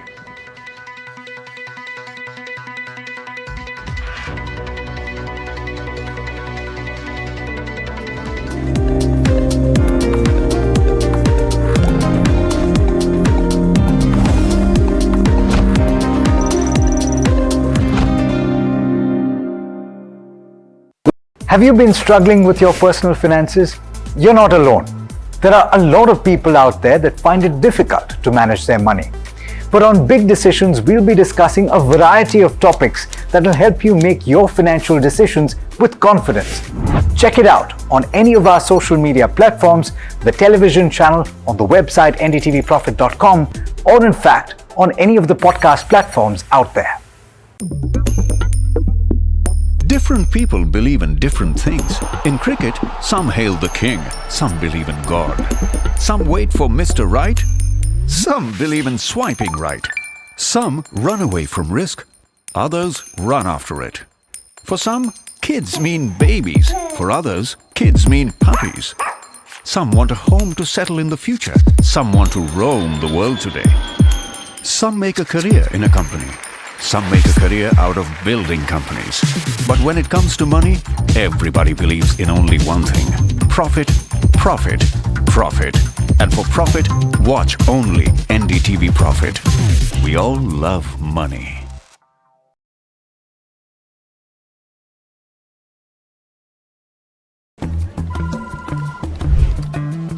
Bro, what are you doing? I'm trading FNOs. So, have you made any money? Oh, it's simple. If you think the market is moving upwards, just buy Nifty call option. But if you think the market could slide downwards, simplifying futures and options trading. Don't worry about the future. We've got your options covered. Futures and options strategy that will help you move with the tide. An unmissable trade. If you want to be in the money.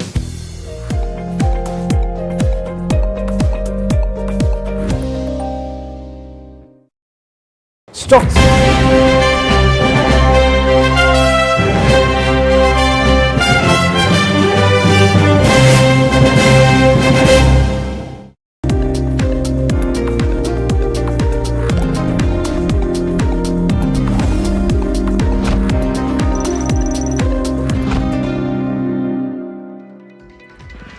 Welcome back. You're watching India Market Close. Well, one stock that is in focus is Veranda Learning. Veranda Learning and Pearson have formed a strategic partnership to advance their higher education in India.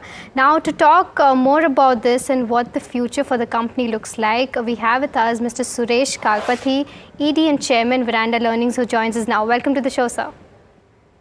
Thank you. Thank you for the opportunity. Yeah. So my first question to you would be that, with this strategic partnership that you've entered into with Pearson, what kind of synergies are you looking at, and how much will this add to your top line? I think first this is part of a significant effort to expand the scope of services that we offer into the education space. Given the breadth of businesses that we are currently involved in education, the Pearson's strategic agreement that we signed today allows us to expand the content that we have both in print and in online and digital format across the entire Pearson ecosystem. This will involve the relationship that we have in the test prep space. This is relating to state and central government exams, in which we have already started launching some of our material through the Pearson's network. This will also significantly involve a whole array of products that we will launch in the software space. Going forward, we expect to be able to do this across each of our business units. Internally, we call this a business to publication strategy. And this is one of the first agreements that we have signed in this space, but you will see more of it. This allows, of course, the brand to expand very significantly, leveraging on the deep penetration that Pearson's has in this space. Understood. But just to give me a ballpark figure, if you can, what kind of top line addition will this do to your particular revenues, and any ballpark figure that you can give us in terms of quantification? I think the first impact that we expect to see is in terms of expanding the reach of the student base that we have. Currently, as we complete the year, we expect to cross 1 million students whose lives we would have touched during the last 12 months at Veranda Learning. We expect this number to get significantly amplified based on this relationship. So we would expect to see possibly a 10 to 15% move up. And then, so how much will your margins improve by? From what I understand, your EBITDA margins are around 16 to 18% at present. So then do you expect the margins to go up from this? If yes, how much? We would expect this to add to our EBITDA margins, essentially because one of the cost centers that all education businesses have is what we invest in R&D to develop all the content. Predominantly, this has always been a cost center in most of the education businesses. This relationship allows us to expand an area of content that we can sell into, and that we expect to ensure that the cost center that we have in terms of R&D starts becoming a profit center. That's really what we would achieve. So that typically is a cost of about 3-4% in our books, and that's what we expect to be able to add to our bottom lines. Understood. And also, while I was going through your transcript, I just came to know that you've given a guidance that your revenues will grow at 100% in FY25. So what does the trajectory look like? What is the kind of revenue target that you're aiming at by FY25? The current target that we have put out there in public domain, we expect to be at about 400 crores of top line and an EBITDA of about 140 crores for FY25. This is again based on the acquisitions that we have already completed. This is based on the businesses that is already owned and operated by Veranda Learning at this time. There are some acquisitions that are being targeted, which would expected to be the last big ones that we do before we complete stitching the fabric of Veranda Learning together. And this does not include any of the new acquisitions. This is just the existing business organically growing. We expect it to go to about 400 crores of top line with 140 crores of EBITDA. Understood. And my last question to you would be that, you want to achieve the margins of around 27 to 30%. How early do you think you can achieve this? If you look at what we are projecting for FY25, you will see that the margins that we are projecting is upwards of 30% in terms of EBITDA. And so you should see that in the next 12 months. Okay, Mr. Kalpathy, thank you so much for taking out time and speaking with us at NDTV Profit. Thank you so much for the opportunity. Right. Sony, I think I'll come back to you. How does Veranda Learning on charts look like to you? So on charts, I can see that it has given away its morning highs of 202 or 203 that can act as a short-term resistance. And until and unless those resistance levels not crossed, there could be some difficulty in the stock just moving up or showing any sort of upside. So any fresh longs can be added once it has crossed 203 as a resistance. Above that, you can see it testing 215, 218 levels on short term. Immediate support is 185, 188. As long as this support is also getting defended, it may remain sideways for now, but fresh longs should only be initiated above 203. Okay, let's move on to stocks which are showing a larger move. Bharti Hexacom certainly fits the bill. Jefferies came out with a note initiating a buy rating on the stock. Smriti has looked at that note closely, Johnson, right now, with the key highlights of that. Smriti, what makes Jefferies bullish on Bharti Hexacom? Well, yes, Bharti Hexacom shares are gaining today on the back of a Jefferies note. Now, Jefferies has initiated a buy on the stock with target price of 1,081 rupees, which is a 33% upside. Now, they say this is the best play on India Telecom. And the rationale that they've given is that it offers a way to invest in faster growing parts of Bharti Airtel. Now, remember, Bharti Airtel is the parent company of Bharti Hexacom. They've given some numbers as well. They say they expect the company to deliver a 16% CAGR revenue while 20% CAGR EBITDA from FY24 to 27. They also expect moderation in capex to result in 40% CAGR in free cash flows.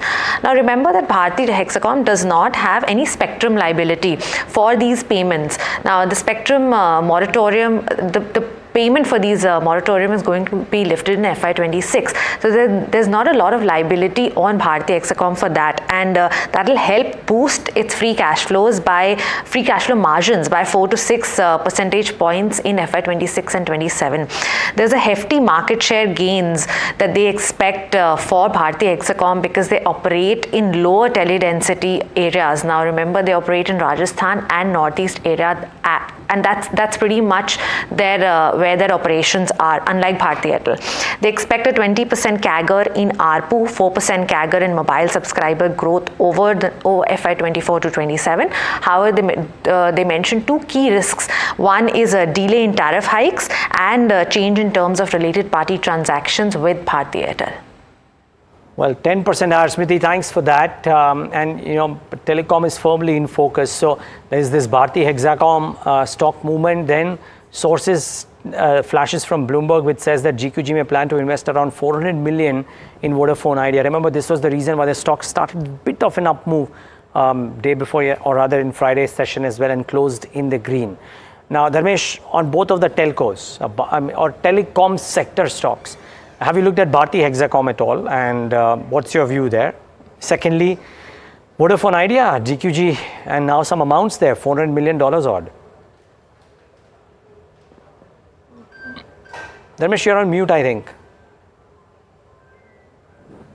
Yeah, sorry. No problem. Yeah, I did have a look at both of them. And as far as, Bharti Hexacom is concerned, I think it's priced to perfection as of now. Because whatever juice was left between the valuation multiples of Bharti Airtel and Bharti Hexacom has now been done with, as far as, and it's a very restricted geography kind of a play. Otherwise, Bharti Airtel will be cannibalizing itself if this company goes forward to, pan-India kind of a thing. So it's a limited market share and limited, upside, which can be captured, considering the fact that everything goes as per plan. So that is there. I mean, 5-10% more up move from here can be still there on the table. But beyond that, I don't see it's a kind of a structural play over a 4 to 5 year kind of a time frame. Telecom space does provide that play over a 4 to 5 year kind of a time frame, where I think Bharti Airtel suits the bill the best, along with the Reliance Jio platform. So for that, you have to buy Reliance Industries as of now, because the business is yet not emerged from the parent company. So my own sense is these two players will be there in the offing. As far as Vodafone Idea is concerned, though the capital investment infusion is there, and going by what the management has to say about the company, 1 year down the line, government will have to convert their equity to keep the cash flow intact, and the company still is floating, because the interest payment itself they won't be able to generate so much cash flow. So that is a void. I mean, let it come out of its own trouble. 24,000 odd crores of per annum interest payment is a very huge task for them. And this FPO money which they are, the equity infusion which they are having will go into, upgradation of 2G to 4G and 5G plays. So that's a right thing in a direction, but I think they need a huge capital in place to come out of all the troubles. Maybe a yes bank like a formula which was done 2 years back, if government of India's intent is that way, that should be implemented, then it can be a faster move. And to sum it up, I mean, Bharti Airtel and Reliance Industries, if you want to play the telecom sector, is the right play as of now. Okay. Okay, well, that's interesting. And Sony, come in on this one, whether a Bharti Hexacom or a Vodafone or an Indus Tower or maybe even an Airtel, how do telcos look? Which is a favorite stock, if any? So I think of all the stocks, Neeraj, the only two stocks that are showing some data on a positive side from a short-term trading perspective. First is Indus Tower. You can see Indus Tower, it has held on multiple support around 320, 310. And just as long as it continues to defend these levels, the stock can definitely test 350, 360 on a higher side. This could be the first stock one can look forward to. And the second can be Bharti Airtel. So Bharti Airtel, we've seen it sort of consolidating in a range of 1200 to 1240 on a higher side. So it's a consolidation range. Bharti Airtel on any upside move beyond 1240 can show you further upside towards 1300 levels. And on the downside also 1200, 1180 can act as a very strong cushion. So a buy on dip strategy can be adopted for Bharti Airtel towards 1200, keeping a stop loss of 1180. And the first target can be 1240, 1250. The moment it's able to cross these levels, you can see the upside target towards 1300. Okay. Well, let's take a break on that note. Speaking of GQG, I think there are some more flashes on agencies maybe or other some exchanges about how GQG's stake has gone up in some other companies. Patanjali Foods, if I'm not wrong, that stock too has seen a bit of an uptick, presumably on account of that. If we can just get in Patanjali before we take that break, 5% higher presumably on that, good volume action as well. Take a break, come back, talk about the derivative space, talk about the auto space, Q4 earnings, and of course, battery names which are really zooming in trade today.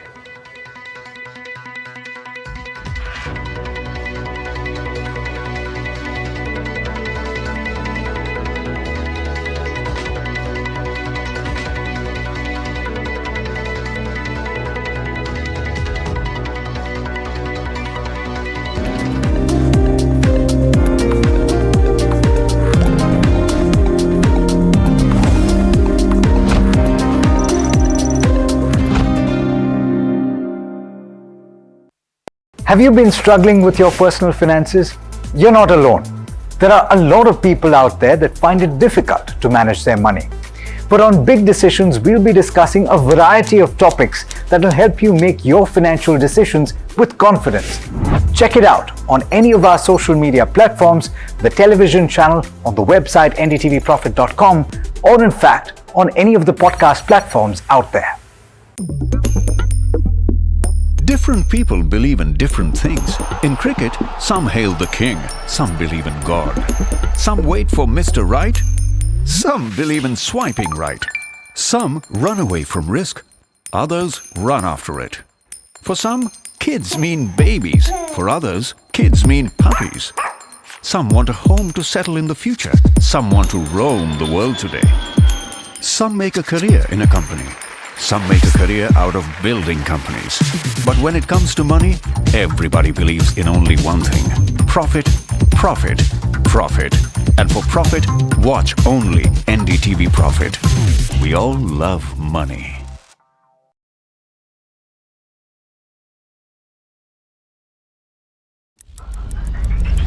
Headlines you start your day with. What matters worldwide is now in the palm of your hands.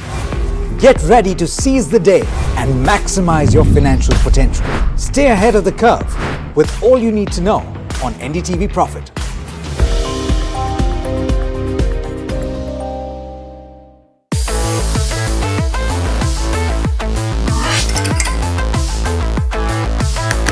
Listen to the voices of reason as they talk about corporate health and investing principles with me, Neeraj Shah, on my show, Talking Point.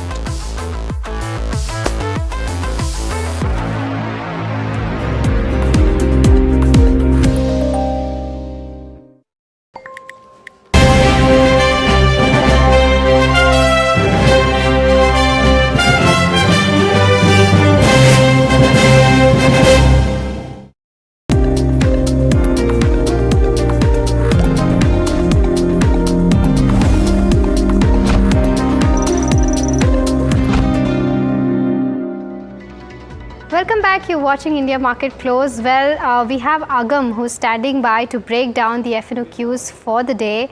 Agam, what is the futures and options data saying about the markets? So we've continued to see more weakness, of course, as we move into a holiday tomorrow, where there was an expectation of a little bit of recovery towards the end of the session that really hasn't played out. And in fact, as far as the Nifty is concerned, we're looking at another cut to around 0.7%, even as we see another 2.5% increase in open interest towards shorts. The Bank Nifty, again, it was a weekly options expiry, which is why that had some sort of an implication as far as your futures is concerned as well. But that is also down around 0.7%. And the expectation was for the Bank Nifty to expire at around 47,500. But it does seem like that's improbable now, considering we have seen it move considerably below that mark. And we're looking at shorts there as well. Moving on to the options market, of course, given the fact that the Nifty has come off substantially and is now at around 22,200 and thereabouts, we've seen a lot of writing around 22,400, 22,300 as well as 22,500. Remember, today, most of the day, we saw a lot of movement of the Nifty around the 22,200 mark, which means that a lot of traders took that as a position and an opportunity to perhaps go short both the call and the put there. In terms of open interest as well, now as we move into the expiry on Thursday, that is the Nifty expiry on Thursday, it does seem like at the moment we are seeing the most amount of active open interest around the 22,200 mark. Well, moving on, where we are keeping an eye on the Fin Nifty. Fin Nifty, of course, there wasn't much to keep an eye on, considering the Bank Nifty expiry was also today, around 21,000, and thereabouts. But as I was mentioning, as far as the Bank Nifty is concerned, 48,000 mark is out of the picture. And at the moment, 47,500 was where we saw most amount of traction. And that's exactly where we are seeing a lot of accumulation in open interest as far as calls and puts go. Moving on, let's talk about stocks, and a lot of shorts coming through. In fact, 4 out of the top 5 open interest gainers are looking at shorts, which would include Vodafone, Gujarat Gas, LTI, Mindtree, along with Syngene. And in terms of stocks which are seeing unwinding, about a short covering for ABB and Laurus Labs. I would not call Exide as a short covering candidate. This is most likely a lot of your older traders are moving out, and then of course you have newer traders who are actually entering the stock. It's locked in an upper circuit of 10%, and I reckon that we're going to be talking about Exide as we move into the final 20 minutes as well. We most certainly will. Agam, thanks so much for putting that into perspective, and that's a very interesting piece of data on the derivative side that Agam has pulled out. If you can just pull up the stock prices of Amara Raja and Exide both, because both the stocks have seen an uptick. Very interesting that Exide is now locked on an upper circuit or thereabouts. Actually, it's a derivative stock in some sense, so not quite an upper circuit, so to say, which will not last really.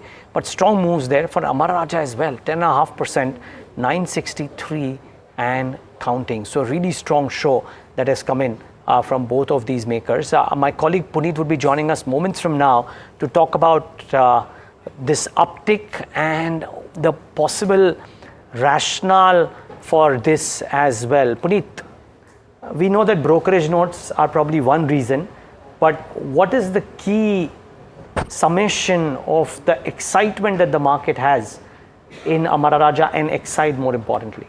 Yeah, thanks for that. So as you rightly said, brokerages have reaffirmed their positive view on both companies, especially Exide, because Morgan Stanley has come out with an 88% bullish upside in the bull case scenario for Exide.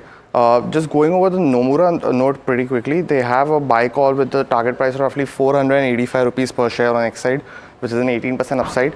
Now they see that the EV cell business has gotten a key validation with this partnership of Hyundai as well as Kia, and that is the first in the EV space in India.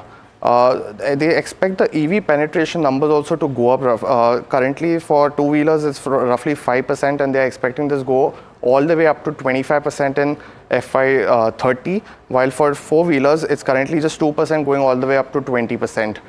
They are more optimistic on Exide's ability, as well as seeing that the first phase is expected to launch by the end of this financial year FY25, and will see roughly 6 gigawatt of capacity come into fruition. One other thing that the brokerage has highlighted that 15% of its revenues are coming from PLI benefits, which is the key for someone like Exide, which is key for those margins as well. Finally, they've also raised their EPS guidance and has raised the multiple roughly 18% for the base business, roughly 3 times price to book on the EV business basically. But also let's talk about Amara Raja right now. Now the company has also planned a giga corridor in Telangana with investments of roughly 9,500 crores. This MOU has been signed with the government of Telangana while they are setting up a unique R&D facility in Hyderabad. They see that the land allotment has been completed of roughly 262 acres. Also, the capacity would be roughly 16 gigawatts, which is a little more than the planned capacity of 12 gigawatts of Exide, which it has announced. And finally, they see that the first phase would commercialize by the end of FY26, roughly 2 to 3 quarters after Exide. So the space has been heating up. Both companies have put in the chips, have put in the investments, and that's all we have currently on the battery space in India. Back to you. Well, thank you so much, Puneet, for breaking that down for us. Sonia, I'll come back to you. What I'm seeing for Exide on the charts is that, you know, the 14-day and 15-day moving average did meet on around 8th of April, and since then the stock has been up and above. So what are you making out of it? So of course, Exide, we can see that it has already moved a lot, and there's no fresh recommendation that can come from current levels. There can only be sort of a buy on dip strategy that can be applied for this particular stock. So somewhere around a 420, 410 range can be that zone where one can reinitiate the longs, keeping a stop loss of 390. And then a target of 450 as such. I think from current level, it's already in the uptrend, and it hasn't shown any particular signs of exhaustion or profit booking just yet. But then it may do so, seeing that today it's just more of a short covering and no fresh long positions getting added. So there could be some signs that, it may start showing you a profit booking maybe, after on a Thursday or a Friday sort of a trade. So wait on those particular support levels to reinitiate your long strategy. Okay, well, wait on those. Dharmesh, did we by any chance ask you about whether you would buy an Exide or an Amara Raja right now? Yeah, just for a momentum trade, I mean, valuation-wise, Amara Raja looks more attractive than Exide. Exide has seen a run-up, and the numbers are, it's a leap of faith kind of a numbers if you want to play for 25-30% kind of attraction. Having said that, let's not forget that our minister has also been on record saying by, 27 calendar year, every new vehicle which will be sold on the state will be electric vehicle. So if that is going to play out, then these numbers will definitely fall into line.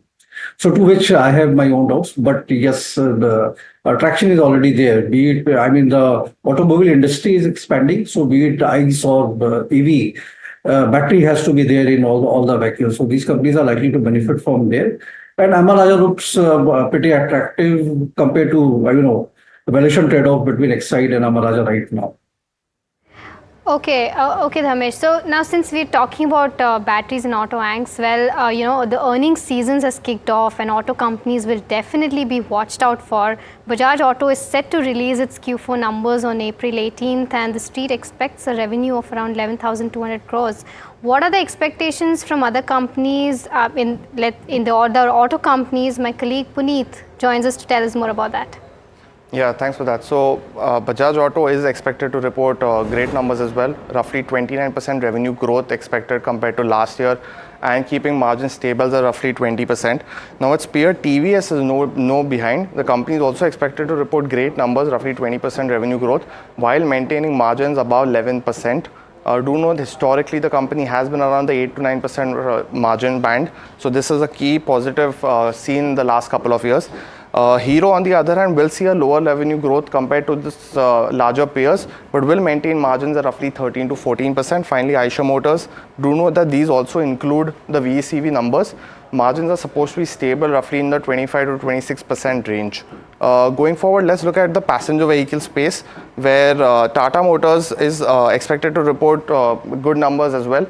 As per brokerages, these are all Bloomberg estimates, but as per brokerages, JLR is supposed to report good numbers, roughly 8.8% EBIT margins, while the domestic CV business has also been doing well, while PV sales have been on a tear as well. For Maruti, this is going to be one of the key surprises here, showing growth on the year-on-year as well as quarter-on-quarter. Above roughly 15 to 20% is what Bloomberg estimates. It sees that it will also see a margin accretion of roughly 2% compared to the previous year, although on a lower base. Finally, it sees M&M as should show roughly mid-single digit revenue growth while sustaining margins. Brokerages such as Nomura, although have stated that this could actually surprise negatively, so watch out for the M&M results as well. Going forward, let's look at the CV and the tractor space. Ashok Leyland continuing its good momentum over the past 3 quarters into the 4th quarter as well. Highest ever EBITDA margins of roughly 13%, unheard of on the Ashok Leyland historical numbers over the past 2 years. Going to show decent revenue growth as well. It is expecting the sales have already been out for the quarter, so watch out for these numbers. Finally, Escorts going to report roughly low single-digit numbers. It has been a very subdued year for tractors in general, and the next 2 quarters aren't looking on very better. So commentary by the management for Q1 for FY25 will be key. And finally, the tire stocks. We see that all have been reporting decent numbers in the past year. For Apollo Tyres specifically, there might be a revenue degrowth because of lower average selling prices compared to last year, but margins are going to sustain up by roughly 180 basis points at roughly 15 to 17%, which has been high compared to the historical numbers of Apollo. For CEAT Tyres as well, we see that margins are going to show roughly between 50 to 180 basis point growth compared to last year, while JK Tyres is going to show roughly 5% or 500 basis point growth in its margins compared to last year. MRF on the other hand going to show decent revenue growth, mid-single digit revenue growth expected and on the margin. So these are all the stocks that we've taken for the auto preview. Results as stated by Mahima start on Thursday with Bajaj Auto, and that's all we have on this segment. Back to you. Okay, well, watch out for some of those auto names as well. You have to admit that today it's not been, I mean, yes, some of the auto ancillaries may have done okay, but it's not, the last few days haven't been exactly happy hunting grounds for some of the auto majors, large, mid, small. Nifty Auto today too is lying absolutely flat. Now, Dharmesh, what from the earnings end are you looking forth when it comes to the auto names? Where is it that you expect strong performance and there be some valuation comfort as well, maybe? Yeah, it's a difficult choice as far as auto names are concerned. Earnings will be there. I mean, the numbers will come in line with what the street expectation is. And I think this quarter, Q4 of FY24, is the best quarter for next 1 year. FY25 would be a difficult and challenging year for all automobile companies. Volumes will be there. The challenge will be on operating margins because the input prices are going to go up. So we have seen a commodity rally so far, and I think there will be extension of commodity rally the way, manufacturing activity, industrial activities expanding in, say, US, Europe, I mean, Germany, China, India, all are doing well. So there will be pressure on the margins. And in that basket, I mean, if you asked me to select 2 stocks, so then the 2 stocks are, one is Tata Motors, so because of his JLR doing fairly well, and with China picking up the kind of GDP growth we have seen. So China is one of the major market for JLR sales for Tata Motors. So that market is likely to do well along with, America and Europe. And the other stock from the 2-wheeler segment will be Bajaj Auto, because exports has been picking up well for Bajaj Auto, and they have launches for super bikes as well. So all put in together, I think still there is a valuation comfort out there in both these companies, 2-wheeler space, Bajaj Auto, and 4-wheeler space, Tata Motors. So there one can hold on to the existing buy position. If you want to add more, one can add at current levels, but should have a horizon of at least a year's perspective. 20-30% kind of a stock price gain is definitely not on the cards. And let's not forget, Tata Motors will also be going for the demerger of their businesses. So SOTP valuation is around 1400 as far as we are concerned for Tata Motors. Okay, well understood. Sony, your top picks in the auto sector? It would be Tata Motors, which is looking quite strong on a technical and derivative pick. That parameters you can see 970, 960, very strong support on charts as well. So keeping a stop loss of 970 for a short-term trade, the stock can test 1040, 1050. Okay. So that's on the auto names. It's almost 3:20, the time of the show wherein we should get in some closing strategies. Sony, if I had to ask you for one top closing strategy, which one would that be? Neeraj, it will be HDFC Bank. It has reclaimed the 1500 level today, and the stock is quite comfortable. In fact, it's the only stock which is giving some sort of comfort to Bank Nifty as it rises back above 47,500. So HDFC Bank can test 1530, 1540 levels from current levels, and the support is just it's at the cusp of it. So 1500, 1495 is a good support. So keeping a stop loss of 1495 and target of 1530, 1540. Okay, some stocks with some spurt in volumes today. So look at the Mahima was talking about Dynacon Systems. So that one is of course up 20% on very high volumes. Dhani Services is up 14% on volumes which are 5 times the normal 2-week average. So that's done really well for itself in terms of an up move. Viatech Wabag is standing out 15% higher. Volumes 10 times the 2-week average. Some extremely strong showing there for this one. As we speak, Exide is up 12% now. So it was maybe 10% for a brief bit. It's still up 10%. Okay, interestingly, BSE was showing some 12% up move. Maybe on the BSC it is slightly higher, but and then NSE about 10%, but some strong move there for Exide, of course, in the session today. And there is a bounce back, 11.5% on the BSE. And there is a bit of a bounce back in Titagarh Wagons. Couple of days on a trot, it was getting drawn down.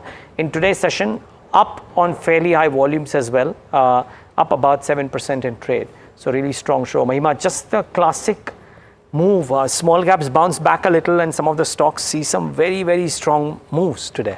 Absolutely, Neeraj. But we'll move on, and we spoke to Anand Shah of ICICI Prudential AMC on his outlook on the power space. We asked him if he thinks it's a multi-year theme and if he is still constructive on it.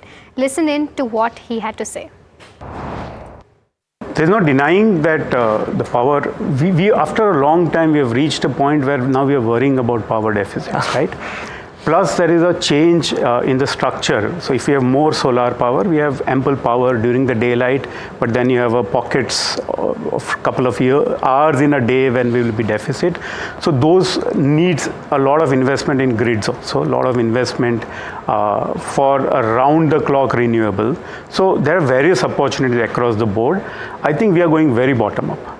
To be very honest, there are opportunities across the board. At the same time, as you rightly said, it's not a theme which is now undiscovered. It was a theme undiscovered 24 months back, 36 months back, when actually nobody was looking at it. But I think we have reached a point where India will need to do capex for power. Deficit is for real. We are also talking of which was shunned, which is a thermal-based power plant. So that's something which is coming back on the drawing board, that look, while we will invest in renewables, we'll also need to invest in thermal. So I think it's more bottom-up, power generation, T&D, everywhere we are seeing investments happening. Well, okay, that was quite an interesting thing to know. Well, today on How Rich is Your Candidate, we put the spotlight on Nakul Nath's portfolio. Alex Matthew breaks it down for us. Alex, what do you have? Well, the question is, how rich is your candidate? And this one is the richest yet. Nakul Nath has got movable assets of 650 crore rupees. And we'll get to how he's reached that number. But let's first talk about the taxable income that this particular candidate has reported. In FY23, it stood at 7.89 crore rupees, and that's quite a substantial jump over the last 5 years or so. Let's come to the movable assets. As I said, just under 650 crore rupees. He's got immovable assets as well, to the tune of 2.92 crore rupees in the form of agricultural land, and total immovable assets of about 48 crore rupees. Now, let's talk about the movable assets, because within this, he's got domestic fixed deposits of 17.6 lakh rupees, and he's got offshore bank deposits to the extent of 25.5 crore rupees. He's got cash, which is also the highest that has been disclosed yet by a candidate, of close to 45 lakh rupees, and he's got gold bars as well as silver and diamonds and other gems worth over 2 crore rupees. Now, he's got investments in listed companies, about 30 in his portfolio. Cumulatively, that's worth about 5.2 crore rupees. The top holdings are in the likes of Adani Ports as well as Nupur Recyclers, which, by the way, I was looking at it, is a company with market capitalization of above 500 crore or thereabouts. He's got Yes Bank, Cosmos First, as well as Lemon Tree. He's got unlisted stocks to the extent of 14.7 crore rupees in companies like Alzo Realty, as well as Hero FinCorp, Polymatech Electronics, as well as the National Stock Exchange, NSE. Now, what else does he have? He's got investments in bonds as well as alternative investment funds and PMS to the extent of 8.4 crore rupees, and that's subdivided into the likes of the India Infrastructure Finance Bond as well as sovereign gold bonds to the extent of 30 lakh rupees, Ask Investment Managers, Abacus Asset Managers, as well as Helios Capital Management and a couple of others. He's invested a little bit of money in mutual funds. He's got the dividend yield fund from HDFC that's worth about 77 lakh rupees. And he's also got the SBI Contra Fund as well as the UTI Master Shares Fund. Now, if you were paying attention to the numbers, you will notice that this does not amount to 650 crore rupees, and you're probably wondering where that comes from. It's because of the NB Family Trust, in which he is a beneficiary, and that trust owns quite a few businesses, mostly in the unlisted space. Well, that's some portfolios. One portfolio for which Alex had some advice as well because of the quantum of mutual funds in that portfolio. But otherwise, it's been a pretty interesting spotting, really, if you will. Thanks, Alex. Thanks for bringing that to us. Before we wrap up, couple of minutes left. Dharmesh, before we thank you, from the last time that we spoke until now, a few results have come out, a few results are expected this week as well. Which is the one that you're watching out for the most? Infosys. And why so? I mean, because of the guidance that they will provide for the year? Yeah, definitely, yes. So that would be key to determining the entire sector, how it's going to pan out for FY25. Seeing it in light with what TCS has already delivered and Accenture has guided for. So that's a very critical result to watch out for. And Sony, before we thank you, a couple of stocks which stood out. VA-Tech Wabag, good price and volume action, and Dhani Services as well. The second one which had some action. Either one of them if you've looked at on the charts. Definitely, Neeraj. VA-Tech Wabag is something that's looking interesting from current levels. You can see, the stock has already risen up today by 10-15%. And even then, it's showing a lot of strength with good volumes. 900 is a good support on immediate basis as long as it's holding 900 and even closing above it today. So it can test 960, 980 in the coming days.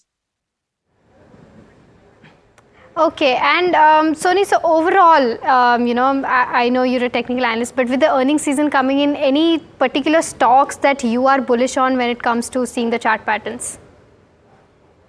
So definitely yes, but not on the basis of how the earnings can impact, but basis on how the data is showing as of now on derivative front, and that will be the metal space. So I think metal space is looking quite interesting, and the stock that has yet to perform in comparison to how Vedanta NMDC has performed in recent days. The stock is Coal India for now.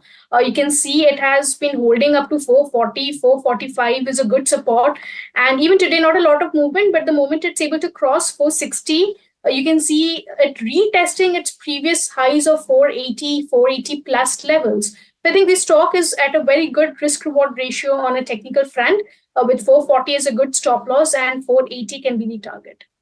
All right, Dharmesh and Sony, thanks so much, both of you, for taking the time out and being with us and guiding us through the last 1 hour of trade. Really appreciate your time.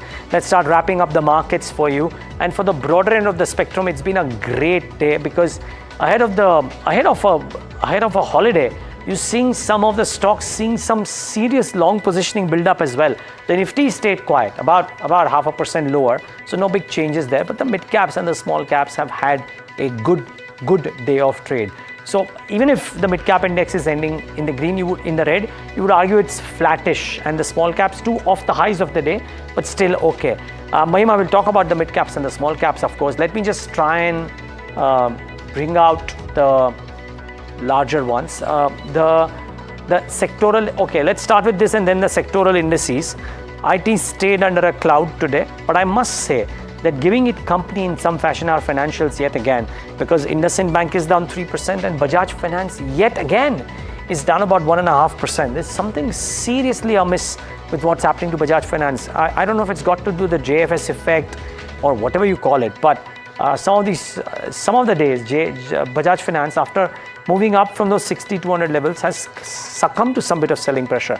There's a lot more green than red on the screen than what it was at 230, you have to admit. And HUL is piling on the gains. ONGC yet again 1.5%, and HDFC Bank, Soni Patnaik's top call, is up about 1% as well. There is strength in Coal India and BPCL, so some bit of a PSU flavor. And Reliance is also about 0.25%. Before I hand it over to Mahima, just want to bring the last 5-day, 7-day chart of Bajaj Finance if we can very quickly, because the stock has seen some serious selling in the recent past, and today is not just the day when it has done so badly. I think the last few days Bajaj Finance has had a bit of a pullback for sure, 3.5% for the last 5 days. But Mahima, the broader end of the spectrum, what's standing out? Right, so clearly the mid caps and the small caps are doing better than the benchmarks. The broader markets are clearly outperforming the index. If we talk about the mid cap 100, well, you'll see that the index is currently just 0.01%, so it's trading flat basically. And in terms of the small caps are definitely outperforming all the indices. If you see overall, it's up around 0.68%. Just to have a quick look at how the breadth of the market looks like, well, 1251 stocks advance and 705 decline. So throughout the day the chart has been it's getting narrower. It did get narrow, then it did try to expand also, but overall if we see the markets are skewed towards a little more towards the advances. Now just stock specific, CRISIL did come out with its earning today. The earnings were not up to the mark, but if we see the revenues have gone up by around 3%. In terms of EBITDA, the EBITDA was down around 5.6%. Margins have shrunk from 28.5% to 26%. So something like CRISIL is down around 2%. Then there's Exide. Well, we've addressed Exide in the show quite extensively, but it's up around 15% today. I mean, that is something very interesting. Bharti Hexacom, here you go, 13% up. Well, very interesting to know stocks like this, who've just got listed and going up and flying in the trade, in fact. Then if we can pull up the chart for Ugro Capital, let's see what Ugro Capital is doing. Well, it did come out with its business update. There you go. That the stock is also up around 3.2%. The business updates look good. Their overall AUM growth was around 9,000 crore, up 48%. Also, since we were talking about Dynacon system, if you can pull up that, even that stock has been doing pretty well in trade today, 20%, there you go. I think this should be the upper circuit, if I'm not wrong, for Dynacon systems. And, this is because it has won a contract of around 233 crores. But Neeraj, what do you think? How do you think the market? These days difficult to predict, Mahima. So let's just call it a day, because we have a we have an off day tomorrow. Definitely. The world markets are on, so never know what happens this Thursday. Hopefully, peace prevails and things are kosher. But on that note, from Mahima, me, and the team that has put this show together, thank you so much for tuning in. Have a great Ram Navami holiday, and see you with the markets on Thursday.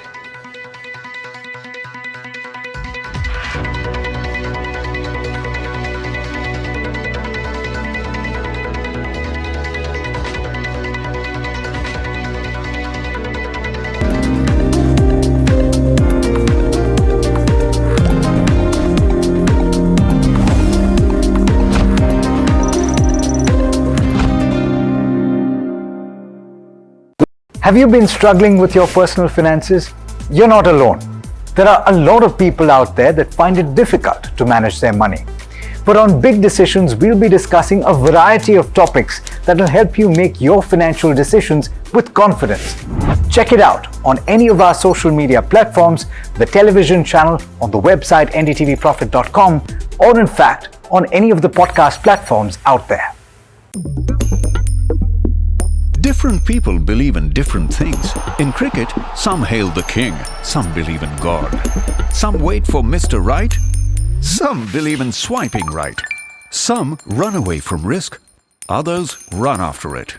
For some, kids mean babies. For others, kids mean puppies.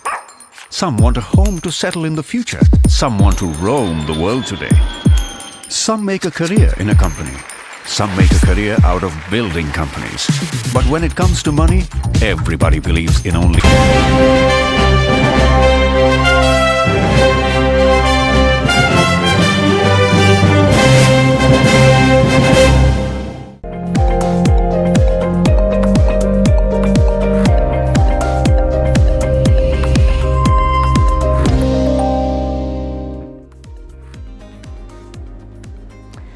Thanks for tuning into Talking Point. I'm your host, Neeraj Shah. The case for a chat today, for the guest that we have today, we have to talk about what's happening in the AMC space and the mutual fund space, and whether domestic flows will continue to remain resilient, and will the retail investor continue to have the last laugh. Can geopolitics and strong growth become headwinds for equities? Because growth may lead to delayed rate cuts, which might not be something that risk assets might like. And what are the contrarian bets in uncertain markets? That is something that we'll talk to our guest, who believes that bottom-up stock picking is the way to go in the current market scenario. Our guest today is Anand Shah, Head of PMS and AIF Investments at RCSA Prudential AMC. Anand, so good having you. Thanks for taking the time out. Very good morning. Yes. Very good morning, and great to have you in our studios. Just trying to think, Anand, almost every signpost seems to suggest that the soft landing, which was thought to possibly be engineered, is not quite happening in the same way. Data is strong, rate cut bets getting pushed out. Is all of that negative for equities, or do you think it will be taken in stride? So I think it's complicated. It is. It's a good news which is not a good news in that sense, or good news is bad news is good news. So to that extent, yes, the rate cut to me gets pushed out, maybe the quantum reduces, but it's a strong economy. So that's a solace. And to me, the genesis of this is that China, which was an exporter of deflation, which allowed everybody to print money and have growth without inflation, I think that's behind us. And to that extent, I think there's inflation which one have to deal with, and that would need a slowdown. Definitely will need some bit of slowdown in US economy, engineered or otherwise. But it's not happening. It's not happening yet, and I think to that extent, there is always, even today, some bit of, chatter of there might be need of another rate hike in US rather than a rate cut. Again, these are all chatters that we are talking about. So you're right. I think as Fed always says, it will be data dependent. So the current data tells us that it's not yet happening, but there are early signs, and we'll have to see, because the rates are going to eventually push back some bit of real estate and other stuff. We are seeing some bit of slowdown in the commercial real estate for sure. Residential is very strong. So yeah, I mean, we are no experts here, but we are watching that data closely. But you're an expert on sentiment, and there is a tadka of geopolitics now being added to this specter at the same time, simultaneously. Does that make the case for increased caution or heightened caution on risk assets, both sentiment and valuation wise, or not quite? I think it's not been the case in last 3-4 years that people were not cautious. I speak to so many people, and each one of us is confused why the markets are doing so well, right? I think the underlying factor of earnings growth rate is not really talked about as much. There is a stark difference between the Indian economy, India Inc., let me put it this way, pre-2020 and post-2020. If you see, for almost 5 years, pre-2020, while the macro was okay, we were not really worried about what's happening on inflation or interest rates. Currencies were okay, growth was okay, but India Inc. was suffering. You had practically no earnings growth rate for 5 years. That's never happened for a long time. Whereas last 4 years, while it's all marred with various macroeconomic issues, be it COVID, be it Russia, Ukraine leading to inflation, dollar strengthening, more recently Middle East, I think the earnings growth has been very, very strong. And that's why I was telling that, look, last 4 years have been really bottom up. There has been very clear, stark difference between the sectors which performed pre-2020 and post-2020, and that's the way forward. Okay. Okay, let me make a segue that before we talk about specifics, right? But the segue is that hitherto, the belief has been that let's focus on the domestic inward-facing themes because India growth is looking strong, global growth is not. And for the better part, it wasn't until the PMI data has started to show some green shoots, if you will. Is it time to start looking at export-oriented themes much more than what you otherwise might have? Chemicals, maybe IT, maybe metals, which are majorly globally exposed as well, because the valuations might also be in your favor and global growth is starting to look okay at the margin. I think I'll rather look at it that way, that there are segments of the market which get impacted by what happened in China, particularly, and US. These are the two large economies and we need to be cognizant of that. So while metals, we are not very large exporter of metals, and to that extent that doesn't make a difference, but the prices are impacted. And to that extent, one needs to be cognizant of what's happening there. But you're right, the domestic will be the big driver. But also when you're looking at exports growth, we're also looking at import substitution in many of the areas. Look, the entire story of pre-2020 and post-2020 difference is China was an exporter of deflation. For almost a decade, anything and everything you needed would come from China cheap. That's changing. Not in 2020, it was changing for a while. And that is what has been the driver of profits also, especially in manufacturing, manufacturing allied businesses, and corporate banks, the state-owned banks and the erstwhile corporate banks. They've all been driving the profits. The consumer-facing businesses are doing well prior to 2020. They're still doing okay. I mean, they're not doing great, but they're not bleeding. And to that extent, overall, a large part of India Inc. is better off post-2020 than pre-2020. Got it. Okay. The other aspect is flows, and just wanted your sense there. FI flows have largely been absent. We don't quite have a handle on when do they make a strong return, because it also seems to be a factor of what happens to global rate outlook, etc., which is fuzzy right now. Sure. So does the domestic inflow continue to stay buoyant to your mind and continue to be the, how do I say, the support at the lower levels that the Indian markets have needed in the last 3-4 years, or can that also change? Yeah, so the global flows, as you rightly said, would be function of US interest rates, and that's further pushed out if you ask me. From the domestic flows, I would divide into two parts. One is the large SIP money. Now, this is very, very soothing. These are the set of investors who are also not coming for the short term. They've made up their mind that they don't want to make a sudden entry into the markets. They want to come for the long. I mean, inherently, you would want to believe that SIP investors are coming in for a long term. They're taking baby steps. They're not in a hurry. And to that extent, that's, to me personally, very, very soothing, sustainable, long-term commitment to the Indian equity markets at a bottom end of the pyramid. Sure, yeah. You want to. The other set of money, which is lump sum, which is HNI money, which would move with the sentiments.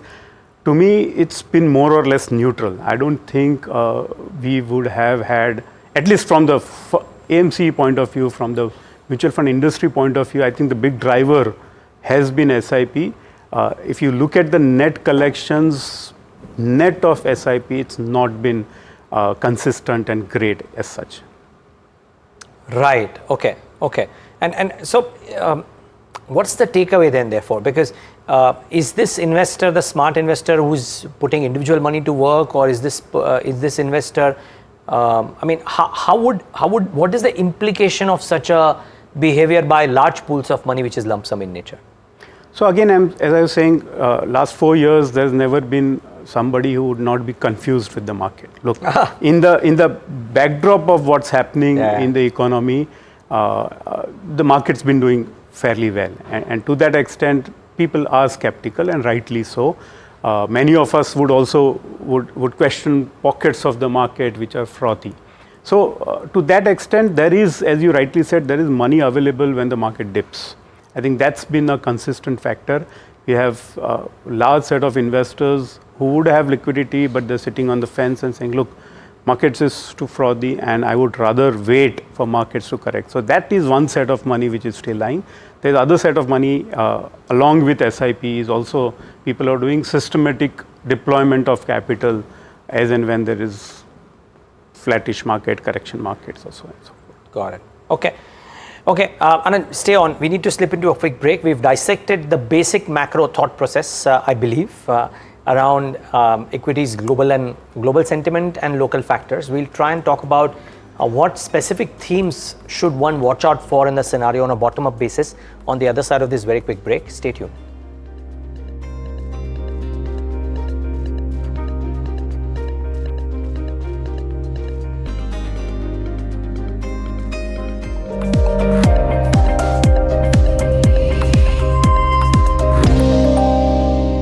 Presented by Patanjali Kesh Kanti Oil and Shampoo. Tootna Mana Hai. Co-presented by Panasonic Green Impact. Co-powered by Canara Bank. Together we can. Have you been struggling with your personal finances? You're not alone. There are a lot of people out there that find it difficult to manage their money. But on Big Decisions, we'll be discussing a variety of topics that will help you make your financial decisions with confidence. Check it out on any of our social media platforms, the television channel, on the website ndtvprofit.com, or in fact, on any of the podcast platforms out there. Different people believe in different things. In cricket, some hail the king, some believe in God. Some wait for Mr. Right, some believe in swiping right. Some run away from risk, others run after it. For some, kids mean babies. For others, kids mean puppies. Some want a home to settle in the future. Some want to roam the world today. Some make a career in a company. Some make a career out of building companies. But when it comes to money, everybody believes in only one thing: profit, profit, profit. And for profit, watch only NDTV Profit. We all love money.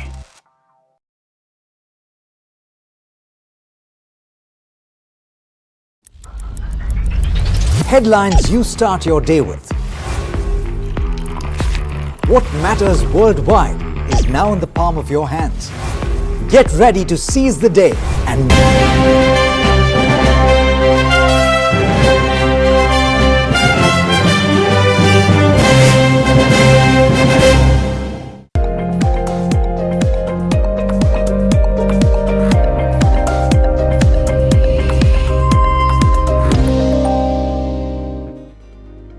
Back with Talking Point right here on NDTV Profit. Well, one of the talking points at the start of every earnings season is IT because of the earnings. This time around in today's session, it's not just because of earnings, but because of a spate of resignations that we're seeing in one large IT firm, that stock is the top loser on the index on Tuesday. My colleague Rucha Somaya joins in to talk about what's happening at LTIMindtree. Rucha, good morning. Thanks, Neeraj. So, as you rightly stated, LTIMindtree is the top IT loser in today's trade. This comes as the resignation count touches to 8 people at the managerial level post the merger. Most recently, 2 members from the global sales team, namely Mr. Chug and Mr. Dietrich, resigned from their posts. Both of them were working at LTI just before the merger. Looking at the history of the managerial level resignations, I would like to highlight 2 major resignations that were working at Mindtree just before the merger. Number 1, Mr. Vineet Teradesai, who was the CFO of LTIMindtree, resigned just a month back. He was working as the CFO of the erstwhile Mindtree just before the merger. And number 2, Mr. Venugopal Lambu, who also resigned just a month after the merger. He was the whole-time director and the president of markets too at LTIMindtree. Okay, Rucha, thanks for filling us in. And a spate of resignations pulling out the stock of LTIMindtree lower.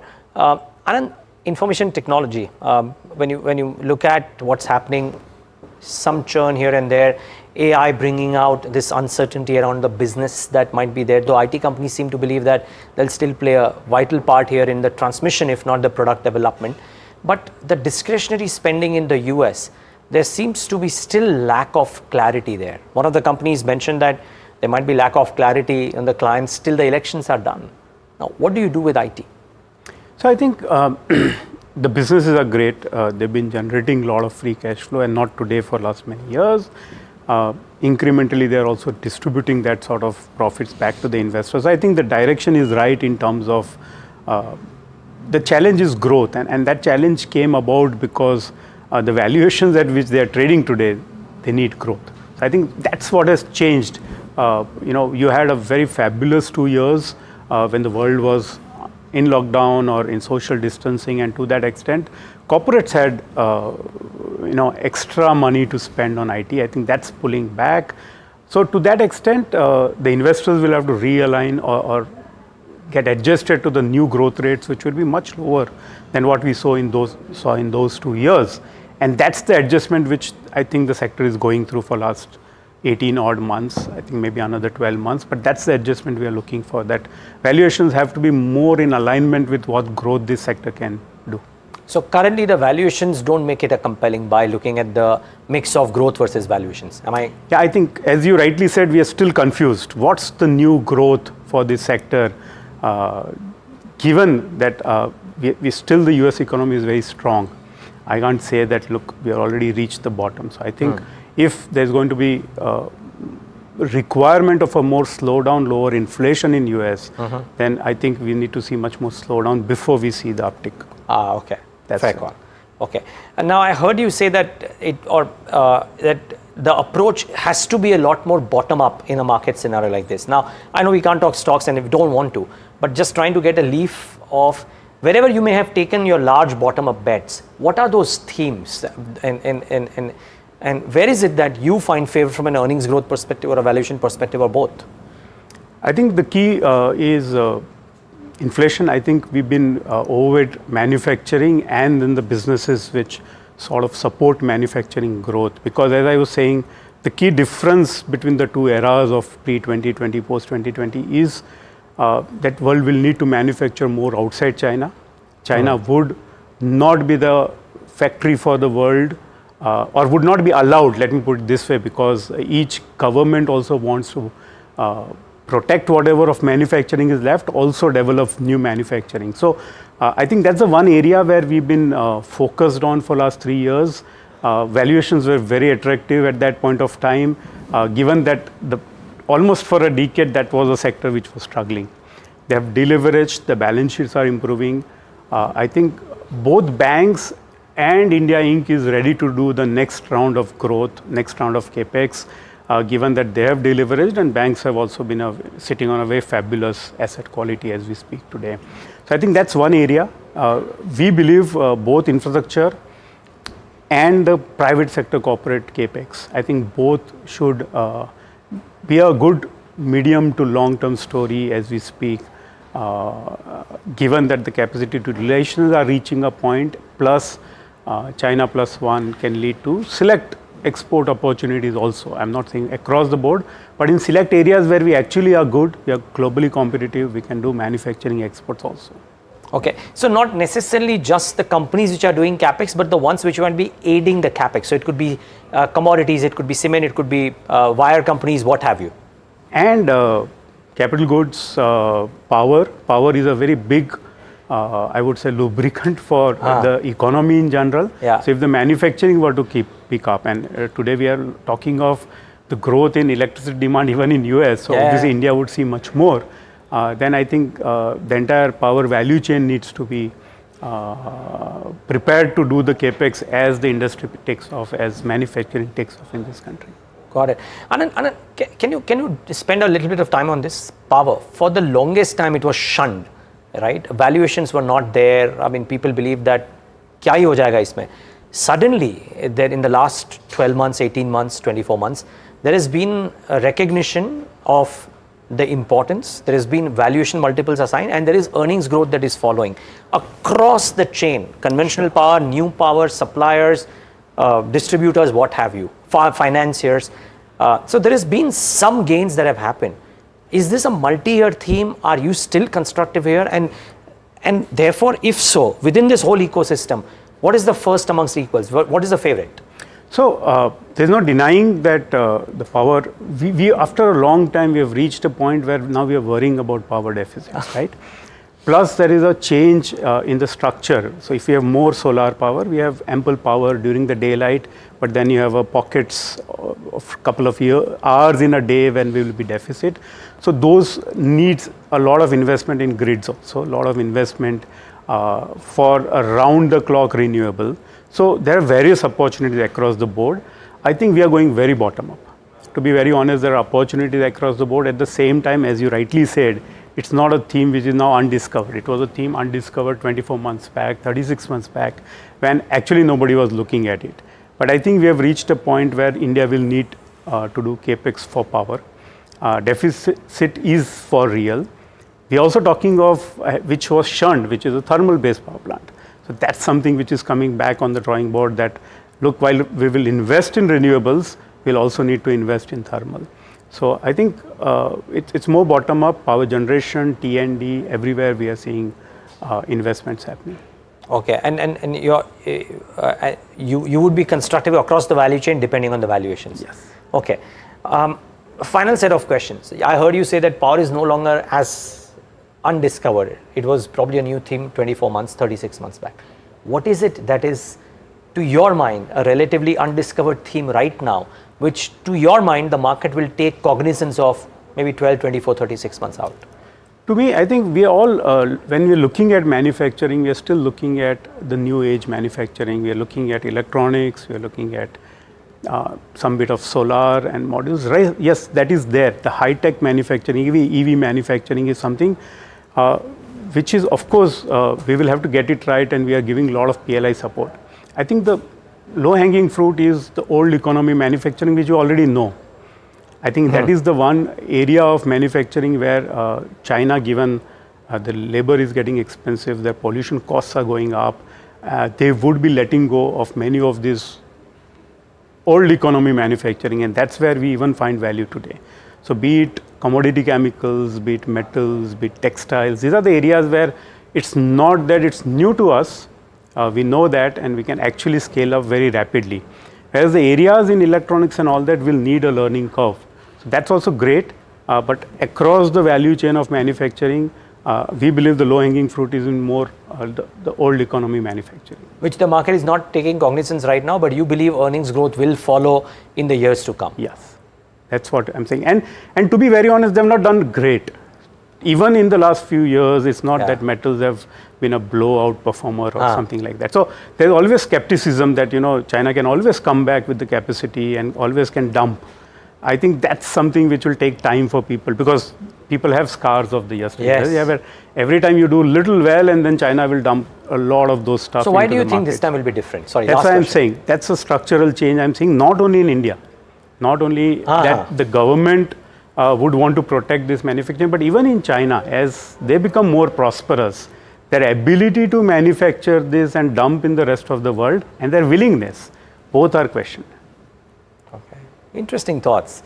Anand, it's first time having you in our studios, but I must say it was lovely talking to you, and I look forward to have you more often here.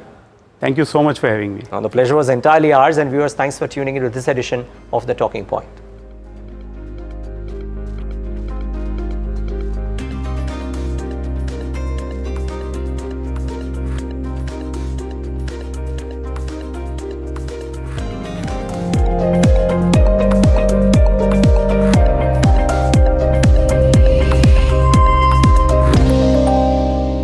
Presented by Patanjali Kesh Kanti Oil and Shampoo. Tootna Mana Hai. Co-presented by Panasonic Green Impact.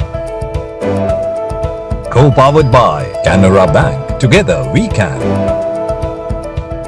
Have you been struggling with your personal finances? You're not alone.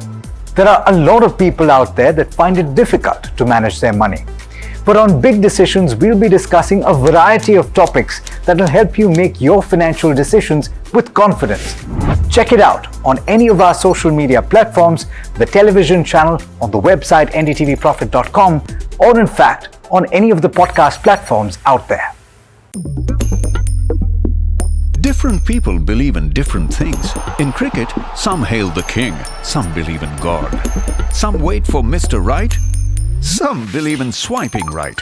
Some run away from risk, others run after it. For some, kids mean babies. For others, kids mean puppies. Some want a home to settle in the future. Some want to roam the world today. Some make a career in a company. Some make a career out of building companies. But when it comes to money, everybody believes in only one thing: profit, profit, profit. And for profit, watch only NDTV Profit. We all love money.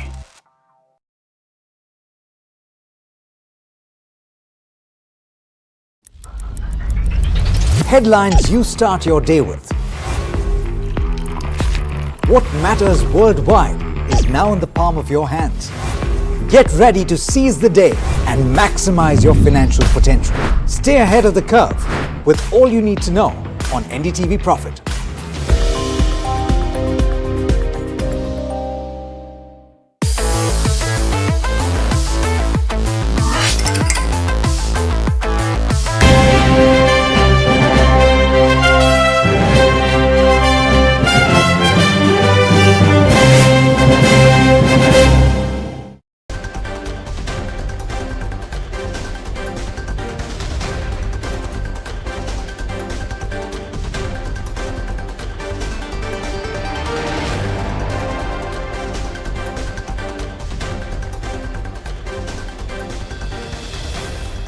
Benchmark indices declined for the third straight session in a row as geopolitical concerns weigh on investor sentiments. Sectoral indices end mixed. Nifty IT ends as the top sectoral loser as it loses over 2.5%. Infosys, TCS and HCL Tech drag the index. Rupee records lowest ever close against the US dollar at 83.54, weakens by 9 paise as global investors scale back expectations of a rate cut in the US. IDF Chief of Staff Halevi says Israel will respond to Iran's missile and drone attack as Prime Minister Netanyahu continues consultations with his war cabinet. The Supreme Court wraps Patanjali Ayurved's Baba Ramdev and Acharya Balkrishna, tells them not to degrade allopathy and respect all medical practices. Next hearing on 23rd April. Analysts expect top automakers to report robust fourth quarter earnings. Passenger vehicles and two-wheelers estimated to see double-digit revenue growth. Nakul Nath is the richest candidate in the Lok Sabha polls so far, with total assets worth 650 crore rupees. A detailed report on his assets coming up on the show.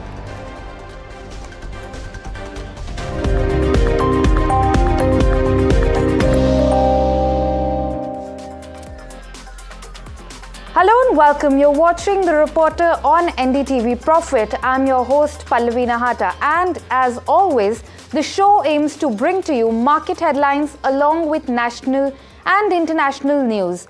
Before we move on to the show, it's time to quickly see how the markets have fared today. My colleague Neeraj joins us for a quick market wrap to share with us the intraday action. Neeraj, over to you.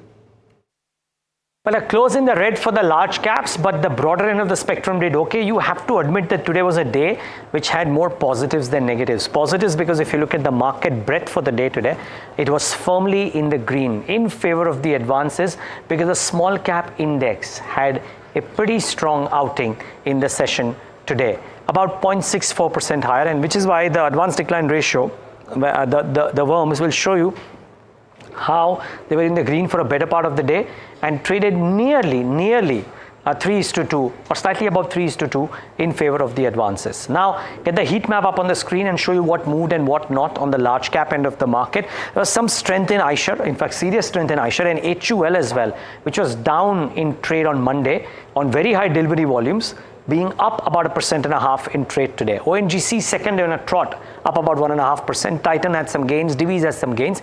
The surprise package, I must say though, was HDFC Bank, 1.16% higher on a day when not all financials have done well. So some bit of strength that HDFC Bank is showing, but the weakness was more palpable, more so for IT names, and both Infosys and LTIMindtree showed that. Infosys, the top loser ahead of the numbers, 3.5% lower for this one. Maybe the street expects the commentary or the numbers to be a bit weaker than what was earlier perceived. LTIMindtree continues to see resignations, two global sales head resigning, and that stock also down 3%. Some weakness for FinServ and finance, and the entire IT pack was wobbly in the session today. So that was the crux of what happened in the large caps. Just pull up the BSE 500 and show you the key movers and gainers on that one. Excite topped the list, followed by Amara Raja, 15% on close. It was a trending day for Excite because it started off flattish to marginally higher and then closed at the highest point of the day. Aegis Logistics was up about 8%, strength in Sterling Wilson, Patanjali Foods because of GQG's higher shareholding maybe moving up in trade. What didn't do well, Spark for the 7th or 8th day on a trot, down about 5%, some weakness in KEI Industries, Emphasis corrected, Coforge corrected, and Gujarat Gas, which has had a last few days of positivity, also coming off, as did CRISIL post numbers, down about 4%. Net, good day for the small caps. Let's see if we can carry on the momentum after a day's holiday on Wednesday. And staying with the markets, the Nifty IT was the top losing sector in trade. It closed over 2.5% lower. But what's the reason behind the dip? Rucha Somaya joins us to tell us more. Rucha, take it away. The Nifty IT was down 2.5% in today's trade, with all of its constituents in red, and Infosys and LTIMindtree losing the most. Infosys is expected to report its result on Thursday. There were no major deal wins announced in the fourth quarter. The consensus expects the revenue to be at negative 0.6%, while the EBIT margin is expected to improve marginally by 22 basis points. The guidance is expected at 3 to 6% in constant currency terms for FY25, while the EBIT margin guidance is expected at 20 to 22%. So let's look at what LTIMindtree has for us today. 2 global heads resigned yesterday, marking the total resignations since merger to 8. Major resignations of which include the CEO of LTI, Sanjay Jhalona, the whole-time director, Venugopal Lambu, and the CFO, Vinit Terdesai. On a qualitative perspective, there were no hopes of recovery of demand from the TCS management commentary on Friday. The global peers like Accenture have cut their FY24 guidance to 1 to 3%, which was previously at 2 to 5%. This certainly indicates that the macroeconomic uncertainties still exist, which are causing the tightening of client budgets and pressure on discretionary spends. Awaited is the Infosys guidance and the Infosys management commentary, which is set to report its results on Thursday. And shifting focus to the currency markets, the rupee fell to a record low of 83.54 against the US dollar. My colleague Mimansa Varma joins us with more. Mimansa, what are the factors that is triggering this fall? Yeah, hi Pallavi. So the rupee has fallen to a record low during the day to 83.55 per dollar. This was in the earlier trade, and during the day the rupee recovered some of its losses, but then towards the end of the trade, rupee went back to close at the record closing low of 83.54. This is because global investors have scaled back their expectations that the US Federal Reserve is going to cut interest rates this year. This is after the strong retail sales data that came in the US last night. This has led to a broad dollar strength across the board and has spilled over onto emerging currencies, including the rupee as well. We should also talk about risk aversion sentiment that is going on in the market at this point of time due to geopolitical tensions in the Middle East, and that has also led to some pressure in the Asian currencies, including the Indian rupee. Weakness in the Chinese yuan particularly has impacted the Indian currency, along with Indonesian rupiah and South Korean won, after which the central bank of these respective countries had seemingly intervened in the market and curtailed the sharp fall in these currencies. Similarly to as what was seen in India, the RBI was speculated to have sold dollars to intervene in the market and limit further fall in the rupee, and traders were expecting the 83.60 is going to be a technical level that should not breach today, and RBI has, however, even though the pressure is is expected to continue in the coming days, the RBI will continue to stand tall and not let the rupee depreciate and use its foreign currency reserves. Thank you, Mimamsa. Moving on, in the latest in the Patanjali misleading ads case, the Supreme Court has cautioned Baba Ramdev and Acharya Balakrishna against disrespecting allopathic treatments. My colleague Varun Gakhar joins us to tell us what transpired in the court. Varun? In the weekly hearing that has been taking place in the Patanjali misleading ads case, senior advocate Mukul Rohtgi, appearing for Baba Ramdev and Acharya Balakrishna, again tried to persuade the court to accept their apology. Rohtgi even said that both Ramdev and Balakrishna are ready to apologize to the public as well.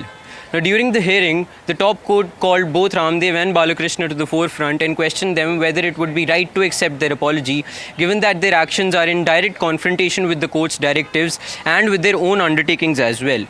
The top court said that although Patanjali and Ramdev have been doing good work for yoga and Ayurveda, they cannot advertise medicines for diseases that are incurable, as that is prohibited under law. As a result, Ramdev said that it will make sure that moving forward, it would issue no such statements to the public. As a result, the top court has granted a week's time to both Ramdev and Balakrishna so that they can show the court that their apology is being abided by them, both in letter and in spirit. Moving on to an update from the auto sector. The earnings season has kicked off and the auto space is definitely one to be looked out for. Analysts expect top automakers to report robust fourth quarter earnings.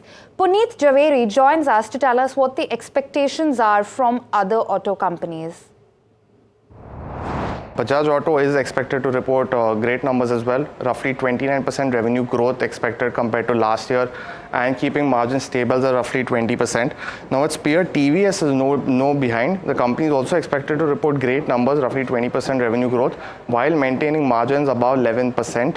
Do note historically the company has been around the 8 to 9% margin band. So this is a key positive seen in the last couple of years. Hero on the other hand will see a lower revenue growth compared to this larger peers, but will maintain margins at roughly 13 to 14%. Finally, Eicher Motors, do note that these also include the VECV numbers. Margins are supposed to be stable roughly in the 25 to 26% range. Going forward, let's look at the passenger vehicle space, where Tata Motors is expected to report good numbers as well. As per brokerages, these are all Bloomberg estimates, but as per brokerages, JLR is supposed to report good numbers, roughly 8.8% EBIT margins, while the domestic CV business has also been doing well, while PV sales have been on a tear as well. For Maruti, this is going to be one of the key surprises here, showing growth on the year-on-year as well as quarter-on-quarter, above roughly 15 to 20% is what Bloomberg estimates. It sees that it will also see a margin accretion of roughly 2% compared to the previous year, although on a lower base. Finally, it sees M&M as should show roughly mid-single digit revenue growth while sustaining margins. Brokerages such as Nomura although have stated that this could actually surprise negatively, so watch out for the M&M results as well. Going forward, let's look at the CV and the tractor space. Ashok Leyland continuing its good momentum over the past 3 quarters into the fourth quarter as well. Highest ever EBITDA margins of roughly 13%, unheard of on the Ashok Leyland historical numbers over the past 2 years, going to show decent revenue growth as well. It is expecting the sales have already been out for the quarter, so watch out for these numbers. Finally, Escorts going to report roughly low single-digit numbers. It has been a very subdued year for tractors in general, and the next 2 quarters aren't looking on very better. So commentary by the management for Q1 for FY25 will be key. And finally, the tire stocks, we see that all have been reporting decent numbers in the past year. For Apollo Tyres specifically, there might be a revenue degrowth because of lower average selling prices compared to last year, but margins are going to sustain up by roughly 180 basis points at roughly 15 to 17%, which has been high compared to the historic numbers of Apollo. For CEAT Tyres as well, we see that margins are going to show roughly between 50 to 180 basis point growth compared to last year, while JK Tyres is going to show roughly 5% or 500 basis point growth in its margins compared to last year. MRF on the other hand going to show decent revenue growth, mid-single digit revenue growth expected and on the margin. So these are all the stocks that we've taken for the auto preview. Results as stated by Mahima start on Thursday with Bajaj Auto, and that's all we have on this segment. Back to you. We'll keep you updated on how the auto earnings go, but moving on. In January this year, Tata Consumer had agreed to buy Capital Foods, the owner of well-known brands like Ching's Secret and Smith & Jones, in a phased manner. But in a turn of events, Tata Consumer has decided to terminate 3,000 of Capital Foods distributors, leaving them quite upset. Sesha joins us with more on this. Sesha? In a letter addressed to the National Human Rights Commission, the All India Consumer Products Distributors Federation has alleged that Tata Consumer has abruptly terminated about 3,000 Capital Foods distributors. Now, this has resulted in a widespread unemployment of about 70,000 people across various roles such as sales staff, delivery personnel, etc. The Apex Distributors body has alleged that the Tata Group's move has also caused financial setbacks in terms of pending market credit and unresolved claims, significantly impacting their livelihoods. Now, Dhairishil Patil, who is the president of the Distributors Association, claims that TCPL's move is unusual in comparison to the standard industry practices. He said HUL acquired Horlicks from GSK years ago. Then it had retained most of GSK's distributors, and similar practices have been followed by other companies as well. And Patel says that the Tatas should also give the distributors a safe exit. Now, the association has reached out to TCPL chairman N. Chandrasekharan regarding this issue. However, they have not received a response yet. Meanwhile, the association has appealed to the Human Rights Commission to intervene and safeguard the rights of distributors from further adversities. We have also reached out to Tata Consumer. However, they have declined to comment on the queries with regards to this matter. That's all we have for you until now. Thank you, Sesha. And with that, it's time to slip into a short break. But stay tuned, we have a lot more lined up on the other side for you.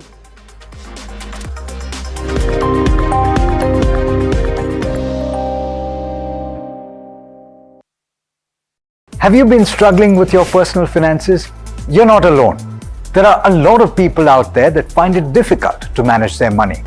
But on Big Decisions, we'll be discussing a variety of topics that will help you make your financial decisions with confidence. Check it out on any of our social media platforms, the television channel, on the website ndtvprofit.com, or in fact, on any of the podcast platforms out there. Different people believe in different things. In cricket, some hail the king, some believe in God. Some wait for Mr. Right, some believe in swiping right. Some run away from risk, others run after it. For some, kids mean babies. For others, kids mean puppies. Some want a home to settle in the future. Some want to roam the world today. Some make a career in a company. Some make a career out of building companies. But when it comes to money, everybody believes in only one thing: profit, profit, profit. And for profit, watch only NDTV Profit. We all love money.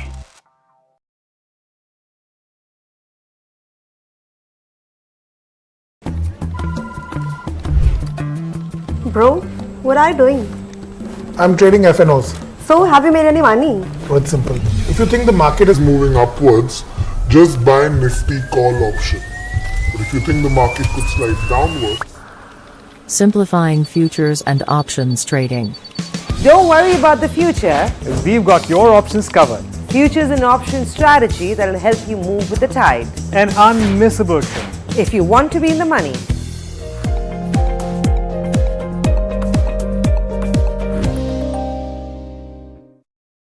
Stock selection isn't an easy task.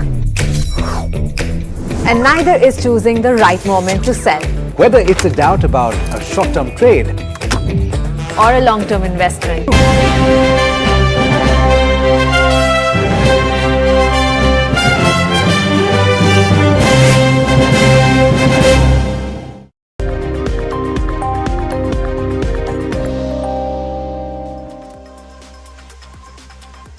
Welcome back. You're watching The Reporter on NDTV Profit. Now, TCS has retained its spot on LinkedIn's list of the top companies to work for in India, while Accenture stood second. Cognizant grabbed the third spot in the 8th edition of this list.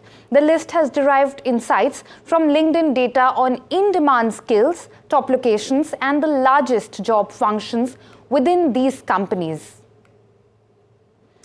You can also now place an order for up to 50 people with Zomato's new large order fleet, the first in India. This is an all-electric fleet, according to the Zomato CEO, Dipinder Goyal, who shared a post on social media account X. He added that the initiative has been taken to solve customer problems while placing large orders on the platform. These vehicles are still a work in progress, and the company is taking steps to add more features like cooling compartments and hot boxes with temperature control. Well,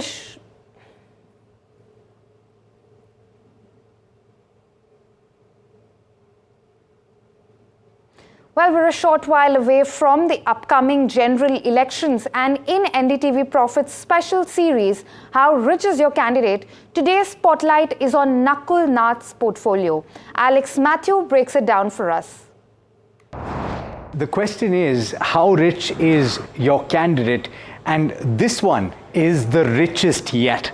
Nakul Nath has got movable assets of 650 crore rupees, and we'll get to how he's reached that number. But let's first talk about the taxable income that this particular candidate has reported. In FY23, it stood at 7.89 crore rupees, and that's quite a substantial jump over the last 5 years or so. Let's come to the movable assets. As I said, just under 650 crore rupees. He's got immovable assets as well, to the tune of 2.92 crore rupees in the form of agricultural land, and total immovable assets of about 48 crore rupees. Now, let's talk about the movable assets, because within this, he's got domestic fixed deposits of 17.6 lakh rupees, and he's got offshore bank deposits to the extent of 25.5 crore rupees. He's got cash, which is also the highest that has been disclosed yet by a candidate, of close to 45 lakh rupees. And he's got gold bars as well as silver and diamonds and other gems worth over 2 crore rupees. Now, he's got investments in listed companies, about 30 in his portfolio. Cumulatively, that's worth about 5.2 crore rupees. The top holdings are in the likes of Adani Ports as well as Nupur Recyclers, which, by the way, I was looking at it, is a company with market capitalization of above 500 crore or thereabouts. He's got Yes Bank, Cosmos First, as well as Lemon Tree. He's got unlisted stocks to the extent of 14.7 crore rupees in companies like Alzo Realty, as well as Hero FinCorp, Polymatech Electronics, as well as the National Stock Exchange, NSE. Now, what else does he have? He's got investments in bonds as well as alternative investment funds and PMS to the extent of 8.4 crore rupees, and that's subdivided into the likes of the India Infrastructure Finance bond as well as sovereign gold bonds to the extent of 30 lakh rupees, Ask Investment Managers, Abacus Asset Managers, as well as Helios Capital Management and a couple of others. He's invested a little bit of money in mutual funds. He's got the dividend yield fund from HDFC that's worth about 77 lakh rupees. And he's also got the SBI Contra Fund as well as the UTI Master Shares Fund. Now, if you were paying attention to the numbers, you will notice that this does not amount to 650 crore rupees, and you're probably wondering where that comes from. It's because of the NB Family Trust, in which he is a beneficiary, and that trust owns quite a few businesses, mostly in the unlisted space.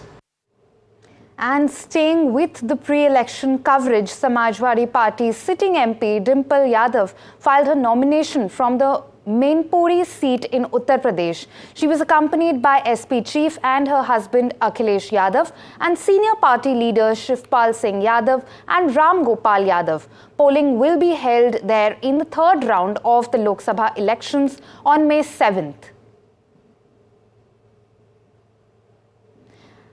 And as we wrap up the show, here's something to note. For 2 years now, Hyundai Motor India Foundation's initiative, Art for Hope, was aimed to revive and promote traditional Indian art and culture. This platform has, in the last 2 years, brought together artists from different backgrounds and geographies of the country. This year, Samarth, a movement for inclusivity started by Hyundai in partnership with NDTV, has become a part of Art for Hope. Take a look. How do you see a painting when you can't see the painting? Is there only one way to experience art, or can it be appreciated and enjoyed in different ways and with different senses? Art in any form is a shared experience. How can it be shared with most people possible? Can a disability limit an artist's imagination? Doesn't art flourish in the imagination that can never be disabled? The answers to these questions were at the heart of this year's edition of Art for Hope, which featured 10 differently abled artists, amongst others, as part of the Ability for Dignity program, bringing out different perspectives through the artworks of artists with disabilities, but with one message, that of inclusion. Initiated in 2021, the Art for Hope is more than just an exhibition. It is a movement that harnesses the power of art to inspire hope, foster empathy, and provoke positive change in the world we live in. This year, we are especially pleased to include 10 incredibly talented and differently abled artists. Their participation is our deep commitment to an inclusive society where art connects us, not divides us. Gaurav Biswas, who lives with Down syndrome, set the tone for Art for Hope's third edition by bringing attention to inclusion through his dance, captivating the hearts of audiences. But accessible art isn't just what artists create, it is also how that art is experienced. This exhibition featured tactile art experienced through touch, QR codes that open up information in ISL for those who can't hear, braille text that explain the art for those who can't see, a space that is entirely accessible and which interacts with different disabilities in different ways. When you design something in a universal way, when you create something in an accessible format, you are going to make sure that it reaches out to a wider group of audience. When you create something in sign language or when you create something in tactile or braille, it is not only for that one group of audience, but it's a ripple effect because it brings everyone together. Ritika Gupta, who identifies as an illustrator and artist on the autism spectrum, is watching a short film about Rupak Manje, another artist who's non-verbal and autistic. Ritika herself is a recipient of the program's grant, and her artwork is being showcased alongside Rupak Manje's. I am telling people how I see and perceive world. So for the first time, the fear of how people are perceiving me, but how I am telling them that how I am perceiving the world, I am perceiving you, and please try to understand my way of communicating, my perception of things. Ritika's art gives a glimpse into how daily chores can be overwhelming for a person who's on the autistic spectrum. Her voice and the voices of artists who have disabilities showing that the world has immense diversity, but how critical it is to embrace and include all of it.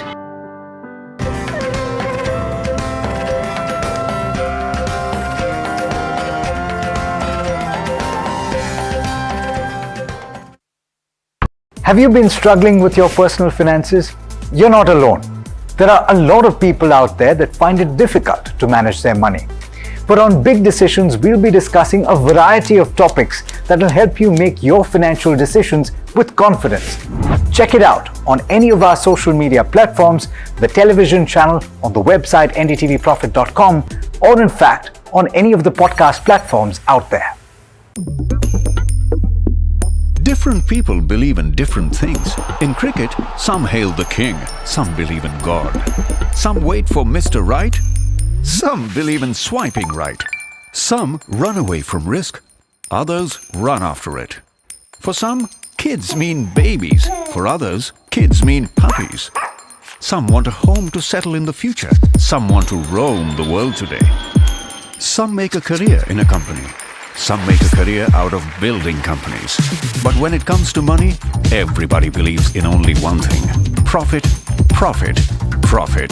And for profit, watch only NDTV Profit. We all love money.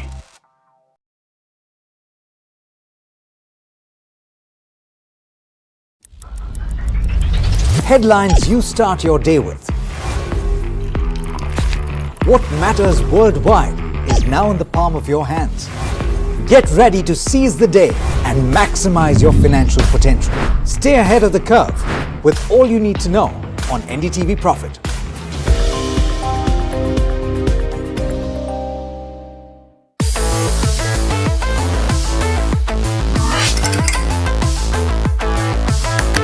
Listen to the voices of reason as they talk about corporate health and investing principles with me, Neeraj Shah, on my show, Talking Point.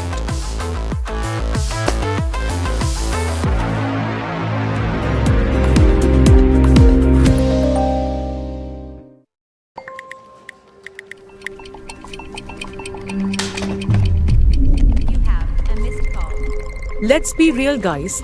There are many financial experts out there.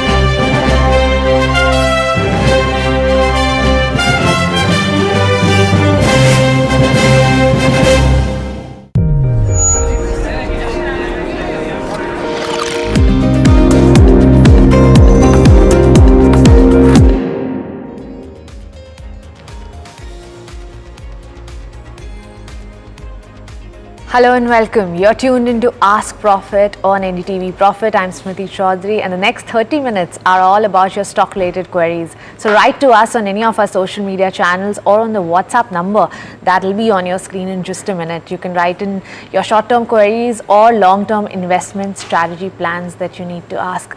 We'll be joined by two guests today, but before that, let's take a quick check on the markets. A bit of a weak day for the markets. The Nifty 50 is down about 0.4%. However, if you look at the broader end of the spectrum, that's doing much better than the benchmarks. The Nifty mid cap is up about 0.3%, while the small cap is doing much better than that and is up about 1%. However, among the Nifty 50 contributors, you have the likes of LTIM, Infosys, IndusInd Bank all losing in trade today. Specific weakness in the IT space today, and even if you look at the losers on the Nifty 50, the two drags are LTIM and Infosys. However, on the other hand, you have ONGC, HDFC Bank, Eicher Motors all gaining in trade today. Let's pull up the breadth of the market and see where's that at. On the Nifty 50, we have 18 advances and 31 declines. But on the broader end, it still remains positive overall. But let's also look at the sectors. Nifty is IT is of course a drag today, but other than that, banks are also not doing too well in trade. The bank index is down about 0.6%. There's also weakness in the PSU pack, down about 0.7%. Let's pull up the bank index and see the big losers there as well. Yes, you can see only two banks that are in the positive. Other than that, all AU Small Finance Bank, IndusInd, PNB, all in the red today. But among the green, we have sectors like energy sector that's doing well today. You have Nifty Media that's up 2%. So that's on a bit of a tear today. Other than that, you have oil and gas that's doing well. There's metals that's in the green, 0.3% up. There's pharma index that's up about 0.5%. Let's look at some stock specific action as well. You have Vodafone Idea that's down about 2%. Remember, the anchor book for the FPO opens today, and there seems to be a high interest from marquee investors. NDTV Profit reported earlier about this as well. Then there is VST Industries. There's Ramkrishna Damani that had put in the money, and we saw that in the bulk deal data yesterday. You have LTIM that's losing, and this is also on the back of two resignations on the global side of it. Then you have something like a Jio Financial that's up 2.7% in trade after it announced a 50-50 JV with BlackRock for wealth business in India. However, let's move on to the focus for today, which is Bharti Hexacom. Now, it was at an intraday high of 8.7%. It's still up 6% right now. This comes on the back of a Jefferies note. Jefferies has initiated a buy coverage and given a target price of 1,081 rupees. That's a 33% upside, and according to Jefferies, Bharti Hexacom is the best play in telecom business. Now, the rationale that it gives is that it offers a way to invest in faster growing parts of Airtel's business, which is the parent company of Bharti Hexacom. It offers a higher return on capital and better free cash flows as well. In terms of numbers, it spoke about revenue and EBITDA. It expects to deliver 16% CAGR revenue, 21% CAGR EBITDA from period of FY24 to 27, because there's not a lot of capex for Bharti Hexacom. Now, remember, it doesn't have a lot of dues, the spectrum dues that will be payable post FY26 after lifting the moratorium, which gives a boost to its free cash flows as well. And there are some key risks also that they mentioned, like delay in tariff hikes and change in terms of related party transactions with Bharti Airtel. So these are some of the things that Jefferies mentioned, very, very positive, and we're seeing that play out in trade as well today. And on that note, let me introduce you to the guests for today. We have Astha Jain of Hem Securities and Vaishali Parekh of Prabhudas Leeladhar joining in today. Welcome to both of you, and thanks for taking the time out. Astha, I'll start with you. Bharti Hexacom, very, very positive note from Jefferies. We saw the listing, we saw the subscription. In terms of subscription, great response, even at the listing as well. How are you viewing this from a longer term perspective for this, especially in the telecom space? It's essentially a very consolidated space. Right. Hi.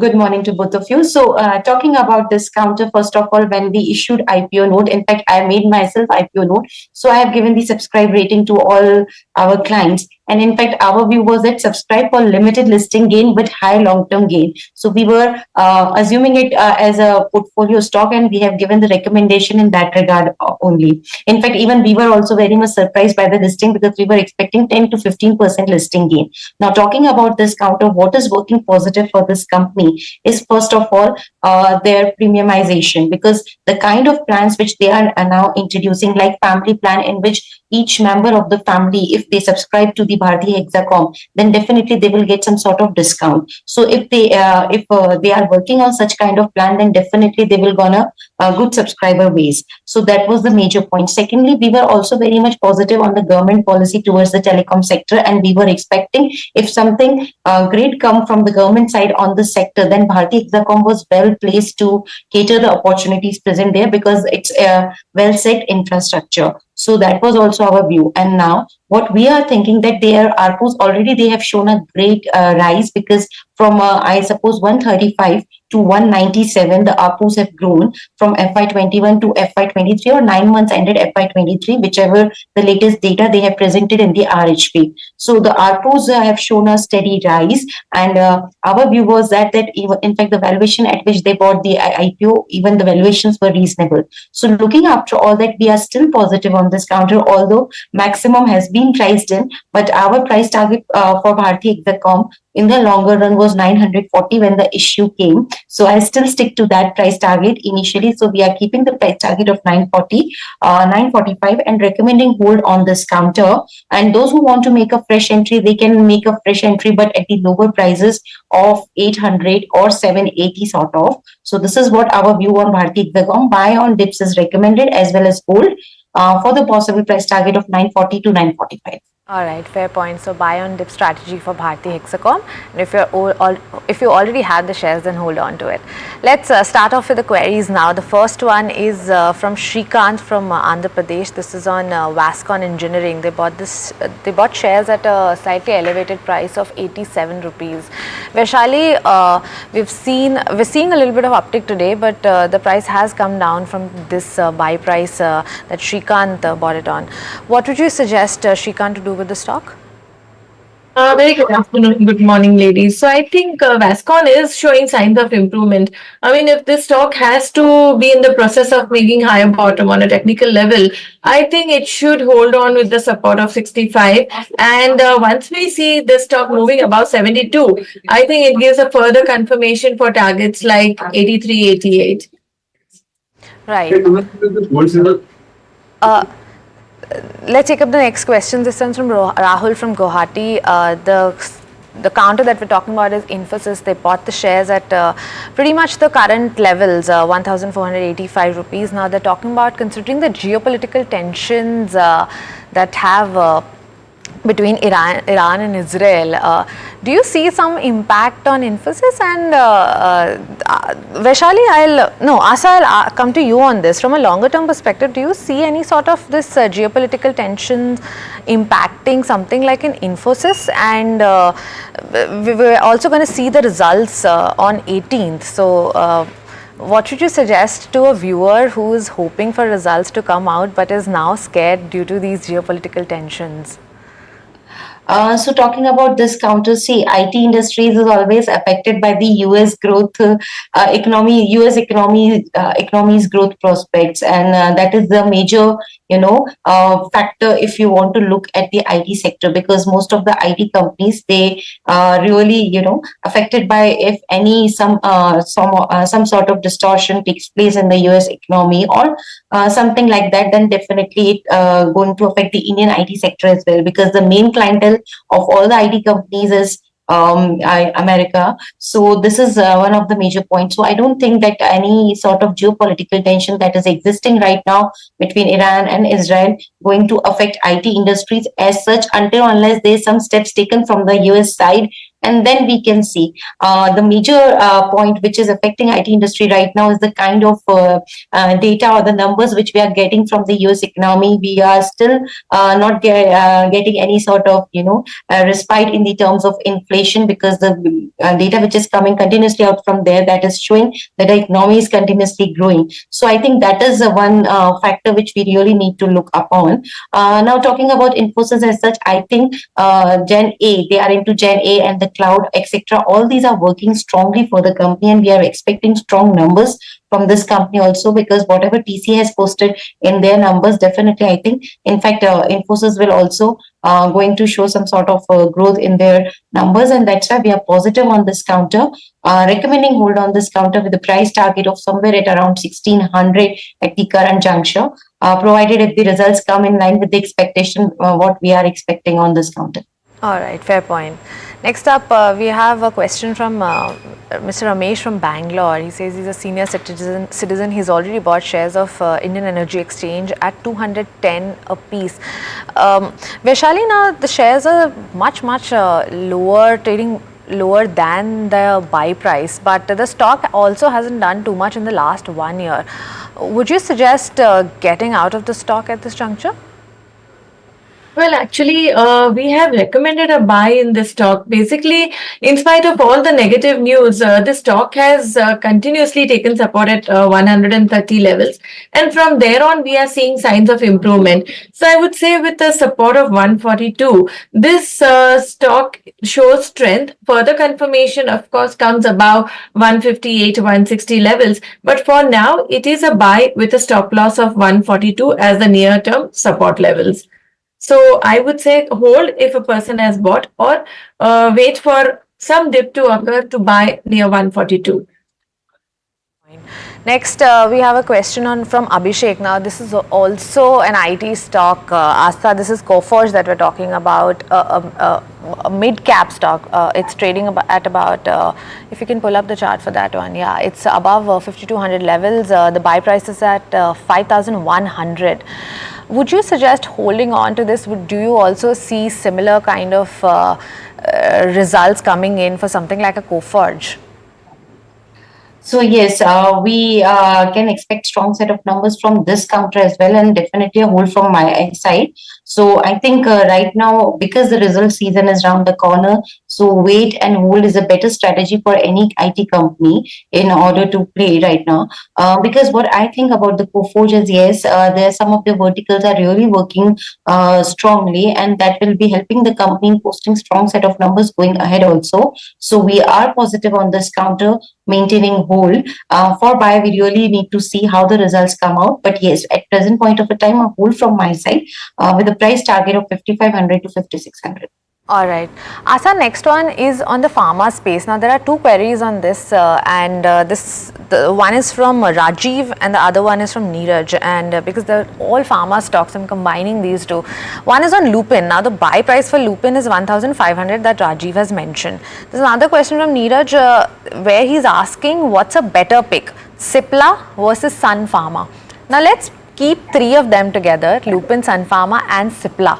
Which one do you see, which one are you more constructive on from a longer term perspective? So in fact, we like Cipla.